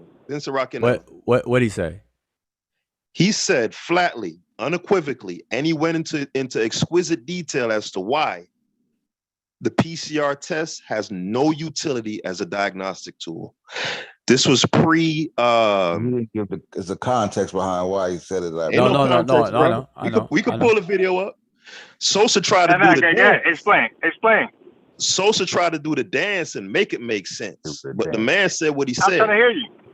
Well, the reason why he said it can't be used as a diagnostic is because what the RNA that the PCR is detecting, right? By the time you do all those cycles by the time you do the amount of cycles to be able to detect, right, a particular RNA signature that you're looking for, right, that they say is corresponds with the RNA signature of the particular disease, right? The amount of RNA is so infinitesimal that it cannot possibly be infectious virus. That was the nigga words, and I could share the screen and play the video, and I ain't changing nothing up what he said, none of that. Okay, now suppose I pull up a video where he's telling people to get tested, a PCR test, and he says it's all good. So what's up with that? That's fine because he has been is he a virologist or what? Yes. I don't know what his particular discipline is, right? Yeah.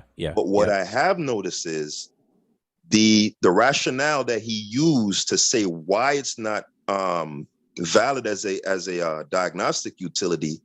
He's never refuted that. He's just going along with the program. Oh, so you get what I'm saying, Wuja? So he's saying mask up. Oh, hold on. He's saying mask up, get vaccinated, and all the rest of it. What he's not saying, however, is, hey guys, in 2019, I did say that the amount of RNA is too infinitesimal to ever be infectious. However, because of new research, blah blah blah blah, he isn't doing that. Let me ask you, Haskell, are you a regular watcher of his show and everything? No, probably. No. I watch after y'all recommended him. I watched the virology lectures up to, I want to say like lesson 8. No, Haskell, God damn it. Stop it. No. Yeah, just say no. Thanks. Okay. The reason why I asked that is because he every Wednesday, and tonight was included, he does a Q&A, and people ask that very same thing and bring that very same thing up, and he just deals with it. So everything you're saying, so everything you're saying, you watched that. Yeah.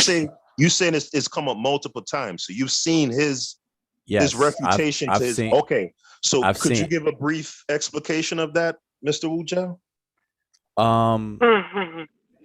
Well, I'll probably butcher it right at the moment. So what I'll do? No. What I'll do is I'll hunt down one of the times that somebody asked and brought it up, because the questions go up the screen. It's from the chat, and then he answers them with his partner, the other lady that's on his channel, and they answer. Amy? Yeah, Amy or Dr. Amy or whatever, and they answer these questions. So I'm gonna hunt it down, because I meant to hunt it down for somebody else as well, because somebody else had brought that to my attention. But it came up a few times, even when I was watching live. Like I watch it live, and sometimes I catch it on the replay.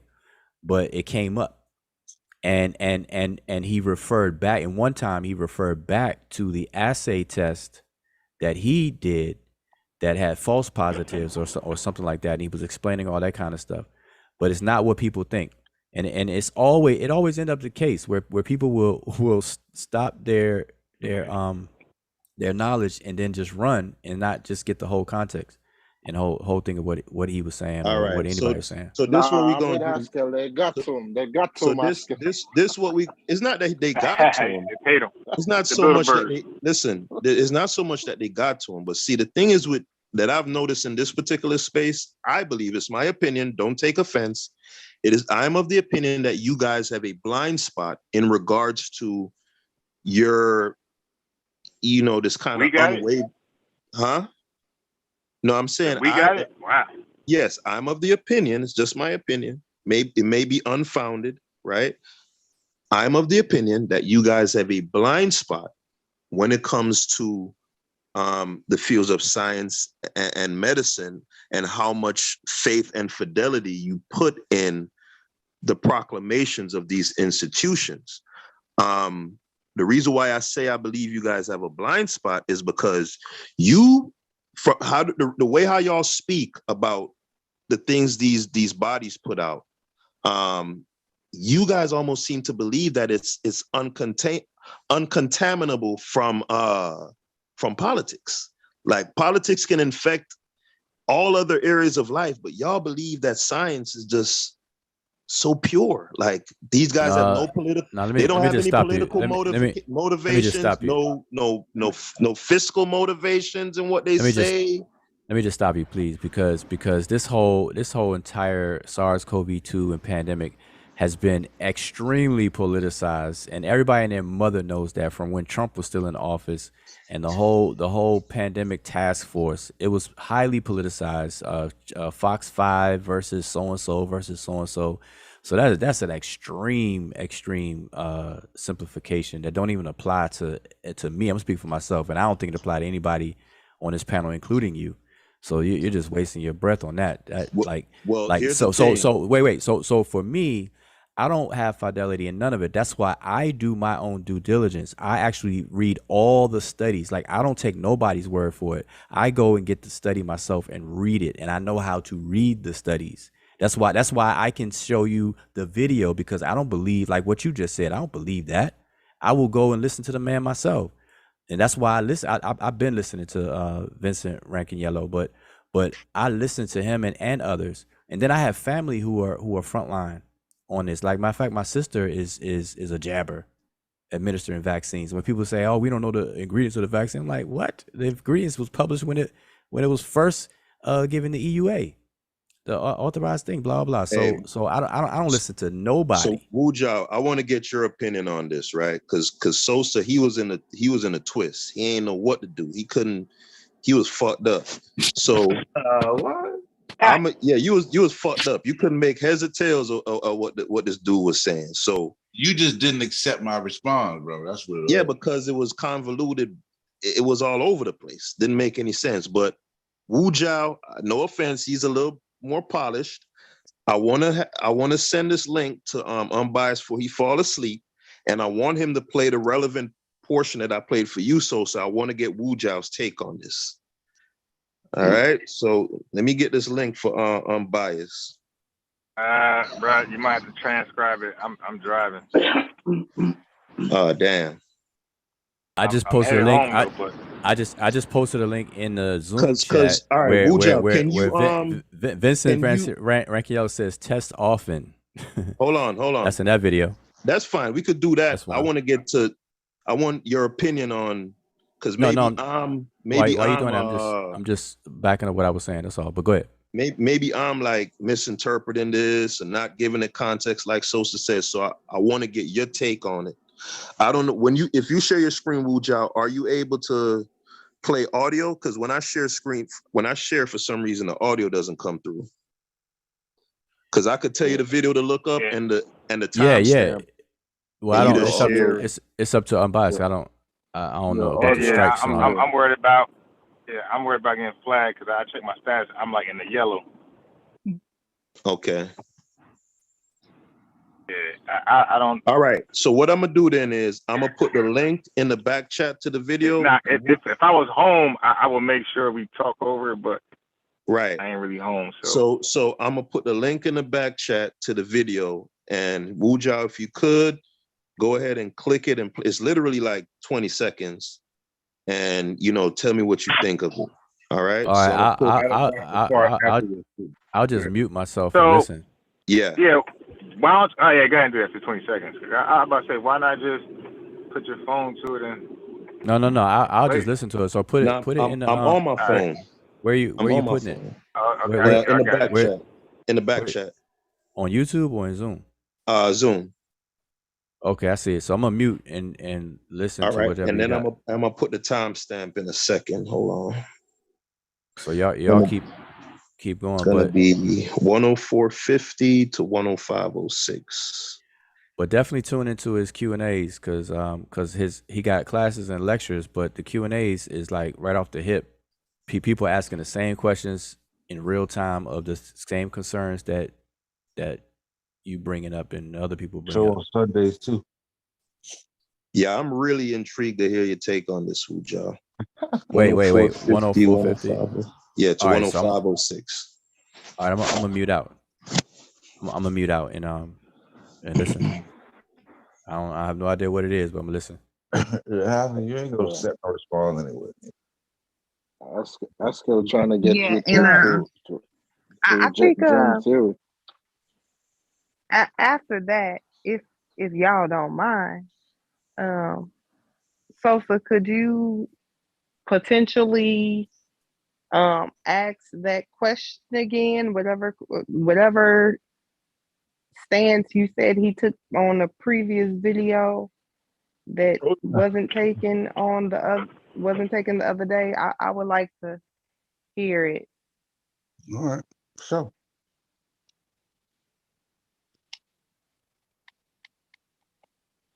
I just realized something real quick. I'm gonna have to. I can't mute you all talking. Like I'm trying to listen to this, and then y'all talking right here too. So hold up. So post. Everybody get quiet. Everybody get quiet for 30 seconds. No. I'm saying just post a link to come back in. I'm gonna leave, listen, and I'm gonna come back. But post a link in the YouTube chat so I can come back.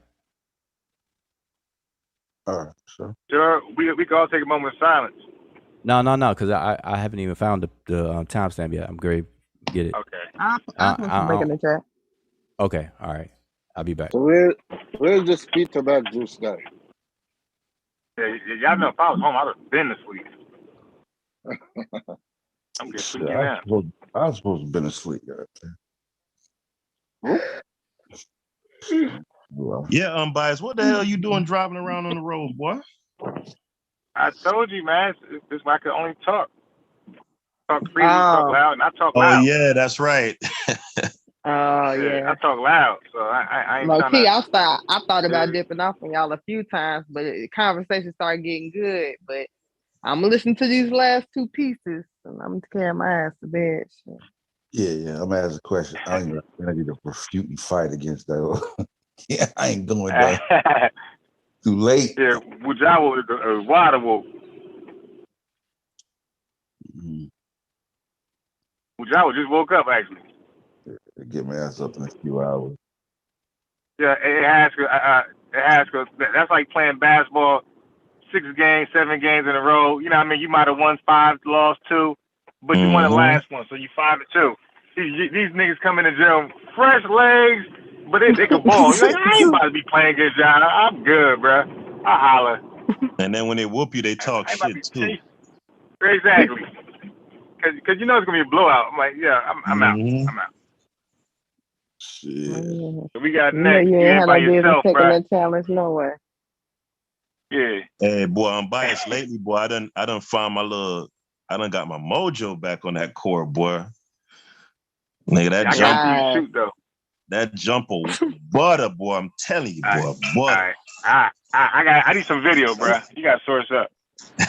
Now I'm like, how you get your mojo back all of a sudden? It just appeared out of nowhere.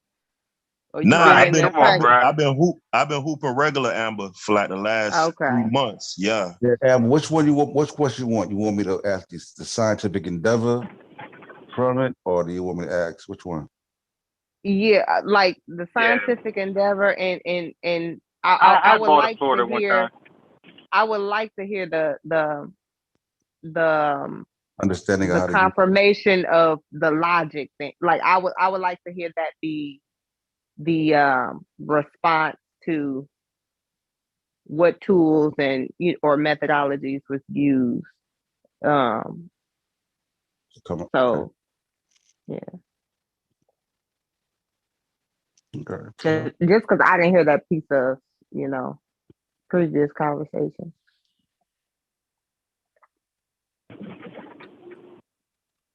All right.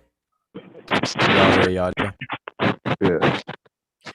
All right, so man, that good gracious alive, man. Just how the older people say, what do they say? Good. Great balls of fire. Nah, good gracious alive. But anyway, so Haskell, you still there? You go. And I was actually trying to transcribe it so we could add, I wanted to have the exact, because I know you're gonna do your little Wu Jiao. No. There you go. I'm not. I'm actually I know it's not. coming. I know No, it's I'm coming. not. I'm actually not. Listen, man. That is real easy. He's making a distinction between infectious virus versus the presence of the virus. That's as real simple as that. If you back up a little bit more, you'll hear him even say it. He's saying the PCR test is the presence of virus, but you don't know if it's infectious virus. And he actually explains that in a more recent videos. Wu Jiao. The man said it can't. Hold on. The man said it can't be infectious virus. I'm not paraphrasing. Let me say it again. He said the presence of RNA on a PCR test can't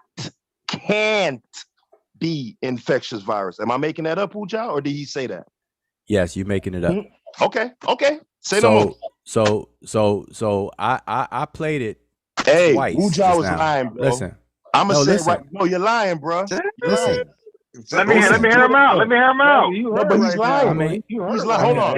Let me hear him out. Hold on, though. Wait, you asked us to respond. Let me hear him out, bro. Let me talk to Wu Jiao, bro. Bro, we have a fundamental disagreement on the material facts.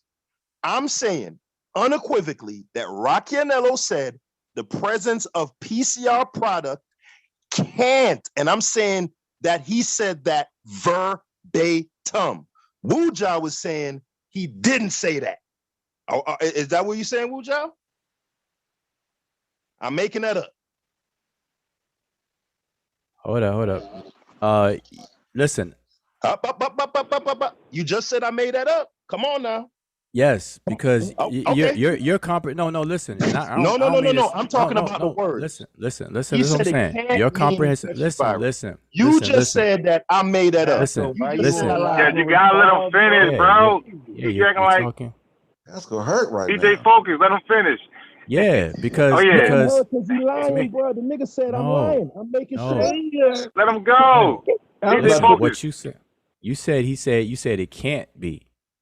And what I'm telling you is that, see, what you're doing, what you just claimed that I would do, and earlier you said that we have a bias. Wait. I want you to go in the back chat, click the link. Relax. Hold on, no. Hold on, y'all. He is going wild. That thing's He's lying on me, bro. He's saying that I'm literally lying. So I want Amber. No, because this is a matter of my character. Yeah, he got his shirt off. No, this is a matter of my character. The nigga saying I'm lying. Not that I'm missing. So let him explain. He's saying I'm lying. So Amber, check, right? Because you're the only one really that keep it a hundo on here. I want you to go in the back chat. I want you to, Amber, you there? You there, baby girl? Amber, you there? How do I get shot at? I ain't got nothing to do with this shit. Amber, you on the panel? Only real one only. I'm still here. All right, please do me a favor. Please do me a favor. Go in the back chat, click the link. The timestamp is in the back chat, and tell me if Rocchianello didn't say verbatim the presence of PCR product cannot mean there is infectious virus. Please do that for me. Okay. Throw a rock in the crowd of dogs. Hold up. So here's the thing. You made a claim. You made two claims. One directed straight to me that I'm gonna do the Wu Jiao thing, and then earlier you made a more general one on the whole panel saying that we have a bias in the fidelity of X, Y, and Z. Blah blah blah blah blah. But you are coming to the table with a clear bias because one, it's a very narrow. Oh, Amber, I think you got to mute. Amber, I think you got to mute. It's a very narrow clip. Man, I'm hearing the echoes and some more stuff right now. Amber going in. Might be. Yeah, Amber. Okay. Now I'm hearing like a straight Grand Canyon echo. Yeah, I can't even. I'm hearing myself loud. Amber probably is not listening to anything. She probably can't hear us. She can't hear us. But regardless, my point, man, it's an echo. But my point is that little narrow clip from 2019, Vincent Rancaniello, I mean, he speaks on that all the time. And so you gotta listen to the content. Even if you listen to the context of that just one video, if you back up some more, you'll see he's talking about the measuring of Zika in seminal fluid, and he used the rats and stuff like that, and he compares the presence of PCR versus infectious virus, and how PCR you will not know if it's infectious virus. And he even goes on, if you play it a little bit further after this timestamp you gave me, you'll hear him summarize it. So I mean, when Unbiased gets home or whatever, you might as well just play the clip. Don't even show it's just audio. When I told him that, he said, I'm doing my dance. Tell him he's just play it. In the context of what's being said. But I told her he stops at it. As soon as he said that can't be, he stopped. Boop, that's it, stop. Boom. I'm like, you gotta listen to get the whole context. Nah, bro. It's right there. It's not hard. Unfortunately, I'm having the same problem with y'all was having. Y'all talking, I can't hear. So yeah, we probably just gonna have to play the clip. Yeah, Unbiased. So you call that man DJ Focus? That's going wow. Put your shirt back on, Haskell. Like it ain't that goddamn serious, bro. Put your shirt back on. No. It is that serious because somebody play it is that serious because Wu Zhao just questioned one of two things. It's either my lack of aptitude or Hold on. That's what I'm saying. So it is that serious. I'm warranted. I'm questioning your your ability to comprehend. I've been quiet for a while now. I'm responding to Sosa, right? Wu Zhao basically besmirch and that's fine because that's his opinion or how he sees it. I don't think you comprehended. Huh? I don't think you comprehended what he said. Right. That's Fine. exactly. Yeah, but that's not. And that's fine. Not that's fine. That's fine. Right. Okay. So for me, that's fixable. That's fixable though. Well, that's fixable. But what I'm saying is, it's either a matter of because you change it a little bit now. If you're saying that I'm taking it out of context, or there's possibly other. No, I didn't change. I was consistent. Hold on, bro. I'm talking, bro. Chill out. If you're saying that there's possibly other pertinent information that is relevant to what he said, perhaps that I have an oversight on, that is a very different thing from saying that my transcription of what he said verbatim was made up. Those are two very different things. Okay, so let me say. Hold on, I'm not done. Right. I'm going to repeat it again. When I first said that the doctor's exact words were, the presence of PCR product on a test or a positive result can't. I specifically said that he said can't. And I was very, unequivocal about that. And you flatly said, I made that up. Now there's a way to verify. So let me explain. Okay, so let me explain what I'm saying. So I've been very consistent. Even before I listened to your clip, I'm the one that told you that same topic in question has come up several times on his show, and he's the one that says to tell people to get tested and so on and so forth. So I already wait. Listen,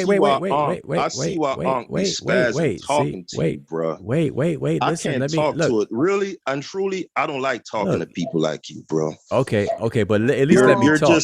You're just intellectually dishonest, bro. At least let me talk. I never seen Oscar like this. What happened? Yeah, at least let me talk. Did y'all hear Ankh on the show the other day when we was talking about don't go off the Bantu shit? That's actually rude. This nigga here will drive a nigga crazy if you talk to him. Okay. Right? So what I would do with a nigga, I would never talk to a nigga like okay. But you was This just on nigga, his side the other day. this nigga Okay. will have you. I know. This nigga will have you There's thinking. a bunch will of have- niggas going back. You this throwing a bunch of niggas this around nigga here. will have people thinking Yeah. that you're crazy. Okay, but that's Hey, insecurity. You know that's all the hoes insecurity. nowadays That's talk about insecurity. narcissism and gaslighting. Listen. That this nigga is a master gaslighter, bro. Listen. I Master. can't listen. I I can't see why babysit be your taking a little insecurity. sneak shots with the York shit because you beyond that, bro. Hey, but listen. I know. I'm trying to get back, and I can't account for you. If you're sensitive, then don't talk to me. Hey, did you hear the audio, Amber? I Did ain't you- listening to this nigga talking about. did- You heard the did you- audio? See, now he Amber? being rude. I was- Now he being I was- rude. I was That's saying why. that That's why I want. I'd rather have conversations in people's face. I ain't listening to nothing you talking about, I'm nigga. telling Did you you hear right the now. audio, I'm Amber? telling you right now, Haskell, you would not be saying what you be saying. Did you? I'm gonna tell you that straight up down. I'm gonna tell you that. I'm gonna tell you that straight up. I'm gonna tell you that straight up. Dude. I'm gonna tell you that straight up. You're I'm not gonna tell you that tough. straight You're not up. tough. I don't believe you. Straight up Ujal. and down. I don't believe you. That's cool, but I got your You're not- attention you're not again. tough, I got your dude. You're okay. not Now, tough. now you back off Amber. Now you back on me. You're not Okay, tough. okay, Now you back okay. on me though. Ujal, I don't believe you. You are not tough. I don't want you to Not believe tough, me. dude. I don't want you to believe me. Hold on. Peace to the Amber. chat. Peace to the Look. chat, everybody. Here's the thing. Peace. But he's Amber, paying. He's did you, paying attention to what's what I'm going saying. on, So Corey? here's the thing. Hey, I just want to say one thing. I Look. gotta go real quick because I gotta go real quick. But I just want Oh, don't pull the woo. You pulling the woo job? Yeah. Now he's being Not funny. fucking with y'all. I came in to fuck with y'all. He's being funny. So here, Hey, so come on, man. I here's, got like so- 3 minutes, man. so Come here- on, man. So, Nigga on the panel 7 hours. so here's the thing. Give Concrete Corey 2 minutes. This is what Guys, happens when people lose the argument. This is what happens when people lose the argument. This is what happens when people lose the argument. They all go all down different paths when they lose the argument.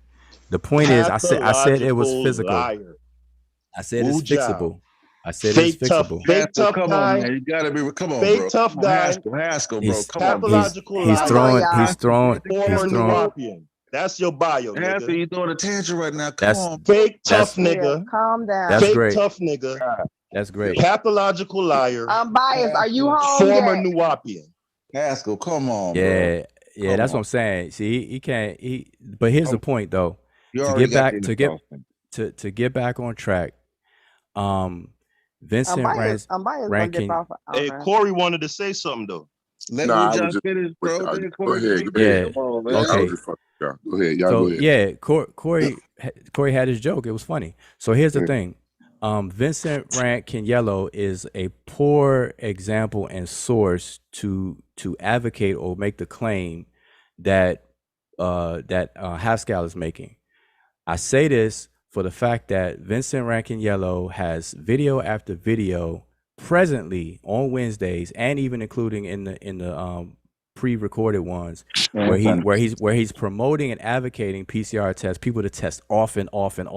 He even breaks down how it works and so on and so forth, and he explains so people won't misinterpret them and have false expectations of them. He talks about the PCRs and the antibody ones. He talks about both the IgM, IgG, and what those things mean and the whole nine.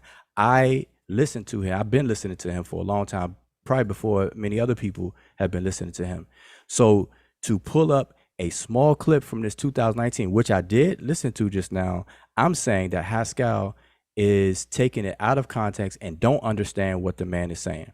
That's what I'm saying. So now we can get back on track and you address that. So all we have to do is play the context of what he's saying. I said the same thing. I told you. Now, but hold on, Sosa, hold on, bro. I know you waving the pom poms, but what he just said is fair. That's fair. That's in bounds, right? And like I said earlier in the stream, the beautiful thing about this internet is that this shit is recorded for posterity. What I took exception to, great exception to, is the nigga flat out lying. Because in what I lie regards about, to, what I lie about. So I didn't cut you off, bro. Actually, you did ask her, but go I ahead. didn't. Nope. I was on mute. I was on mute for the last minute or so when he was talking about out of context and all that. I was on mute. That's very true. But I'm we saying, don't need you to jump in. What did Sosa, I know you. I know this year. You know what I'm saying? Okay, give I'm me just asking you, what did W, give me a U, give me a D. You know, we don't. We got this, bro. Let me and bro talk, bro. Earlier, you were like, give me an A, give me an N, give me a K, give me an H, give me an Unk. Stop. It don't hit the same when you do it. It don't hit the same, bro. I know. But this is what. But tell me what I lied about. This is what I took exception to, right? No, just tell me what I lied about. I provided a small snippet with a timestamp. Are you going to tell me what I lied about? Yeah, I said that the man said verbatim that PCR products cannot be taken to mean in the presence of infectious virus. And I asked you, did he say that verbatim? And you said no, he did not say the word can't. Listen, right? I could replay this tape back. You asked me. You lied on me, bro. No, you asked and me. We could play it back. Listen, yes, and we're gonna play it back. We're gonna play this show back. We're gonna play hey, this show Corey, back. If I come on here, right, and I say, no, play this clip. No, demonstration beats conversation. It doesn't matter. We can just play it back. From this person, right? Let the tape speak for itself. When you come back on after you play the clip, that's and how I say, hey, lose. Corey, did the guy said that it rained on Tuesday? And you said, nah, he didn't say that. That's a flat out denial, right? Like that's a completely different thing from, well, you know, it lightly drizzled and you took that. Would y'all agree? That's a different thing. He flatly said that the nigga ain't say what I said the nigga said. No, you asked me, did you make it up? Did I make up the part about no. Listen. You just cut me. You just cut me again. We ain't gonna do the flip, bro. You just okay. I said now it's okay. Now it's okay. So listen, man. I made up the part about him saying that PCR product. I don't care what you say at this point. I don't care what you say at this point. Mean infectious virus, and you said yes. You made that up. So go ahead, because this dude is incorrigible and everything. Incorrigible. Yes. See. Yes. You're a little bit flappable there because I'm not the ordinary, right? Right. I don't get flustered under the little Nuwapian tactics. No, you doesn't you work. Definitely do. No, you definitely doesn't work. You definitely do though. But doesn't work. But here's the this thing. is recorded.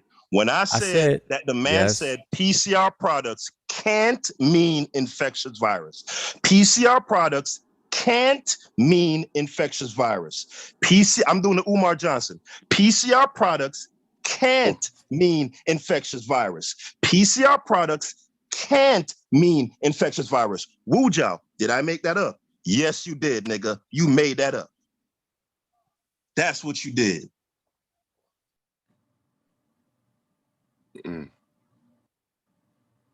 All right. You lied on me flat out, bro, and I didn't appreciate that. Was it about vaccines or viruses? Try to make a nigga look like a clown, bro. Stand a nigga like him. Oh man, why? I be liking to have the good, smooth. You know, I don't mind some contention. I like the smooth kind. What I mean, I don't mind some. You know me, I yell and do some cussing too, but I try not to, man. I swear I do. I don't like the conversation to devolve or whatever. But man, I had Corey, earlier, I was on, and the Muslim dude was on. Wait, Corey, can I just get a moment? Let me get a moment. So let me just straighten this out.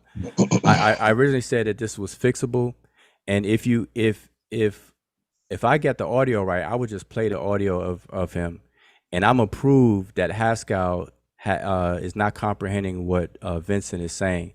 He said the word can't, but he didn't say what now Haskell. He said the word can't. No. Listen to what I'm saying. No, the word can't. Previously, you said that he didn't say it, Wu Jiao. No, I did not. And now, I think you got a hearing problem. You got it recorded. So here's the thing. We'll play it back. No, yeah, we could play it back, but here's the thing. I said you said that it can't. Matter of fact, let me go ahead and get that timestamp for this lying ass nigga. That's what I'm saying. See the Ryan insults. Unmuted. See, I think he ready. You ready, bro, Ryan? Unbiased. For some reason, I won't be able to play the audio. But listen, if you listen to Vincent, what he's saying is that he's saying that it can't mean that, not that it can't detect that. And that's what I said before. If you listen, I mean, it's best to play it. I said play the audio. Demonstration beats conversation. Just play the audio. That way we don't have to rely on Haskell interpretation, Haskell repeating or whatever. Catch me up real quick. What we listening to? What did we listen to? What did y'all play? No, we didn't play it on here. We're playing it private. It hasn't been played, but Haskell is taking a 20-second clip from Vincent Rankin-Yellow's podcast, and he's making the claim with that clip about the PCR test, that what it can't do. And what I'm saying is that he's definitely misinterpreting and not comprehending what Vincent Rankin-Yellow is saying. And I said that even before I listened to it, based on what I know of Vincent to say in all of his other videos. So so now I'm hearing echoes. Of people when epidemiologists Sosa. Yeah, that's Sosa. Next state over. Sosa. Can you mute? Yeah. Oh shit. I thought I was on mute. Okay, so So a PCR test, you know, my wife is she deals with these at her job, right? So like usually like a PCR test, they want a more in-depth test, like is better than the like the home test or whatever, as far as I understand. Like a lot of times, you're talking about the rapid. It's better than the rapid tests, and then they got home tests too that people have, that they give out. My wife's job actually passes out home tests to the community or whatever. So usually when people take a PCR test, it's like a kid or something that's going to daycare, and you know the daycare requires her to come with a negative test or whatever, and so like they usually like take a PCR test. So I'm trying to understand what's the deal with the PCR test? What's the big deal about it? Well, you got to let Sosa can reiterate his claim verbatim, so that he can do that on his own behalf. But what he was claiming earlier, he's just flat out wrong about, and he's using Vincent Rankin-Yellow to support his claim. And like quite a few people do, they don't understand the source that they're citing, and they think that the source is supporting their claim when it actually doesn't at all. And this is the case with him. He doesn't comprehend what Vincent Rankin-Yellow is saying. They're making about the test. I mean, either the test, what it can't do. Basically, he's saying that PCR is trash. PCR test is trash overall to generalize it. Using it, here it is, Corey. Using it as a diagnostic tool is completely inappropriate, and I'll go further. It's criminal. That's my contention. and he's using Vincent Rankin-Yellow this certain clip to support that that contention, and he's Corey, absolutely wrong. He's absolutely wrong. Corey, like I said though, like I told Wuja, right? Play the clip. Play the clip. Somebody just play the clip, man. Yeah, Corey. No, because I don't want to hear. It don't matter what the guy said to me. I'm asking questions to you two guys. You know what I'm saying? So you say the PCR test is not for diagnosis, meaning if I took a PCR test, right, and it came back positive, it wouldn't be legitimate for them to say, yo, you have contracted COVID-19. Correct. It has no utility as a diagnostic. Okay. All right. And you, Wuja, were you saying, no, that's wrong? I'm saying Haskell has no idea what he's talking about. Okay. Right. And I use because and I can use the same guy he's using to support what I'm saying. Yeah, that's what's funny. And Corey, that's what's funny. Listen, the conversation was in bounds up to a point. What triggered me was him saying my I actually didn't. Him saying my verbal transliteration. I said you made it up. Yeah. Right. Here's what I said, Corey. The gentleman, Vincent Rossianello, he says verbatim, PCR product. Yellow. Really, dude? You're something else, man. No, because you did that with me with incorrigible earlier, and had a little fit. Oh my God, bro. with your little soft self. So, all right, man. Okay, all right, brother. You too soft for me, though, Corey. man. Huh? You too soft, man. All right, yeah, all right, dude. You tough. All right. You got a little sugar. All right, you got it. Yeah. Now what? No, nothing. We on the internet, dude. Like, right. Keep talking. We on the internet. I don't know what I'm supposed to do. But Corey, no, keep talking. That's what you're supposed to do. That's all you can do. What I took exception to was, Rocchianello says, the presence of PCR product can't mean infectious virus, meaning like it's literally impossible. And he explicated and gave the rationale beautifully in exquisite detail why it can't possibly mean that you are quote unquote positive for a disease. And Wujao said that I asked Wujao, I said, did he say that it can't mean that you're positive or it have a disease? And Wujao said, you made that up. He didn't say can't. I want to ask one question. No. I understand. One question. All we gotta do is just play it, man. I'm just trying to figure, because I'm not really concerned about what this guy said. I'm not. I just want to get to the bottom. I'm trying to understand where you coming from, Haskell, because as far as play the video on Unbiased. As far as I've understood, no, he don't care. In these tests, right? They actually, like I said, my wife is the director of operations, so like her employees, they use these tests, right? And so what you're saying is they're using these tests in futility, right? So like right, it's inviable as a diagnostic utility. It's completely inappropriate. The person who innovated the technique use terminology that I may or may not understand. So I want to be clear for me. Let me ask the question the way I like. It's garbage, bro. It is garbage. As a diagnostic trash, throw it in the garbage. That's what I'm saying. So that clear enough? Yeah, but I'm saying like when people actually have COVID though, like they go and get a PCR test, right? And then they come back positive, and then they actually sick. You know what I'm saying? They actually been exposed to it, and they're actually showing symptoms. And the PCR test was positive. He's saying they're getting false or inaccurate results. The test is trash. So what? I even go further than that. What test? Because that would assume that the test has some sort of utility. I'm saying it has no utility whatsoever as a diagnostic. That was the person who created the technique. That's not what it was created for, and it has no application. So how as do you a diagnostic? There's 21 or 22 days. There's no more infectious virus. Hold on, Corey. He's playing the video. He's playing the audio.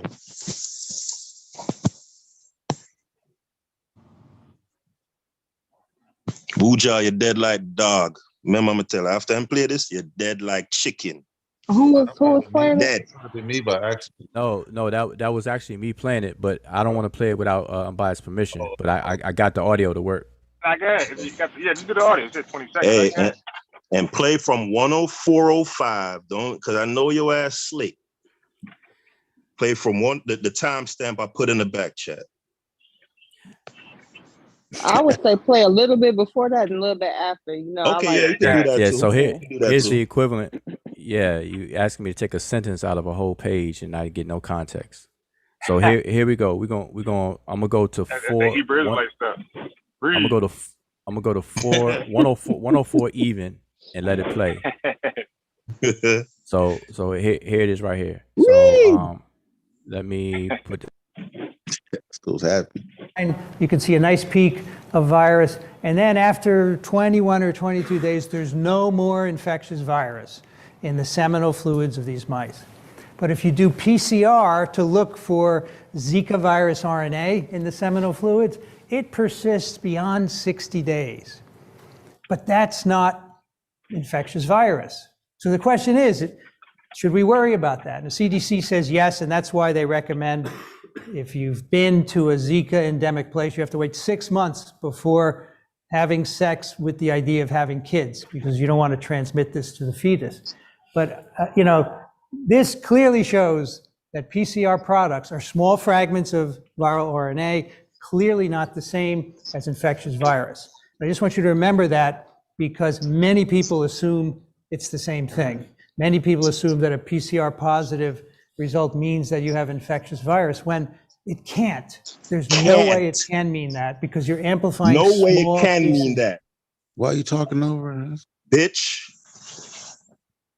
All right, so wait a minute. So Let me just hear that last few 10 seconds. Corey. But hold up, Corey. I'm gonna play everything I played over again. I wanted to get it all the way through because he stopped it. I stopped it because he interrupted it. I want everybody to be quiet, listen to the whole thing, and then we could stop it point for point. So Haskell, try to be a little harder, man. I'll be so soft and let it play. All right. So I'm gonna rewind it back, and I'm gonna play what I just played, but I'm gonna let it continue, and then everybody's gonna hear the content. Then we could break it up sentence by sentence what he's saying.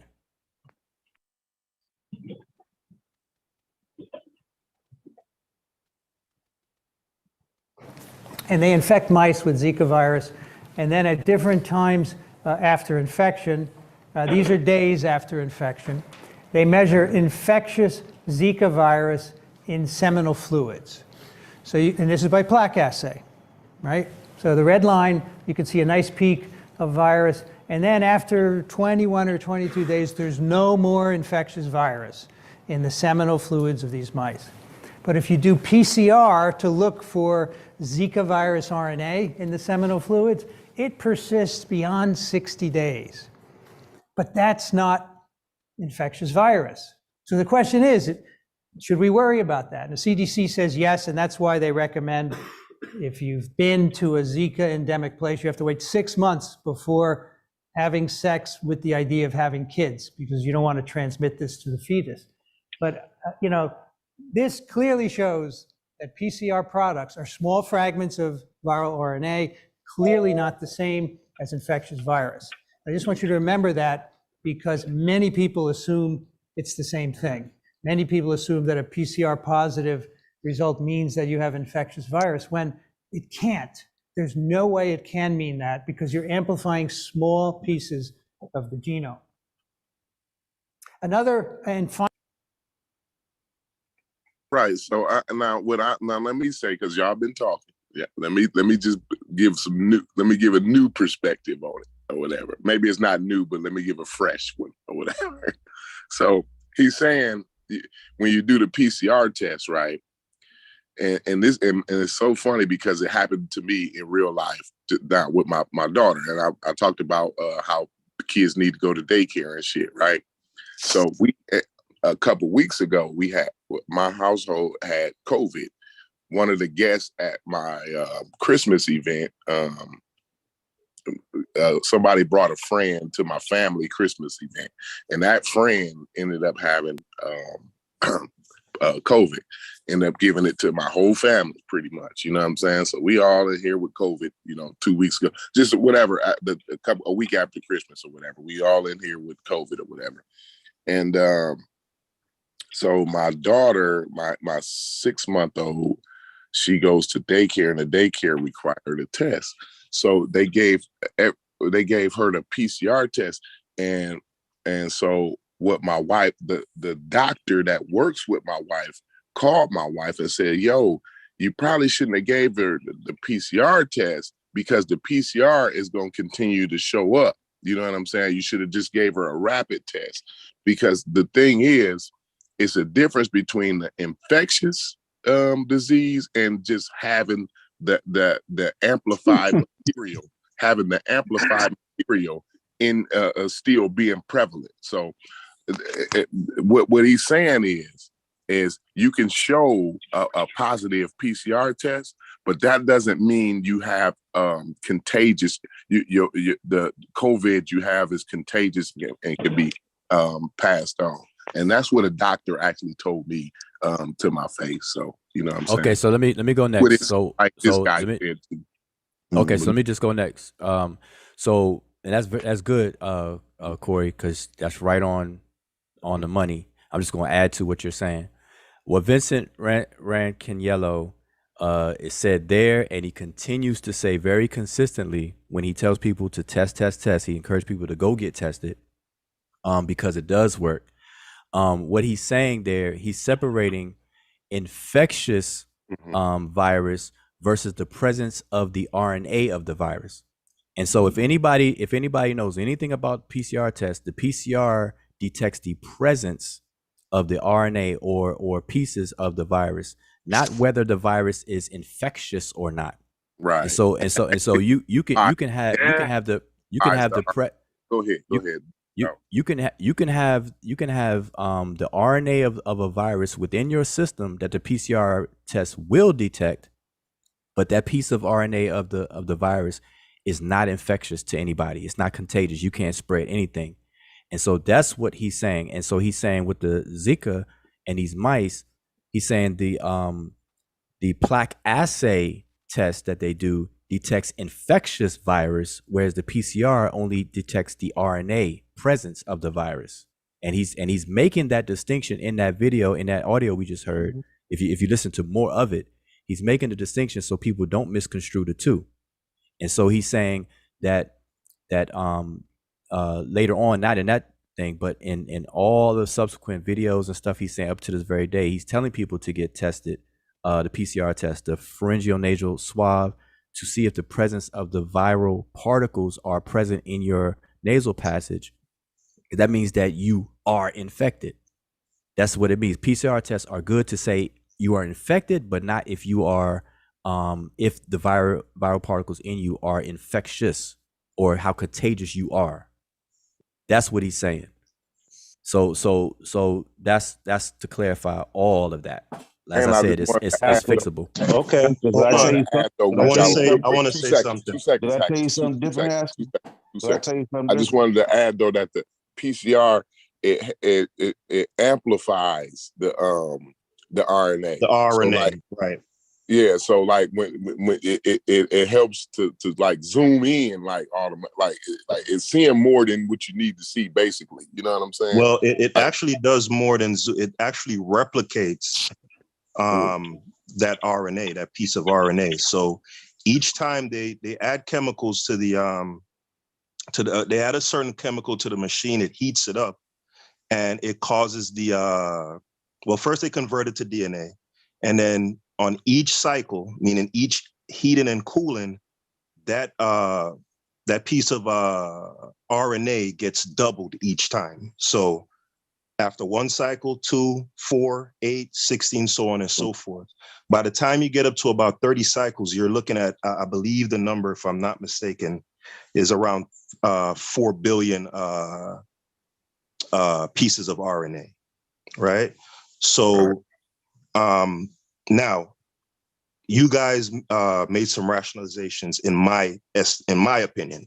I will call it rationalizations, because you both made the same point, basically, that because there is presence of a particular RNA signature that of the virus. Yeah, same thing. The RNA signature is of the virus is ostensibly corresponds to the virus, right? Because they're saying that RNA signature is unique to what is ostensibly a virus. Remember, I don't subscribe to it, so I'm not going to use the language that you would use, right? Yeah, but Vincent, I'm just explaining what Vincent was saying, what he meant, because that's your source and your reference. Okay, but I never cut in when you were speaking, right? When you and Corey were speaking, I was quiet. So I would ask that you would, extend me the same courtesy, right? But he went beyond what you were saying, Corey, insofar as the presence of the PCR product necessarily being infectious. He went beyond that. And that's what I want to be addressed. He said unequivocally, it can't mean that. And then he doubled down and said, no way it can mean that there's infectious virus. So under no circumstances, when you use a PCR test and you detect what is ostensibly viral RNA, can you ever get a positive diagnosis? You cannot. And that's not what he's saying though. He's saying no way. Hold on, Amber. He's saying no way it could be infectious, meaning it no, doesn't. No. I'm Amber, hold on. I'm going by the words that he said verbatim, right? Because fine, you can make a rational. And that's not what he said verbatim. Hold on. He said the presence of PCR product can't mean that it's infectious. And then after that, he said, no way. Those are verbatim. Am I making that up, or can we play it back? Or you can play it back. I'm a crazy nigga. And include the pauses. Include the entire. Yeah, he was statement. talking about whether it was infectious or not. No, he was talking about whether it was infectious. This is what I want us to come to a consensus. The PCR test is not made to detect infectious disease. Right. It never was.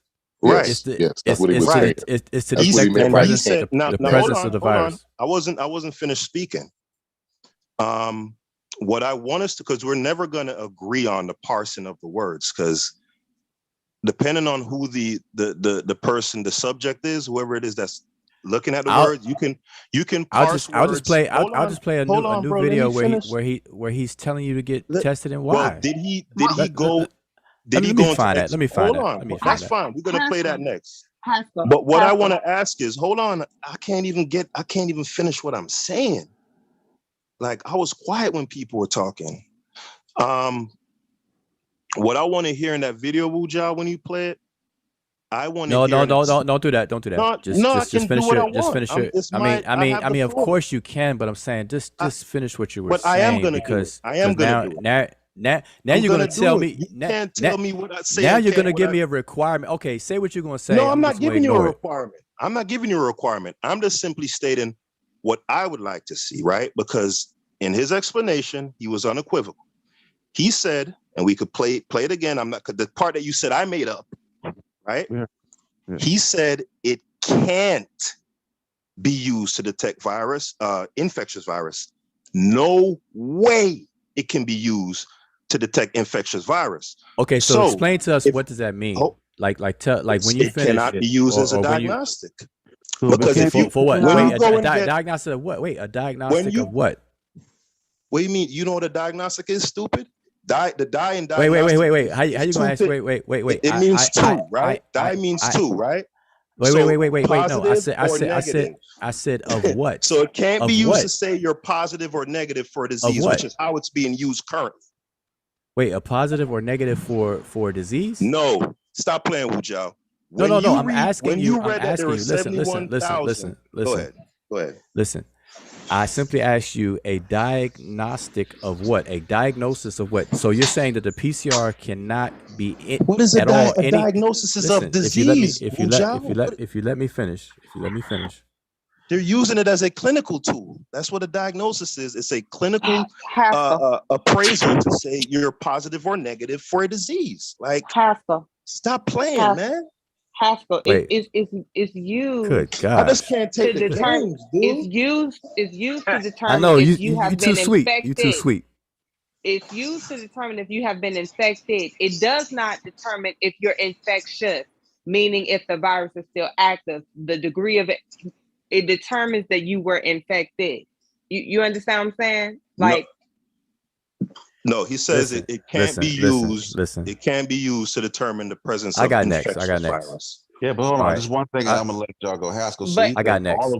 Now, hold on. Can everybody agree that when I said that, Racanello said it can't be used to detect infectious virus, and Wuja categorized that as a lie, he was completely wrong insofar as the words itself. Forget the correct interpretation. He was saying the words that I was saying was, he didn't say the word. Even the way you said the words, Listen, I'm still but here. even the I way, was not. but if we're being Wuja honest, said even that he did not use the word can't.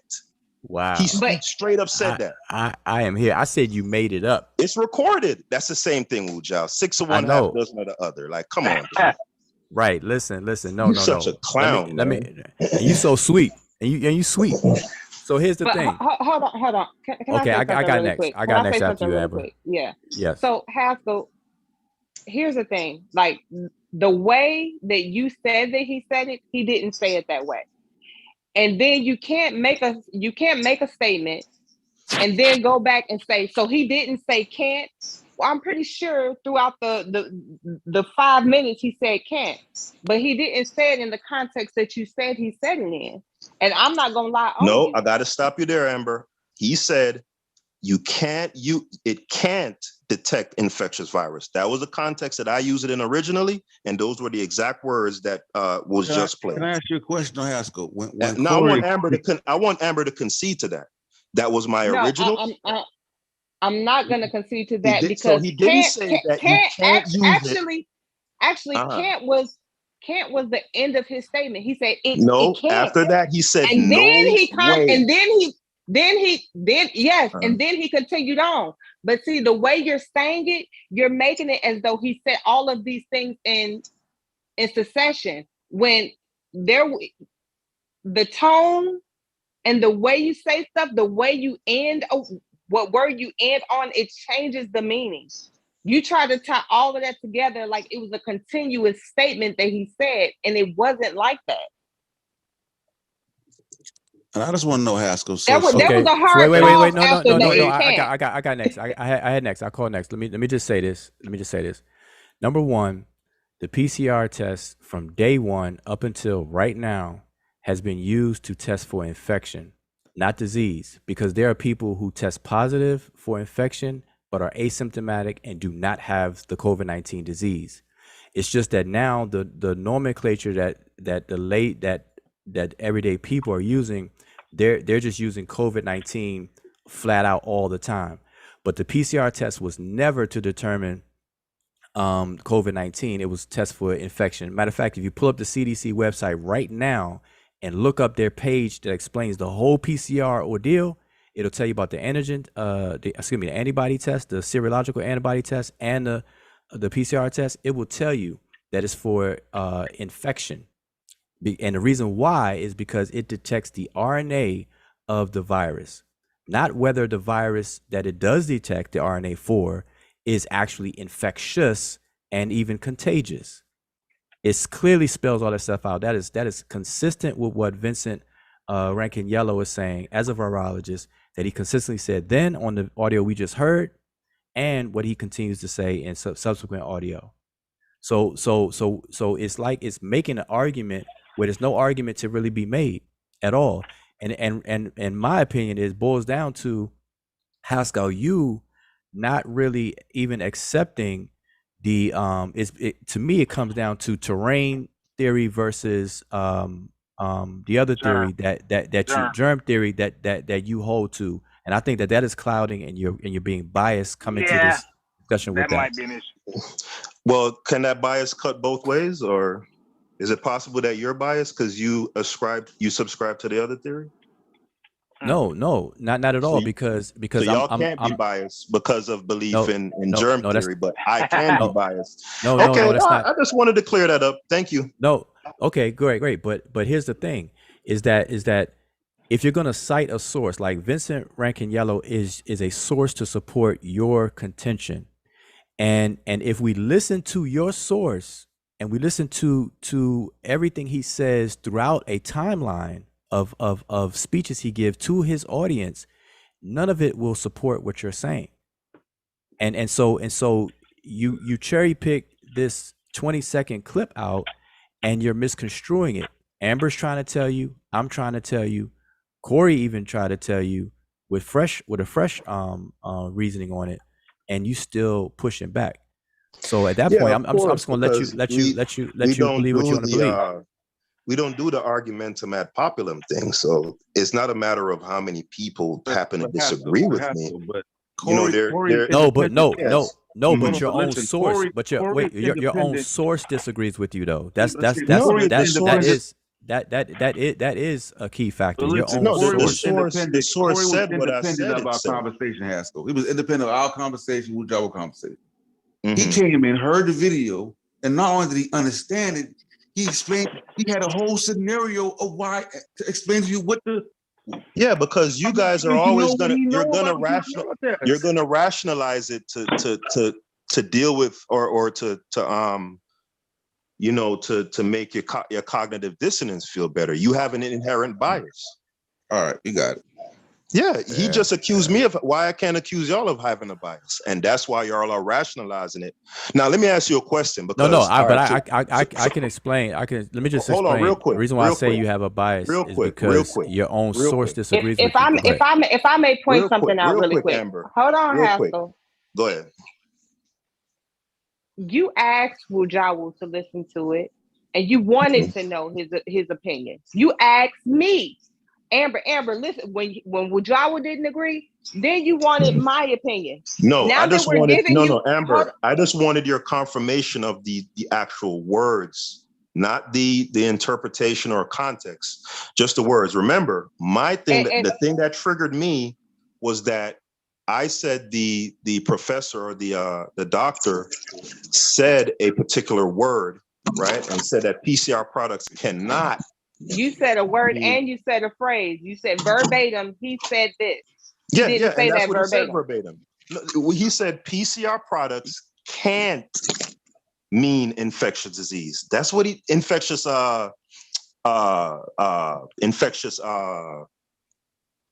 virus. That's what he said, Amber, verbatim. Yeah, but you're right. You're making it. Amber. He said, yeah. So wait. It's still not what you said verbatim, and I wish Unbiased would play it again. I can play it again. No, it was. He could play it again. The way that the guy used infectious was more like contagious, though. Right, but Corey, again, listen, we could argue all night about the context, right? I'll give that up to you guys. Perhaps I'm interpreting this thing incorrectly. All right, then I'm done. Like I said earlier, I'm completely fine with that. What I took exception to was Wu Jiao saying just the verbatim words themselves. He denied that the guy used the word can't. He flat out said, I made it up. Oh, okay. So y'all got bogged down in the minutia. That's kind of minutia. Yeah, that's I'm gonna give you that, Haskell. That's real. That ain't minutia. Wujawu was wrong for that. He was wrong. Okay. Yeah. Okay. See, you gotta give him that, Wujawu. But here's the thing. But see, I'm here, and I can speak for myself, and I could tell you what I meant when you asked me. Matter of fact, I didn't even voluntarily say anything. You solicited. You asked. You said, "Did I make it up?" And I said, "Yep, you made it up." And what I was talking about, what you cut me off when I said you made it up. Then you went on your spasm. But what I meant by that was that you made up what he's saying. Like forget the I made literal up the interpretation words of it. Or what? Yes. But the question I asked you, I asked what he means. I asked very specifically. Wait. And I was very tedious in how I structured my question. But hold up. And you said he ain't say can't. You made that up. No, it's not. Listen, bro. Okay. If that hurt you that bad, I'm sorry. It did. It injured me. But okay, play it again. I'm sorry. We can move on. Now, let's get to. Hey, brother's gonna work it out, man. Brother's gonna work it out. No, let's get to let's get to what was actually meant. Can you play it one more time though, if you don't mind? What was actually meant? Well, wait. I'm saying. Let's try to agree on a couple of things step by step. Do we all agree on this panel that the PCR test is designed to detect viral RNA particles and not disease? Can we agree to that? Yeah. Yeah, I agree. Okay. Okay, Haskell, how about you? Meaning the way how they're using it, how it's actually being utilized in real time, like right now. What it was designed for, and yes, and how it's being used in real time. Yeah, right now. How it's being used in real time is for diagnosis purposes, and yeah, so I wouldn't agree. Okay, and so now when you said this last time, we had a speed bump in the road. You said diagnosis of what? Like when they perform it. When they give. Wait, let me get it out for you. You just cut me just now. I'm saying so come give you an example. So when they swab a person's nose, are you saying that if that sample comes back positive, they're using that as a diagnosis of what? They're saying that they had the disease? Yeah. In the tabulations that they post on the CDC, for instance, that 71,000 number that you quoted in Florida of people who have COVID, or you counted among the case count, I guarantee you, probably about 90% or more of those are based on positive PCR tests. But that's not a diagnosis. That's a positive for infection.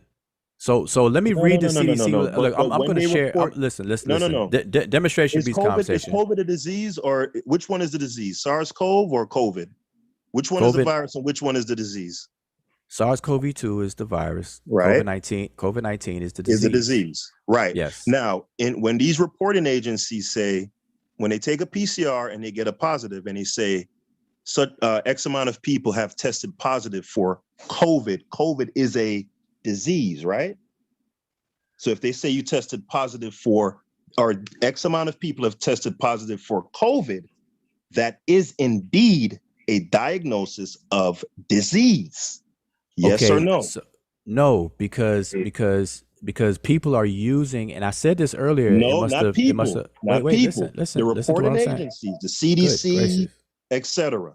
Okay, listen. Demonstration. Okay, demonstration beats conversation. I'm on the CDC website right now, and we're gonna look. I'm sharing. I don't know if y'all can see it. We could. We'll look up the case definition and see if positive PCR is included. No, right now you keep mentioning the CDC, and I can't get a word out. So let me just demonstrate instead of conversate. So on the CDC website itself, it says test for current infection. This was updated January 5th, 2022, by the way. Testing for current infection. Viral tests are used to look for current infection.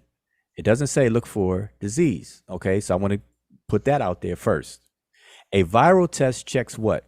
Specimens from your nose or your mouth to find out if you are currently infected with the virus that causes COVID-19. Let me repeat that. A viral test checks specimens from your nose or your mouth to find out if you're currently infected with the virus that causes COVID-19. It does not say it tests for the disease. This is from the CDC website. All right, demonstration beats conversation. That was a good source right there. That put some clarity to the conversation, definitely. Now we can move forward from that point right there. And my contention is, perhaps on their website they'll go into detail, but in the tabulations and when they report the numbers and they say X amount of people are COVID positive, and they use COVID, they don't differentiate when they report the numbers, right? They say X amount of people are colloquial. Huh? Like who report? Like the reporters? Like, or what do you? No, not news reporters. I'm saying, because where do you think they get their numbers from? Like when Wu Jiao earlier in the conversation, he said they get their numbers from the CDC, but you know the news people use colloquial because terms. these people they use doublespeak and chicanery all the time, so they'll always have like a fallback, in the fine print where, oh, well, we didn't specifically say that. And, but how they report it, right? Because your average layman, when you hear in the news 71,000 cases, you're not going to make the distinction between, you're going to think 71,000 cases. The news reporter be a layman, though. The news reporter be layman. They be just reading what the report that the person who did the reporting gave to them. They didn't go out in the field. Like the dude that's reporting the news didn't go out in the field and get the data. They didn't go. It's somebody who worked for them who went and got the data, and they wrote a summary, and then this is what they reported in the news. You know what I'm saying? Like it ain't. All right. Here's a source for you, right? You can't expect the news people to be medical terminology. Hold on, because this idea that PCR tests aren't being used for COVID-19 diagnosis is, you dudes are something else. Like this is something that I'm just making up. I just showed the CDC website. Where's that source? Put that link in the chat. I think the medical professionals don't understand. What you understand. Hold on. I have a source in front of me that I want to read. I have here's another source of Cleveland CDC's Clinic definition of a case. This will just put a nail. This will just settle it. This is CDC's definition of a case. All right. So do we want to just? Can we make a distinction real quick? Can we make a distinction real quick before you read that? Because I think this distinction needs to be made in the course of the conversation. I think you two are arguing two different points. So I think Wuja is arguing the usage of the test. Then, bro, can you speak up just a bit? Because I'm having a hard time hearing you. I'm sorry. It might just be me. I don't know. Can you repeat what you just said? I didn't hear. It was really, really low. I apologize, bro. I didn't mean to interrupt. No, that's fine. I'm saying I think that there's two different points that are being argued about the PCR test. So Wuja is arguing, saying that the PCR test is what is used for in terms of diagnosis, and the other brother is arguing what's reported from the diagnosis. So that's two different things. So the PCR test could be used for a specific reason to diagnose something particular, not COVID, but what's reported from those tests is what the other brother is arguing.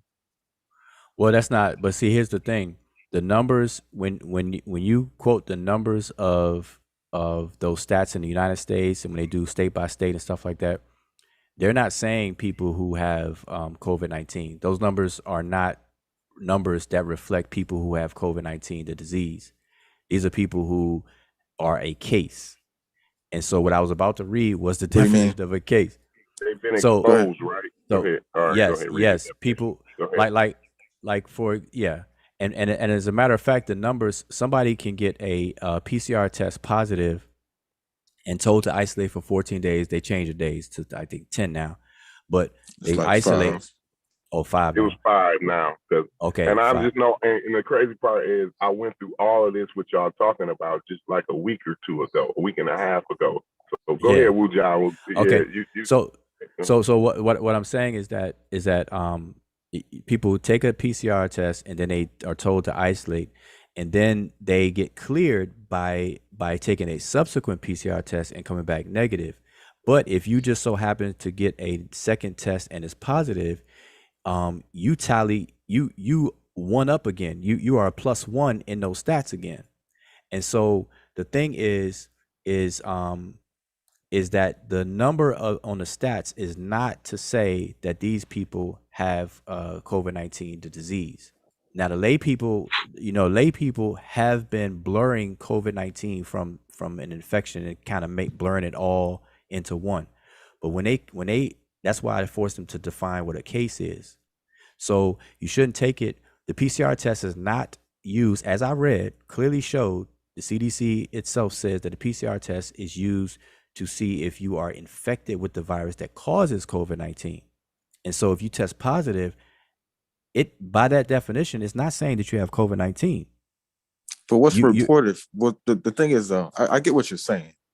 My question then is that when they report in the news the number of COVID cases, they're not reporting the number of people infected. This is not what's being reported. What's being reported instead in the news is that these are the new COVID cases, or COVID, or people testing positive with COVID. What they're saying is these are the people who've been exposed. These are the people who've had a positive PCR test or a rapid test who've been exposed to the virus that causes the disease, COVID-19. Yeah. So just to clarify, Hassan, that's not how they're framing it, and that's not how they're reporting it though. No, that's what I said. You can't expect somebody from MSNBC to give you that detail. No, I wouldn't expect that. What do you mean? It's not a difficult detail to it's not a difficult detail to correct. And he has. But hold on. On his platform, he has. On his platform. That particular issue is not an issue that's difficult to correct. Yep. But it has been corrected. But here's the thing. Hold on. When people talk about COVID, and this is the perception that people get from what's being reported in the news. Now, I understand what you're saying by saying that, this is what people are gathering from the information they're getting, but they may not right because they're framing it around COVID, not infection. They're framing it around COVID, the disease that people are dying from, not the infection that people get, the SARS-CoV-2. Yeah, they're not framing it around that. So everything is framed around COVID, not the actual virus, because you can get COVID, you can get the virus and not ever get the disease. Yes, but when you frame it around when you frame it around the disease, it makes it more impactful. It drives the hysteria. It drives but no. Wait, 1 second. Still mean the same amount of people that have been exposed. Like, don't that? Yeah, it's not about the people. Doesn't mean the same thing, though. It doesn't mean the same amount of viral. It's still the same amount of virus. Because no one would care if it was framed that way. If you're saying if it was framed differently, if it was framed differently, then it wouldn't be as impactful. If you frame it around the actual disease that's causing death versus the virus that's causing people to be infected, it has a different impact. Because they also talk about the people who ain't been vaccinated. Those are the people who are. Hey, thank you, bro, for coming on the panel, man. Being a voice of reason, bro. Wait, listen. Hold on, Amber. One second. Amber, wait. Let me just get this out because I want y'all to say this to Hassan. Is that you repeated what I just said, but you reworded it a bit. I said in layman's terms and in the general public, they're blurring. I used the word blur. They're blurring the infection from the virus and the COVID-19, the terms and the disease. They're blurring that. So they merged it and blurred, and that's the way it's being discussed in the general public. Ain't that? I clearly said it. Yes. It's prevalent on the news. But now when you mean they're blending, not blurring, but blending. Same. Okay. Blending. I'll use your word. So yes. Wait. 1 second. So blend. Yeah. There's a difference in that. There's a difference in that. Yeah, you conflate the two and make things fuzzy. In your mind, it's different, and I don't mind going with that. Okay, so blending, so because of that, it creates why we're having this discussion in the first place.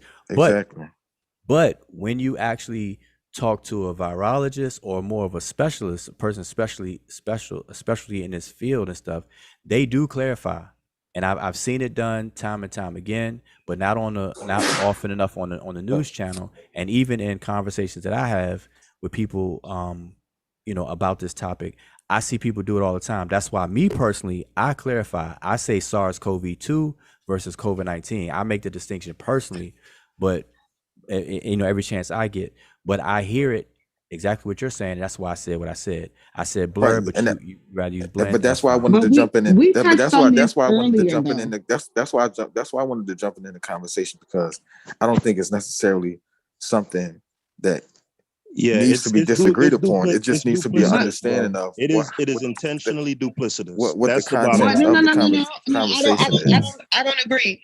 We touched on this earlier because this is the point that I brought up earlier.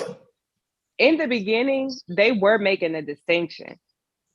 People didn't even understand the distinction. They were still calling SARS-CoV-2 COVID-19. So what difference does it make to make the distinction when everybody is going to call it COVID? Really, the public gave it COVID-19 because the public took every infection as COVID-19. So they don't make a distinction anymore. You got the Rona. You got the Rona. These people don't. say the Rona, that's it. These reporting agencies. I hold on real feel quick. like this. Go ahead. Hold on real quick, Hassan, because I wanted to read the same source here that Wujah was getting ready to read from the CDC in terms of the case definition, right? So at the very top of the page, it says coronavirus disease 2019, and in commas or in parentheses, excuse me, it says COVID-19. Then at the top, the very top, it says note, and it's highlighted. A surveillance case definition is a set of uniform criteria used to define a disease for public health surveillance. Surveillance case definitions enable public health officials to classify and count cases consistently across reporting jurisdictions. Surveillance case, and here's the part that speaks to Wu Zhao's point, right? Surveillance case definitions are not intended to be used by healthcare providers for making a clinical diagnosis or determining how to meet an individual patient's needs. Now, if you parse that sentence, you'll see that the first part of it is in direct contravention to the second part, right? Because if they list, I mean, that's my my parsing, right? You're free to disagree, right? Because if you're saying that a positive PCR, well, all of the criteria that are listed here are suitable for being reported as a public health case. That's what it's saying. Let me read it again. A surveillance case definition is a set of uniform criteria used to define a disease, not an infection or SARS-CoV, a disease for public health surveillance. Surveillance case definitions enable public health officials to classify and count cases consistently across reporting jurisdictions. The public health officials are the ones responsible for declaring pandemics, epidemics, etc. Right? That goes to the impact that Hassan was speaking about. And then below, it gives the various criteria. And the criteria that's the most weight is put on is the laboratory criteria, not the clinical, believe it or not. Okay, so I appreciate you reading my source before I was sharing it. But the reason why I laughed, though, is because when they write these paragraphs, they're not going to contradict, like the first sentence they write is not going to contradict the second sentence they write. We have to understand context and just, you know, the logic flow of what's being conveyed. And so the statistics is public health surveillance, and these are numbers that are reported to the health department. That's what I was looking for earlier. It's the local health department that reports it to the state level, which then turns these things over to the CDC. And that's how it's tallied up. Johns Hopkins Hospital or Johns Hopkins has a good reporting that most people use. And so this is public surveillance. When they surveil, they're surveilling the disease and the infections as much as possible to make policy changes and choices and decisions for public health purposes. And so this is why I asked you about diagnostics and diagnoses earlier. The PCR is used to diagnose what? And so this is what I was talking about earlier. It's not being used. PCR is not even designed to tell if a person has the disease, because people test positive all the time. Right. So never, why count it and never get the disease? Why what count is being it? used? What's being used? But why? Hold on. Why would it be counted then? Right. Why would you? Hold on. Surveillance case definitions enable public health officials to classify and count cases, right? And that's for disease, mind you. So when those public health officials are reporting these positive PCR tests, right? And that is included in the criteria. It's down there. It says laboratory criteria. So that would fall. Wait. That would fall within. Yes. I agree okay. with you. So that would fall within the purview of the cases that they report as disease. It says it there in the note as COVID-19 disease in the public health statistics. Okay, so let me tell you why they do that. Let me tell you why they do that. But it's the one that they put the most weight on, and it's the one that by far has more. All of it, and we can disagree here. I'm of the opinion that is inherently and intentionally duplicitous. Okay, so let me tell you why they do that. And I would suggest you actually, if you could talk to an epidemiologist that deal with public health. And so the reason why they do this way is to track. That's why they say surveil or surveillance. They're tracking the spread, the rate of spread, and the location of the spread of the virus and the disease. Because with the presence of virus is always the potential for disease. So they track the infectious along with the disease all the same on that level, epidemiological level, to see where the virus is spreading, to be able to make public policy and to inform officials, local, state, and on a federal level on what to do to mitigate the situation, because we're in a pandemic. That's why they even declared it a pandemic back in March of whatever, so that they can allocate funds, allocate funds for these policy decisions and things to be made. That's why they do what they do. And if you don't accept what I'm saying right here, just talk to a epidemiologist and they'll tell you the same. Matter of fact, I'll pull up a source for you. All right. So what is being used to diagnose COVID-19? What are y'all saying? So what is the point though? So it's saying that it ain't a pandemic and they just lying? No. It's with what the brother is saying is that they're using these numbers to exacerbate like the seriousness of people getting COVID-19, the disease.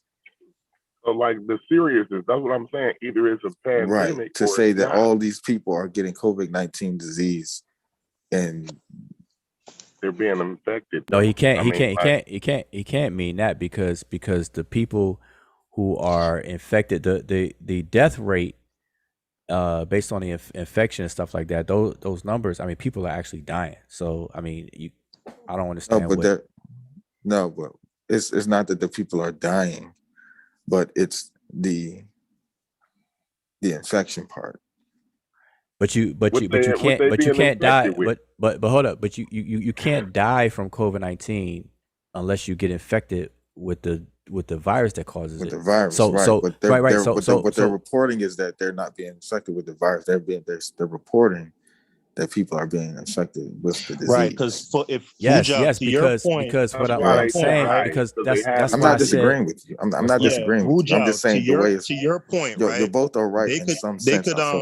They could classify it the way how you're saying for the purposes of surveillance, and well, that's what they do. Hold on.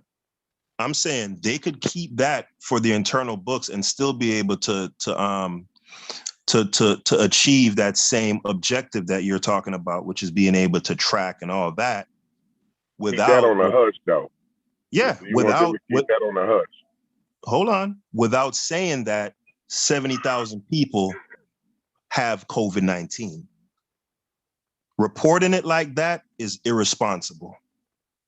Well, how come it's not irresponsible of the way that you consume the information? I think this speaks to the way that we consume information, and that's the big problem. Like, why is it the problem? How come you couldn't just do your due diligence as we did and get clarification? Because now we all clear on what they mean.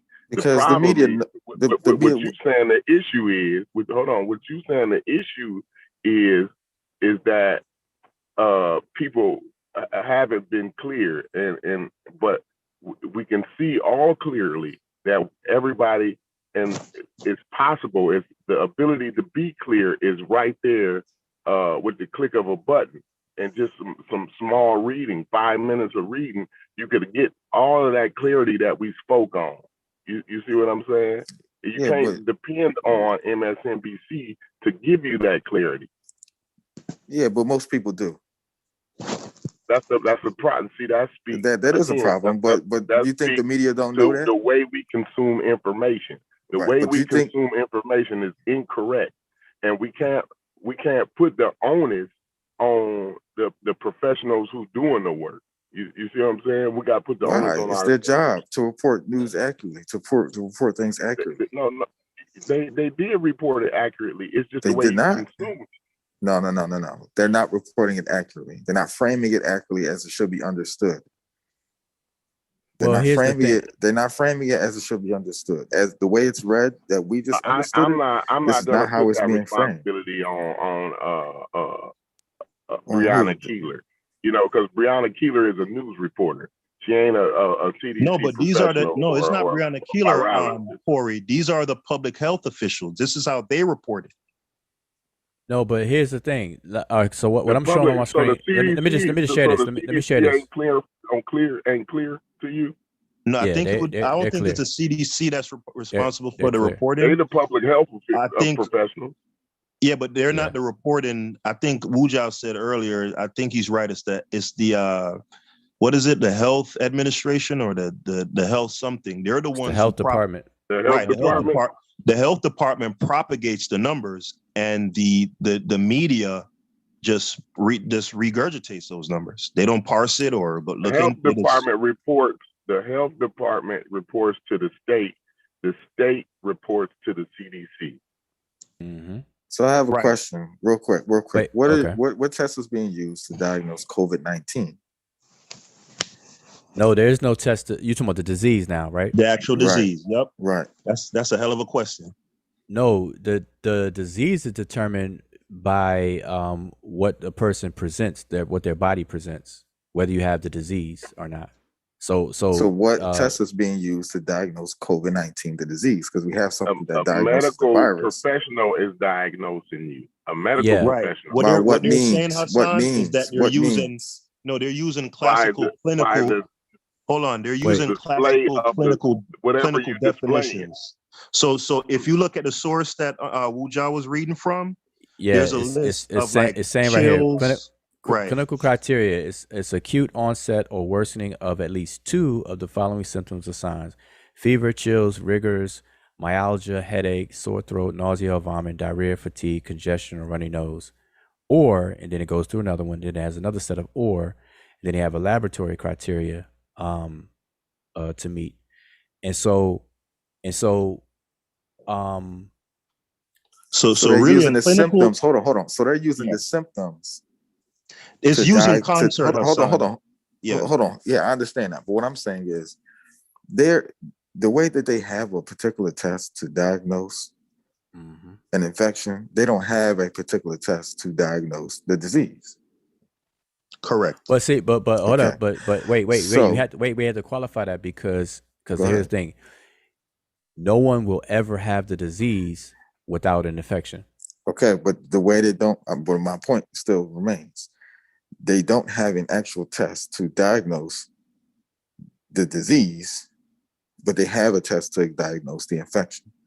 Because we're trying to separate the two by saying they're not saying this is for the disease, but they're using it also in line with symptoms that's displayed from the infection to say, oh, you have the disease now.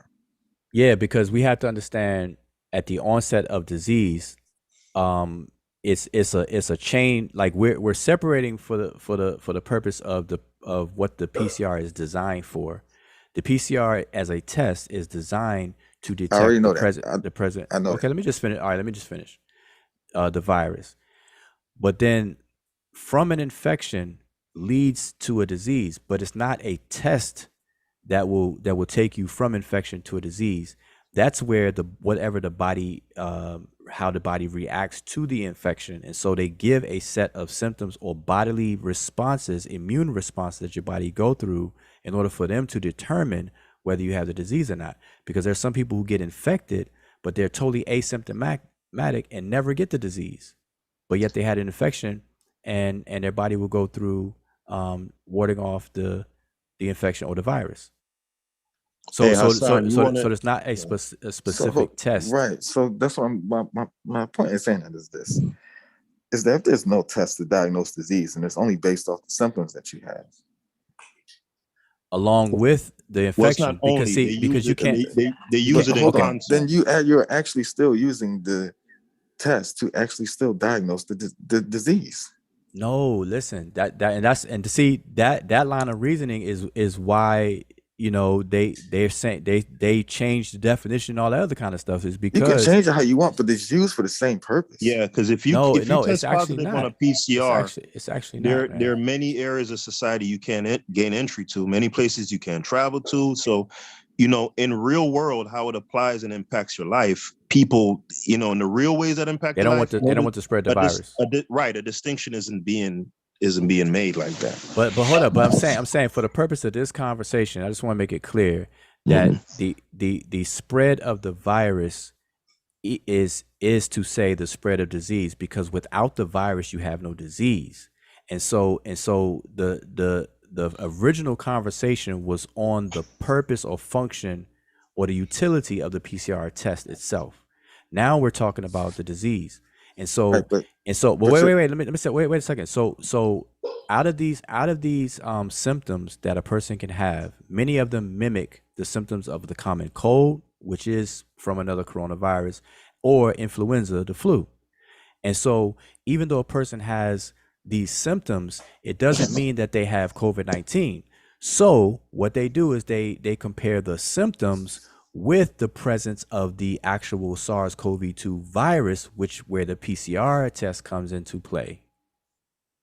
Okay, so you can't have one without the other. You can never get the disease without having the presence of the virus. So I want to read something in the but this still remains. I get right. all of that, it but it does, still remains. Yeah. Is that you're gonna go in a circle on that one, Hassan. Because my point in saying it is this: is that if they're doing it this way, then to say that to no make other way to do it. Yeah, but to make a distinction like this with the usage of the PCR test, and then to go into the media and use this information to report on it and frame it in such a way where it's like they're not. My issue is the framing. My issue is not like how they use the test and all that stuff. It's the only way that they can. But it's the only way that they can do it. There's no other way that necessarily. You know what's funny? If you present, no other way they could do it. Let's say you present all the clinical criteria that they have listed here, right? And I don't know if anosmia is on here, and it's their olfactory disorder, right? So that's the ability you can't smell, and then taste disorder you can't taste, right? If you are presenting every single clinical criteria, and then the PCR has you as quote unquote negative, right? They don't use that to say that you don't have COVID-19. I'm not sure how that works. Yes, they do. My sister, listen, so, my sister. Right. So that's what I meant. They will use that to say that you don't have it. Well, no. Let me explain. Because if a person comes to the hospital and with any of these symptoms that meet this clinical criteria you see on the screen, because on the first batch you have to have at least two of these. On the second batch you have to at least have one. And so when they show up with meeting this criteria, and if a PCR test is done, and it comes back negative, then usually they will jump to a serological test to see if the antigen is present, see if you were ever exposed. And that's not really. They're not doing that in hospitals. I work at hospitals. They're not doing that. Well, a lot of places. Wait, hold up. They're not doing that. Wait, hold on. Wait, let me just say something to that, because when you say they're not doing it, those things are even faultier than PCR to use for a diagnostic. Wait, hold up. But I'm saying you said that they're not, and you work at a hospital. My sister works at a hospital, and she does them herself. Right, but it's not like a if somebody uniform. Comes in, every okay. If somebody comes in the hospital, we get a patient that comes in the hospital, and I work at Children's Hospital. If we get a patient that's one of the top hospitals in the country, if we get a patient that comes in here and they have like whatever, they give them a COVID test. If they're not positive for COVID, they don't put them on any precautions or anything like that. So if they're not on precautions, then they're not doing any other tests. Even if they're presenting the other clinical symptoms. See, that's a judgment. I'm gonna tell you that's a discretionary thing, as my sister said it is, because if it depends on who's coming in, what they're presenting in terms of symptoms, their age, they may give them another test to be sure. Well, wait, I'm just giving you the criteria that she uses or that her and her colleagues use. It is discretionary because if the person is in the age range presenting certain symptoms and or have underlying other conditions, they before they walk out of there, they want to make sure. So they do perform that. Now not on everybody. You say you work at a children's hospital or whatever. Yeah. I can imagine that people that are young and whatnot, if they have these symptoms and they're testing negative in the PCR wise, I don't think it would be even to their advantage to give a secondary test and different kind of tests or whatever. I don't see that even being feasible, which is probably why that's the policy where you are and maybe other places. But where my sister works at in the hospital here in Georgia, Emory and urgent care, that's what they do. So it's discretionary. And even the patient may even request. Yeah, I wanted to read something here in the laboratory criteria section where it says laboratory evidence, a method approved or authorized by the U.S. FDA or designated authority. And then below that, it says confirmatory laboratory evidence. I don't know. I find that troublesome because I'm taking the word confirmatory. Maybe it has some other, clinical definition or medical definition, but from reading here and then reading up top under clinical criteria, it says in the absence of a more likely diagnosis. The way I read that is I think that laboratory, the PCR holds, is weighted more than the presenting of the symptoms. At least that's how I'm reading it. Yeah, I mean, because a positive PCR test is what triggers them to tell you to isolate, to quarantine. And obviously we know that the quarantine days have trimmed down, but regardless of this, whether it's 10, 15, 14, 10, and now 5, the triggering to tell people to quarantine is a positive PCR test. Right, but the thing now is like they want you to quarantine for 5 days, and as long as you don't have any symptoms after that, you can come back to work now. Or you can come back. You can come. Like why? You don't have to test again? No, you don't. As long as your symptoms aren't worsening, then you can come. You don't have to continue to quarantine anymore. Well, that depends on the location. Like I hear what you're saying, but I don't want to. Yeah, because I know some. What you mean? This is the CDC. This on the CDC. No, they I'm just saying, enacted this. No, I'm saying there are many places that want you to actually have a negative test first before you come back. Like I deal with one such place right here in Georgia. Yeah. Where if you test positive, they just did this for healthcare workers. With this, the other variant thing or whatever that just happened, they just said no longer need to quarantine for 10 days or 14 days. If you test positive, then and you have the symptoms, you quarantine for 5 days, and if you have worsening symptoms, then you continue to quarantine. But if you don't, and your symptoms subside, then even if you're still positive with the virus, you can return to work. Well, if I was an employer this is the policy responsible, now. okay, Yeah, but that's a recommendation though, because it's not. I think this is policy. I think I don't know. This is like the continued guidance right now for people, for healthcare workers. Okay, especially. got it. You're saying okay, guidance. That's cool. Yeah. But I'm saying in places of employment and businesses and where people have a large number of employees and stuff. Like me, if I was responsible for a lot of employees, that guidance would not be accepted. They had to come back negative because I'm not going to allow somebody to make their own call on whether or not coming back, given the chances. Yeah, certain businesses do. Like I just talked about my daycare or my baby's daycare. They require a negative test, and like she wanted like you come back 48 hours after your negative test. Yeah, that's to their discretion. But you think they shouldn't do that in a hospital setting or in a healthcare setting? Shouldn't that be more standardized? The thing is, they have PPE. Yeah, I wonder why it's not higher level of PPE in the hospital. So I think they because when you come back, you still aren't. All you have to do is wear a mask. Not required to wear anything else. That's part of PPE. But even if you go, everybody's wearing masks. Well, in the hospital setting, people wear masks more prone to wear it properly.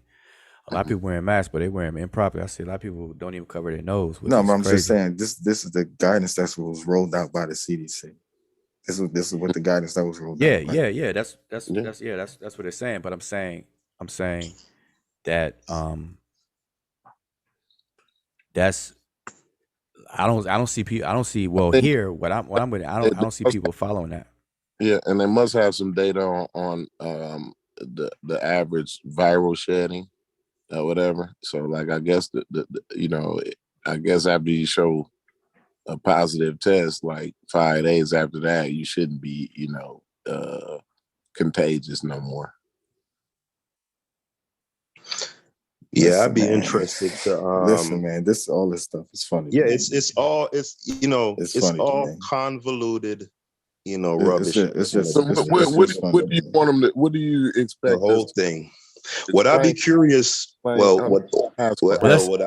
I would expect is people to go back to living. Let's read it. That's a little bit too much to ask, but what I would be curious to know is really. I mean, what are we not doing that we were doing?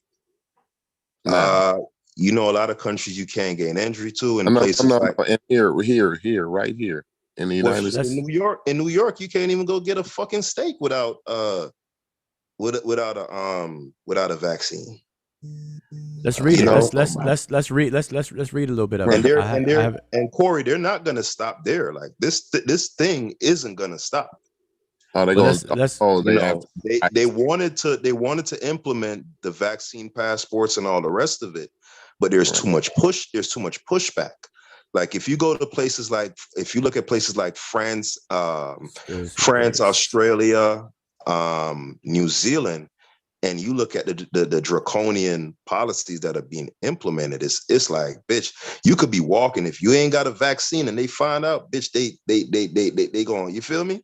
They rough your ass up, they might arrest you. Or, it's only because of how Americans. Where's that at?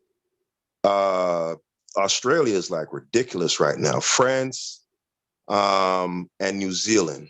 You have some other countries like that, but make no mistake, for the up and roughing them up if they ain't got.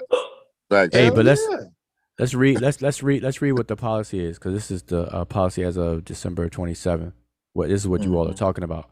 Mm-hmm. So it said they update and shortens the recommended isolation and quarantine period for the general population.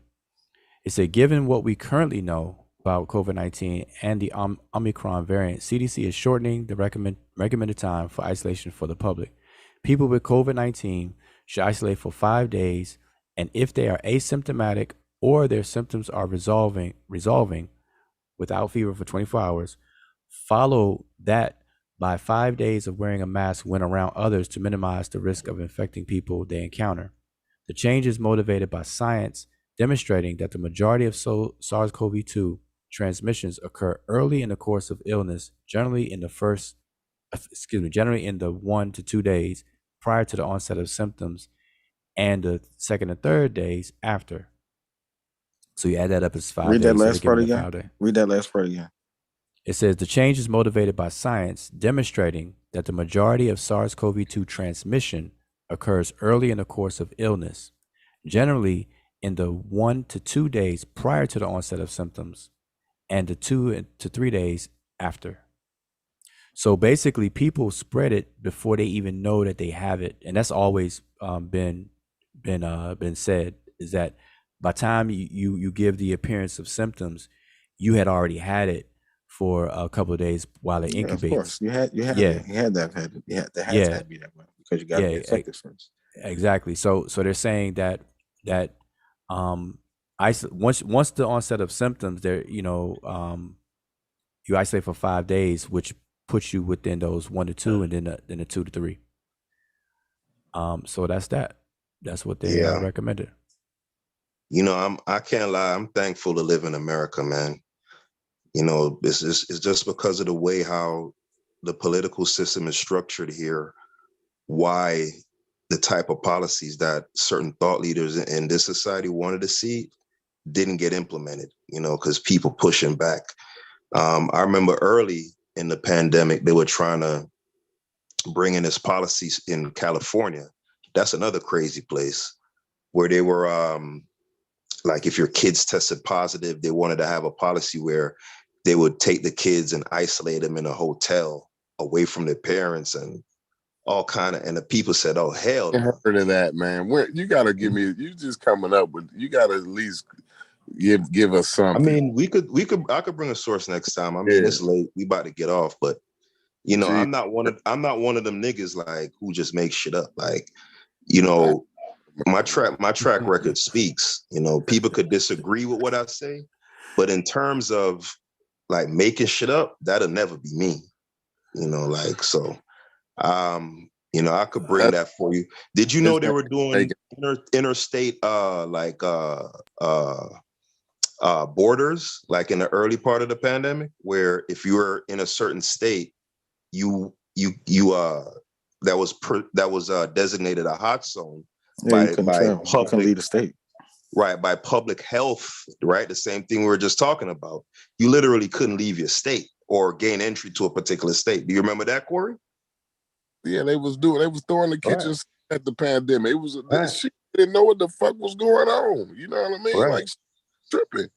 Like, but what I'm saying is you know what you would do. You just be like, fuck it. I don't know what's going on. Fuck it. Just go on about your business. Do what you do. I don't know what the fuck's going on. We ain't gonna implement nothing. Yeah, but that's what I'm saying. Like, you know, of course, I have a very different outlook than everybody here. So of course, you know, the way how I will see where y'all will see something innocuous, I see something nefarious, right? And vice versa. Right, and vice versa, because of our very different because of our very different fundamental outlooks, right? So that goes without saying.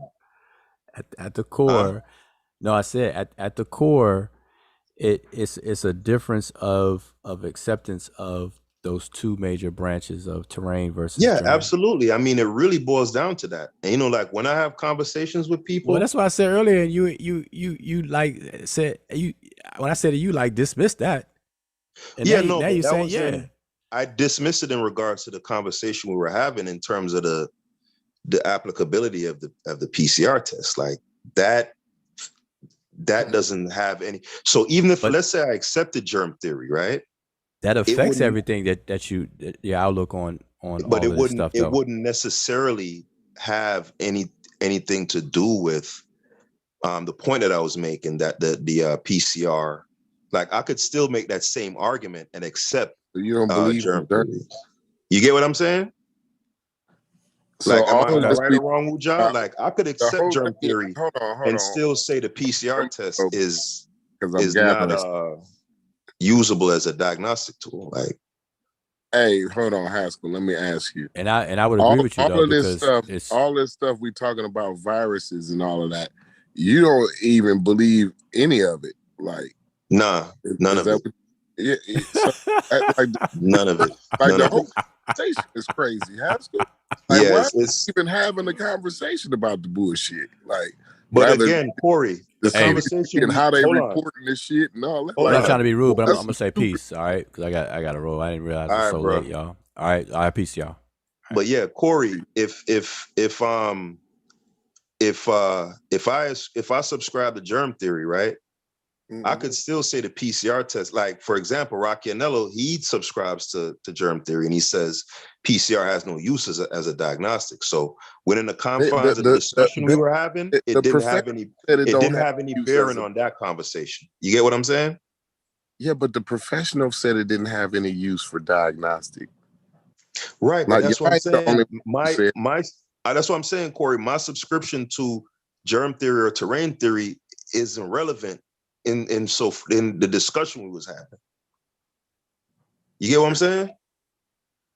Like it didn't. The it way doesn't you make interpret the data it does have. So if you automatically think they on something nefarious off the gate when you even talking about a virus or a pandemic or like this, they already. And that's why people are there like you. Everything they say after that. Everything let's think about it. Let's think about it. Before they were saying that this virus didn't come from a lab, right? Oh man, okay. No, they said that this virus came from an animal. Initially, yeah, the wet markets and all that. Did they find the animal yet? No, I mean, listen, they don't. No, just did they find the animal yet? I don't know if they found the animal. They have. have. What were they saying about people who introduced the theory that it came from a lab? That they was crazy, right? No, they wouldn't. Nobody said that. People were saying that they was crazy. I don't know nobody said that.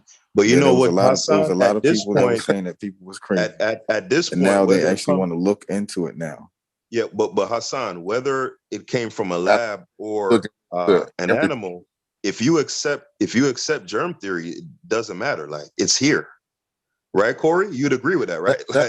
That's the whole point. Yeah, it's here. So yeah, but it goes into how a person would feel about the virus, how it's being reported, and everything else after that. You know, like if you have if the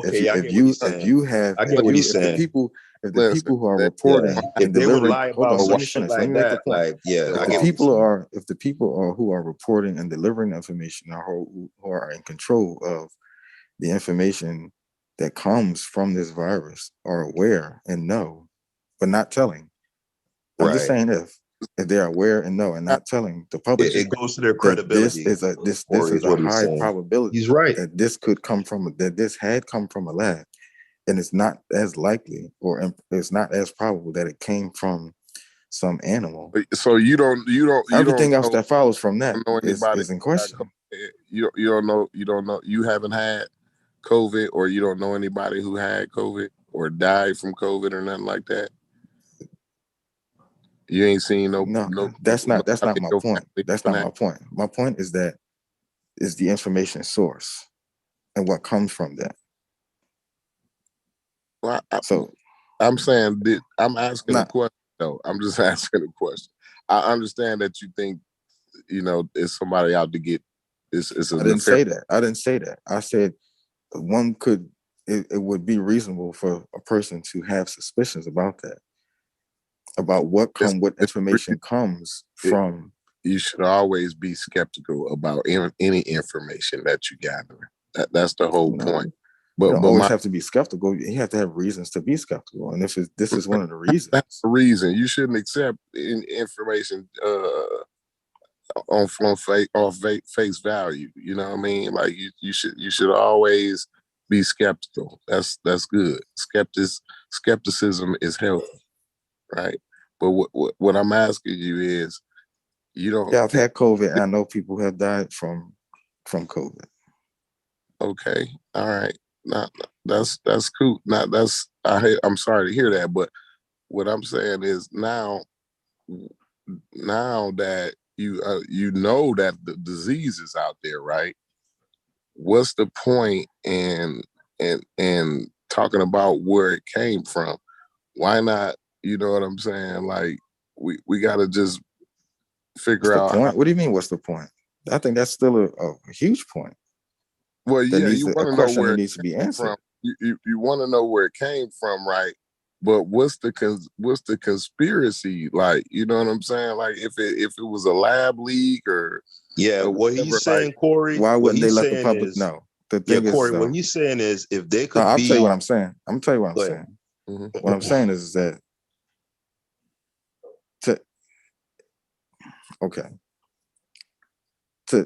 that question still needs to be answered, and it needs to be answered, and because if healthcare officials knew or know the answer, why wasn't it made known to the public, and why were they trying to cover it up?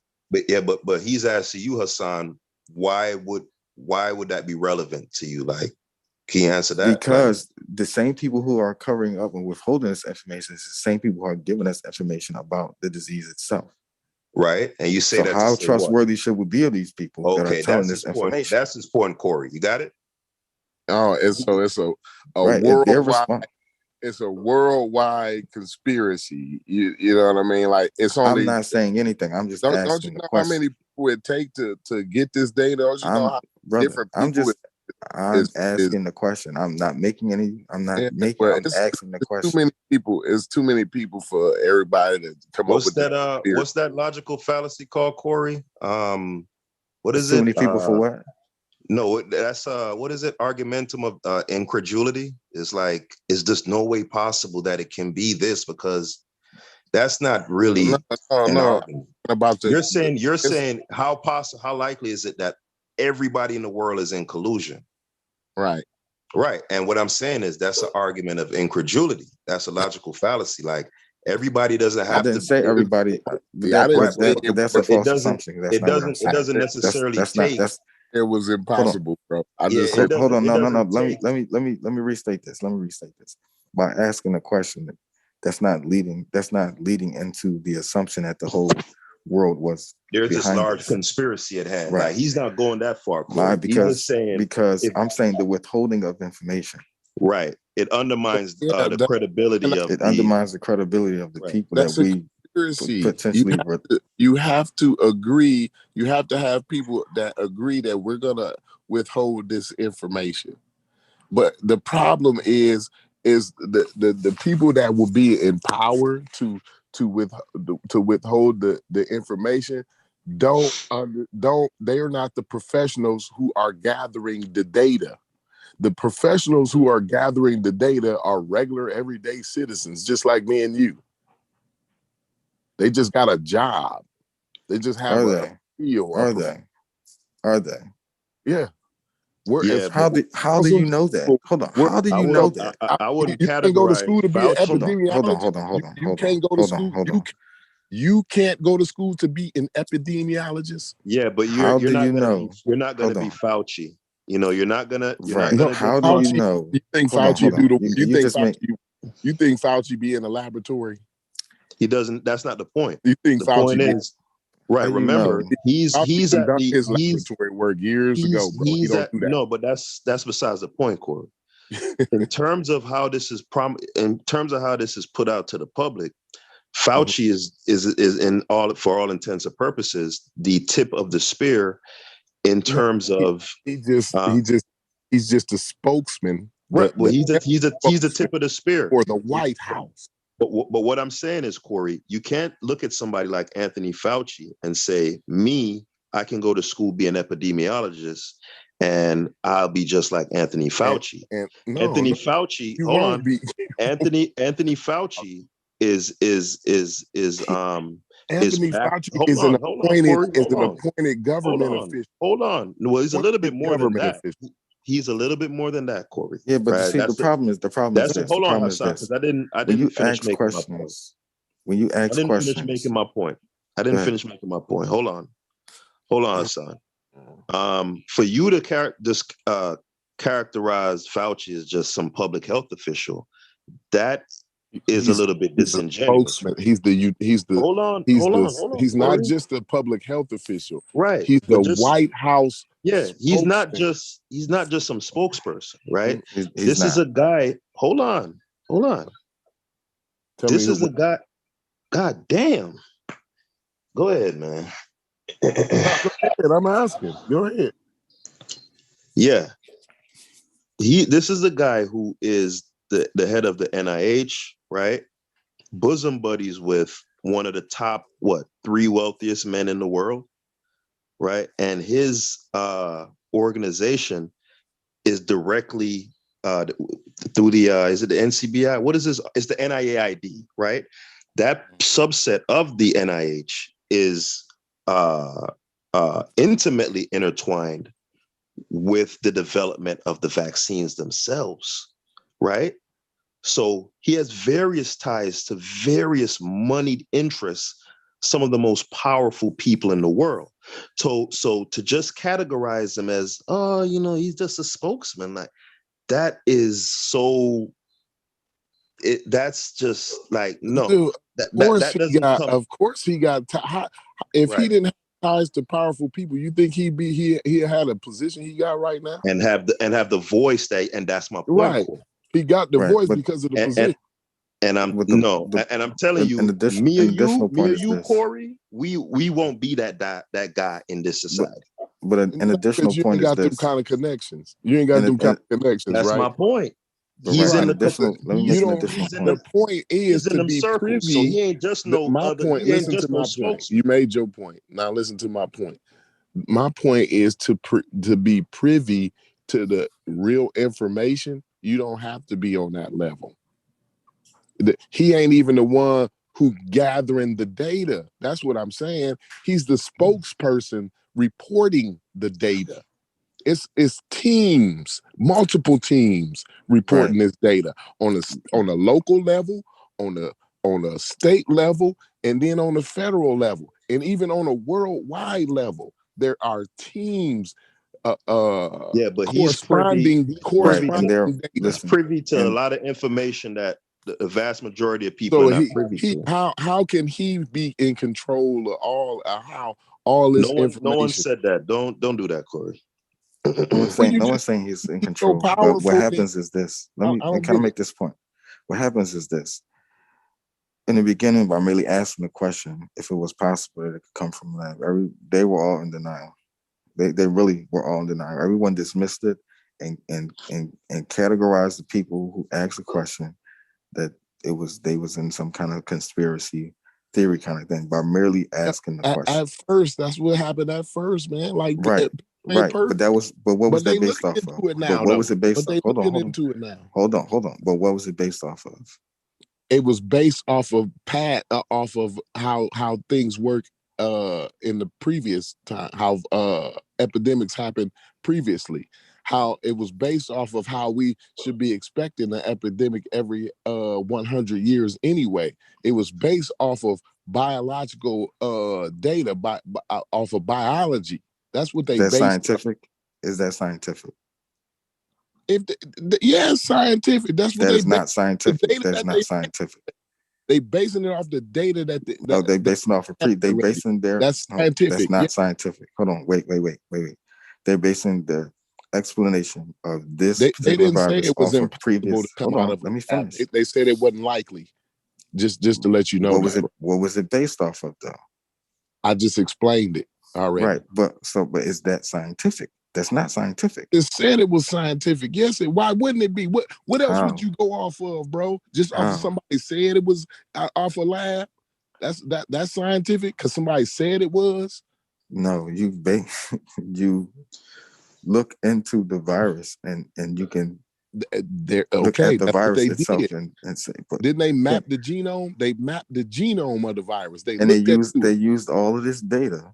They didn't. They said it wasn't man-made. They definitely said that. They definitely determined that it wasn't man-made. But listen, they used all of the data that they did from mapping the gene and looking at the gene and all of this stuff like that to say. When they were saying people were arguing. Hold on, people were arguing and saying they that didn't have to map out yet.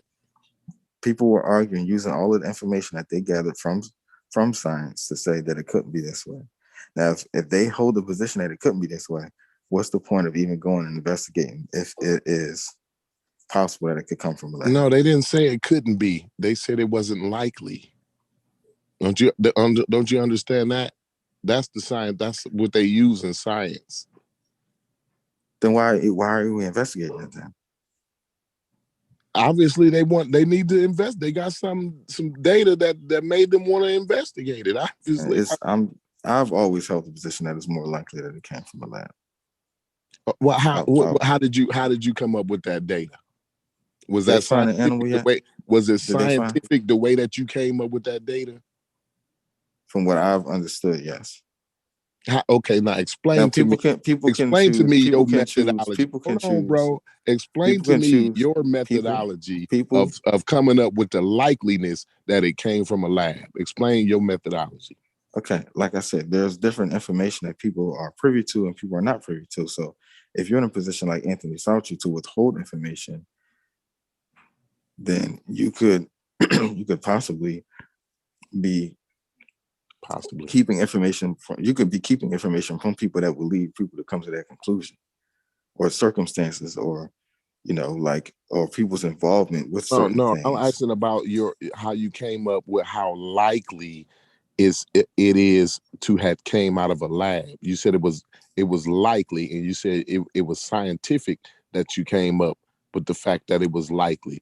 Now I want to know the method that you used to Anthony determine. Fauci was the head of NIH, who was the funding source for gain and function research that was funding this type of research that was done in bats, the SARS virus that was done in bats, that was done in the Wuhan lab, which everybody was pointing to. And this was the thing that they were not trying to acknowledge, that they were doing this research and all of this stuff in this lab, right?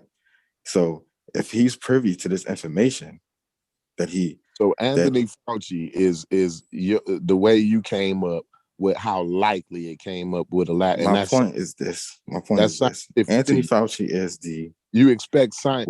You expect science to work like that? Is that how you expect people to you expect a doctor to understand heart surgery like that? Like what? What I'm saying is this. If you have ties to different ties, right? Anthony Fauci is tied to the NIH, who was the funding source of gain of function research that was done in the lab in Wuhan, China, right? Now, this gain of function research was a process which I can't do the conspiracy shit, man.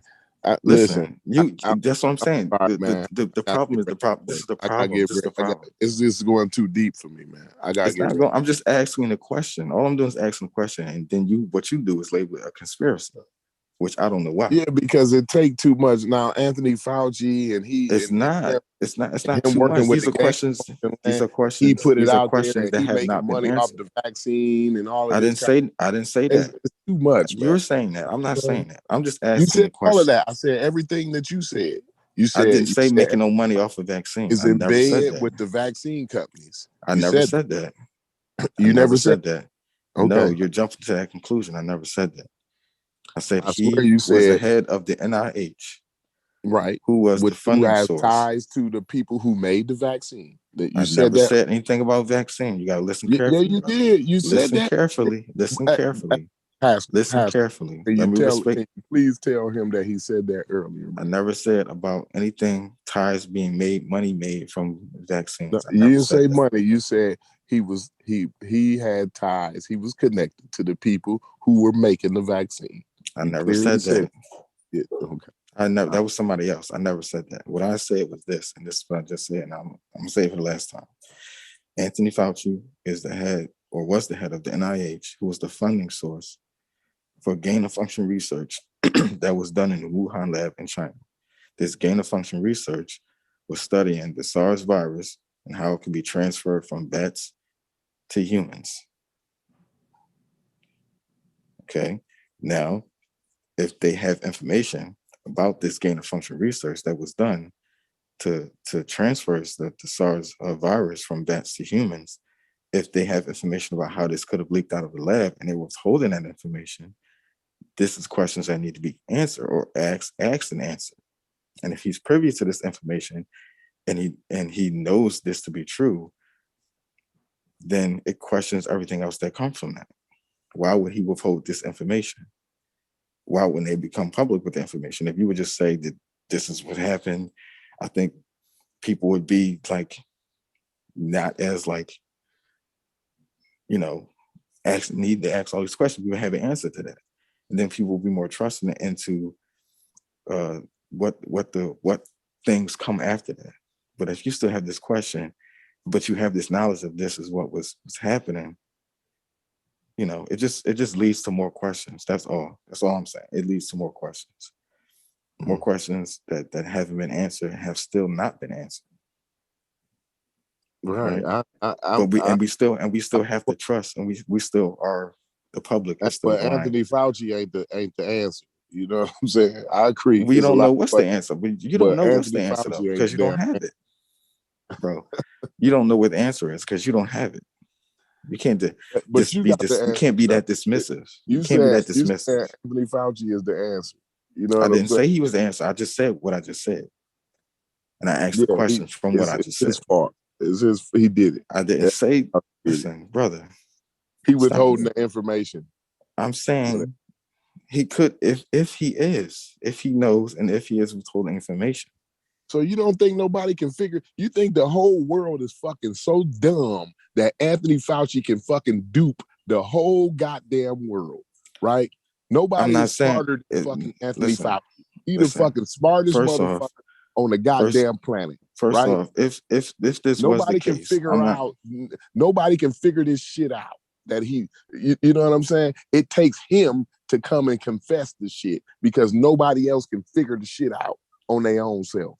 This shit is crazy, bro. It's not crazy. What I'm saying is this: if that is the case, if what I said is the case, of course there would need to be more people involved in order to hide this information, and more people would have to actually know about it. So how many people do it take to hide? I don't know. I don't know. It take a whole lot of motherfuckers. It would. You're right. It actually would. What? Why don't you look up how many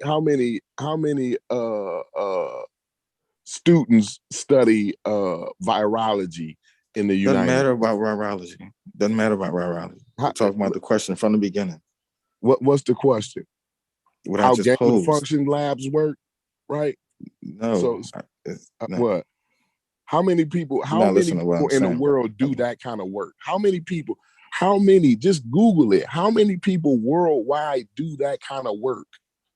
There are a lot of people that do that kind of work, but how many people were doing that particular kind of study at the time? Right. How many people? How many people in the world that continue have been doing it for years? Have been doing it during that time and continue to do that work? No, not many people. No. Hold on. I'm not talking about just gain of function research. I'm talking about that gain of function research. Virology, period. That's what I'm talking about. A lot of people were not doing this particular study. Thing about virology. Everything about virology. You're not listening. How many people in the world participate in that? I'm not talking about just a virologist or just gain of function, any type of gain of function research. I'm talking about this particular gain of function research that was doing research of how to the thing is the SARS virus from bats to humans. Doing that particular gain yes, of it is function because this is a result to of be COVID-19. privy to that kind of information. So when you a virologist, right, you study all kinds of viruses and how viruses work, not just one. Right, but you have certain virologists who are in labs doing particular studies, correct? Right. Yes. Right. So how many virologists and how many labs was doing to do this particular study? How many virologists and how many labs were doing this? Right. Gain of Why don't you look research? that up? Why don't you look that up? It's Why not don't you many. look that? It It's ain't not Dr. many. Fauci by himself doing it. No, it ain't just Dr. Fauci and his. It's not many. It was the Wuhan lab, and it was a lab that was. It's not many. What made you say that? Hold on. Let's rewind. You said from it's what not I know, many. it's not many. From what I know, how did you know that? From where did you get that information? That is not many. Brother, it's known that the Wuhan lab and Dr. Shi was known for doing this type of study. And she was working with another virologist. Did you come to the determination? You're not listening. You're not listening. You ask me questions and you're not listening. You ain't. Every time I start talking, you start talking. Because you keep asking me questions and don't listen to my response. You don't answer the question that I asked. If you listen to my response, you'll get it. Dr. Fauci again. If you listen to my response, I heard what you asked. You asked how many labs, and I'm trying to give you the answer. I didn't ask that. I asked, how did you come to the determination that it was not many? I don't want to hear Dr. Fauci. I didn't say Dr. Fauci. Go ahead then. Tell me how did you determine that it wasn't many? Okay, the Wuhan lab, Dr. Shi was doing this particular study of bats and the SARS. The only one was doing that. She was doing it, and she was working with another virologist. Yeah, they was the only crew in the States somewhere. Only crew in the world doing this. She was the leader, bro. She was the only crew. I don't give a fuck. Do you know? I mean, what do you know about this? I don't give a damn if she was the captain. They was the only crew doing this. They the only crew privy to this kind of information. That's what you're telling me. What I'm telling you is this. She was the leader in this field of study. Okay, fine. They the only crew that's doing this kind of study, that's privy to this kind of information. She the Did you only hear what I one. just said? She is the leading virologist. Lawrence Krauss is one of the leading physicists, is one of the leading particle physicists in the world. Well, Lawrence Krauss is, bro. You're not listening. He's not the only one listening. in the world. He's not the listening. only one in the world that's listening. a particle You're physicist. not listening. And not bro, only not that, listening. he ain't the only one that's privy to particle physics information. You're not, bro. You want me to explain stuff, but you're not listening. I you're really not listening. You're not listening to what I say. Tell me what I said. You said she's the lead. This lady is the lead of that field of study. And what I'm saying, what I'm saying, that's what you just said. What else? That's not all that I said. Go ahead. I didn't hear you. Go ahead. I said she was doing this study in the Wuhan lab, and she's the leading virologist. That's what I just said. In this particular field, and she was working with another virologist that's somewhere in the States. In the States. But these two, she was doing this particular study of the SARS virus and how to and using gain of function research to take this SARS virus from bats. Only two doing that though. Into humans. That's what you're telling me. Do you know of anyone else? Do you know of anyone else? That they the only. Do you know of anyone else? Yes, I do. I can actually Google. No. Do you know right now of anyone else? They've been doing it for 30 years. She ain't been the only one doing this shit for 30 years. Is you crazy? Do you know of anyone else who was doing this this yes, research? Yes, I actually do. Now, name them. Name them right now. I don't know them right offhand, but I actually. So you don't know? I do know. So you would need to Google. You don't know right now. I would need to Google it. Yes, okay, I would. Then say you don't know then. So right now you don't know. I'm not gonna say I know because I've Googled it before. I've went over this. Then who? You can't remember a name, first name, last name, something? I can't remember a name because it wasn't. So right now you don't know. At this moment, you don't know. I don't know then. She the only one ever did this She the only one ever did it, bro. I just asked the question. I'm not trying to crazy you gotta be to believe some shit like that, bro. I gotta get at this moment right now, you don't know, then it's okay to say at this moment right now, I don't know. Because I need to go. I'll see if I can Google something. No, because I've already been over all the 30-year studies that they've been doing on the. And you can't remember one name yes, you're absolutely right. Because how have you been over all these studies, but you can't remember one name? I didn't say I've been over all of the studies. I said we 30 were years. over a study that yes, they have been doing this for 30 years. Yes, they've been. But you can't remember one name. No, I can't remember it. I can't remember one name. No. Okay. No. I can't remember one name. How could you be so dismissive about what I'm saying? I don't even normally discuss viruses and all of this. But I'm saying, but how could you be so dismissive about what I'm saying? I'm not being dismissive. What I'm saying, you are. You're saying so. You're saying that there's no other person. There's no other person. Right. Like you know of someone that there is, but you don't right now. So you're being dismissive of what I'm saying to you. I'm saying there are people. I'm asking who. There are people who done that before. Who? Well, you keep asking me who, and I said I didn't know. Then stop saying you know then. Okay, all right. I don't know, man. I don't know. That's the only point I'm making. And if you don't know, then don't be so dismissive of what I'm saying. Sorry for That's being. all I'm saying. You absolutely right. She was the only one ever doing this kind of research, and Dr. Fauci is the reason why it's a pandemic. I believe you're still being dismissive. I never said any of those things. All I did was ask a question. But this is what people typically do. This is what people do. When you ask questions like this, people assume that you're saying something else by asking these questions and call you crazy or say that you're a conspiracy theorist. This is what you do. This is what people have been doing. He asks questions. He asks these weird ass questions. Why is it so weird? To sow doubt. You know what I'm saying? Those questions. Why is it so weird? Because you still don't know where the virus came from. So why is it weird? If you don't have an answer to know where the virus came from, okay, then why is my question? You know where it came from. You said it. I didn't say I did. I didn't say I did. I didn't say I did. I'm asking the question. Well, you're saying that I'm crazy for asking a question. I'm not saying you crazy for asking a question. I'm saying you said it was likely. Why are you so dismissive of my question? You didn't ask why a question. Why are you so dismissive of the question that I'm asking? Is my point. No. You mischaracterizing me. You made a statement. You didn't ask the question because I didn't make any conclusions. You said you concluded that it was likely that it came from a lab. That's what your conclusion was. You said that. Yeah, I said I feel like the probably. You said it was probably likely. has. You said it was likely. Before I stated how I felt about it, I asked questions. From those questions,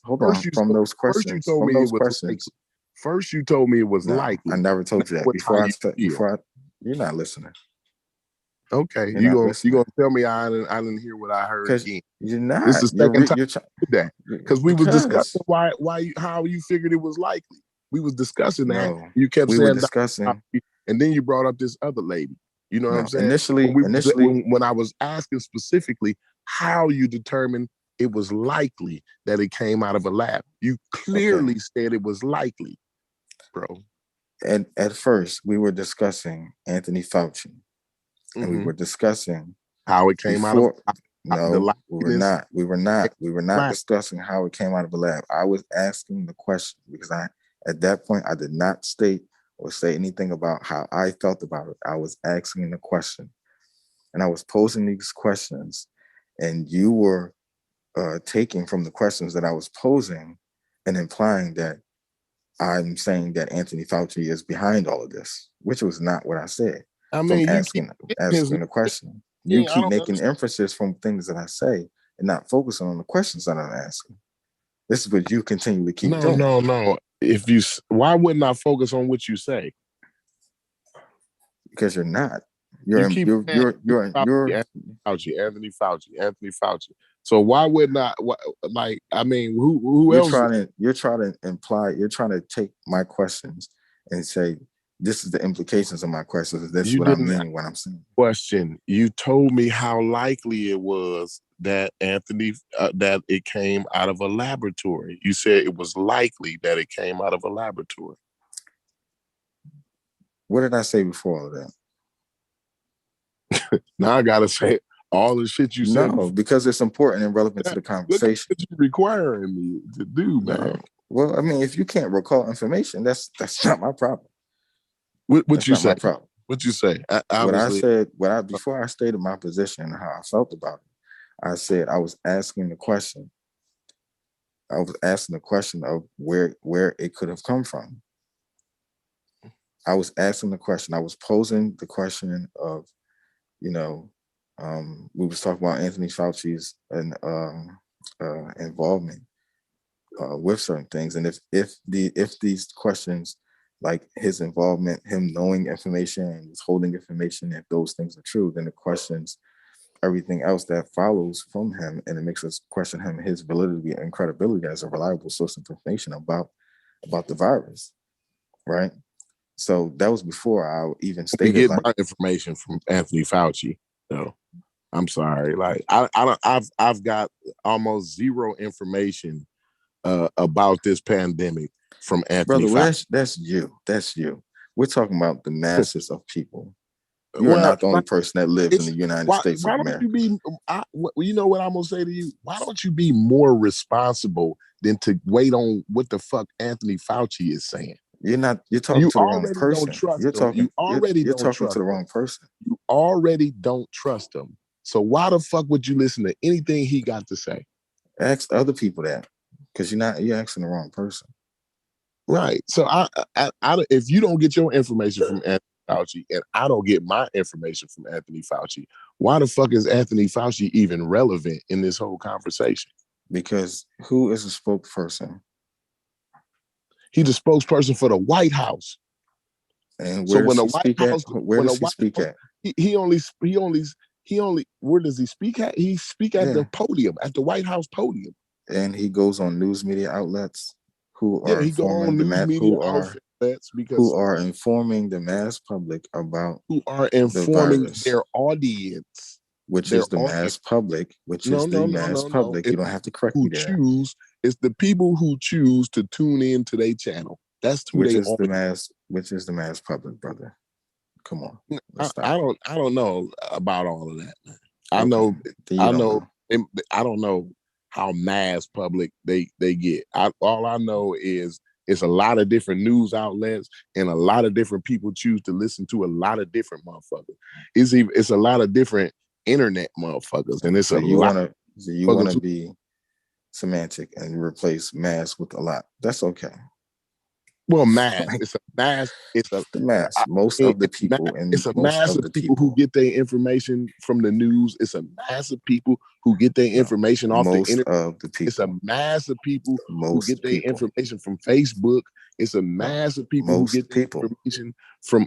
No, most people don't get their information from the news. Most people get their information these days from Facebook and shit like that, and Twitter and other means rather than the news. Like old people watch the news and shit nowadays. So young people don't watch the news?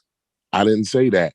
Most people get their information from Facebook and YouTube and Twitter and shit like that these days. And where does that come from? What do you mean? Where does it come from? If I'm on Instagram and I'm watching a clip of something, where's the clip from? It's from the news, bro. I don't know. It could be. It's from the news. It's a lot of clips from the news. It's a lot of clips from internet sources. It's a lot of internet. All of this is news. TYT and all of this David is news. Pac-Man and InfoWars, and it's all kinds of clips you get on Facebook and it's not just news clips, bro. Okay. Yeah, it's multiple sources to get information from these days. Dr. Fauci is probably the least place where people is getting their information these days. Wouldn't you say? So how much bullshit is going on out there? You know what I mean? Like people ain't really listening to what the fuck Dr. Fauci got to say. I mean, you could agree to that at least. I don't know what to do no more. I don't know anymore. I'm just asking questions. Yeah, I know. I'm just asking questions, but when I ask questions, I'm a conspiracy theorist. Why would you ask questions when you already know the likeliness of the situation? I have a position on it, but I still ask questions. But when you know the likeliness of it already. You know how likely. And you still ain't told me. You still ain't told me how you learned how likely it is. You know what I'm saying? You just said this doctor's name. You ain't said like how did you determine the likeliness that it came out of a lab? I just gave you the scenario. Yeah, you said this doctor and they was doing gain of function and this, and that, the other. Like that ain't told me nothing about the likeliness. It just told me like you think some people is withholding information. You said her and Dr. Fauci is withholding information. Her and this dude in America that she working with. And what research was they doing? Obviously, they was doing gain of function research, is what you said. On what? What type of research? On the SARS, how bats, you said how zoonotic. You didn't say zoonotic, but you was saying basically they was trying to figure out how the disease can transfer from bats to humans. Right. Mm-hmm. I heard everything you said, man. This is what they're doing. So if they were doing this research in the lab, right, and then this gain of function research they was doing of how to figure out if the SARS virus can go from bats to humans. Nobody can figure that out. And then it goes from bats to humans, and then it goes into humans. That's all I'm asking. Hold on. I'm asking. I'm gonna ask a question, and then I'm gone. Nobody can do an investigation and figure this shit out. You need Anthony Fauci to confess to it. That's what you're telling me? Probably it will come to that. All right. Somebody having a conversation with you, but I'm gonna get out of here. I feel like it probably will come to that somebody who has information and has been withholding information will release information, or some information will be found out that will lead to a conclusion that it was somehow done in the lab. Fine. And then once we get that information, then we'll deal with that. But right now, we don't have that information. Yeah, but we have the scenario. We have your scenario that you came No, with. we have. I didn't come up with it. I didn't make this stuff happen. They were doing this gain of function research in the lab, and it got out, and that's the scenario. I'm not saying we need. I'm saying that now this virus, that they were trying to figure out how to go from bats to humans is in humans. Right. Okay. So when how it got there is still in question. I got you. But we nobody can investigate and do this. We need Dr. Fauci just to confess. I'm saying you say, but you're saying by asking the question, I'm a conspiracy theorist. No, it's not by asking the question. Obviously, they're doing the investigation. That's what you're saying. Right? You're saying from the information that I just told you, which is well known. By asking that question, I'm a conspiracy theorist. Let me tell you what I'm saying. What I'm saying is, it sounds to me like you trying to tell me that nobody can do an investigation on this shit and find this information out. We need Dr. Fauci and this other doctor to step up and confess to it. That's the only way we're going to find out about it. But you already don't believe a fucking word that Dr. Fauci say. So even if they came up and confessed with it, you then say, well, the only reason he confessed to it is because they got a different plot. And this is the plot that they really want to do. And this, the conspiracy goes on and on and on and on and on. Right, so I'm a conspiracy theorist by asking the question. Like I just said, you just confirmed what I said. By asking the question from what we know about the experimentation and the gain of function research they was doing in the lab, by asking the question, if it came from a lab, I'm a conspiracy theorist. I'm not dismissing that. They already. You are. doing. You're dismissing it by saying I'm a conspiracy theorist. It's okay. It's okay. Just state your position. It's fine. I don't mind being called that. I'm just saying that's how you feel. No, what I'm saying is they're doing an investigation on it, right? Right? Yeah. Okay, so I'm not dismissing that. What I'm saying is we don't have that information. They have not came up with they have not settled that investigation yet. So we don't have any of that information. I'm not dismissing it. What I'm saying is I just don't know. What I'm saying is conspiracy theorist. It don't take Dr. Fauci. Am I a conspiracy theorist? Fucking confess to it, bro.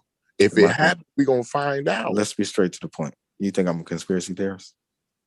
I think you are a conspiracy theorist. Yes, okay. I do. And where do you get that from? From me asking the question. What does that mean, though? Because I asked the question, if it came from that, I'm a conspiracy theorist. What you about to say is not true. Because you asked the question, that makes you a conspiracy theorist. No, that don't. But I do think you're a conspiracy theorist. Yes. So from what? Because of some things you've said tonight. Like what? Not the fact that you asking any questions. That's all I've been doing is asking questions. How Dr. Fauci is withholding information because he's the only one that can get the information. Nobody else. I'm not saying he's the only one. Smart as him. He's the smartest. I'm not saying he's the only one. I'm not saying he's the only one. What the fuck he's saying? Like, who the fuck I'm not saying he's the only one. Dr. Fauci. Who's listening to him? I don't even know who the fuck listening to this motherfucker. Like you the only one listening to him. Nobody else gives a fuck what Dr. Fauci got to say. Okay. Nobody. Position. Nobody That's cares. Your position. You got to say, bro. That's Only your people position. who give a fuck about them is who got him who interviewing him at that point. Why do people give a fuck to interview him? Because of the position that he holds. He holds a powerful position. He's the health spokesman for the White House. He's the lead epidemiologist in the United States. He's the spokesman. All right. And so and you're saying all of that, and then you're asking the question, why would people listen to him? I'm saying, like, I'm not listening to him. Okay. Nobody's listening to him. Speak for yourself then. But don't state all of his credentials and then say, why would people listen to him? You just stated why. Look at his credentials. I'm saying the people who interested in what he got to say is listening to him. Okay, brother. All right. If you ain't interested in what he got to say, why the fuck you listening to him? Because he ain't the only one with the information. He's not the one. He wouldn't even be the first person I look to get the information about epidemiology. You know how old that motherfucker is? Like he just know people that know people. Like he don't do work no more. He not putting on a fucking lab coat and going in the laboratory and doing and figuring out the data and doing the tests and shit like that and doing the field studies and all this shit. He don't do that shit no more. Like, so why the fuck would I even care about what the fuck he got to say? He getting his information from somebody who actually does the goddamn work. He just the leader of the team. You know what I'm saying? He the leader. He decides. He the one who's putting this people in position for the, you know, who decides what information he wants to disseminate for the public. You know what I'm saying? He ain't the one doing the fucking work, period. That's all I'm saying. That's my point, period.